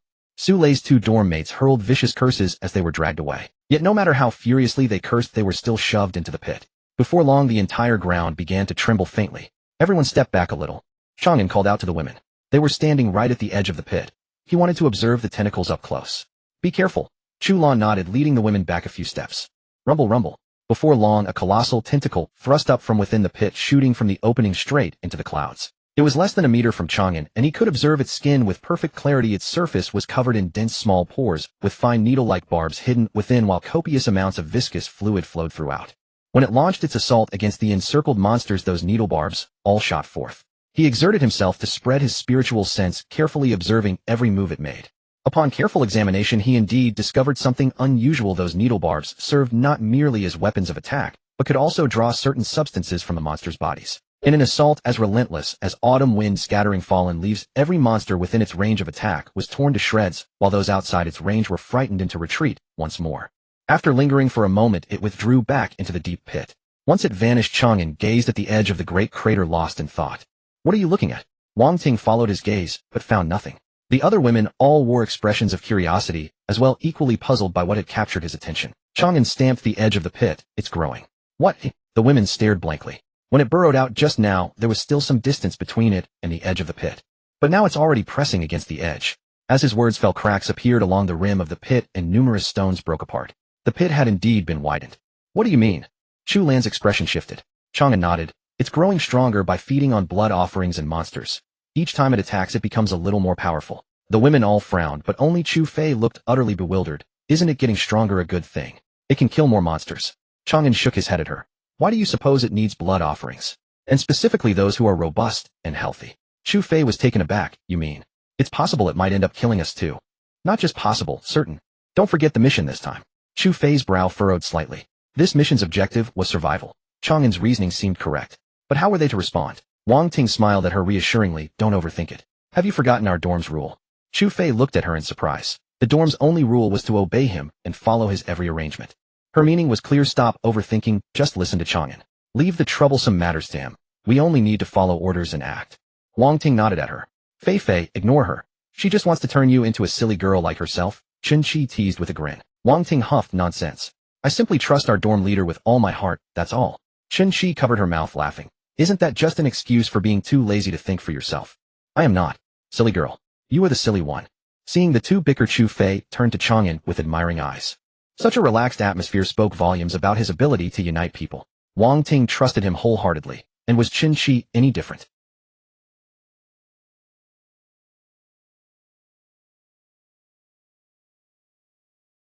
They arrived at the plaza where the others rested and shared Chang An's analysis with them. The crowd exchanged uncertain glances until a middle-aged man finally asked, Dorm leader Chang, do you have any evidence? Chang An shook his head. None. It's all my analysis. The people exchanged glances again. After a moment of silence, the man asked, what would you have us do? Stop offering it blood sacrifices. The man grew anxious. But what if the monsters break through? Repel them with your own strength. These words sent a ripple of uproar through the crowd. Someone spoke up. You are a powerful cultivator. Your dorm members are all elites. Of course you don't fear these monsters. But we are ordinary people. We cannot compare ourselves to you. Exactly. Do you have any idea how many monsters are out there? Hundreds of thousands. Millions. You expect people like us to hold them off. Just because you've got some tricks up your sleeve you think you're some kind of immortal. Easy to talk when you're not the one suffering. Their caustic remarks infuriated Wang Ting, who was about to retort. But Chang An stopped her and addressed the other dorm leaders. This concerns all your lives. I urge you to reconsider. The others hesitated briefly, but the middle-aged man immediately summoned an elder and asked him, what is the origin of this strange beast? Could it pose a threat to us? The elder promptly swore with confident assurance. It has dwelled here for hundreds of years and has always coexisted peacefully with humans. There has never been a single record of it harming anyone. Upon hearing this, the crowd turned to Chang An with smug, mocking gazes. The middle-aged man addressed him as well. Dorm leader Chang, I know you mean well, but the facts prove you were worrying over nothing. It has always been a friend to humanity, and it attacked the monsters because they share a common enemy. His words carried barely concealed delight. Through this incident, he had established a certain authority among these people.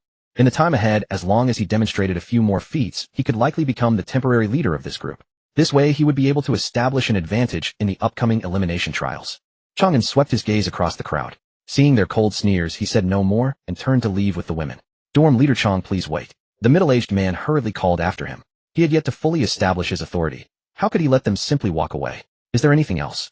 Chang An asked coolly. The middle-aged man offered him an awkward smile. With temperatures this high, everyone is running low on supplies. Many are already short on water.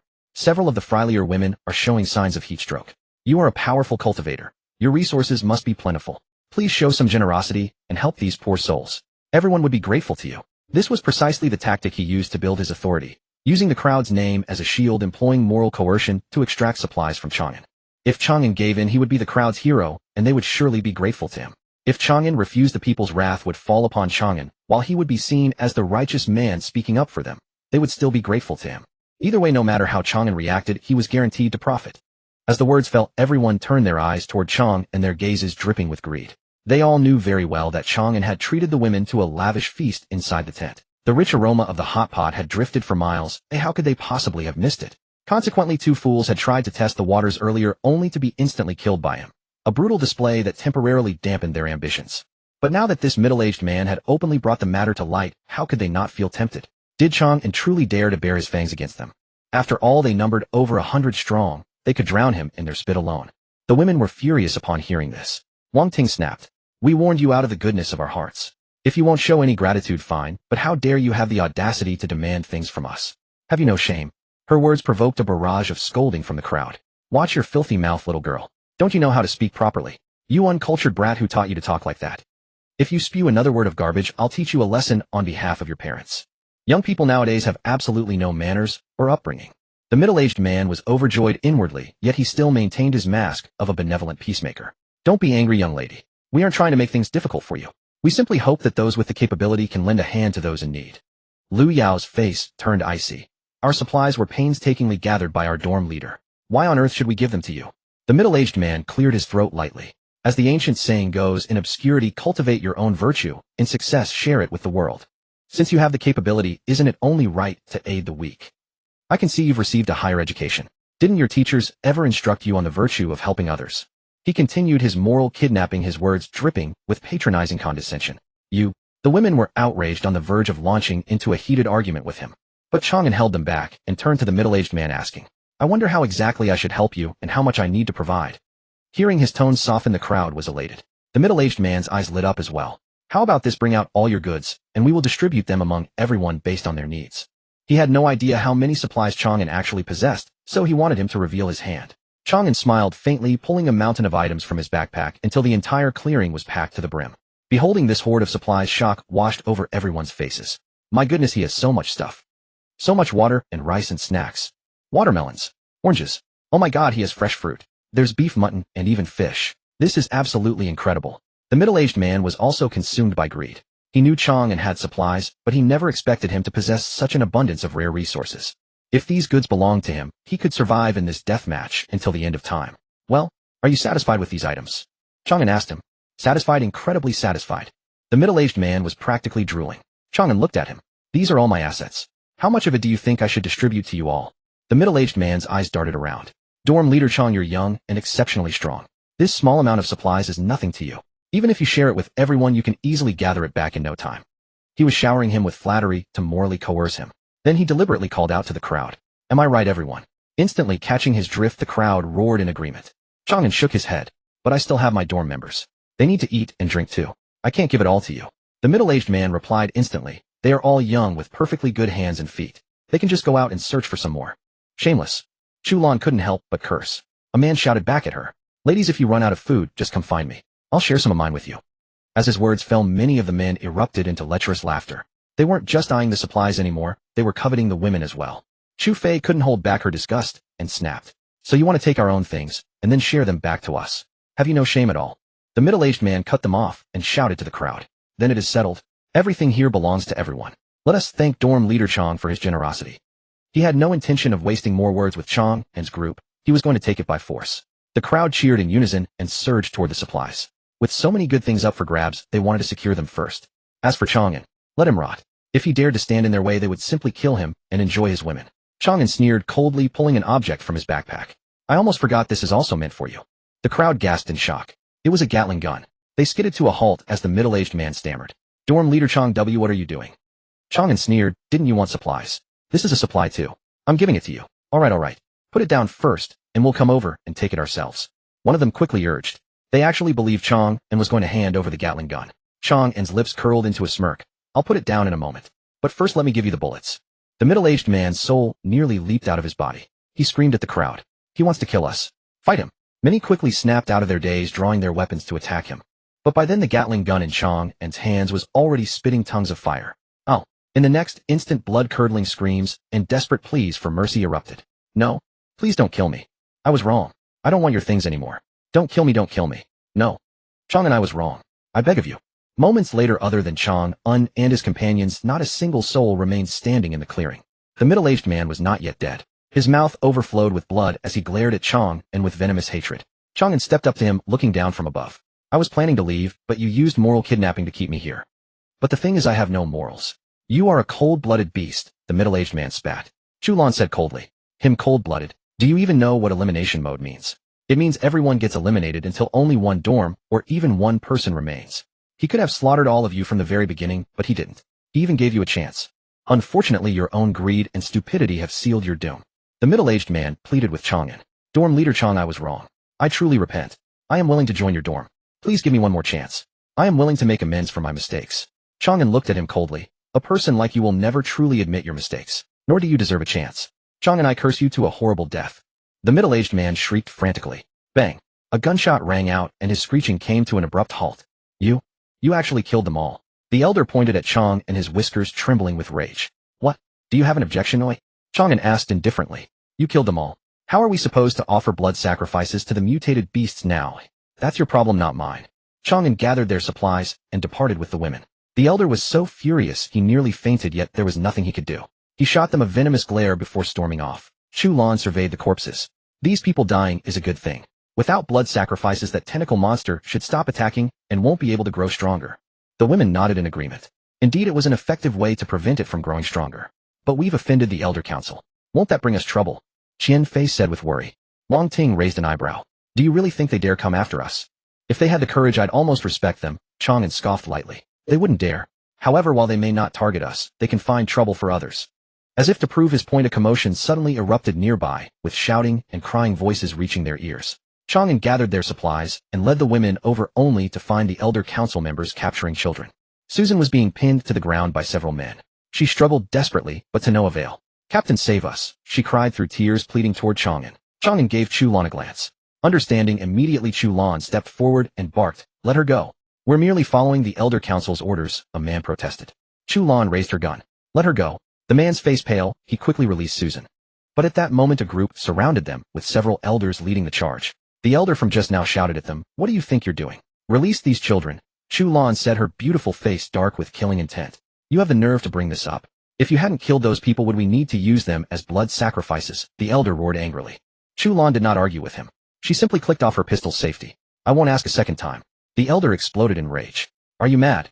I am an elder. How dare you show me such disrespect?" The other elders shouted in anger as well.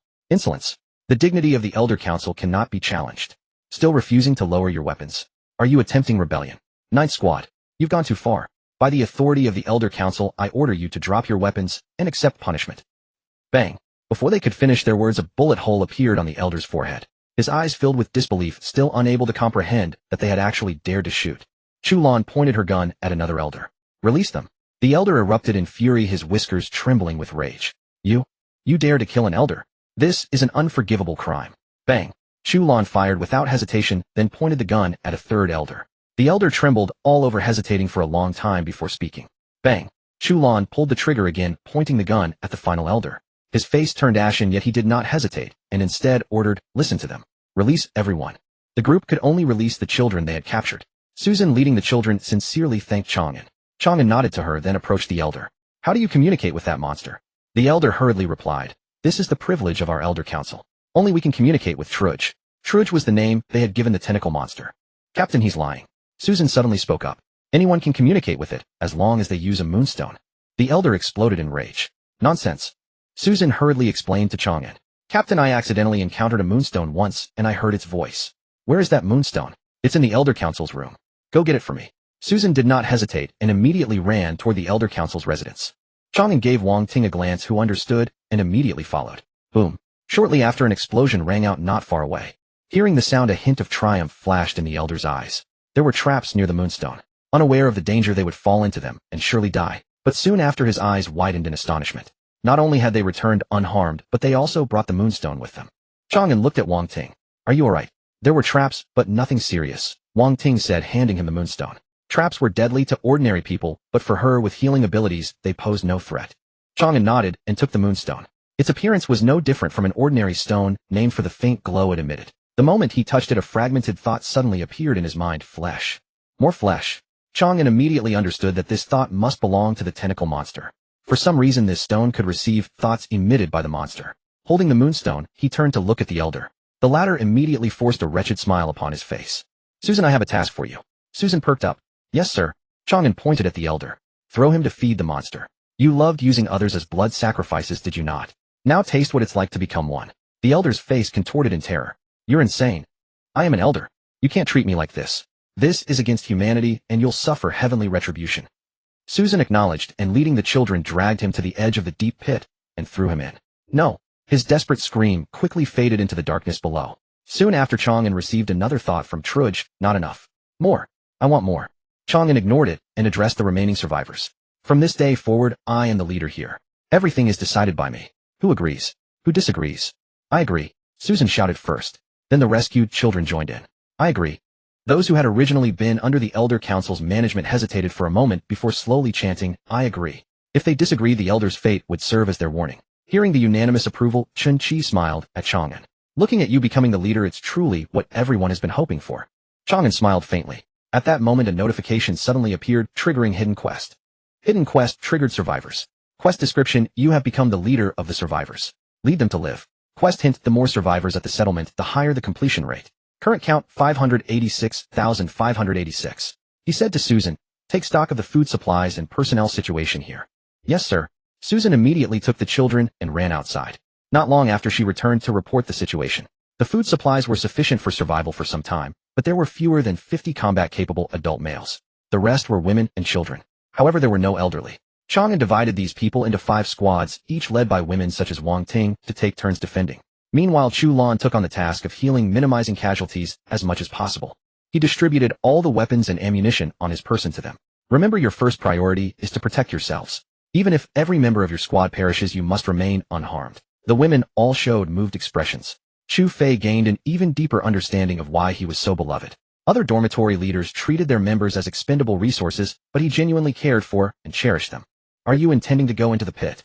Chu Lan asked. He had always charged at the front lines, and the only reason he wasn't in the defensive formation was he had a more dangerous mission. Chang An nodded. Yes, I plan to enter the pit and take a look.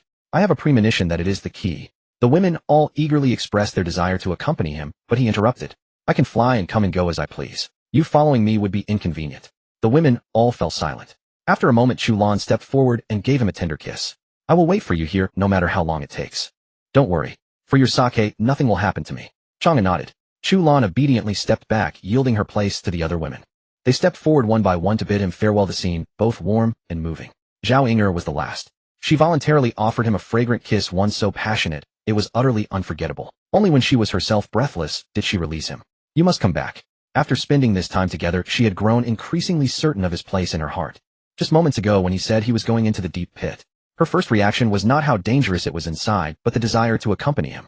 Zhao Ying'er's bond level has increased to level 9. Chang An's heart stirred. Her bond level had finally reached level 9, only one final step away from level 10. And once it reached level 10, he could possess her talent. Teleportation. Its power and usefulness needed no further explanation. He gave her a slight smile. If I come back, would you be willing to become my woman? Her face flushed crimson instantly. She gave a slight nod and whispered softly. From the moment you saved me, I already was. Chang An swept her up into his arms. I'm the kind of person who always believes in seizing the moment. There are some things I don't wish to wait for. She was immediately overwhelmed with shyness, burying her lovely face against him. But you're going somewhere dangerous. You should conserve your strength. Chang An laughed heartily as he walked toward the tent. Senior, not to boast. Someone like you probably wouldn't be able to exhaust me. She clung tightly to him, saying shyly, don't underestimate me. I've always kept active, and I'm not entirely ignorant about such things. Then show me everything you know. Don't let me down. The two walked into the tent, and before long delightful sounds rose within. Zhao Ying'er's bond level has increased to level 10. Night. Chang An pressed a gentle kiss to the sleeping face of Zhao Ying'er, then rose and left the tent. She had tried very hard and was very passionate, but ultimately lacked experience. She was easily defeated by him, and exhausted she had fallen into deep slumber. Outside the tent, he opened his status panel. Name Chang An, dormitory leader. Dormitory number 214,000. Dormitory level 30, click to view. Dormitory members, 6, click to view. Talent Lord of the Crimson Phoenix, divine grade, click to view. Subtalents Healing Art A grade, Self-Healing S grade, Spiritual Perception Enhancement B grade, Master Chef B grade, Teleportation S grade. Constitution 72. Strength 71. Agility 71. Spirit 71. Luck 71. Equipment Titanium Crystal Warblade Crimson Shadow Armor Wings of the Fly King. Items Medical Kit Walkie-Talkie Thermal Tent. Special Items Master Key Detector Vacation Invitation. Resources Granite 2000 Manganese Steel Alloy 2000 Ceramic 4000. With teleportation acquired, all 5 attributes had broken through 70 points. His strength had undergone a qualitative leap compared to before. He looked toward the deep pit and attempted to use teleportation. In the next instant, the scenery before his eyes changed dramatically, and he had already arrived at the edge of the pit. The speed was so fast that even he was somewhat caught off guard. Compared to Zhao Ying'er's teleportation, his was faster and more abrupt. This was the benefit of having high attributes. However, teleportation consumed considerable stamina. With his current constitution, he could only use it consecutively a dozen or so times. Of course, this calculation only accounted for pure consumption, not his stamina recovery rate. Moreover, he could consume food to increase his stamina recovery speed. If all of these were factored in, the number of uses could at least double. After a brief period of practice, he had completely mastered control over teleportation. He donned the Crimson Shadow armor and wings of the Fly King, preparing to enter the pit. At that moment, several figures hurried over. It was the women, with Zhao Ying'er among them. Knowing he was about to enter a dangerous place, they had still come to see him off. Chang An smiled at them. Save whatever you want to say for when I return. The women all nodded in unison. Chang An's gaze swept over them once, then he leaped straight into the pit. Watching his figure rapidly disappear into the darkness, the women all revealed worried expressions. Chang An had already become their spiritual pillar, even their faith. His temporary departure left them feeling somewhat lost and adrift. He will definitely come back, right? Zhao Ying'er murmured softly. She had just been united with him only to be separated again, which made her heart ache unbearably. Wang Ting nodded forcefully. Don't worry. He is the strongest. Nothing can defeat him. Lu Yao's eyes were filled with determination. If I can't wait for him, I'll go down to find him. Seeing the atmosphere growing heavy, Chi suddenly laughed. Senior, I get the feeling he wasn't fully satisfied. Looks like you need more practice. Zhao Yingner's face flushed crimson at once. I'll practice. I happen to have some experience and little tricks. Would you like to learn? Zhao Yingner was deeply embarrassed. Aye. Senior, she's tricking you. If she knew any of that, she wouldn't have been begging for mercy. Wang Ting exposed Chi's secret. Bah, I'm still better than you. Chi retorted. The two women immediately began playfully bickering. Clang, clang, clang. At that moment, the alarm bells blared loudly. The monsters were attacking. The women's expressions turned solemn. Chulan said, let's go. Until he returns, we hold this place. Hold this place. Chang An flapped the wings of the Fly King, slowly descending toward the bottom of the pit. The depth of the pit far exceeded his expectations. Even after descending for several minutes, he had yet to reach the bottom. Pitch-black darkness filled the pit, making it impossible to discern how much further the bottom lay. Moreover, a strange energy lingered here, obstructing any attempt to probe with spiritual sense. He merely extended his spiritual sense to the immediate vicinity of his body to guard against sudden emergencies. After descending a while longer, a faint crimson glow emanated from below, and the surrounding temperature began to steadily rise. His spirits surged, realizing he was nearing the bottom. Yet at that very moment, he abruptly halted his descent and hovered in midair. Because below him, countless slender tentacles wriggled in a dense mass, completely blocking the passage. Probing them with his spiritual sense, he discovered they were not independent organisms and possessed no conscious thought. He retrieved a bottle of mineral water from his backpack and tossed it down. A tentacle whipped out like lightning, wrapping around the bottle before retracting at extreme speed to drag it into the depths. He frowned slightly. These tentacles acted like sentries. If he wanted to reach the bottom, he had to eliminate them first. However, doing so would undoubtedly alert whatever monster lurked below. After weighing his options, he decided to strike. If a surprise attack was impossible, he would probe their strength first. He cautiously descended toward them. As if sensing his presence, the tentacles instantly seethed, every single one of them lunging toward him. His gaze sharpened as the titanium crystal battle blade in his hand transformed into a flurry of cold light, slashing toward them. Clang, clang. The blade struck them, producing a succession of metallic clashes. Using the recoil of the impact, he soared upward, escaping their attack range. Once he stabilized his posture, a trace of solemnity flashed in his eyes. The tenacity of these tentacles exceeded his expectations. They were incredibly resilient. Even with the sharpness of the titanium crystal battle blade, he could only leave shallow gashes on them, unable to sever them completely. Of course, his efforts were not entirely in vain. A viscous dark red fluid seeped from the wounds of the tentacles. His eyes narrowed slightly as he swung his blade, unleashing a wave of slaughter chi. SSH. The slaughter chi was peerlessly sharp. The tentacles that even the titanium crystal battle blade could not sever were cut down in swathes before it. The dark red fluid splattered, and upon hitting the cavern walls, it actually set the rock ablaze. Magma. His eyes flickered. The severing of so many tentacles drove the remaining ones into a frenzy. They shot toward him like arrows released from a bowstring. He consumed a piece of chocolate to accelerate his stamina recovery. Then, unleashing his full power, he slashed out several waves of slaughter chi in rapid succession. Like a hot knife, through butter, the waves of energy surged toward the bottom of the pit, severing every tentacle in their path. The passage, once choked with tentacles, was instantly cleared. Without lingering, he dashed forward. The remaining tentacles posed no obstacle to him. As he advanced, the crimson glow grew increasingly brilliant. A moment later, his vision suddenly expanded as he emerged into a vast space. It resembled an immense karst cave comparable in size to a regulation soccer field. The ceiling of the cave was densely covered with the same tentacles he had encountered earlier, while the bottom was a lake of molten lava from which terrifying waves of heat radiated. The sheer intensity of the heat was unbearable even with him wearing the dark red armor. He could clearly feel the moisture being rapidly sapped from his body. Without hesitation, he immediately activated the low-temperature field generator. A pale blue halo expanded, instantly dropping the temperature around him. However, the drain on the crystal core was immense. In just a few breaths, a condensation crystal core was more than half depleted. He immediately glanced at its display, which shockingly read, current ambient temperature, 500 C. With such an absurd temperature, it was no wonder even the dark red armor could not withstand it. He quickly adjusted the setting to a higher temperature to minimize consumption. Otherwise, at this rate, even 100 crystal cores would not suffice. Once the temperature was set, he surveyed the cave once more. On the opposite rock wall, he spotted several carbonized corpses which appeared to be discarded blood food. They were pinned to the rock wall by tiny tentacles, each with a gaping round hole in their forehead, their brain tissue completely gone. Evidently something had pierced their skulls and sucked out their brains. Gurgle, gurgle. At that moment, the lava lake below suddenly began to churn. Something was about to emerge. He gripped his titanium crystal battle blade tightly, staring intently at the lava lake. Under his watchful gaze, a figure rose from the molten depths. Its body was humanoid with a torso and limbs, but where its head should have been there were only tentacles. Several tentacles writhed and twisted where the head belonged, presenting an indescribably grotesque sight. A vague message echoed in Chang An's mind. Blood food. Too little. It had mistaken him for an offering of blood food. Having no desire to communicate, Chang An slashed out a wave of slaughter chi. The slaughter chi struck it instantly, causing its body to shudder slightly, and then nothing more. That brief shudder was its entire reaction. Chang An sucked in a cold breath. The slaughter chi, which he had always regarded as his greatest reliance, had actually failed to produce any effect.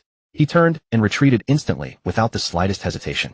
How could he fight when his strongest attack could not even harm it? In his past life, this power could effectively injure even A-rank or S-rank monsters. Could this monster transcend S-rank? But the moment he turned, an alarm blared in his heart, a premonition that he would die in the very next instant. He immediately activated teleportation. In the next instant, he materialized dozens of meters away. Meanwhile, the monster appeared exactly where he had been standing. It actually possessed an ability similar to teleportation. He felt immensely relieved. Had he not acquired the teleportation ability, he might already be dead. Of course, due to the trait of the Lord of Hongwan with the girls around, he wouldn't truly die, but his fate would certainly have been miserable. The missed strike caught the monster slightly by surprise. It sent another mental transmission to him. Who are you? Your grandfather. He snarled, teleporting right in front of it and slashing down. Since escape was impossible, he would fight to the death. To his astonishment, the creature stood its ground, taking the blow without making any attempt to dodge. Clang! Accompanied by a resounding crash, it was sent flying, crashing hard into the adjacent cavern wall. Chang An raised an eyebrow slightly. Why didn't this monster dodge? It hadn't dodged the slaughter chi earlier either. Was it because it disdained to dodge, was too lazy to, or was there some other reason? Buzz. The low-temperature field generator hummed, warning him that the crystal core's energy was almost depleted. He widened the distance between them, quickly swapping in a new condensation crystal core. But at that moment, he suddenly noticed that the ambient temperature had dropped. It was now 480 C. Why did the temperature drop? Looking at the monster struggling to free itself from the rock wall, a sudden realization flashed in his mind. Could it be? The moment the monster broke free from the rock face, it instantly teleported, seeking to launch a counterattack. Yet Chang An was a warrior forged in mountains of corpses and seas of blood, possessing immensely rich combat experience. Combined with his enhanced spiritual perception, he effortlessly anticipated the creature's intent. The very instant it vanished, he too disappeared from the spot. In the next breath, the beast materialized where he had just stood, while he appeared directly behind it. With a thunderous roar, he slashed his titanium crystal warblade savagely across its back. Like a cannonball, the monster was sent hurtling back into the stone wall. Chang An immediately checked the temperature, 470 C. His heart stirred. Seizing the moment while the creature was immobilized, he instantly unleashed another wave of slaughterous chi. The slaughterous chi struck home.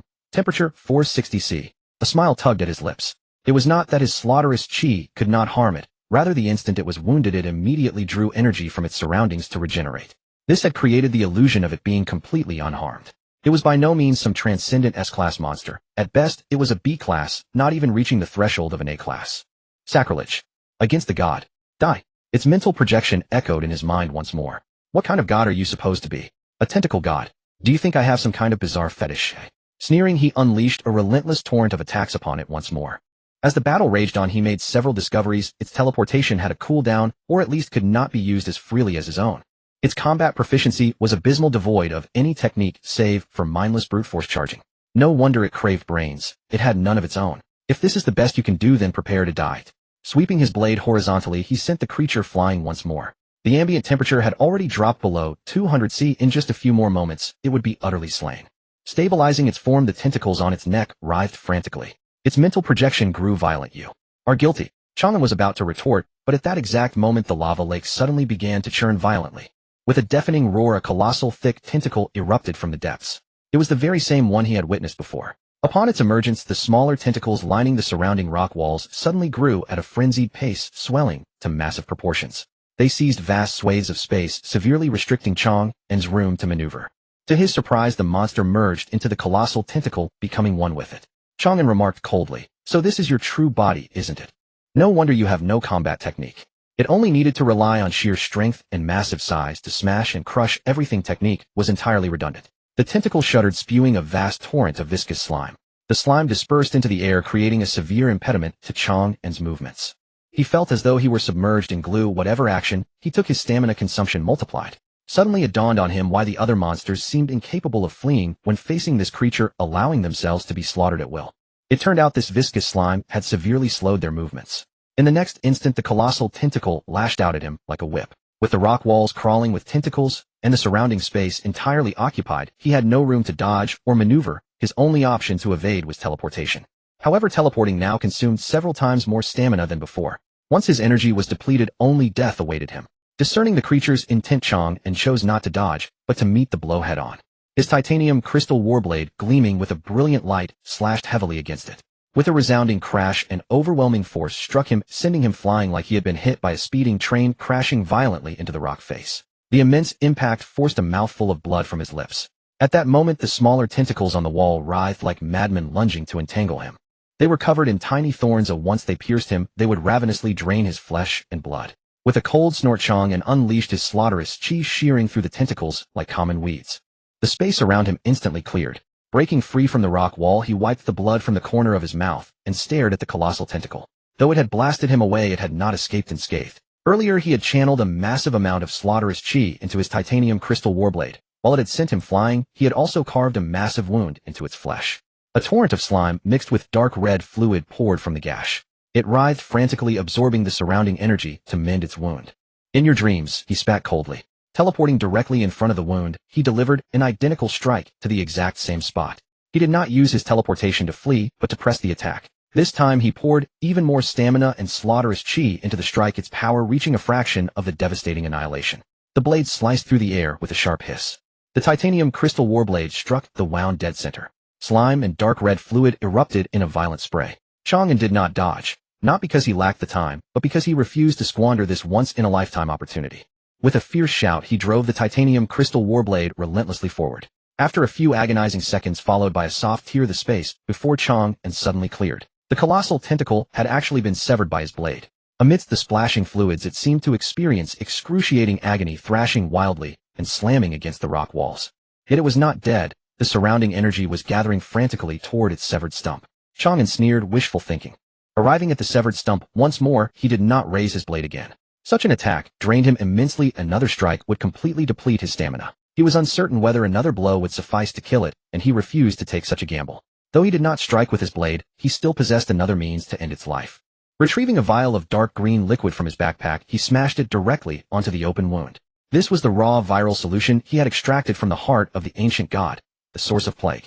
This was one of his true trump cards. Since physical means could not destroy it, he would eradicate it on a biological level. If even ancient gods could not withstand this plague, how could a mere monster hope to be immune? As for whether it would undergo a corpse mutation, that hardly mattered. It had to become a corpse first. The raw virus instantly saturated the wound, causing the flesh to rot and fester immediately. It twisted in agony, seemingly making its final desperate struggle. What have you done? Its mental voice shrieked and roared at him, saturated with panic and terror. What did I do? I am simply inviting you to die, Chang An replied with a faint smile.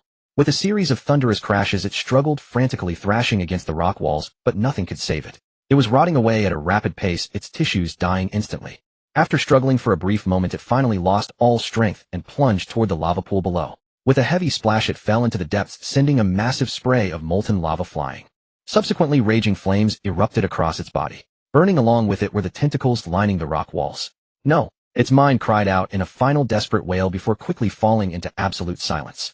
After the tentacle perished, the cave fell empty. But Chang An did not depart at once. Instead, he studied the magma lake intently. His spiritual sense warned him it was far from ordinary. Yet its heat was unbearable, barring him from investigation. Just as he despaired, a sudden intuition guided him to retrieve the moonlight stone. It began glowing, a faint white at first, which gradually deepened to crimson. As the stone's color shifted, the once placid magma lake grew restless. It churned incessantly, as though something strived to break free. Chang An's brows furrowed, and he retreated a cautious step. Boom. The lake erupted violently, hurling an object skyward. He expected a monstrous creature, but found merely a fragment of bone. Precisely a human finger bone. Its surface blazed with raging fire, yet the bone itself remained unscathed. With its appearance, the cave's temperature skyrocketed. The low-temperature field generator blared its alarm, signaling depleted condensation cores. He glanced at the display, 1500 C, and climbing relentlessly. He jammed several more cores into the device and hastily withdrew. Such extremes were beyond his endurance. Then the moonlight stone in his palm shattered. All stone fragments vanished, leaving only a single blood drop. Before his stunned eyes, that drop of blood shot straight toward his forehead. Too late to react, the blood pierced his brow. Simultaneously, the finger bone streaked through the air and fused with his right index finger. Instantly, a voice thundered within his mind. I am a deity. Surrender your vessel to me. It sought bodily usurpation. So the tentacle beast had hungered for living blood sacrifices to select a worthy body. Finding them inadequate, it merely consumed their minds. But to seize his body, dream on. No one could claim it, least of all this wretched remnant of blood and bone. His vision swam, depositing him upon an endless ocean. Here lay his divine sea, the domain of his consciousness. Not far off, a man wreathed in flames awaited. He possessed no face, rather his entire countenance was consumed by fire. Eyes, mouth, nostrils, all burned with chaotic, scorching fury. Roaring, the flaming figure charged. Resolve hardened in Chang An's gaze. No one would steal his body. He would survive, for his home wand still awaited him. With a fierce cry, he met the assault, locking combat with the fire-wreathed foe. Flames charred his hair and seared his flesh, yet he heeded it not. Relentlessly, he drove his fists into the figure again and again. Time dragged onward through their brutal struggle. Initially, the flaming man dominated, nearly roasting Chang An alive. Yet the wounded Chang An could not be broken. Slowly, their strength balanced, each trading furious blows. Eventually, the flame man's attacks grew sluggish, his fires dimming. Hours blurred together until Chang An landed a crushing blow to his visage. The figure crashed down, rising never again as his flames finally guttered out. Chang An advanced, poised for the killing strike. Then the weakened voice whispered, "Carry forward the glory of ages past. I am Thugga. Your identity matters not. I am myself. I am Chang An." He swung his fist downward with devastating force. Boom. Flames dispersed, silence returned. Holy City Camp. Chu Fei can't sustain her defenses. Bring her to Lan Lan for treatment immediately. Wang Ting cleaved a monster in twain, passing the bleeding Su Shan to Zhao Inger. Zhao Inger accepted Chu Fei with exhausted eyes. Like Chu Fei, she bore numerous wounds, her garments soaked in crimson. This marked their third day of holding position. Amid endless monstrous assaults, ammunition exhausted, they fought hand to hand. Now their strength waned critically, and the camp's defenses teetered on collapse. To reinforce the line, everyone fought, even Lu Yao and Qin Shi. "I entrust this post to you," she told them. They nodded resolutely. However grievous their injuries, if they could still fight, they would yield not an inch. This was Chang An's charge to them. They must hold fast. Zhao Inger gathered Chu Fei in her arms and clenched her teeth, activating her teleportation ability. The next moment, she materialized before Chu Lan. Passing Chu Fei to her, she collapsed. Prolonged combat and continuous ability usage had drained her completely. That she hadn't fainted spoke of sheer willpower. Indeed, Chu Lan's condition mirrored her own. From battle's onset, she had been busiest, tending every casualty. Especially since melee began, she had scarcely paused. Successive healing spells drained her vitality, and she had never known such exhaustion. Yet she understood Chu Fei's significance. She knew Chang and cherished her. No matter what, she would save her. Placing her hand upon the wound, no healing light emerged. Too depleted to channel her gift. Seeing Chu Fei's breaths grow shallower, her eyes reddened. Gritting her teeth, she forcibly drew forth every remnant of power. Chu Fei was her roommate, and more, someone Chang An held dear. She would not perish. Needle-like agony pierced her temples. A further exertion would cause permanent neural damage. Yet she disregarded it. All else faded. Her sole conviction remained to restore her, whatever the cost. Boom. A deafening roar echoed nearby. Panic-stricken shouts rang out, "Disaster. Captain Wang Ting cannot hold. The monsters have breached." Unexplained frenzy seized the beasts, driving them into suicidal assaults. Outnumbered and underarmed, they could not repel the onslaught. Hearing this, Chu Lan's vision darkened. Tears streamed as her body swayed backward. They had failed to hold. Failed Chang An's mandate. She had betrayed his trust once more. "Forgive me," she whispered inwardly as darkness claimed her. Then unexpectedly she felt herself cradled in a warm, familiar embrace. A familiar voice murmured, "You have done enough. Rest now. The remainder is mine to bear." Junior. Seeing that person, Zhao Inger's beautiful eyes lit up with delight. The newcomer was naturally Chang An. After eliminating that fire entity within his sea of consciousness, he had rushed over immediately. He never expected the situation to be so dire. Chang An smiled at her and placed his hand upon Chu Fei's wound. A brilliant light flashed, and Chu Fei's injury healed rapidly, her complexion gradually returning to health. She laid both women upon a mat, then fed Zhao Inger a chocolate pill to accelerate stamina recovery. "I'll be right back. Senior sister, please take good care of Lan Lan and Chu Fei." "My will." Zhao Inger gazed at him affectionately and nodded firmly. Chang An drew her into his arms and kissed her upon the lips. "Wait until tonight, and we shall have a proper discussion. Let me see whether you have improved." Zhao Inger gave a bashful murmur of assent. There was no question of improvement, for such matters required his personal instruction. Chang An rose and teleported to the entrance in an instant. At that moment, the monsters had already breached the defenses. Wang Ting, accompanied by Lu Yao and Qin Shi, was fighting desperately. Though bearing numerous wounds, they refused to yield. Behind them stood dozens of men struggling against the monsters with little effect. Several creatures had already broken through their line and were now hunting down children and women. He snorted coldly, drew his titanium crystal battle blade, and charged forward. Like felling melons and vegetables, he slaughtered those monsters. The women and children he rescued regarded him with reverent awe, bowing and worshipping him as though he were a deity. Alone with a single blade, Chang An fought upstream against the tide of monsters, eliminating every intruder. Soon, to the astonished gaze of Wang Ting and the other women, he drove the creatures back out of the camp. "Lord Shi, I feared I would never see you again." In that brief moment when the monsters temporarily withdrew, Wang Ting threw herself into his arms and offered him a passionate kiss. While basking in her warmth, Chang An simultaneously healed her wounds. He He then applied the same method, restoring Lu Yao and Qin Shi to health as well. "Did I not tell you that protecting yourselves is the paramount priority?" he said to the women. If he had arrived, even a moment later the situation would have grown perilous indeed. The women all flushed with embarrassment. Wang Ting stuck out her tongue and said, "We simply did not wish to betray your expectations." Chang An reached out and lightly tapped her forehead. "Nonsense. My only expectation is that you protect yourselves." These were his sincere words. Not even a hidden quest compared with their lives in importance. At that moment Chu Lan, having awakened, arrived with Chu Fei and Zhao Ying. "I am sorry. We nearly brought everything to ruin." Chu Lan apologized to him. Chang An shook his head. "You did well. I encountered an unexpected situation and returned too late. Are you all right?" The women cast concerned glances at him. Chang An smiled. "I am fine. Consider it a blessing in disguise." The women looked at him in perplexity. He then related the general course of events. "You mean the apocalypse and mutations here were caused by the severed finger of some powerful figure?" Upon hearing this, their faces registered astonishment. Chang An nodded. "Yes. When that great figure perished long ago, a severed finger fell into this world. A single drop of its blood seeped into a stone, becoming the Moonlight Stone. Meanwhile, his severed finger, carrying intense heat, penetrated underground. The lingering consciousness attached to it infected a plant, giving rise to that enormous tentacled monster. The lingering will sought to possess a human body to resurrect itself, so the tentacles gathered blood sacrifices for it." The women suddenly understood.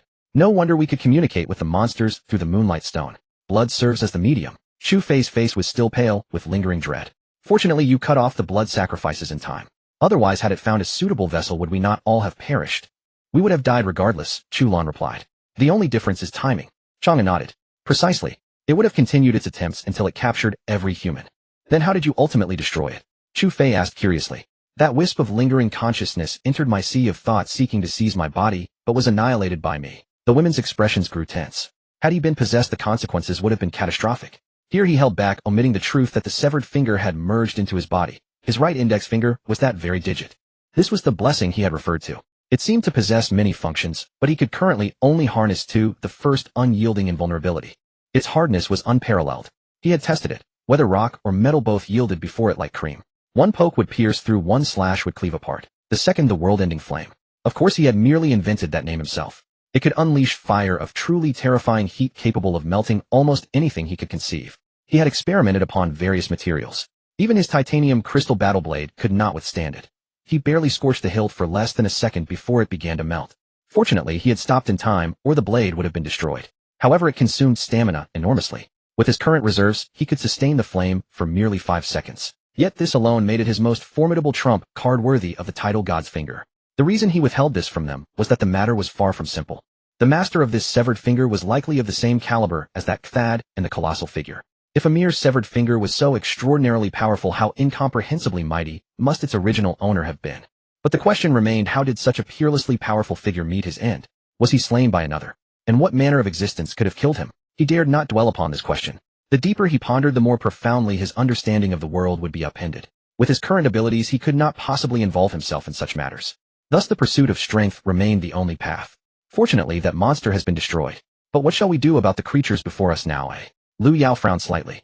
This was also the concern shared by all the women. Chang An smiled faintly. The siege was merely the monster's stratagem designed to compel humans into offering blood sacrifices. Now that it has been eliminated, these monsters should disperse shortly. As if to confirm his words, stripped of unified, while the creatures swiftly began devouring one another before scattering in all directions. The human siege was finally broken. Wonderful. The mission is nearly complete. The women cheered in unison. Upon witnessing the monster's retreat, the surviving humans also erupted in jubilant cheers, some weeping bitterly. They threw a grand celebration, rejoicing in victory and venerating Chang An as a living god. Amidst song and dance and the laughter of the crowd, the remaining time slowly counted down to 0. A message appeared before Chang An's eyes. Stay mission complete. Stay mission completed. Evaluation initiated. Stay mission completion 300. Resisted monster siege eliminated. The scorching apocalypse emerged victorious through elimination. Hidden mission completion 100. Survivors remaining 531,586. Survival rate 90. 61. Base evaluation S rank. Hidden mission bonus applied. Overall evaluation SS rank. Beholding this information, the girls were all filled with pleasant surprise. I thought we wouldn't get a high evaluation this time. I never expected it would still be SS rank. Wang Ting laughed. Qin Shi cast a playful glance at Chang An and giggled. With Big Brother here, you can put your mind at ease. Chu Fei, however, was utterly shocked. My evaluations for past missions were only D rank. She had never imagined that an evaluation could reach as high as SS rank. Furthermore, listening to their conversation, it seemed they had achieved SS rank more than once. Zhao Yinger smiled at her and said, "You'll have to get used to this. From now on our evaluations should start at S rank." Chu Fei looked at Chang An, her face filled with deep admiration. This man was simply too powerful. Chang An returned her smile and looked at the 3 diamond cards before him. This time he chose the card on the far right. Acquired special blueprint spiked thorns. Spiked thorns possessing massive spikes. Capable of inflicting negative statuses such as paralysis, poisoning, and blood loss upon enemies, while absorbing their energy to heal itself. Chang An's eyes lit up. The spiked thorns were none other than that massive tentacle monster. He had not expected to actually draw it. Its defensive capabilities were astonishing, and its offensive methods were numerous. With it, dealing with monsters in the future would be far simpler. After putting away the blueprint, he chose the diamond card on the left. Acquired Fire Spiritual Liquid 7. Fire Spiritual Liquid upon consumption grants strong resistance to high temperatures and randomly increases attributes by 1 to 5 points. Chang An was overjoyed. This was truly a treasure. With this he would essentially no longer fear any high-temperature apocalypse, and it could even boost his attributes. He immediately distributed the Fire Spiritual Liquid to the girls for them to consume. Every one of them experienced varying degrees of improvement. It was worth mentioning that Chu Lan had grown significantly during this battle. After consuming the Fire Spiritual Liquid, her spirit attribute directly increased by 5 points. This significantly boosted the efficacy of her healing spells. Chang An, as usual, received a 1 to all attributes, highlighting his balanced development with no weaknesses. Once the stay duration ended, everyone returned to the dormitory. Wang Ting threw herself onto her bed and cheered. "East or west home is best. I missed you so much." Chen Qi teased, "Isn't it a doghouse?" "Huh, that's yours," Wang Ting retorted. Chen Qi looked at her with a beaming smile. "Oh, is that so? But didn't I hear someone in a moment of passion begging Big Brother to treat her like a female?" Before she could finish her sentence, a blushing Wang Ting pinned her down and covered her mouth. Seeing them fooling around, Chang An also let out a relaxed smile. He said to Chu Fei, "Fei, you can sleep on the top bunk above senior sister." Chu Fei nodded. She scanned the dormitory and was instantly filled with surprise. The dormitory was fully equipped, even boasting a kitchen and a bathroom. This was hardly any different from the real world. However, looking at the beds, she felt somewhat puzzled. "There's one bed missing. Where do you sleep?" The moment those words left her mouth, the girls blushed, and Chang An's face turned red as well. With Chen Qi's mouth still covered by Wang Ting, there was no one to explain his special sleeping arrangement. Chu Lan burst into laughter and pulled Chu Fei over. "Fei, let me introduce you to the dormitory's facilities." Seeing that she didn't press further, Chang An finally let out a sigh of relief. He went to the armory workshop and gathered the firearms and ammunition produced over the past few days. Unfortunately, the resources he had acquired during this stay mission were scarce, let alone something like a medium-sized generator, making it impossible to upgrade it. Of course, the value of the god's finger far surpassed even 10,000 generators. He took out the blueprint for the spiked thorns. Spiked thorns. Requirements: sand 2,000, stone 1,500, fertilizer 1,500, plant roots 1,500, water 100. The materials were actually not that demanding. He could build it right now. He stepped outside and selected build. In the next instant, numerous thorns burst from the ground around the dormitory, clinging to the fence and looking rather inconspicuous. But once an enemy attacked, they would reveal their savage true form.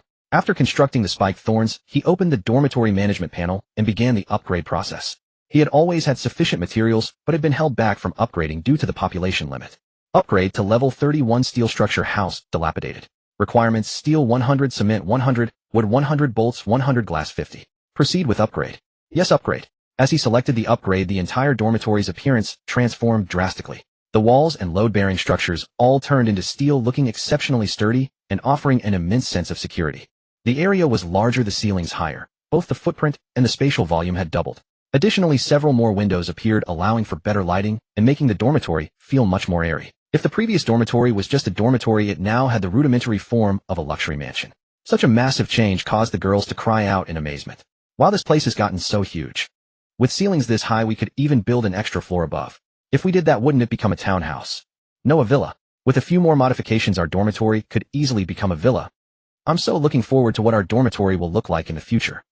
Chang An did not halt his upgrading spree. Upgrade to level 32 steel structure house roof. Requirements: steel 300, cement 300, wood 300, bolts 300, glass 150. Proceed with upgrade. Upgrade to level 35 steel structure house perfect. Requirements: steel 1,500, cement 1,500, wood 1,500, bolts 1,500, glass 750. Proceed with upgrade. Just as he intended to push all the way to level 40, in one go a notification suddenly popped up. Insufficient dormitory members. Please recruit more before upgrading. He looked thoroughly depressed, not expecting that he could only upgrade 5 levels this time. His recruitment speed lagged far behind what was required for upgrading. But he also knew that it was simply because his dormitory had too few people. In his past life, any dormitory with even a modicum of strength had no fewer than 20 members. Dormitories with fewer than 10 people could only struggle to survive. Just as he was pondering this, he suddenly received a notification. The rental advertisement has been taken down. The most suitable roommate has been matched for you. Teleporting the new roommate shortly. 3, 2, 1. Teleporting. Following the notification, a flash of light burst forth and a figure materialized right before his eyes. Accompanied by a flash of light, a figure appeared. It was a girl in a school uniform, extraordinarily beautiful, with brows like gently curved willow leaves and almond-shaped eyes clear as spring water. The slight droop at the corners lending her an air of gentle softness. Her delicate nose was refined and exquisite, her lips naturally pink and full of faint, innocent sweetness when she pressed them together. Her skin was fair and fine as snow, and her long black hair gleamed lustrously, making her appear exceptionally pure and clean. Chang An's heart stirred. In these times, maintaining such purity was no trivial matter.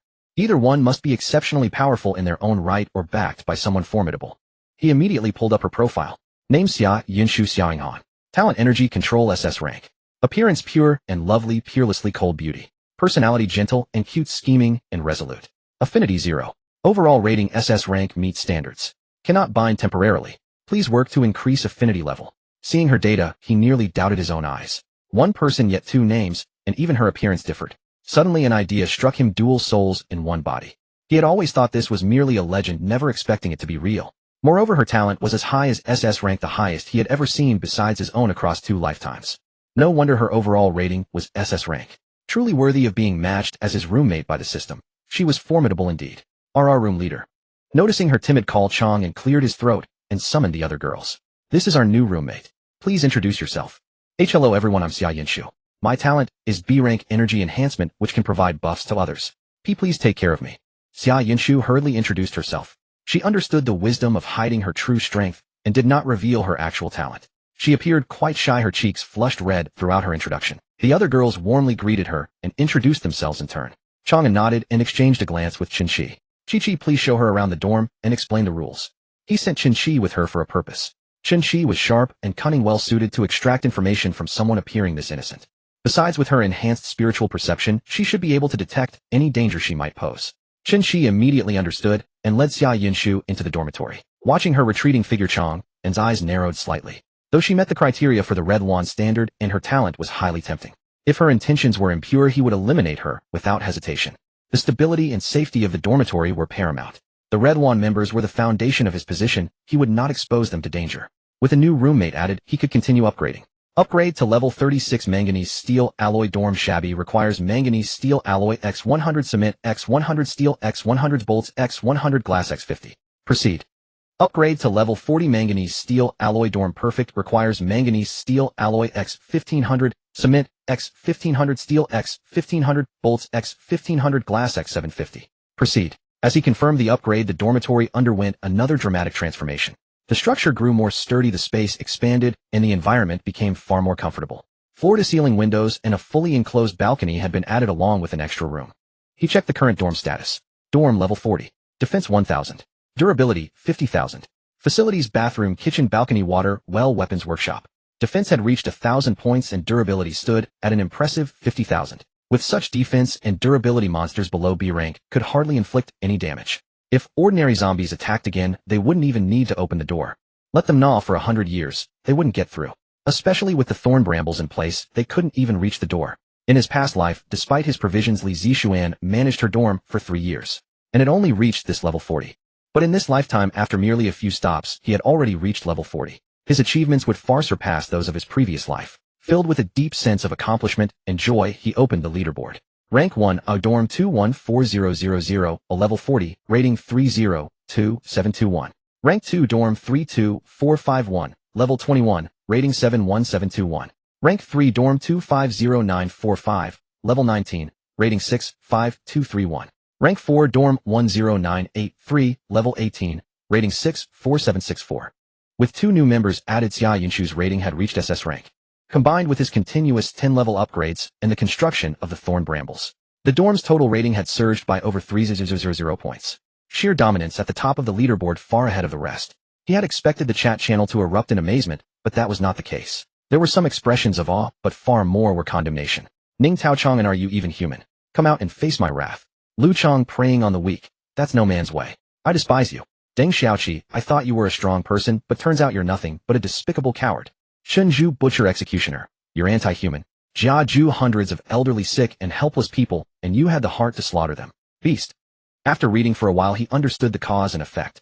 The instigator he had killed earlier had come to the chat room before dying and exposed his actions. A sneer played on his lips. He cared nothing for the impotent rage of the weak. He offered no explanation. He knew they would not listen regardless. Instead he posted simply, Chang An correct, I killed him. Come seek revenge if you dare. His words sparked an immediate wave of denunciation. He followed up, Chang An, those who wish to challenge me keep posting. I will send dual invitations to your dorms. We shall settle this at the next stop, with death as the only outcome. Dormitories could indeed duel each other, though it required specific items. The moment he spoke, the entire chat channel fell eerily quiet. No one dared respond under his message. Several accidental replies were quickly retracted. The normally scrolling chat interface seemed frozen, completely motionless. He scoffed contemptuously. Chang An, it seems none of you are as upright and selfless as you claim to be. His words dripped with mockery and provocation. Yet even so, not a single person dared criticize him. The chat channel remained deathly silent. Seeing a bunch of cowards with no one daring to step forward, Chang An closed the chat channel. Only then did he notice an unread message. Dormitory has reached level 40, special reward obtained. Claim. He immediately claimed the reward. Detection glasses. When worn, relevant information about targets can be obtained. He closed the game interface and returned to the dormitory, intending to test the effects of these detection glasses. By this time Chen Qi had already finished showing Xia Yunshu around the dormitory, and she gave him a subtle glance, meaning there were no problems found for the time being. Chang An nodded and said to Xia Yunshu, from now on we are roommates. If you have any suggestions, feel free to voice them. Xia Yunshu nodded hastily. Thank you, dormitory chief. Chang An's expression was solemn and commanding, and she was somewhat afraid. Chang An constructed a bunk bed and said to her, this bed will be yours from now on.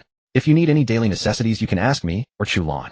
Yes, thank you, dormitory chief. She lowered her head, appearing very reserved. Chen Qi threw an arm around her shoulders and scolded him playfully. Can't you at least put on a smile? Look how frightened the young girl is. Chang An took out the detection glasses and put them on. Is this any better? The detection glasses had golden wire frames, lending him an air of refinement. Chen Qi burst into laughter. This is much better. A faint smile also appeared on Xia Yunshu's face. Chang An looked toward Chen Qi, and her information immediately appeared before his eyes. Name, Chen Qi. Talent, grade B. Combat power, grade D. Relationship, admiration. He then looked at Xia Yunshu. Name, Xia Yunshu. Talent, grade SS. Combat power, grade C. Relationship, neutral. He tried looking at the other girls as well, and the information obtained was generally similar. It seemed the detection glasses did not provide as detailed information as the Lord of the Red Phoenix, nor could it penetrate deeper. For instance, it could not see through Xia Yunshu's dual souls. However, it could detect all living beings, perfectly compensating for the gap left by the Lord of the Red Phoenix. At that moment, several notifications suddenly appeared before everyone. Attention, please, traversal commencing. Doomsday status will refresh in 1 hour. Doomsday level grade B. Chang An checked the time. I'll give you half an hour to review and list the things you are missing. In half an hour we will temporarily leave the dormitory. He planned to use the vacation invitation to travel to Paradise Island. There were all sorts of supplies there, and his dormitory had grown considerably in size. With 2 new members added, they needed to stock up on supplies. Additionally, he wanted to purchase medium to large generators to upgrade the arms workshop. The women were unaware of the invitation's existence and stared at him with puzzled looks. The resting point hadn't been reached yet. Where could they possibly go at this time? Chang An offered no explanation, intending to keep them in suspense. The women could only carry their questions with them as they began organizing their belongings and necessities. Before long, they had all finished preparing. He immediately used the vacation invitation. A flash of brilliant light swept by, and the scenery outside the dormitory windows changed dramatically, from endless void to an boundless ocean. They all turned to him with astonishment in their eyes. Chang An smiled faintly and pushed open the door. At once a scene of breathtaking beauty unfolded before them. Sunlight, sandy beaches, the vast sea. In the distance lay an extravagant complex of buildings. It was as if they had arrived at a seaside vacation paradise from peaceful times. Where is this? Chu Lan asked in wonder. Chang An smiled. This is the special site Paradise Island. Coming here grants us a 7-day vacation. Vacation? That's wonderful. The women rejoiced. Chen Qi meanwhile came to Chang An's side and gave him a passionate French kiss. Brother, you're so thoughtful. I love you so much. Her actions made Xia Yunshu's face flush crimson. There's no danger here, of course, on the condition that you don't provoke the island master. Chang An explained some of the island's rules to them. Does anyone want to explore on their own? After finishing, he asked again. The women looked at one another, and no one spoke. He was their pillar of support. They couldn't possibly leave him to wander on their own. Seeing this, he smiled in satisfaction. Good, in that case. Let's head to the island's center to exchange some local currency first. Everything on the island required money, the currency issued by the island itself. Without money, one could only trade supplies for it. The group crossed the beach and made their way toward the island's center. Along the way they encountered numerous islanders, each face beaming with sincere and friendly smiles. "Dormitory chief, they're so warm and friendly," Wang Ting remarked to him with emotion. "Never judge by appearances. A smile doesn't necessarily mean goodwill." Chang An withdrew his gaze from an islander. "Name District D, cleaner no. 3. Talent grade C. Combat power grade C. Relationship indifferent." They were smiling, yes, but not truly friendly. That smile was perhaps merely part of the job. Although their warmth was not heartfelt, their demeanor was still exemplary. Guided by an enthusiastic local, they soon arrived at the reception center. This place was akin to a scenic area's visitor center offering various consultations and services. When Chang An inquired whether supplies could be exchanged for money, the staff member immediately broke into an enthusiastic smile and led him into an office. A woman sat inside the office, extraordinarily beautiful, dressed in a business suit. When he arrived, she was engrossed in writing something. Chang An looked at her. "Name it Halera. Talent. Combat power. Relationship neutral." Seeing these question marks, his heart jolted. Only one explanation could account for such a display. The woman's strength far surpassed his own. Who exactly was this woman? As if sensing his gaze, she looked up in his direction. Chang An took in her appearance clearly. A face like something from a dream, so ethereally beautiful that he felt it was a beauty no human ought to possess. "Apologies for the delay. I've been swamped and neglected you, sir." The woman hurried over to him, her face full of apology as she extended her hand. Chang An shook her hand briefly, finding her skin exquisitely delicate and smooth, yielding as if boneless. Even the lightest touch sent a treacherous thrill through him. With formidable willpower, he suppressed all distracting thoughts. "Think nothing of it. May I ask your name, miss?" "My surname is E. Missy, how do you do? I'm Chang An." He smiled at her and voluntarily released her hand. She revealed a radiant smile. "Is this your first time on Paradise Island, Mr. Chang?" "Yes, this is my first visit. I know nothing of the place, so I asked for Missy's patience." She regarded him with keen interest, then suddenly spoke. "Yet I feel as though I've met you before, Mr. Chang. You carry the aura of an old acquaintance." The aura of an old acquaintance. Chang An's heart skipped a beat. Could she be referring to that severed finger of Thugus? Chang An steadied himself and smiled faintly. "Miss, you must be mistaken. This is truly my first time here." She did not press the matter. "Then I must have misremembered. Is there something you need, Mr. Chang?" "I wish to purchase supplies on the island, so I need to exchange some money." "Certainly. What does Mr. Chang intend to trade?" Chang An took out firearms and ammunition produced by the military workshop from his backpack. Miss E picked them up, examined them, and nodded. "Impressive craftsmanship. Everything is well made. The best price I can offer is 1,000 per firearm and 1 per bullet." Chang An nodded. Along the way he had observed the local prices, which were similar to peacetime levels. Her pricing was fair. He took out the guns and ammunition from his backpack and placed them on the ground. "Very well. I will sell 100 pistols and 20,000 rounds of ammunition first." Miss E did not inspect them. With a wave of her hand she collected them all. Then she handed him a card. "There is 150,000 inside. You may use it directly. I will control the spending carefully," Chang An replied, taking the card. Miss E chuckled. "Don't worry. Even if you spend it all, it's fine. The excess is on me." Her smile was like 1,000 flowers blooming, breathtaking in its beauty. Chang An remained unmoved, offering only a faint smile. "Thank you for your generosity, Miss E. But I am not a greedy man." With that he excused himself and turned to leave. Watching his departing figure, Miss E suddenly wore an amused expression. "Is this the person you chose? Quite interesting." Chang An stepped out of the office, his expression thoughtful. This Miss E came from mysterious origins and possessed formidable strength. She was by no means an ordinary person. However, for now she showed no ill intent toward him, so there was no need for excessive concern. After reuniting with the women, they officially began their vacation journey. The island was much like a modern city with shops, cinemas, parks, amusement parks, theaters, and bars, all available. The women shopped at malls, watched movies, enjoyed delicious food, played arcade games, and had a wonderful time. Chang An also found a long-lost sense of relaxation. Unlike the others, he had never truly relaxed in his previous life. Across both lifetimes spanning nearly 4 years, he had lived entirely in bloodshed. Of course his relaxation was limited. He did not let his guard down completely. He kept watch over the crowds around him, ever vigilant for potential dangers. "Door monitor." A timid voice called out. He turned to see Xia Yinshu standing beside him, slightly shy. "What's wrong?" "The spinning swing ride is too thrilling. I can't handle it." At that moment they were in an amusement park planning to ride the giant pendulum. "If you're scared, we can try something else," he said with a smile. "I want to visit the haunted house, but I don't want to ruin the sisters' fun." She spoke softly. Chang An smiled gently. "Then I'll accompany you to the haunted house." "Really?" Her eyes filled with surprise. "Yes." Chang An nodded. He didn't care what they did. Cultivating a closer bond with her was worthwhile. "Wonderful. Thank you, door monitor," she said joyfully. She had always been somewhat afraid of him, never expecting him to be so easygoing. The two arrived at the haunted house. Inside was pitch black with cold gusts of wind blowing through occasionally. Faint sobbing sounds echoed in the distance, creating an appropriately eerie atmosphere. Xia Yinshu unconsciously drew closer to him. "Door monitor, are there really ghosts in here?" Chang An laughed. "Of course not. It's just a haunted house meant to scare people." He said so, but it still did not reassure her. This haunted house was hospital-themed. They walked down a corridor where screams and wails occasionally erupted from the rooms on either side.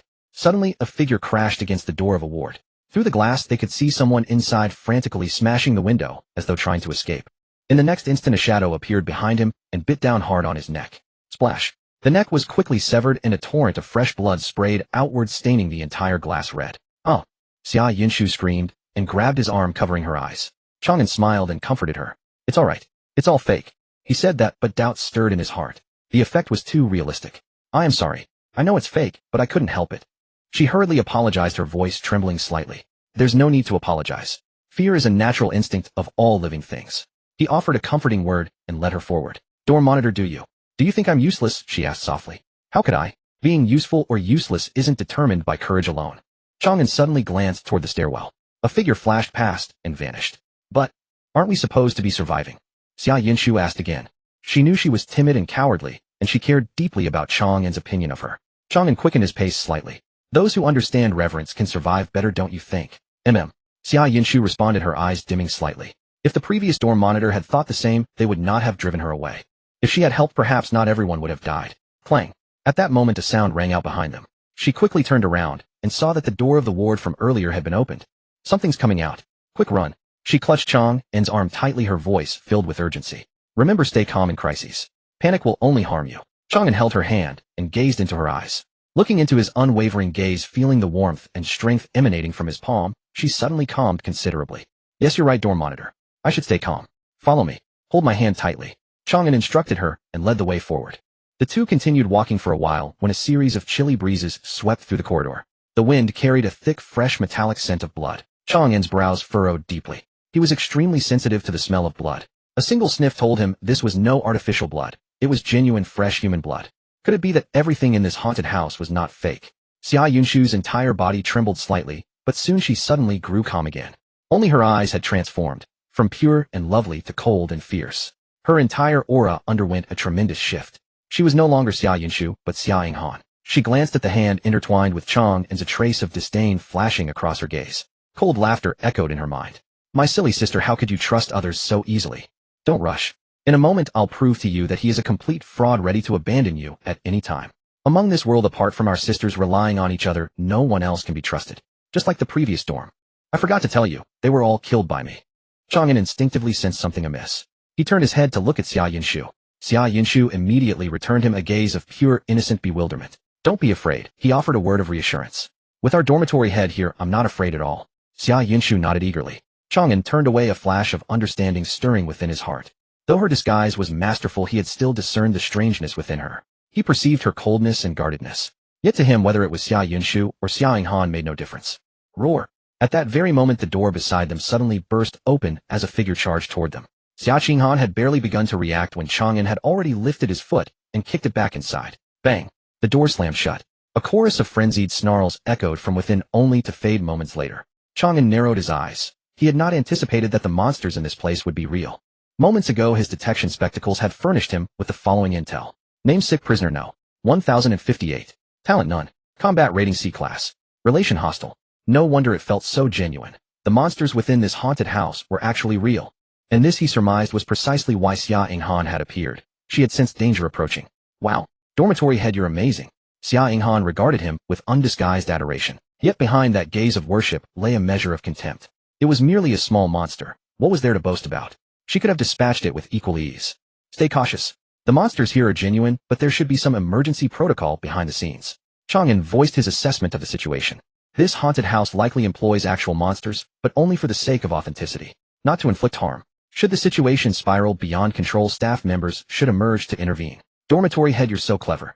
Xia Han continued to wear her expression of veneration. She was diligently playing the role of a guileless young girl. Chang An gave a nod and led her forward. Meanwhile, in the haunted house's central control room, several staff members were discussing them. That kid has incredible reflexes. Our people hadn't even moved, and he'd already handled it. It seems C-class difficulty is a bit too easy. Bump it up to B-class. Just then a melodious voice rang out from behind them. No, B-class probably won't be much of a spectacle. Startled, the several of them rose hastily and turned around only to behold a woman of dreamlike beauty standing at the doorway. It was none other than Miss E. They promptly bowed. Island Master. This Miss E was indeed the Island Master of Paradise Island. She stepped forward with graceful lotus-like footsteps. Adjust the difficulty coefficient to A-class. The several of them were taken aback, and one spoke. Island Master, if we're to arrange A-class difficulty, will require an S-class controller to hold the line. But among us, their highest rankers were merely A-class, lacking the capacity to subdue an A-class monster. Miss E glided to the central control station and seated herself, crossing her long jade-like legs. It's fine. I'll oversee it personally. Yes, Island Master. None dared to gaze upon her legs. They exchanged glances and lowered their heads in unison. The very same question flickering through each of their minds.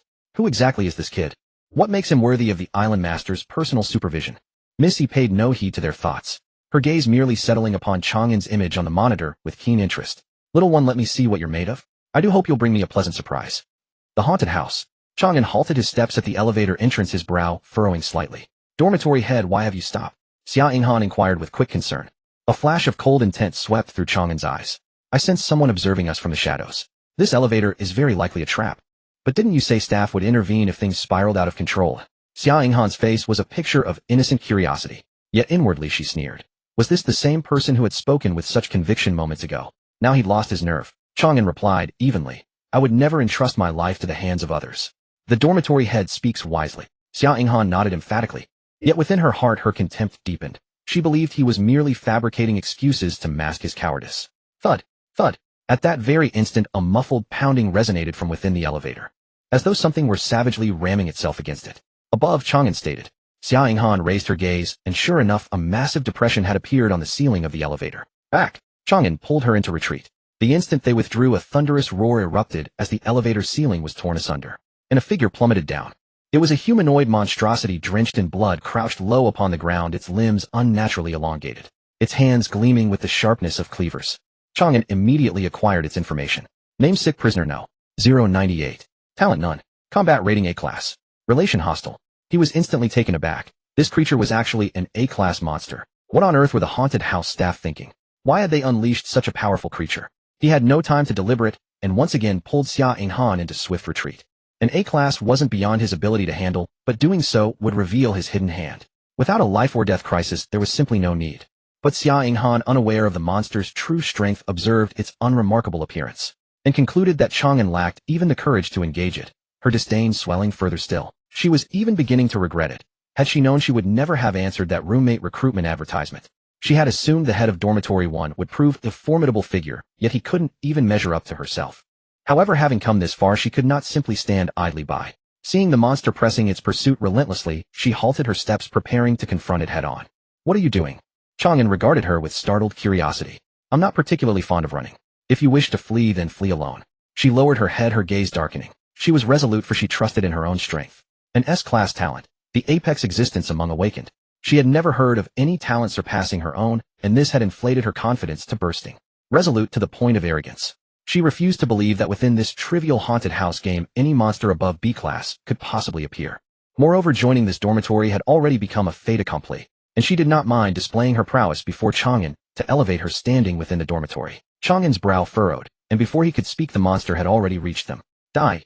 Xia Yinghan hissed, sharply extending her palm toward it. A wisp of faint black radiance seeped out from the monster's form, converging toward her outstretched hand. S-class talent, energy domination deprivation. She was draining the monster of its energy. The corner of her mouth curved upward. Be good now, and surrender your energy, and then accept. Before her words could finish, a blur of afterimage streaked before her eyes. The next instant, a copious tide of blood gushed from her mouth. She stared at her own chest in disbelief. The monster's blade-like appendage already piercing clean through her heart. How could this? She sank weakly to her knees, her gaze drowning in shock. This seemingly unremarkable monster actually possessed the power to obliterate her in an instant. At that moment, understanding dawned upon her. Why Chang An had refused to enter the elevator, why he had chosen to flee. It was not cowardice, but the sheer, overwhelming might of this creature. Every word he had spoken had been reasoned and sound, while she had been nothing but a fool drunk on arrogance. She regretted it. Alas, it was far too late now. The control room of the haunted house. Hiss. Seeing the scene before them, several staff members couldn't help but suck in their breath. Since the opening of Paradise Island Haunted House, such a situation had never occurred. If this were to get out, their reputation and standing would be completely ruined. I'll unlord this. The person in charge couldn't help but speak up. Missy casually waved her hand. It's fine, just keep watching. The others exchanged glances, unsure of what she was waiting for. If she didn't act soon, the person would truly be dead. But since she had said that, they dared not press the matter further. Miss E gazed at Chang An on the screen with a smile. Will you save her, or flee alone? Let me see your choice. Save her, or run away. Did this even require consideration? Xia Yinghan, kneeling on the ground, was consumed by despair. She was severely injured, stripped of any combat ability, nothing more than dead weight. Taking her along would only hold him back. Abandoning her remained his only option. Yet as these thoughts crossed her mind, an invisible surge of energy sliced past her, striking the monster with devastating force and sending it reeling backward several steps. The blade withdrew from her heart, and without support, she toppled forward. Her eyes closed in despair, awaiting the approach of death. But in the next instant, a strong arm swept beneath her waist, drawing her into a warm embrace. Opening her eyes, she caught sight of the sharp, defined line of Chang An's jaw. He was carrying her to escape. He hadn't abandoned her. Leave me behind. I can't survive much longer, she murmured, her consciousness growing hazy. Cut the chatter and think about how we'll handle this thing. She was speechless. He was facing death himself and still concerned with fighting a monster. Was she supposed to become a ghost and help him battle it? As these thoughts raced through her mind, Chang An suddenly pressed his hand against her chest. Her eyes widened in shock. At this bastard still attempting something when he was nearly dead himself. Yet as his palm flared with light, her wound began healing before her eyes. She could clearly feel the vitality returning to her body. Missy raised an eyebrow. Oh, healing magic. Your gift is healing. Xia Yinghan stared in utter astonishment. Chang An replied coldly, rather than wondering about this, focus on how we'll deal with this monster. She glanced back and saw the creature charging toward them at speed. We have no chance in a direct confrontation. If you can hold it for just 1 second, I can drain the energy from within it. Chang An immediately nodded. There's a corner up ahead. I'll ambush it there. You watch for the right moment to strike. Do you have confidence? If you fail, we both die, she urged urgently. You simply follow my orders. That's all that matters to you, Chang An said coldly. She had always operated alone, fiercely independent. But he would strip that away from her. She wouldn't need it anymore. TCH. She shot him a dismissive look, but said nothing more. By the time they reached the corner, Chang An set her down in the shadows while he positioned himself in the center of the corridor, waiting for its arrival. Moments later, the monster came barreling after them. Spotting Chang An, it let out a furious roar and slashed at him with its blade. Chang An drew his titanium crystal blade and met the strike head-on. Clang! The clash rang out sharp and clear. The monster staggered slightly, but Chang An was forced back several steps. Its strength far exceeded his own. When the first attack failed, the monster roared and lunged again, faster this time. In an instant, it was upon him, blade driving straight toward his body. Though his speed couldn't match the monster's, he possessed combat intuition forged in the crucible of life and death, reinforced by heightened spiritual awareness. He shifted his body instinctively. Swish! The blade whistled past him. Miss Yi's eyes gleamed. Such keen combat intuition. At that moment, Chang An moved. Not his body, but his spiritual energy. Spiritual energy laced with killing intent surged forward and struck directly into the monster's mind. Despite its overwhelming strength and agility, its mental fortitude certainly wouldn't be high. Grillel. The monster's spirit suffered devastating damage, clutching its head and letting out a horrific scream. Missy sat up straight. Psychic attack. Chang An's eyes flashed. As he struck its spirit once more, he shouted, "What are you waiting for?" Xia Yinghan understood immediately. This was for her. She sprinted forward and reached out toward the monster. Light immediately began streaming from the creature's body, converging toward her. The monster roared frantically, still struggling to resist. Chang An's eyes blazed with light as he delivered relentless psychic strikes. It could only scream in agony, utterly helpless, until its energy was completely drained by Xia Yinghan and it collapsed into a lifeless corpse. Great, we finally killed it.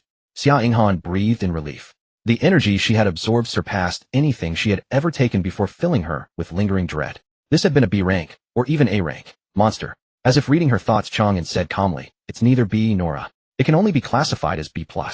Why?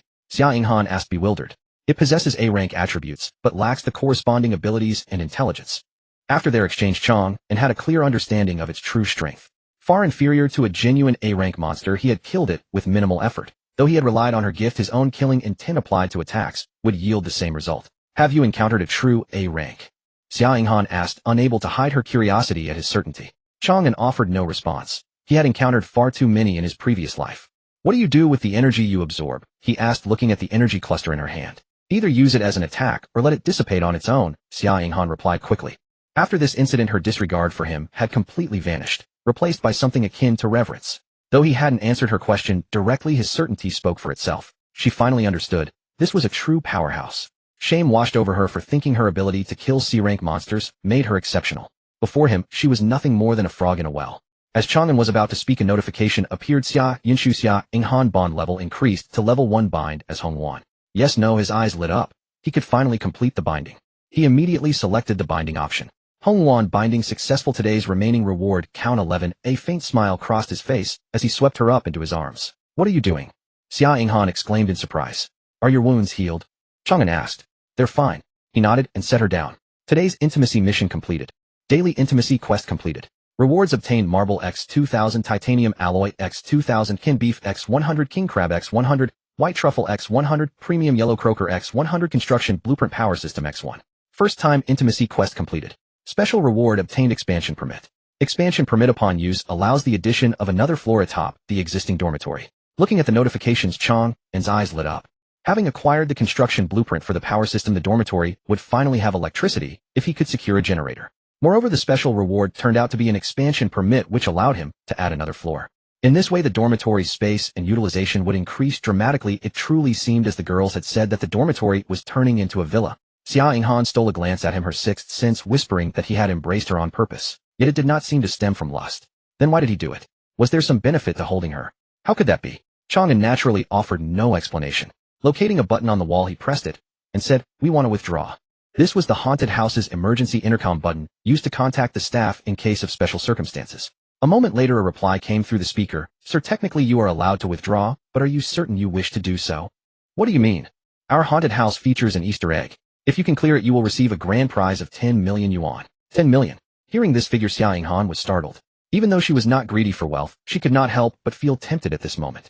Chang An narrowed his eyes slightly. Unless he parted with his special items, such as the heart of the ancient god or the severed finger, he could not amass such a vast sum of money.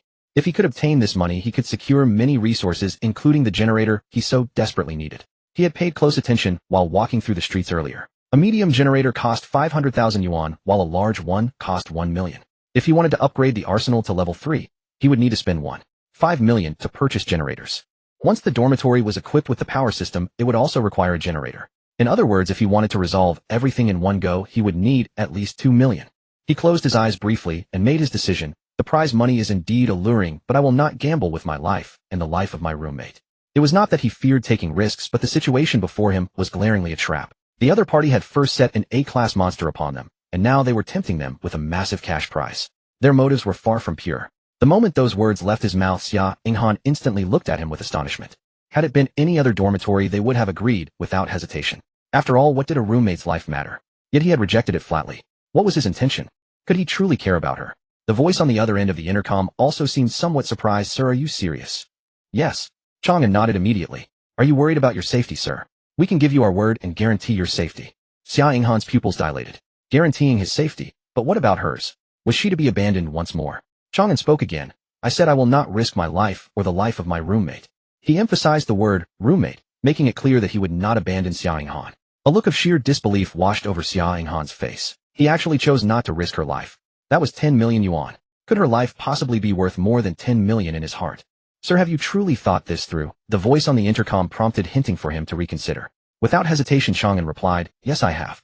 Xia Yinghan gazed at him deeply, her eyes flickering with complex emotions. He had actually done it. He had truly forfeited the chance to acquire 10 million yuan for her sake. Why did he do this? Was he merely putting on a show for her benefit? Or did he truly care about her?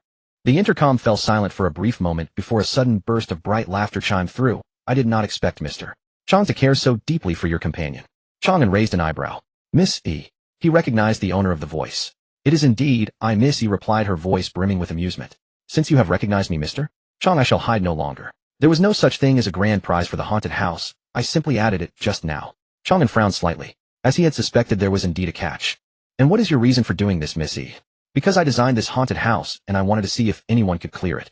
Miss E's voice carried a hint of playfulness. Besides, it has been a long time since any outsiders visited the island, and I was getting rather bored. Chang An's voice turned cold, unleashing an A-class monster to attack us just because you were bored and sought amusement. Missy, your actions seem to run entirely counter to your island's philosophy. Missy giggled. Your words are quite sharp, Mr.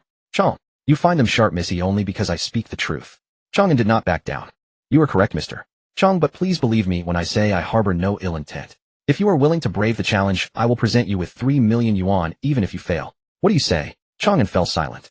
He believed she harbored no ill intent toward him. If she had wanted him dead, there would be no need for all this talk. However, her motives were likely far more complex than she let on.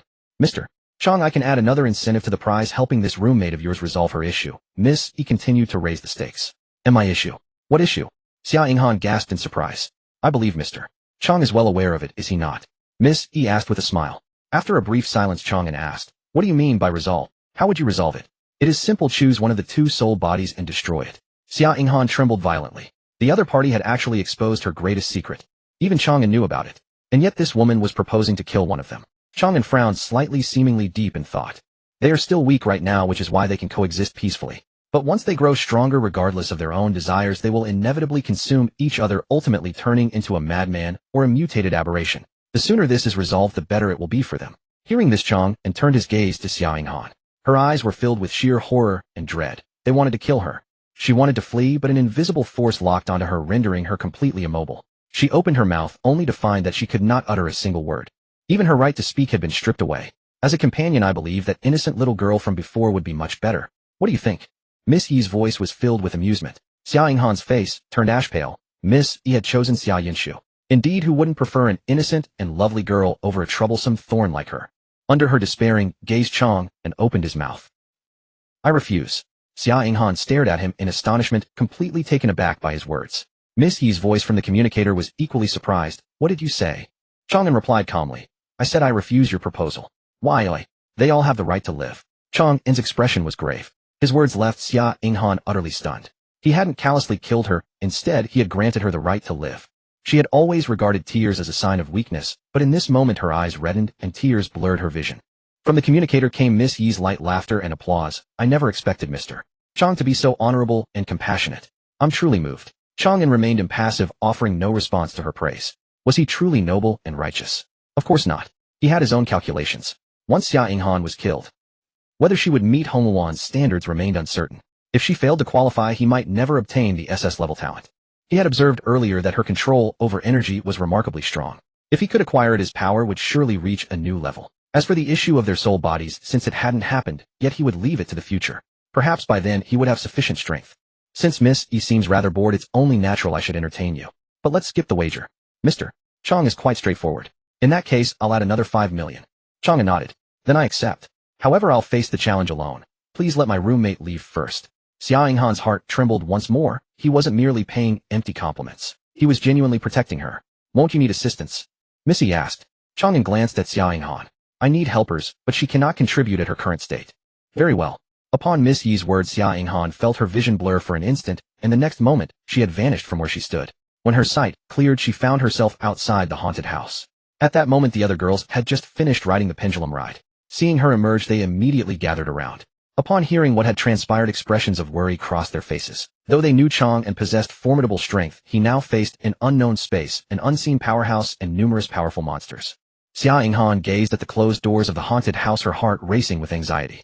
For the first time in her life, she experienced the torment of deep worry for another.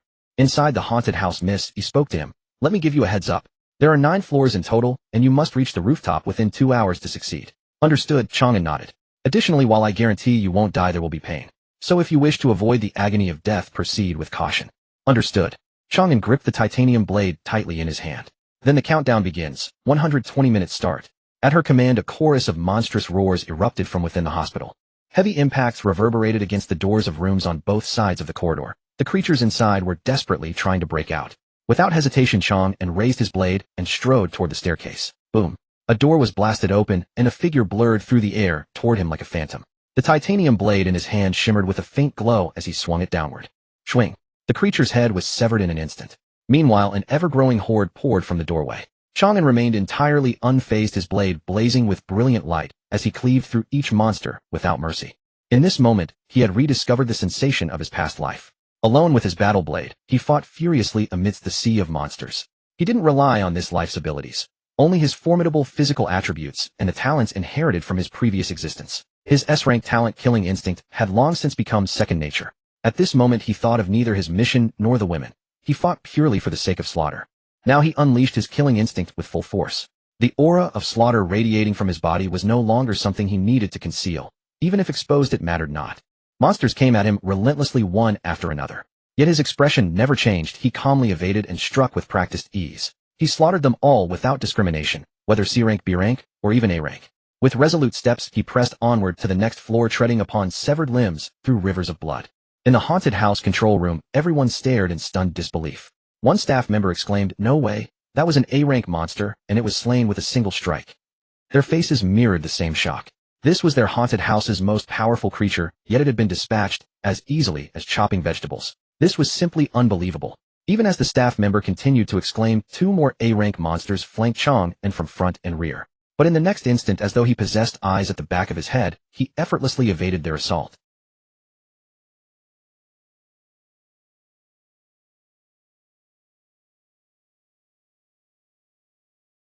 Even a coordinated attack from 2 A-rank monsters couldn't faze him. He's far too powerful. Miss Yi's eyes gleamed with fascination. Such mechanical precision and efficiency. He was born to kill. He wasn't this strong just now. Did he activate some special state, someone asked. Miss Yi smiled faintly. Perhaps it's because his mind is completely undistracted. He has no need to concern himself with others, and can pour all his focus into battle. Several people nodded thoughtfully. Through their astonished gazes, Chang An pressed onward without pause. No monster could impede his advance. With unwavering determination, he ascended floor after floor. He's already reached the 6th floor. Only a few more levels to complete the challenge, someone exclaimed. Indeed, Chang An had arrived at the 6th floor, needing only 3 more to finish. Yet A-rank monsters were already the strongest forces in the haunted house. Even if the later floors had greater numbers, they stood no chance of stopping Chang An. Only half an hour had elapsed and Chang An's victory seemed all but certain. A faint smile flickered across Miss Yi's eyes as she selected 2 staff members. Go to the 9th floor and await him. He will only be considered complete once he defeats you. What? Us? Both looked utterly bewildered. Facing someone as merciless as Chang An, they had no desire to be his next victims. What's the problem? Don't dare, she asked coldly. They shivered and responded in unison. Rest assured, Island Master, we shall defeat him. How could they dare admit cowardice before her? That would be signing their own death warrants. Go. Miss Yi waved her hand dismissively. The 2 departed immediately. Gazing at Chang An on the monitor, she licked her crimson lips. 15 million isn't easily won. Let me see what other trump cards you have. Chang An slew the monster that had pounced at him with a single strike of his blade and reached the 9th floor. As long as he could clear this final layer, he would complete the challenge. 15 million yuan was about to fall into his pocket. Compared to the previous floors where monsters swarmed in packs, this level seemed rather peculiar. The area was completely empty, devoid of anything. But this emptiness raised his guard. Missy would never let him pass through so easily. He tightened his grip on the titanium crystal blade and advanced slowly. The corridor fell into dead silence with visibility near zero save for the emergency exit signs casting a dim glow from the walls. His enhanced instinct warned him of danger lurking ahead. With each step he took, that sensation grew more intense. A flicker of movement caught his attention. Something was lying in wait. He halted and launched several Molotov cocktails forward. The corridor erupted in flames. After waiting a moment, he detected nothing. Suddenly his instincts screamed danger. He instinctively stepped back as black spikes shot up from where he had just been standing. Had he not retreated, that strike likely would have gravely wounded him. Fortunately, his healing ability meant such injuries were manageable. But it was better to keep his trump cards hidden. When the spike missed its mark, it dissolved into shadow and vanished into the darkness. A flicker of understanding crossed his eyes. He had discovered its hiding place. Now that he knew its tactics, countering it should be straightforward. He activated his detection glasses and began carefully scanning the surroundings. As long as it possessed combat capabilities, his detection system should reveal it. True enough, within moments his gaze locked onto a shadow in the corner. Ghost House Safety Officer No. 10. Talent B rank. Combat Power A rank. Relationship neutral. Miss E clearly wasn't going to let him pass through easily. She had even dispatched an A-rank employee. Even though he had located his opponent, he remained increasingly cautious. Unlike the monsters they faced, this one possessed intelligence, making it far more dangerous. He continued advancing as though unaware of anything. His opponent had fallen for the ruse and suddenly surged forward as Chang An approached, a black blade slashing directly at his ankle. A cold gleam flashed in his eyes as he swung his titanium crystal blade straight toward the shadow. While the opponent could sever his ankle, Chang An could kill it outright in return. Trading injury for death. The shadow immediately abandoned its assault and shifted to defense upon seeing this. Clang! A deafening sound echoed as the shadow was sent flying. It twisted slightly in midair before reforming into the figure of a middle-aged man. How did you discover me? He asked in astonishment. Chang An waved his titanium blade and replied, because you reek of stench. The man froze momentarily, puzzled by the term. Before he could recover his focus, Chang An lunged at him with fierce momentum. He hurriedly engaged in combat, but Chang An's assault was so overwhelming that he was quickly pushed onto the defensive. After barely holding off Chang An for over a dozen exchanges, he used the force of Chang An's blade to retreat backward, hoping to slip back into the shadows. Direct confrontation was never his strength, and continuing to fight Chang An head-on would inevitably lead to his defeat. Wanna run? Chang An sneered and stomped his foot, propelling himself forward at incredible speed. Just as he was about to close the distance, a sudden warning flashed through his mind. Without hesitation, he instinctively retreated backward at full speed. Two flashes of cold light streaked past, striking exactly where he had been standing moments before. Chang An scanned the distance, but detected nothing. The middle-aged man had already disappeared into the shadows. Miss E clearly holds me in high regard, sending two A-rank experts to ambush me simultaneously. He spoke calmly while using his detection glasses to carefully search for the man's position. Suddenly Miss Yi's delicate laughter echoed from the wall-mounted intercom. Mr. Chang, 15 million is no trivial sum. If you wish to claim it, the process certainly shouldn't be too effortless. Chang An offered a slight smile. Does Missy wish to see what hidden assets I possess? Mr. Chang is quite clever. Indeed, I must admit I'm somewhat curious about you. Missy acknowledged this openly. Chang An's gaze fixed on an unassuming spot. Very well. If I don't demonstrate some genuine skill, Miss, you would hardly be convinced. As he spoke, he tossed an object in another direction. Instantly, everyone's attention was drawn to it, including the middle-aged man lurking in the shadows. When the object landed, he realized it was nothing more than a packet of compressed biscuits. Damned. He immediately refocused his attention, but Chang An had already appeared before him like a phantom. He was seized with terror and attempted to flee instantly. Yet it was already too late. Chang An dragged him from the shadows and pressed his titanium crystal blade against his throat. I surrender, he cried out, urgently, terrified that any delay would cost him his life. Chang An tossed him aside. From the communicator came Miss Yi's delicate laughter. Instantaneous movement. That's truly fascinating. Healing abilities, spiritual power, extraordinarily efficient killing capacity, and instant teleportation. Mr. Chang, you certainly have been a source of great surprise for me. Chang An responded coolly. I've revealed all my hidden cards. Are you satisfied, Missy? Miss E let out a chain of bell-like laughs. Satisfied but not entirely content. Perhaps I should dig a bit deeper. There might still be more surprises waiting. Miss E truly is never satisfied. Miss E chuckled delicately. I'm curious to know which aspect you're referring to. Of course, for any of them you're welcome to come test me yourself. Chang An chose not to respond further, and instead walked toward the end of the passage. Mr. Chang, are you planning to go upstairs? Don't forget there's still someone here. The person Miss E referred to was naturally the one concealed in the shadows. Chang An smiled faintly. Our agreement was that I simply need to reach the top floor to complete the challenge. I never promised to eliminate everyone. He wouldn't seek out that person directly. The opponent was a ranged attacker, and if they maintained distance from the shadows, Chang An would be at a disadvantage. His strategy was to force them to come to him instead. He was close to reaching the summit now, and he was certain the other person wouldn't remain passive. As he hurried toward the stairs, the opponent grew anxious and immediately launched a hidden weapon at him. A cold smirk crossed his face as he swiftly dodged to the side. But what surprised him was that the weapon changed its trajectory mid-flight, heading straight for his chest. A soft whisper accompanied the impact as his chest was struck. From the shadows, the observer felt a surge of satisfaction.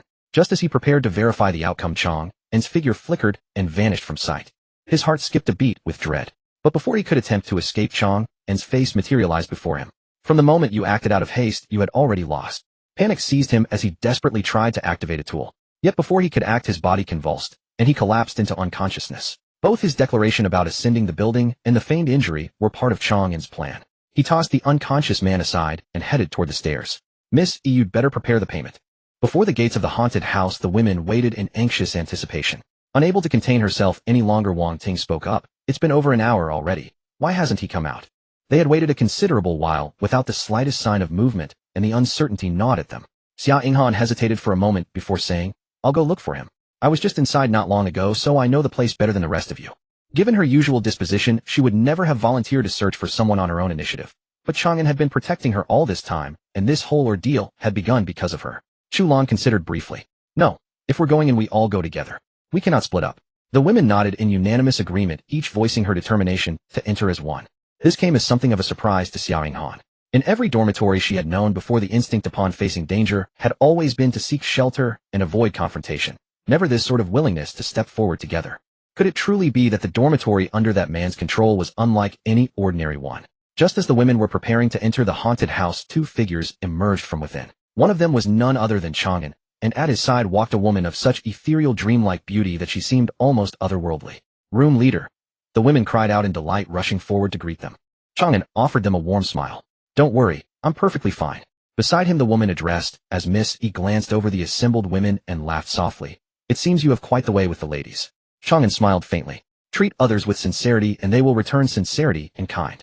Beautifully said, Miss E replied with a charming laugh as she turned to leave. I won't keep you from enjoying your holiday then. As they watched her retreating figure, the women all turned to Chang An with questioning gazes. He grinned. She's our benefactor. Every expense for this vacation will be covered by her. Wang Ting's eyes lit up. Room leader, you completed the challenge and claimed the reward. Chang An produced a card. That's right, 15 million. That's wonderful. We can shop to our heart's content. The women cheered in unison. Chu Lan cleared her throat, cutting through their excitement. The dormitory comes first. Nothing gets purchased without our room leader's approval. After all, this was no time of peace. Every coin must be spent wisely. Survival remained the foremost priority. The women nodded in understanding, none of them taking offense. The scene struck Xia Yinghan as deeply surprising. These women had so naturally and willingly chosen to consider the dormitory's welfare to heed his commands without question. His command over his dormitory was plain to see. Chang An chuckled softly. It's fine. If you come across something you want, just let me know. The women assented in unison. Let's go, time to shop. Chang An led them away. The others followed with bright smiles, but Xia Yinghan alone seemed unsure of where she belonged. Her sense of belonging to this dormitory was still fragile and uncertain. Just then Chang An suddenly turned back and beckoned to her. What are you spacing out for? Aren't you coming? Gazing at his stern visage, she felt an unexpected warmth bloom in her chest. She quickened her pace to catch up. I'm here. Xia Yinghan bond level increased to 2. The group soon arrived at the shopping center. This was the largest and most comprehensive megastore on Paradise Island, stocked with everything imaginable, from everyday necessities of peaceful times to survival world artifacts. They even discovered a shop here that dealt in the trafficking of human chattel. Chang An headed first to the mechanical market and purchased 3 generators, 1 medium-sized unit and 2 large ones, at a cost of 2.5 million. Anticipating the dormitory's future upgrades, he opted from the start for the large generators, a decision made with the long term in mind. With these in place, they would have ample power for the foreseeable future. From this day forward, whatever they undertook would be far swifter and more convenient. The fuel stockpiled from Maple Leaf City's military camp had nearly been exhausted, so he spent another $1 million to replenish their reserves, ensuring the military workshop could continue operating at full capacity. He then made his way to the shop that sold construction blueprints, hoping to acquire the designs for various facilities. To his astonishment, the prices were astronomical. A single blueprint for an ordinary bed cost a staggering 5,000. Without hesitation, Chang An gathered the women and departed. The blueprints offered terrible value for money. It would be far wiser to acquire them gradually in the future or to negotiate trades with other survivors. He proceeded to the weapons shop and located the standard firearms, arms that existed in the real world and were therefore priced within reasonable bounds. He purchased a substantial stock of weapons and firearms that the workshop could not yet manufacture, replenishing every piece of ordnance that had been expended at their previous waypoint. This expenditure alone came to 5 million. He then selected a complete set of individual combat equipment for each woman, covering every aspect from weapons to defense, from stealth to survival, outfitting them to the utmost. That cost a further 3.5 million. Afterward, he fulfilled all the items the women had placed on their wish list, a mere 5,000. Indeed, none of the women had requested anything extravagant, making their lists refreshingly simple to fulfill. One small episode was particularly worth noting. When Chang An handed the gear to Xia Yinghan, she was utterly dumbfounded. There's a set for me too, she couldn't help but ask. Chang An laughed. What, you don't want it? I want it, she cried, clutching the gear tightly to her chest. Of course, she understood the value of what she held. A full set of combat equipment would dramatically enhance her ability to survive. How could she possibly refuse? But I'm new here. Why are you so good to me? She regarded him with wary suspicion. Chang An arched an eyebrow. What other reason could there be? Obviously, I want you to live longer, so you can contribute to the dormitory. What? You're not imagining I have some ulterior motive toward you, are you? Ulterior motives, of course he had them. He coveted her bond level, coveted her innate talent. Naturally, such things could never be spoken aloud. Xia Yinghan fell silent. It was true. On the surface, she seemed to have nothing worth scheming for. Her body, perhaps. But the women around him were every bit as lovely as she was, none of them inferior. What must I give in return, she asked. Chang An replied coolly, loyalty. You must obey me. Xia Yinghan clenched her teeth. Fine. As long as you don't abandon me, I will be loyal to you. Xia Yinghan bond level increased to 3. Chang An nodded, well satisfied. At least she understood gratitude. His money had not been spent in vain. Calculating the funds he had previously exchanged, he had 3.07 million remaining. Setting aside 700 for vacation expenses left him with 3 million at his disposal. After browsing the shopping center for some time, his gaze finally settled on a particular item: attribute converter, temporarily redistribute one's own attribute allocation. The moment he saw it, his eyes blazed with excitement. His greatest asset lay in his attributes, formidable and perfectly balanced, yet so evenly distributed that the arrangement paradoxically revealed no distinctive advantage. But with this device, everything would change. If he channeled all his attributes into a single stat, that one stat would become terrifyingly powerful. For instance, should flight become necessary, he could shift everything into agility. His agility would surge past 300, an absolutely terrifying figure. But just as he was about to pay, a voice rang out, "I'll take that."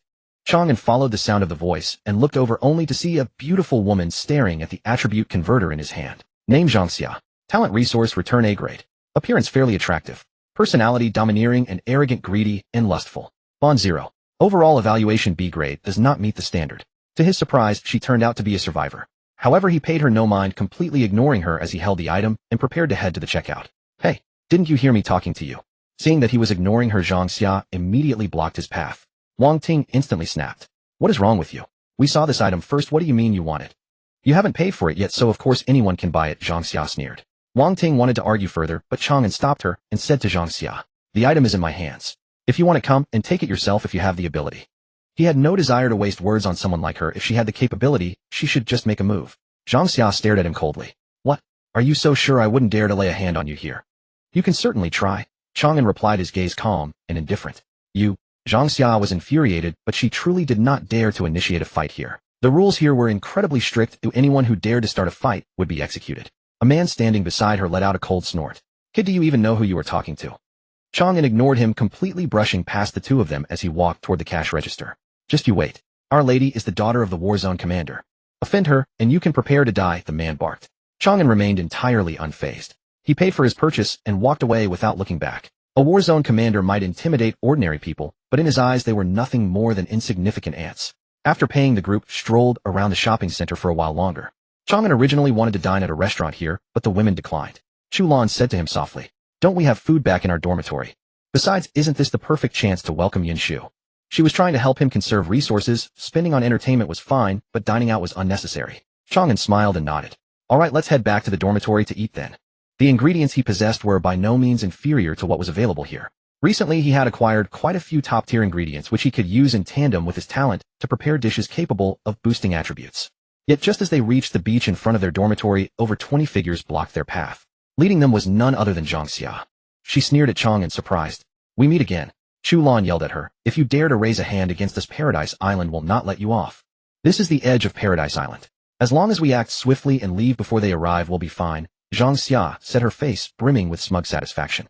Her plan was simple. Her dormitory was not far from here. As long as they subdued them quickly, they could make a swift retreat back to her quarters. Since this was the periphery of Paradise Island, by the time the authorities received word and rushed over, it would already be too late. Chang An sneered, so you've planned this all out. I advise you to hand over everything you have, then get down on your knees and lick my feet. If you do, perhaps I might spare your lives.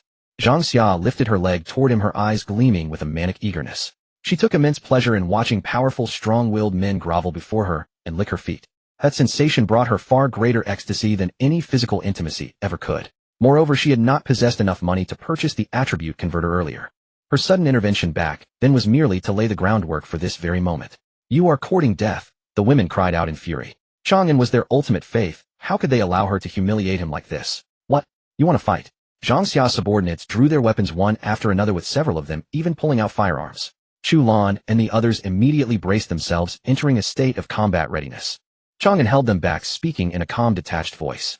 Missy, for your sake, I have been holding back. Surely I have shown you enough respect by now. He was testing the waters to see if Miss E was keeping an eye on him.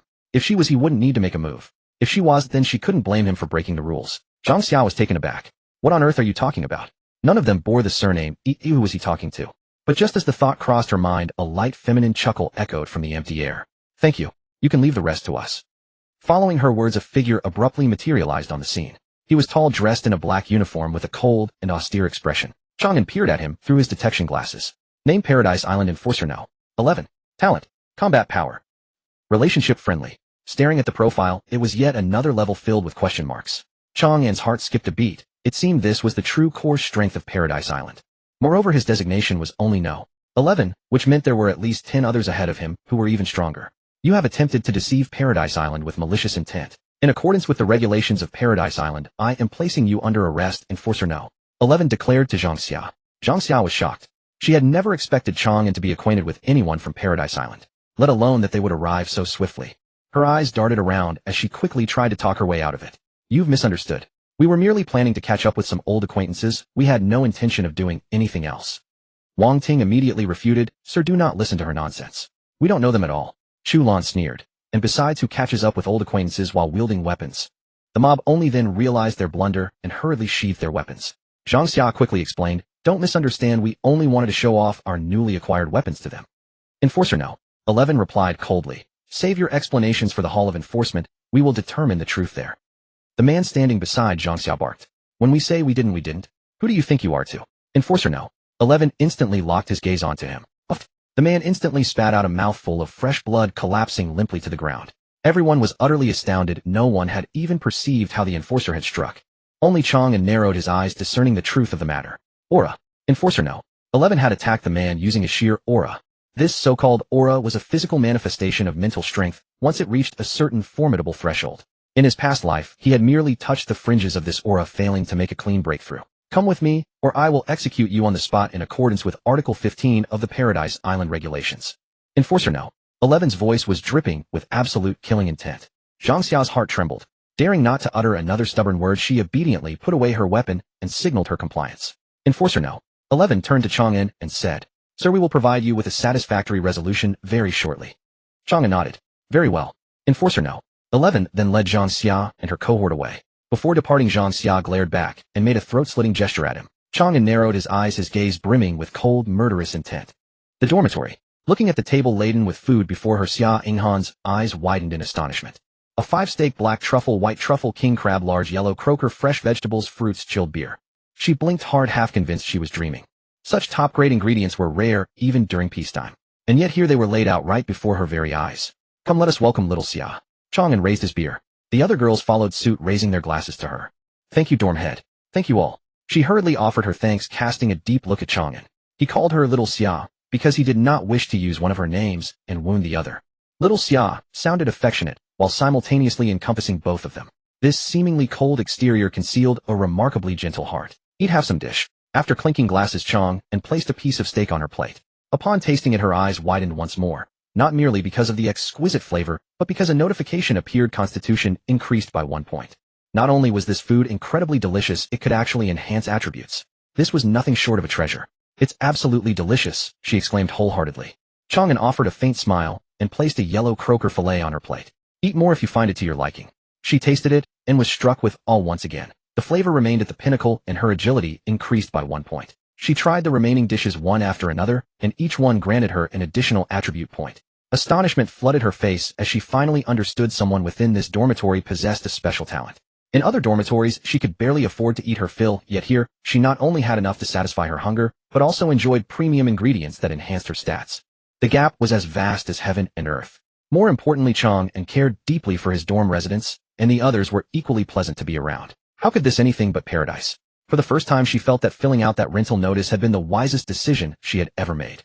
This was her true island of utopia. Xia Yunshu Xia Inghan bond level upgraded to 4. After the meal, Chang An came to the armory and prepared to upgrade it. Construct armory. LV2 requires steel x 3000, iron ingot x 3000, stone x 2000, copper ingot x 2000, plastic x 2000, cable x 2000, medium generator x1. He selected to build immediately. In the next instant, a flash of light swept through and the armory underwent a transformation. The production line modernized, and the firearms it could produce expanded from pistols and bolt-action rifles to semi-automatic rifles. In addition, it could produce various standard military supplies such as bayonets, entrenching tools, goggles, and helmets. Of course, these were relatively basic models with moderate protective capabilities. He did not stop there and continued upgrading. With another flash of light, its appearance transformed again. Machinery grew more precise and sophisticated, radiating an aura of advanced technology. The firearms available for production also received an upgrade. Fully automatic rifles and numerous high-precision weapons, including sniper rifles, were now within its capabilities. Furthermore, it could produce complete sets of individual combat equipment, helmets, battle uniforms, combat boots, auxiliary devices, everything one could desire. Of course, their functions paled in comparison to what he had purchased that day. But against ordinary level D monsters, they would more than suffice, and even level C adversaries could be handled. Currently, the average human level remained at E. These items would enjoy broad demand and a thriving market. In truth, level 3 was not the limit of the armory, but the cost far exceeded what he could currently afford. The upgrade requirements were stringent beyond conventional materials. It also required an energy core. Such cores were special items capable of providing immense energy, such as nuclear reactors or source sparks. On Paradise Island, even the most affordable energy cores were priced in the hundreds of millions. However, once the average human level reached D or C, he would make a considerable fortune. By then, he should be able to afford them. After completing the armory upgrades, he finished constructing the dormitory's power system. Then he deployed the expansion permit. The ceiling height of the entire dormitory rose significantly, leaving ample space to add another floor. Of course, materials were indispensable. Moreover, should he upgrade the dormitory in the future, the resource expenditure would double compared to before. To this, he felt indifferent. What had always hindered his upgrades was never materials. It was his dorm residence. Upon seeing the suddenly appeared second floor, the girls were both startled and overjoyed. Wow. The second floor? Our dorm really has become a villa. Wait, doesn't this mean we can each have our own room from now on? If we build a pool too, our dorm would basically be perfect. Dorm head is so impressive. Others are still living in mud huts while we're already in villas. Chang An smiled gently. Once you obtain the bedroom blueprints, each of you may choose a room. Chen Qi giggled. Can I choose to share a room with you? Wang Ting quickly shook her head. No, dorm head belongs to everyone, not just you. Chen Qi glanced around at the others. Then it's like now, everyone gets a room, but dorm head gets none. The girls all blushed, yet none objected. The proposal had struck a chord within their hearts. Just then Xia Yinghan approached Chang An. May we talk?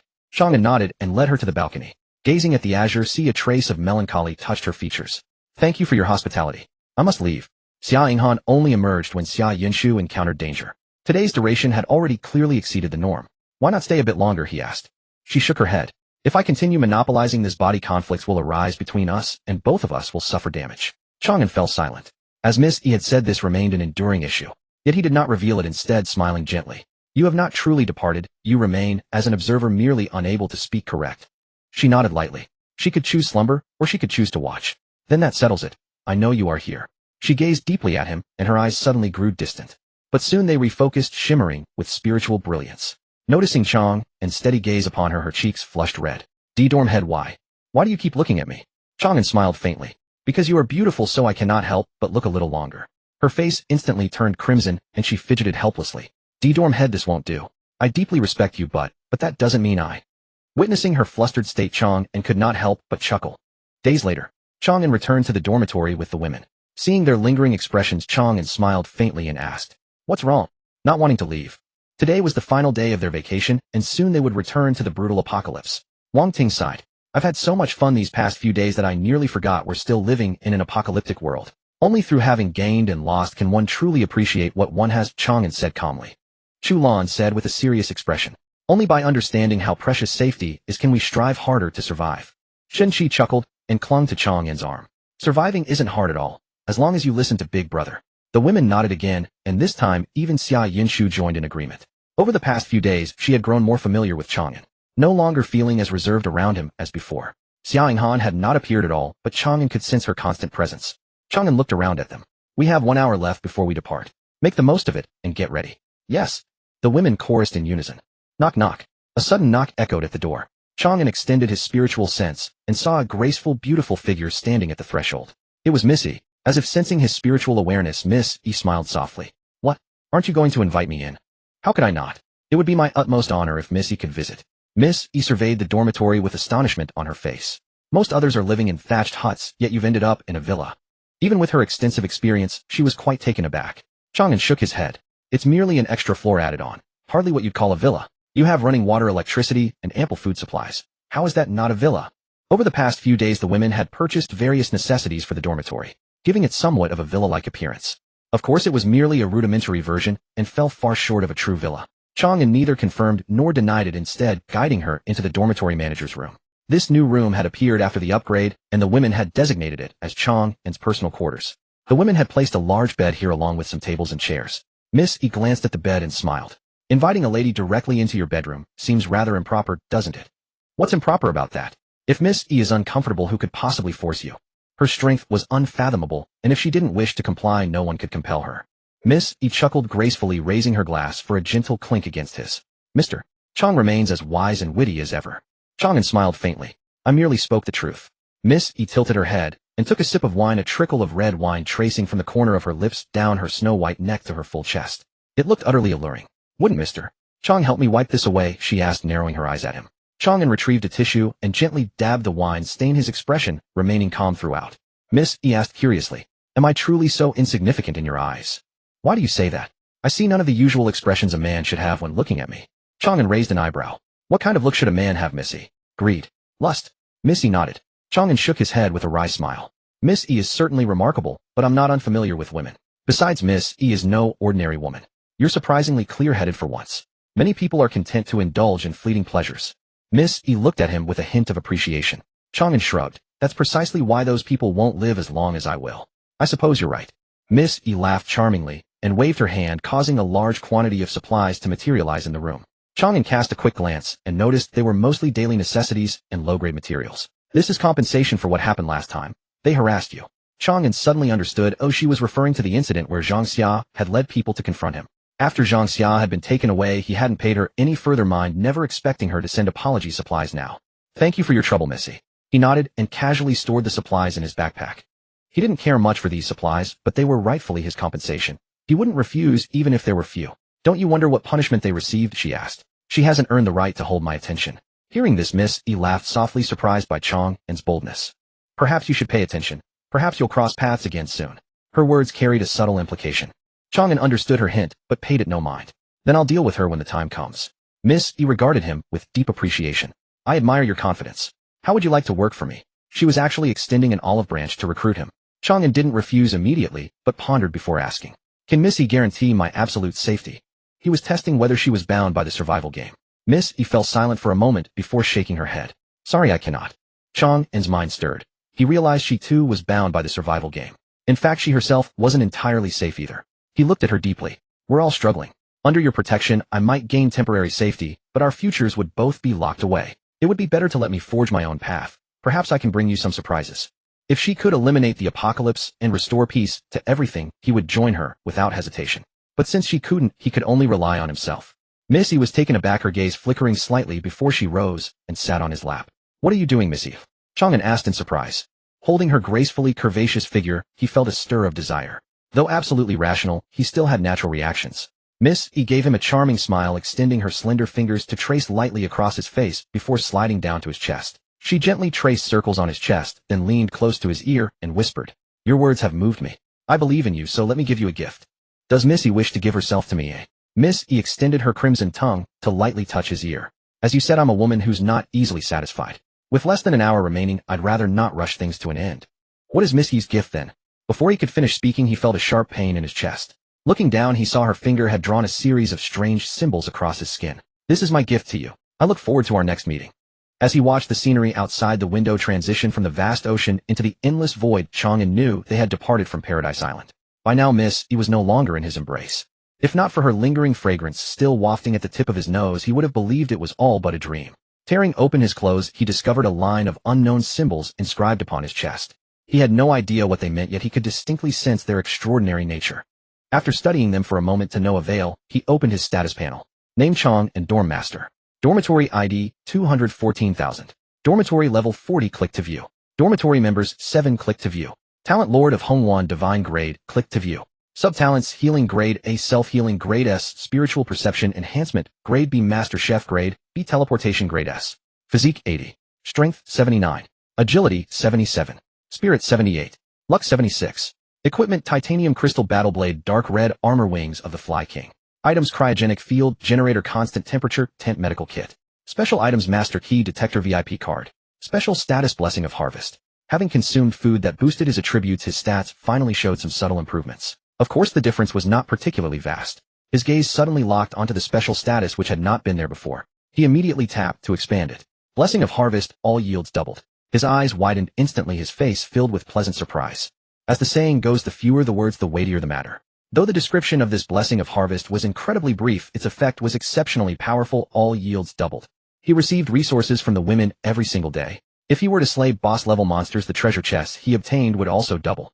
And upon achieving an SS grade evaluation, the rewards he received would double as well. Suddenly thinking of the armory workshop, he rushed over to check. Sure enough, its production output had doubled. Even with his usual composure, he could not help but let a smile slip onto his face. This blessing was of monumental help to him. Once his excitement subsided, he began to ponder deeper implications. First was Miss Yi's identity. Originally, he had assumed she was merely an important figure on Paradise Island. But now it seemed far from that simple. It was highly probable that she was the Lord of Paradise Island itself. The reason was straightforward. Who else possessed the power to bestow a blessing upon others? In his understanding, only deities could do such a thing. Was Miss E a deity? This speculation felt somewhat absurd, yet the blessing was undeniably real. Who on Paradise Island could possess deity-level strength? The answer was self-evident: the Island Lord. This also aligned with his previous conjecture that she was an entity on the same level as Kitad and that colossal shadow. Secondly, there was the matter of why Miss E treated him this way. There was no love without cause in this world. Her exceptional favor toward him must have had a reason. Yet as to what that reason could be, he could not easily guess. He could only remain vigilant. Fortunately, from what he could see now, she harbored no ill intent toward him. Finally, there was a deeply oppressive question. If even someone as powerful as Miss E could not guarantee her own safety, what on earth were they about to face? This question was somewhat despair-inducing. It was only because of his resilient mind that he didn't give up. Anyone else might have just thrown in the towel. Taking a deep breath, he suppressed all distracting thoughts. If he couldn't figure it out, he would set it aside for now and focus on improving himself. At any given time, making oneself stronger was never the wrong choice. With a loud rush, dense raindrops pelted against the window, making a clattering noise. His heart stirred, and he quickly made his way to the living room, only to find the women gathered on the balcony staring out the window with bewildered expressions. Why is it raining so heavily? Does it even rain in the void? This has never happened before. It must be some kind of disaster, right? Could it be another frozen apocalypse? Walking over to them, he said, "No, this is likely the world-ending flood." The world-ending flood. The women were all taken aback. He nodded. Yes. In its early stages, the world-ending flood begins with rain that grows progressively heavier, eventually forming a deluge. Turning to look at him, Chulan asked, "If it is merely rain and floods, its destructive power shouldn't be that great, right?" Chang An shook his head. "You can take a look at the dormitory's status." After they checked, they were instantly shocked. The dormitory's durability was actually decreasing. One had to keep in mind that the main structure of their dormitory was made of manganese steel alloy. This is a B-grade apocalypse. Even ordinary raindrops possess immense destructive power. He explained. Wang Ting knitted her brows instantly. Then if a flood sweeps in, wouldn't it tear the dormitory completely apart? Indeed. The destructive power of a flood is 100 times stronger than that of the raindrops. Then how should we deal with it? Xia Yinshu asked hurriedly. Unless we have some special means of protection, we can only continuously pour in resources to repair its durability. Xia Yinshu pondered for a moment. Perhaps I can give it a try. Do you plan to absorb the energy from the oncoming flood? Chang An looked at her. Yes, Xia Yinshu nodded. Over this period, she had truly come to see herself as a part of this dormitory. With the dormitory in danger, she felt she had to step forward. How confident are you? Chang An looked at her. Xia Yinshu hesitated slightly. 50% I suppose. I haven't tried it before, so I can't say for sure. Chang An rejected the idea immediately. That's too low. There's no need to take such a risk. It's nothing more than consuming some materials. The power of a B-grade apocalypse was no laughing matter. If she failed, she could very well be swept away by the flood. He did not lack materials, so there was no reason to let her take risks. Xia Yinshu was stunned, staring at him blankly. In her previous dormitories, let alone taking the initiative to shoulder responsibility, others would have been eager to push her forward to take the blame. Yet now when she volunteered, Chang An refused her. This made her feel his protective care once again. Xia Yinshu Xia Inghan's bond level has increased to level 5. Sensing the feeling of growing stronger, which was more intense than usual, Chang An quickly checked his attributes. Physique 82. Strength 81. Agility 79. Spirit 80. Luck 78. He took a sharp breath. He took a deep breath. Good lord, even his attribute gains had doubled. The power of the blessing of harvest was incredibly formidable. Now he actually felt a sense of regret for not meeting Missy sooner. If they had met earlier, he would be far stronger than he was now. Of course, this was nothing but wishful thinking. If they had met earlier, she might not have looked at him any differently at all. Just then he suddenly looked up at the ceiling. The women followed his gaze.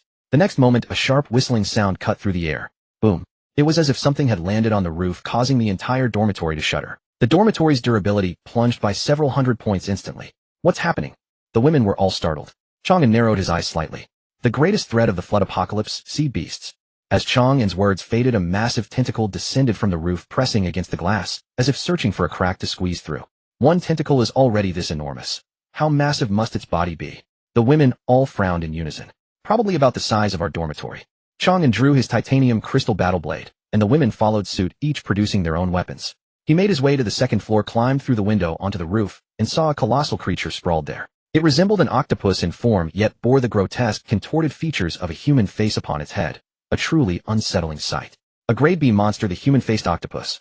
Upon spotting him, it let out a piercing shriek and lashed out with its enormous tentacles. Chang An sneered, coldly ignoring the flailing appendages as he surged directly toward its head.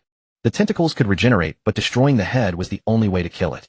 Seizing this advantage, the creature seemed consumed by fury, its entire body flushing crimson. After another blood-curdling scream, it blasted a jet of high-pressure water from its maw.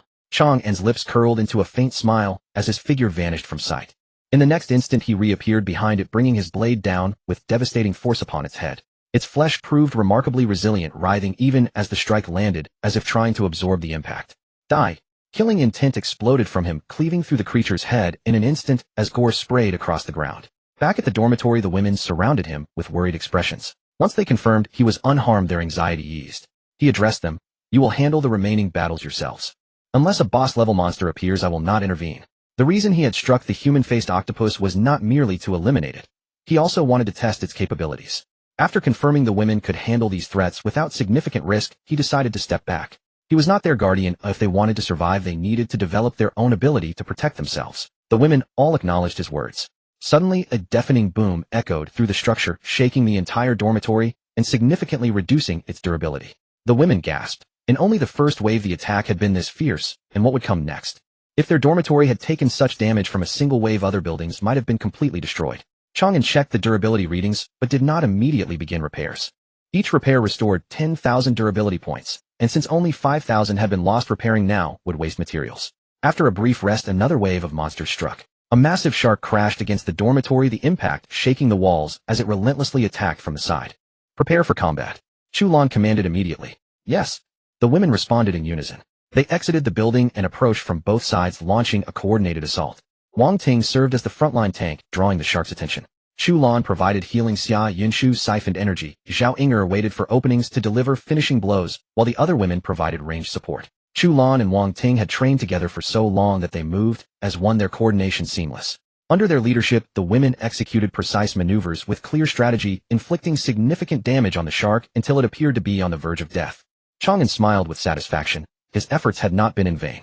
The women's innate talents were outstanding, and with his superior equipment bolstering them, they could hold their own against ordinary grade A monsters when fighting at full capability. Through their coordinated teamwork, the shark fell quickly. Wang Ting sliced off its fin and presented it to Chang An. Senior, may I have shark fin soup as an extra meal today? Chang An gave a faint smile, but then an idea struck him. Could this mutated creature be prepared as food? Logically, it shouldn't work since it had already undergone mutation. He had never tested this before, so he could not be certain. In his past life, their dormitory lacked any cooking-related abilities, so the thought had never occurred to them. But in this life he had Lu Yao and possessed the same cooking talent himself. Why not give it a try? Though the ingredient was mutated, it must be brimming with abundant energy. If it failed, they simply would not eat it. He would only waste some auxiliary ingredients. After a moment's thought, he summoned Lu Yao to the kitchen.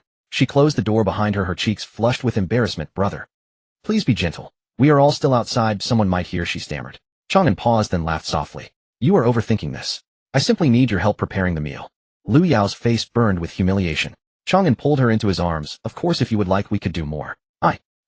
Lu Yao intended to refuse, but the words would not come. Chang An laughed heartily. Then let us finish cooking first. Otherwise, I fear you will lack the strength to help. Deeply embarrassed, Lu Yao nodded softly. Chang An examined the available spices and seasonings, deciding to prepare braised shark fin. The dish was straightforward and required no complex auxiliary ingredients. He simply needed to soak and clean the shark fin, blanch it to remove the fishy odor, saute ginger and green onions, then add light and dark soy sauce, simmer gently for 30 minutes, and finally reduce the sauce over high heat with a cornstarch slurry. While the dish simmered, Chang An seized the opportunity to fulfill Lu Yao's wishes in his own way. When it was ready, he carried her to the living room, supporting her with one arm, while holding the plate of shark fin in the other.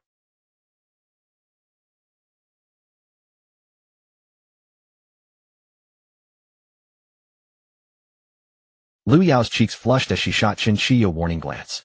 Keep talking nonsense, and you will not get any. If you cannot behave, you are not eating.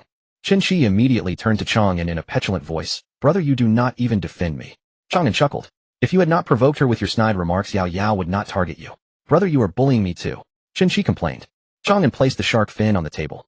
Alright, let us see how my attempt turned out. The women stopped teasing and gathered around the table. Chang An lifted the lid right in front of them. Instantly a cloud of steam rose, carrying an intoxicating aroma. The women wrinkled their noses, delightfully marveling at the fragrance. Chang An picked up a piece with his chopsticks and examined it closely. It glistened with a rich color, held together perfectly with distinct strands showing no signs of damage. Braised shark fin. A top-tier delicacy crafted by a special grade chef, brimming with rich energy effect. Consuming it grants a small agility increase. Can be used repeatedly with a maximum boost of 5 points. Chang An was overjoyed. This was a repeatable consumable food capable of increasing agility by up to 5 points. Such an effect surpassed even the T-Virus and Fire Spirit Elixir. Those were unreliable, but this was stable. And more remarkably, he possessed the Harvest Blessing, which would double the yield to 10 points. But that was not the true breakthrough. The real question was, if shark fin could be prepared this way, then what about the rest? Without hesitation, he sprinted to the roof and severed every tentacle from the human-faced octopus he had slain earlier. These were no mere monsters. They were treasures. This was no apocalyptic wasteland. It was paradise. Let me taste this too. Chang An carried a plate of dishes fragrant and appetizing to the table. Stir-fried octopus, a top-tier delicacy cooked by a master chef, brimming with rich energy. Effect: consuming it can increase a small amount of strength, usable repeatedly, with a maximum boost of 5 points. This was the result of transforming the humanoid octopus into a dish. Just these two dishes could increase the total attributes of the women by 10 points, making them extremely valuable. And he himself gained 20 points directly, a staggering value. However, unlike him, who gained 1 point per bite, the women found it far more difficult to improve. They had to eat large quantities.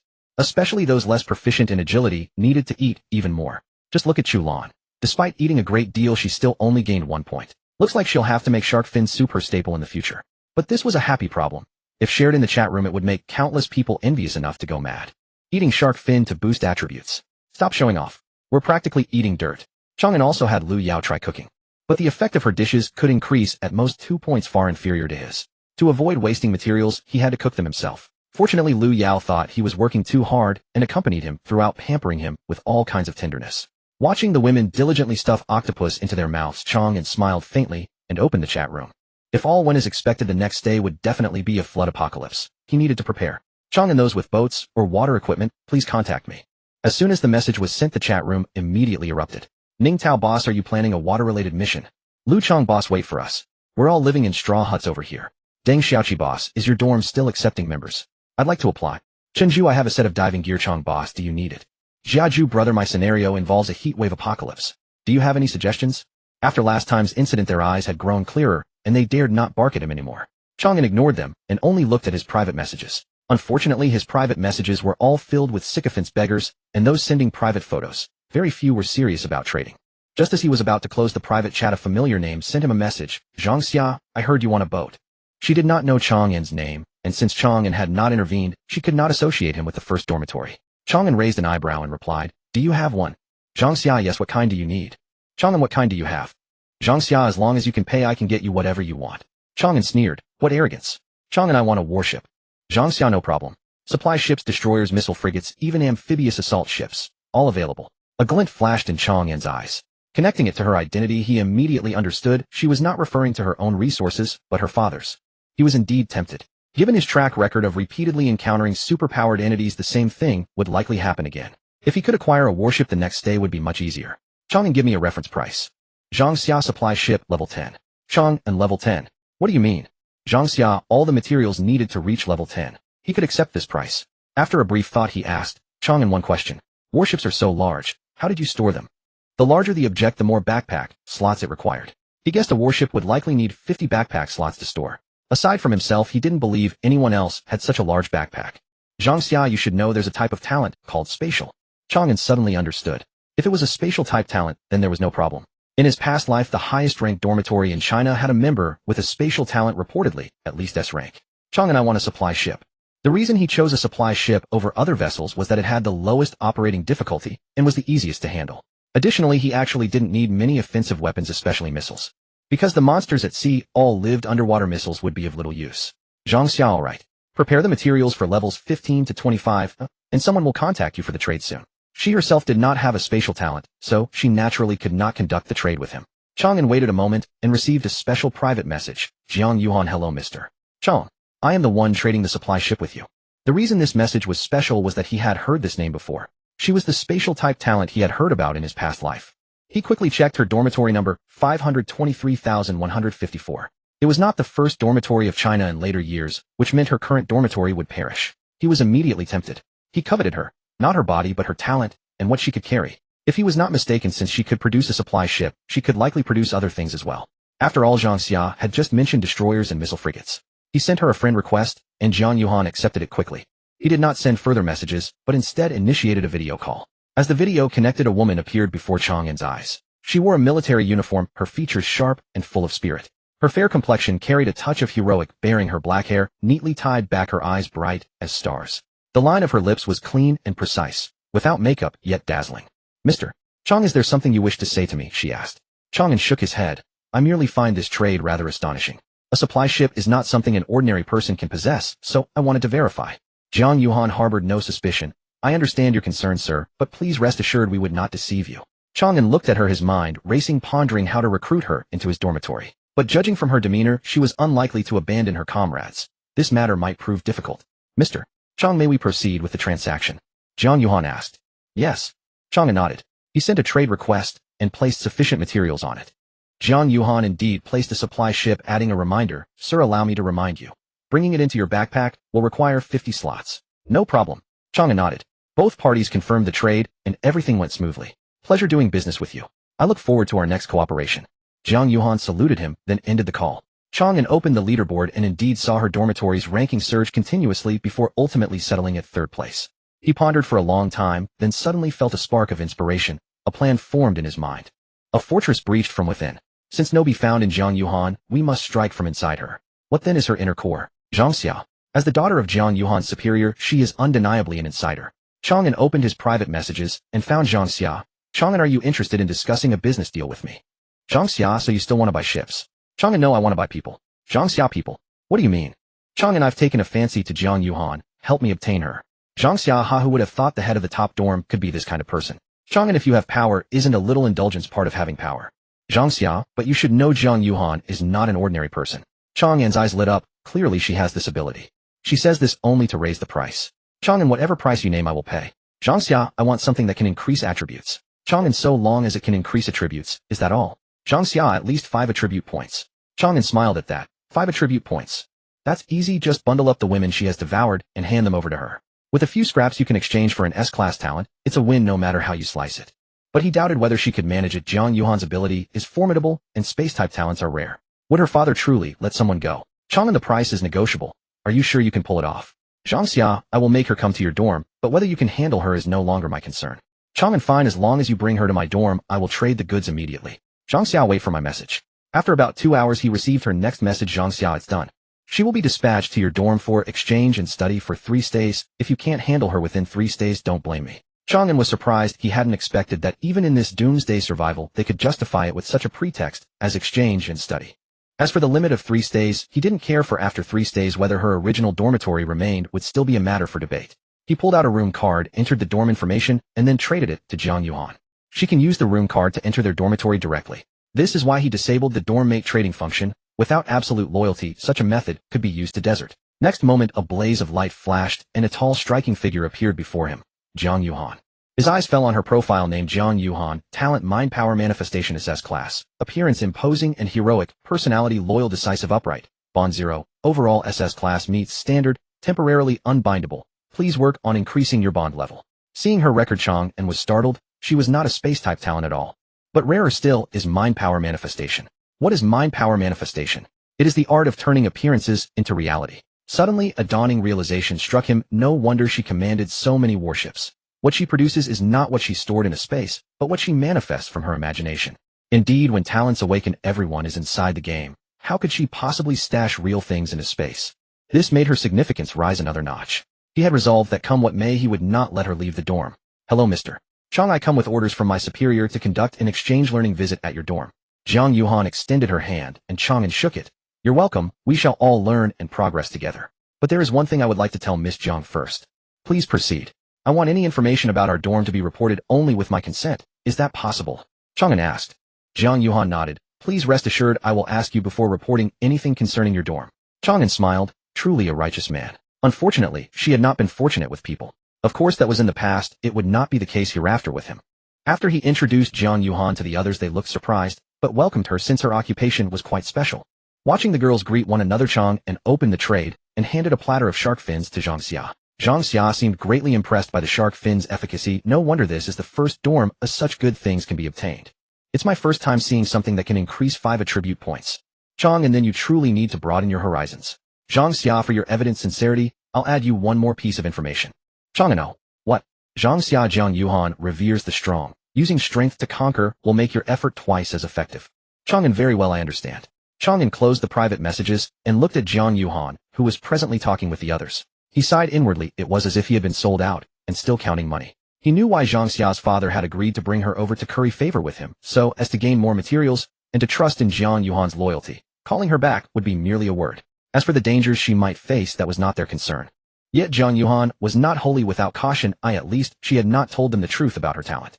This turn of events was a lucky accident for him. Otherwise, if Zhang Xia's father learned she possessed an SS-class talent, he would never have allowed her to leave. He opened the dormitory panel, scanned the resources, and began the upgrade. More members meant a higher dormitory level. To upgrade to level 41, titanium steel alloy room ruined requires 100 titanium steel alloy, 100 marble, 100 steel, 100 bolts, 50 glass. Upgrade. To upgrade to level 45, titanium steel alloy room perfect requires 1500 titanium steel alloy, 1500 marble, 1500 steel, 1500 bolts, 750 glass. Upgrade. Feeling helpless, he halted. One member could only raise him 5 levels. To upgrade further, he would need to add more members. Nevertheless, for now the members were ample. He needed to nudge their bonds upward because too many would be hard to look after. Just as he pondered how to raise the bonds, Wang Ting suddenly spoke to Zhang Yuhan. Yuhan, shall we spar? Zhang Yuhan would not back down and promptly agreed. Chang An's eyes lit up. This would be a chance to gauge her prowess. A short while later, watching the two women in the hall continuously launching attacks at each other, Chang An's lips curled upward slightly. Wang Ting had already begun sparring with Zhang Yuhan. Overall, Wang Ting had the upper hand. Although Zhang Yuhan's techniques were superior, she couldn't withstand the overwhelming advantage in Wang Ting's attributes. Wang Ting relied on brute force to achieve miracles. A single punch was almost impossible for her to endure. Therefore, she could only adopt a defensive stance, moving around to look for openings. However, such opportunities did not exist. Wang Ting was more agile and possessed a self-healing talent, making it impossible for her to be defeated. Unless she activated her talent to manifest a weapon with extremely high lethality. He watched for a while longer, and indeed saw Zhang Yuhan struggling to hold on, showing signs of defeat. He immediately called out, "That's enough." Wang Ting obediently stopped and said to Zhang Yuhan, "Yuhan, your skills are indeed excellent, far better than mine." Zhang Yuhan could only shake her head with a bitter smile, rubbing her arms. "Thanks to Mr. Chang for calling it off, or I would have been thoroughly embarrassed." She didn't stubbornly deny her loss to save face. Her personality was indeed straightforward and forthright. Chang An shot Wang Ting a glance. "She's our guest. It's one thing that you didn't invite her to dine with us, but why did you resort to physical combat?" Wang Ting stuck out her tongue. "Yuhan has a military background, so she must be proficient in combat. I just wanted to see how big the gap between us is." She truly wanted to know the difference between herself and a skilled fighter, and meeting Zhang Yuhan sparked her competitive spirit. As for Chang An, he wasn't an ordinary person and couldn't be counted. She had also challenged him once and ended up pinned to the ground by a single hand, receiving a firm spanking. "Mr. Chang, please don't blame her. I agreed to the sparring as well." Zhang Yuhan hurriedly explained on Wang Ting's behalf, fearing Chang An might reprimand her. Chang An said to Wang Ting, "As punishment, go arrange lodging and distribute daily necessities for Yuhan." "Yes. Yuhan, come with me." Wang Ting immediately led Zhang Yuhan aside. Zhang Yuhan nodded at him and followed Wang Ting away. Watching their retreating figures, a hint of brightness flashed in Chang An's eyes. The two personalities complemented each other well. If they could build a friendship, it would indeed be a good thing. Just as he was speaking, he suddenly felt something amiss behind him. Turning around, he saw Xia Yinshu staring at him. No, it wasn't Xia Yinshu, but Xia Yinghan. Xia Yinshu's gaze wasn't this sharp and profound. He walked into his room and gestured to her, "Xiao Xia, come here for a moment." Xia Yinghan glanced at him and silently followed him into the room. Chang An closed the door and offered her a slight smile. "Long time no see.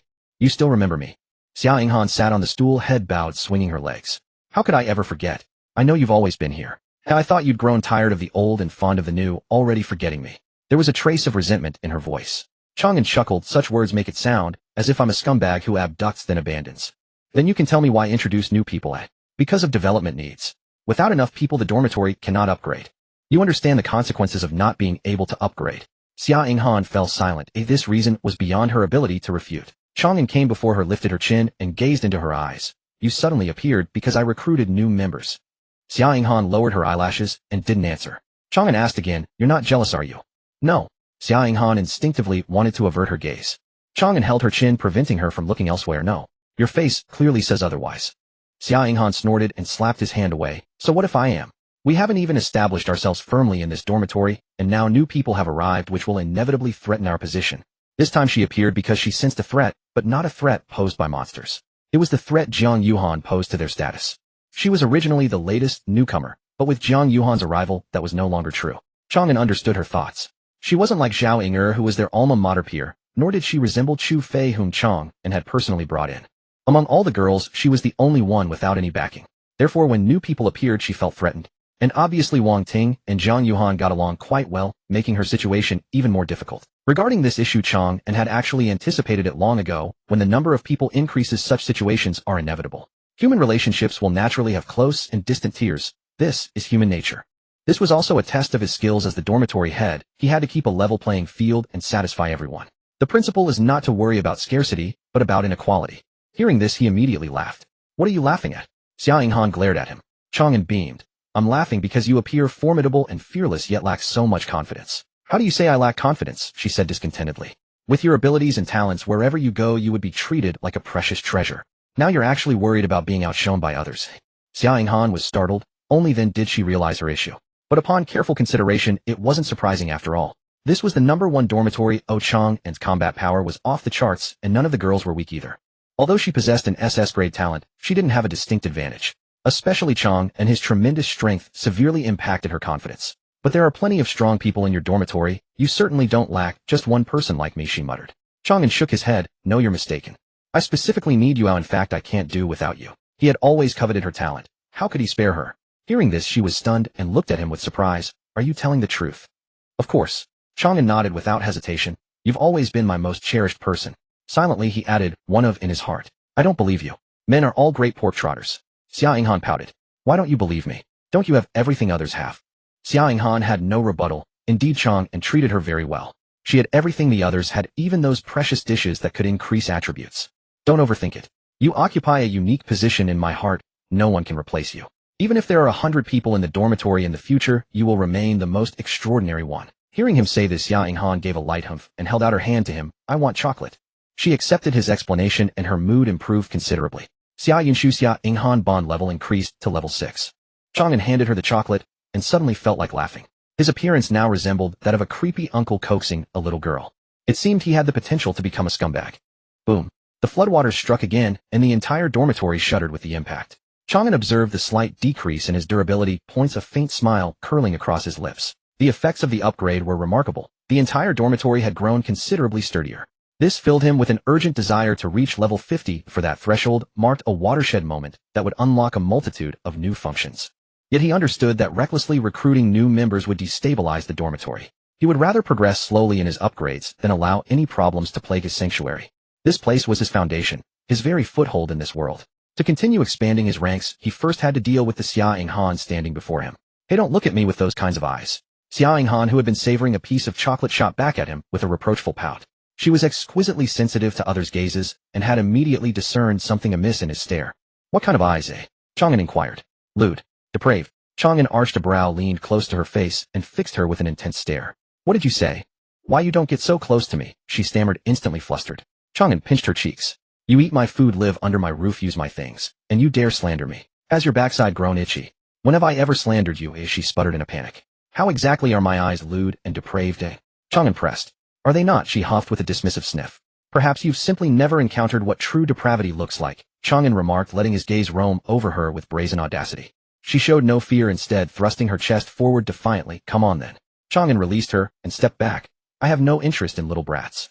You, Xia Yinghan glared at him, utterly enraged. I am not a little brat. I'm already 18. Chang An understood perfectly well that with a temperament like hers, indulging her would be a grave mistake. She would only become more insufferably presumptuous. You've had your say, you've had your food. Can you leave now, he asked. Xia Yinghan sniffed, trying to chase me away. I'm not going anywhere. I want to sleep, Chang An stated, fixing her with a look. Then sleep. I'm not disturbing you. Chang An chuckled. The sleep that adults speak of and the sleep that children speak of are not the same thing. Bah? Don't treat me like a child. I understand far more than you do, she retorted with a contemptuous snort. Then why are you still lingering here? Because I'm not leaving. She pressed her delicate nose toward him in stubborn defiance. Chang An stepped before her, swept her into his arms in one fluid motion, and began walking toward the bed. What are you doing? She cried out in sudden alarm. Since you won't let me sleep, this is the only course of action left to me, Chang An replied, regarding her with a mischievous gleam in his eye. She lifted her chin with supreme disdain, thrusting her chest forward. Go on then. If you're truly a man, don't let me off easy. Let's see if you have what it takes to make me beg for mercy. Chang An tossed her onto the bed and assessed her with a piercing gaze. Flushed crimson, she met his stare with equal contempt. Chang An felt a twinge of resignation. Under normal circumstances, he certainly would not have tolerated her provocation. But she possessed an SS-grade talent after all. That particular step absolutely had to be saved for the very end. Should it happen prematurely and somehow prevent their bond from reaching maximum level, the consequences would be catastrophic. Boom. Just at that moment, the dormitory shuddered violently once more. Chu Lan's voice rang out. Captain, there are 3 sea beasts outside. He cast a glance at Xia Yinghan, then immediately opened the door and strode out. Watching his retreating figure, Xia Yinghan also exhaled in quiet relief. For all her earlier bravado, she had been genuinely terrified that Chang An might actually follow through. She simply refused to be so easily manipulated by him. It had never been her intention to actually do anything with him.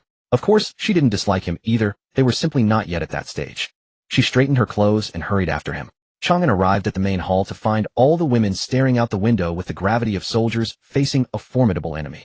Following their collective gaze, he spotted 2 ferocious fish-like creatures assaulting the dormitory from beyond the glass. Behind them lurked a humanoid figure. Its upper body was indistinguishable from a human's, while its lower half consisted of a fish's tail.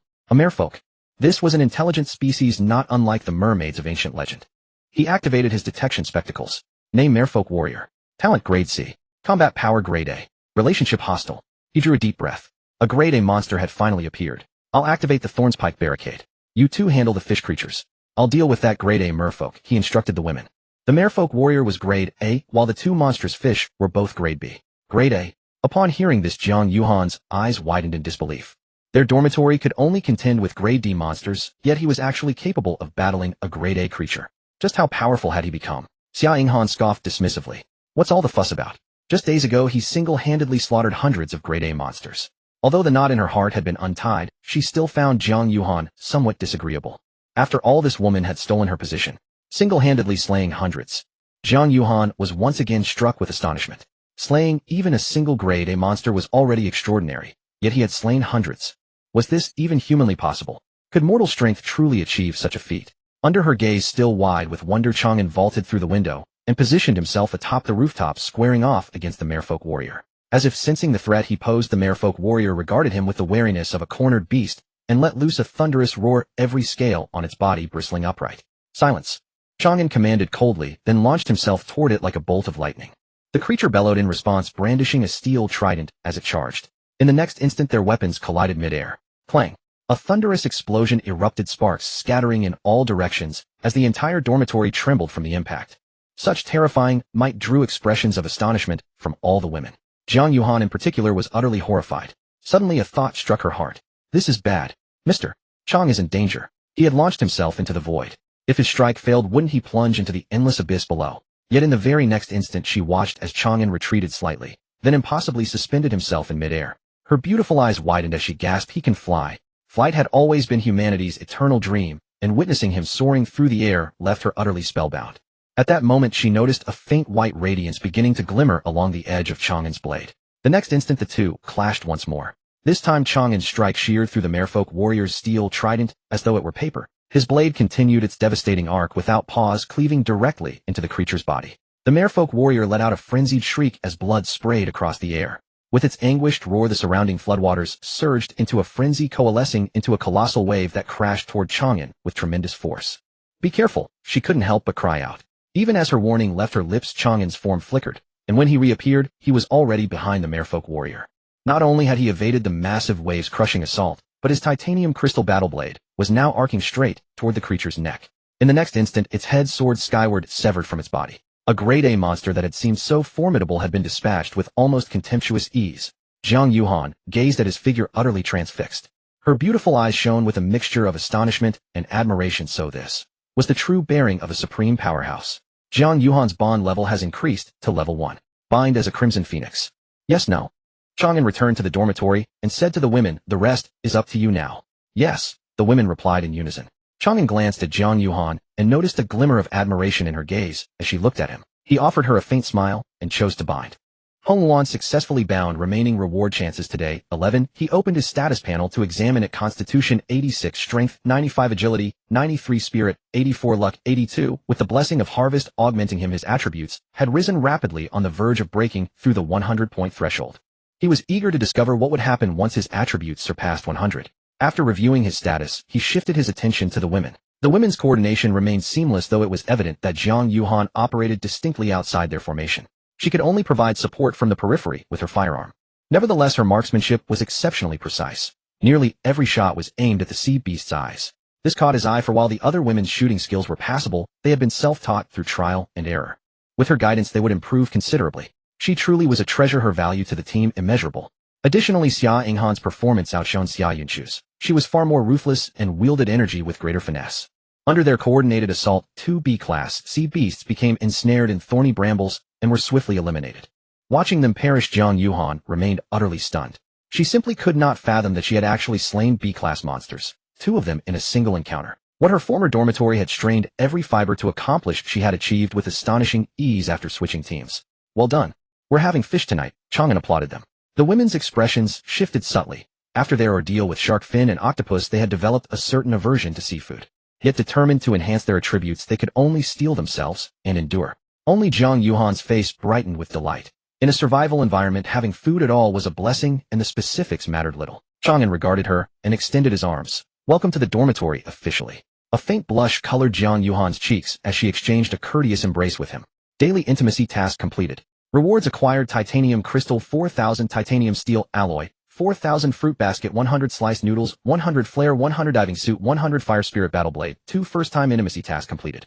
Special reward acquired: fire spirit fruit 2, fire spirit fruit consumption significantly enhances fire affinity. Gazing at these rewards, Chang An's eyes gleamed. The effects had indeed doubled. Not only had the standard materials doubled, but even the special reward had been duplicated. He drew out the Fire Spirit Battle Blade, its surface shimmering with an extraordinary radiance. Fire Spirit Battle Blade durability, 1000 attack, 100 effect, inflicts fire damage on targets. Marveling at its attributes, joy flooded his features. He knew that the titanium crystal blade had only possessed 50 attack points. This Fire Spirit Battle Blade had effectively doubled that figure. His destructive capacity had leaped 2 tiers at once. When encountering A-class monsters in the future, he would no longer need to invoke the slaughter aura. He could cleave through them directly. Moreover, its elemental damage property was an immensely formidable attribute in survival scenarios. Furthermore, augmented by the blessing of harvest, he had obtained 2 blades in a single draw. This granted him a backup weapon while enabling him to wield a dual blade combat style.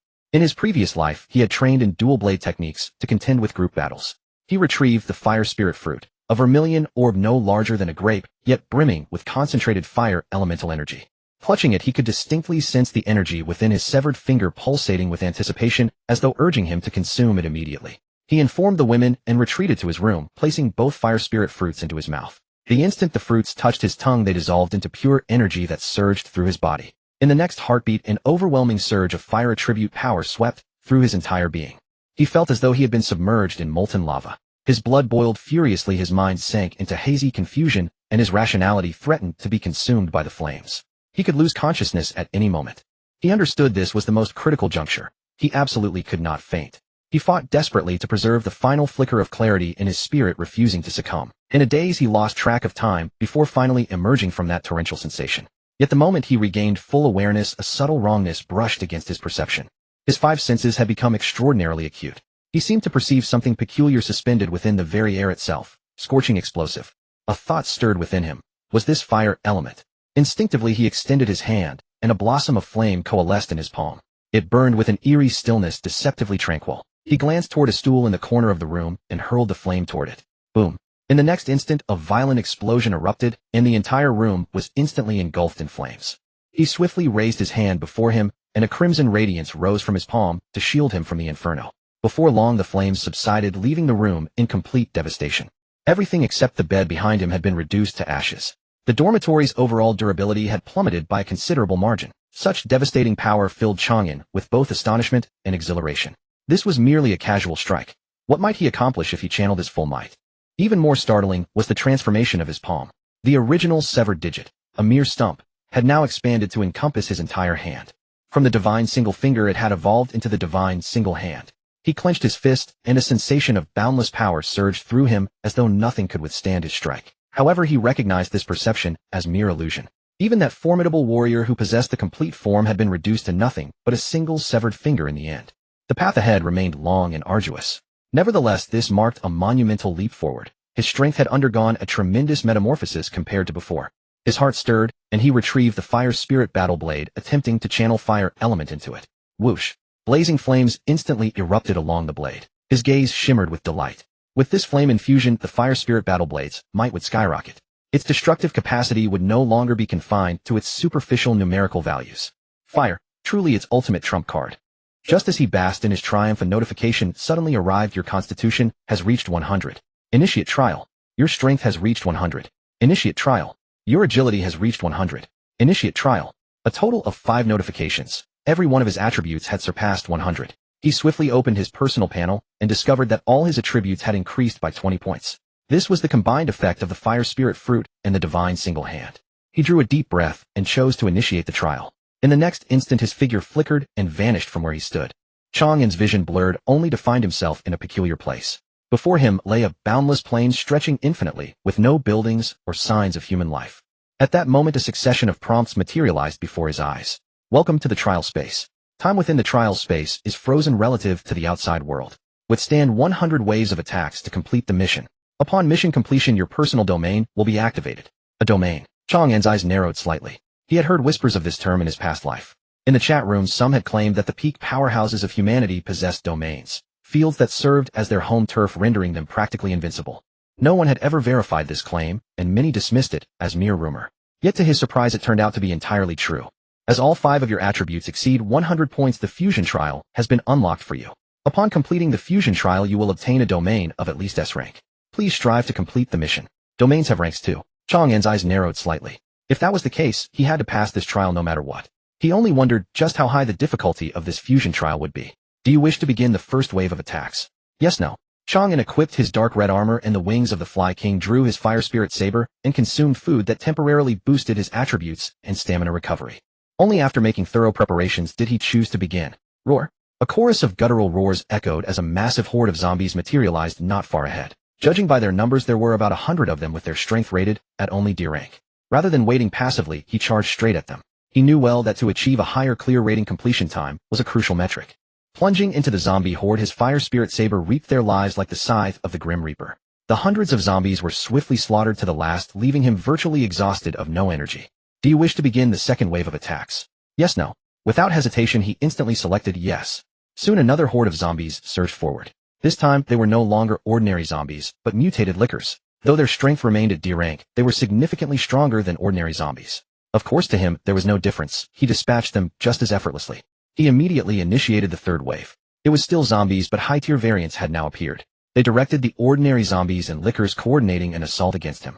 They displayed teamwork, understood tactics, and could even coordinate their attacks. Yet without sufficient strength, any coordination was futile. Chang An still slaughtered them all as easily as chopping vegetables. Then he commenced the next wave. This time a new type of zombie emerged, the Nemesis.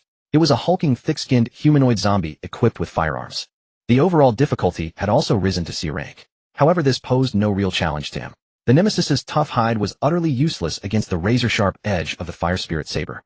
Anything struck by his blade met, but a single fate, being sliced clean in half without exception.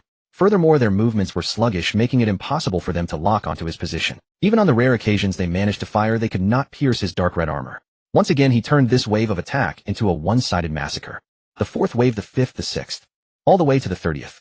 The monsters grew progressively stronger, and by the time he reached the 30th wave, their strength had escalated to B rank. Yet his pace never faltered as he swept through them all. Starting from the 31st wave, the monsters' strength reached A rank, and the difficulty surged exponentially. Even so, this could not impede Chang An's advance. To him, the only difference between B rank and A rank was whether it took 1 slash or 2. Under his overwhelming might, the wave count continued to climb rapidly, soon reaching the 50th wave. Although the monsters were still A rank, they now possessed unique abilities, making them less trivial to crush. Chang An smiled faintly. He drew a second fire spirit saber, initiating his dual blade combat style. With no need to command others, ponder over missions, or worry about bystanders, he could unleash his dual blade techniques with absolute abandon. Embodying an emissary of hell, he reaped the lives of every monster in his path. His clearing speed surged once more. Before long, he reached the 80th wave, where the monster's rank officially escalated to S rank. By this point, relying solely on the fire spirit saber was no longer enough to deal fatal damage to them. Chang An finally revealed his first trump card, the Aura of Slaughter. With the fire spirit saber empowered by the Aura of Slaughter, it became utterly indestructible. Combined with his teleportation-like ambush capability, ordinary S-rank monsters stood absolutely no chance. With multiple trump cards stacked, he once again entered a state of absolute dominance, crushing everything in his path. Soon he arrived at the 96th wave, where a special notification popped up. Starting from this wave, you will face the 5 strongest enemies from your memory. Please prepare yourself. Chang An took a deep breath. He had not expected to face the most formidable foes in his memory. This would undoubtedly be an arduous challenge. For the enemies etched in his mind were all exceptionally terrifying. After resting for a brief moment, he chose to begin. In the next instant, there was no horde of monsters. Instead, a single figure silently materialized before him. Tiantang Island Enforcer No. 11. Just as he expected, Chang An sheathed one of his fire spirit sabers. Dual blades were excellent for crowd control, but mediocre in single combat. Enforcer No. 11 bellowed, unleashing a boundless, overwhelming pressure that surged toward him like a collapsing mountain range. Boom. Chang An stood his ground, staring directly at his opponent as he withstood the crushing pressure head-on. As the tempestuous aura swept past, he remained completely unscathed. My turn. He vanished, instantly reappearing behind his opponent to slash the fire spirit saber directly at his back. Enforcer No. 11 lunged aside to dodge, but the moment he moved, Chang An moved as well. As though possessing prescience, he materialized simultaneously at the exact spot where his opponent was trying to evade. Aura of Slaughter. He swung his blade, striking the Enforcer's back with devastating force. Enforcer No. 11 was sent flying by the ferocious impact, coughing up a large mouthful of blood. Showing no mercy, Chang An instantly appeared behind him, once more pressing the attack. Though Enforcer No. 11 resisted desperately. He was already severely wounded and could not withstand the onslaught, quickly falling into a disadvantage. Chang An entered a relentless pursuit state, ruthlessly kicking his opponent while he was down. Moments later, the fire spirit saber sliced directly into his neck. Amidst a spray of blood and force, 11's head soared into the air. His body swayed before collapsing limply to the ground. Wave 96 successfully cleared. Do you wish to begin the 97th wave of attacks? Yes, no. Notification: if you forfeit now, the mission will be deemed complete, and you will receive a lesser reward. He raised an eyebrow slightly. Previously it stated that he had to complete 100 waves, but now it claimed he could forfeit, trying to stop him from claiming the maximum rewards. Not a chance. After resting for a moment, he chose to start the next wave. Before long, a familiar figure appeared before him. He raised an eyebrow slightly. You? The figure before him was entirely engulfed in flames. It was the master of the severed finger Thugga. Return it to me. With a thunderous roar, it teleported directly before Chang An, reaching out to seize him. Chang An scoffed coldly. Return it to you. I have never owed you anything. His form flickered, and in the next instant he had already materialized behind Thugga. But before he could launch his attack, Thugga had already vanished from the spot. A tremor stirred in his heart, and he too disappeared from where he stood. Within this boundless void, the two began to flicker endlessly, each hunting the other, each evading the other. Yet Chang An knew this pattern worked against him, for his stamina was finite while Thugga's was presumably infinite. Realizing this, he altered his strategy. After yet another flash, he deliberately lagged by half a beat, allowing Thugga to grasp him. Got you. It howled with savage excitement as colossal flames erupted from its claws. The fire seared Chang An in an instant. Yet Chang An showed not a trace of tension. He seized Thugga by the throat in one decisive motion and sneered, "No. It is I who have caught you." What? It recoiled in shock. Chang An snorted coldly as searing flames erupted from the palm gripping its throat.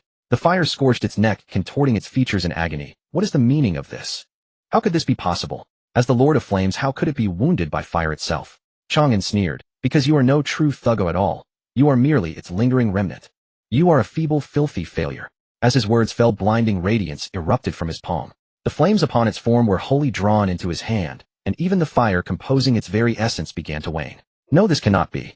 It thrashed desperately, yet could not break free. Chang An smiled faintly. You are nothing but a remnant. But my hand is the true hand of God. Therefore you may perish now. Boom. Raging infernos detonated from his grasp. Arg. Thugga released a blood-curdling shriek as it was utterly incinerated. Chang An shook out his hand and exhaled a long breath. Destroying Thugga had appeared effortless, yet it had drained an immense reservoir of his stamina. At that moment, a prompt materialized: once more proceed to the 98th wave of assault. Yes, no tip. Abandoning at this stage will count as task completion, granting a secondary reward. He would of course never choose to surrender. After resting briefly to restore his stamina, he selected to initiate the 98th wave. In the next instant, a woman of breathtaking allure materialized before him. Mr. Chang, we meet again. This person was none other than Missy. Chang An's eyes narrowed slightly. Meet again. You are not her. You are merely a projection conjured from my memories. Miss E giggled with enchanting charm. How cruel of you, Mr. Chang. In truth, I am her. I am simply the version of her that resides within your heart. Chang An swung his fire spirit battle blade in a sweeping arc. Whatever you may be, I bid you to meet your death. Mr. Chang, you truly are heartless. Before Miss E could finish her words, Chang An had already blinked before her and delivered a devastating slash. But to his utter disbelief, his blade halted a mere half-centimeter above her crown. An unseen force seemed to hold it suspended, preventing its descent. Mr. Chang, you disappoint me so. I had believed we might be friends. Miss E sighed softly, her countenance awash with disappointment. Chang An sneered. Friends? No, you do not deserve such a privilege. As his words fell, the fire spirit battle blade radiated brilliant luminescence, pressing toward her inch by relentless inch. It seems Mr. Chang still fails to comprehend my true prowess. Missy laughed coquettishly. In the next moment, formidable energy erupted from her very being. Chang An had no means to withstand it, and was sent hurtling backward. He unfurled his wings mid-air to arrest his momentum, his expression darkening with gravity. Miss Ye's power far surpassed his expectations. The killing intent within him held no sway against her. He could only try alternative methods. Mr. Chang, you appear to be harboring some fear. Miss Yi regarded him with a teasing smile. Fear? That word does not exist in my vocabulary. Chang An scoffed coldly and surged toward her, unleashing a ferocious assault. An offensive of such magnitude could effortlessly slay even an S-class monster. Yet against her it was as though it had utterly lost its efficacy. No matter how he attacked, not the slightest effect could be achieved. An invisible wall seemed to manifest around her, deflecting every strike he launched. Mr. Chang, has your resolve begun to waver? Missy giggled. Chang An sneered. Waver? Waver over my inability to slay an ugly monster such as yourself. Upon hearing ugly monster, Miss Ye's expression shifted subtly, though she still managed a coquettish laugh. What? Unable to best me, so you've resorted to spite. Chang An keenly perceived the anomaly in her demeanor, and a scheme crystallized in his mind. He regarded her with utter contempt, unable to best you. You must be jesting. In my eyes you are as despicable, as hideous, and as filthy as those walking corpses. Upon hearing such words, Miss E could no longer preserve her composure. Her countenance darkened with terrifying speed. Mr. Chang, do you truly yearn for death? Chang An sneered. For me to die? You repulsive hag. You think yourself worthy. His repeated barbs finally breached Miss Yi's defenses entirely. She shrieked as torrents of energy surged from her form, her entire being hurtling toward him with an overwhelming aura. Chang An roared fiercely and advanced rather than retreating. The fire spirit battle blade in his grasp descended upon her with devastating force. Boom. Catastrophic energy clashed with violent flames. In the next instant, Chang An plummeted from the heavens like a falling star, crashing violently into the earth below. He coughed up a mouthful of fresh blood, yet the corners of his mouth curled into a smile. For there stood Miss E, her entire body charred black. Though that single strike had not slain her, it had inflicted considerable tribulation upon her. Although he remained at a disadvantage, she was at last no longer invincible. Once a health bar is revealed, even gods may be slaughtered. His provocations had been deliberate, to shatter her rationality and lure her into attacking him. He struck the ground with his palm, leveraging the rebound, to rise once more and charged toward her again. Yet the next moment saw him blasted backward again. Undaunted, he rose and attacked once more. After several hundred such attempts, an abrupt transformation occurred. Miss E drove her hand into his chest and shattered his heart. Yet he did not perish. Instead, he reached out and seized her throat. You, why haven't you died? Miss Yi's face was etched with astonishment. Chang An smiled. Because I possess a trump card I have never once employed. Self-regeneration. Indeed, owing to his overwhelming might, his regenerative ability had never before been called upon. Now it became the very foundation upon which the battle's tide was reversed. As his words faded, ferocious flames erupted from his palm. Miss E shrieked as she was reduced to drifting ash. He exhaled a long breath and collapsed weakly to the ground. At last, after tremendous struggle, she had been vanquished. At that moment the prompt appeared once more. Proceed to the 99th wave of assault. Yes, no tip. Abandoning at this stage will count as task completion, granting the complete reward. Chang An's heart leapt. Surrendering now would grant him the full reward. Should he continue?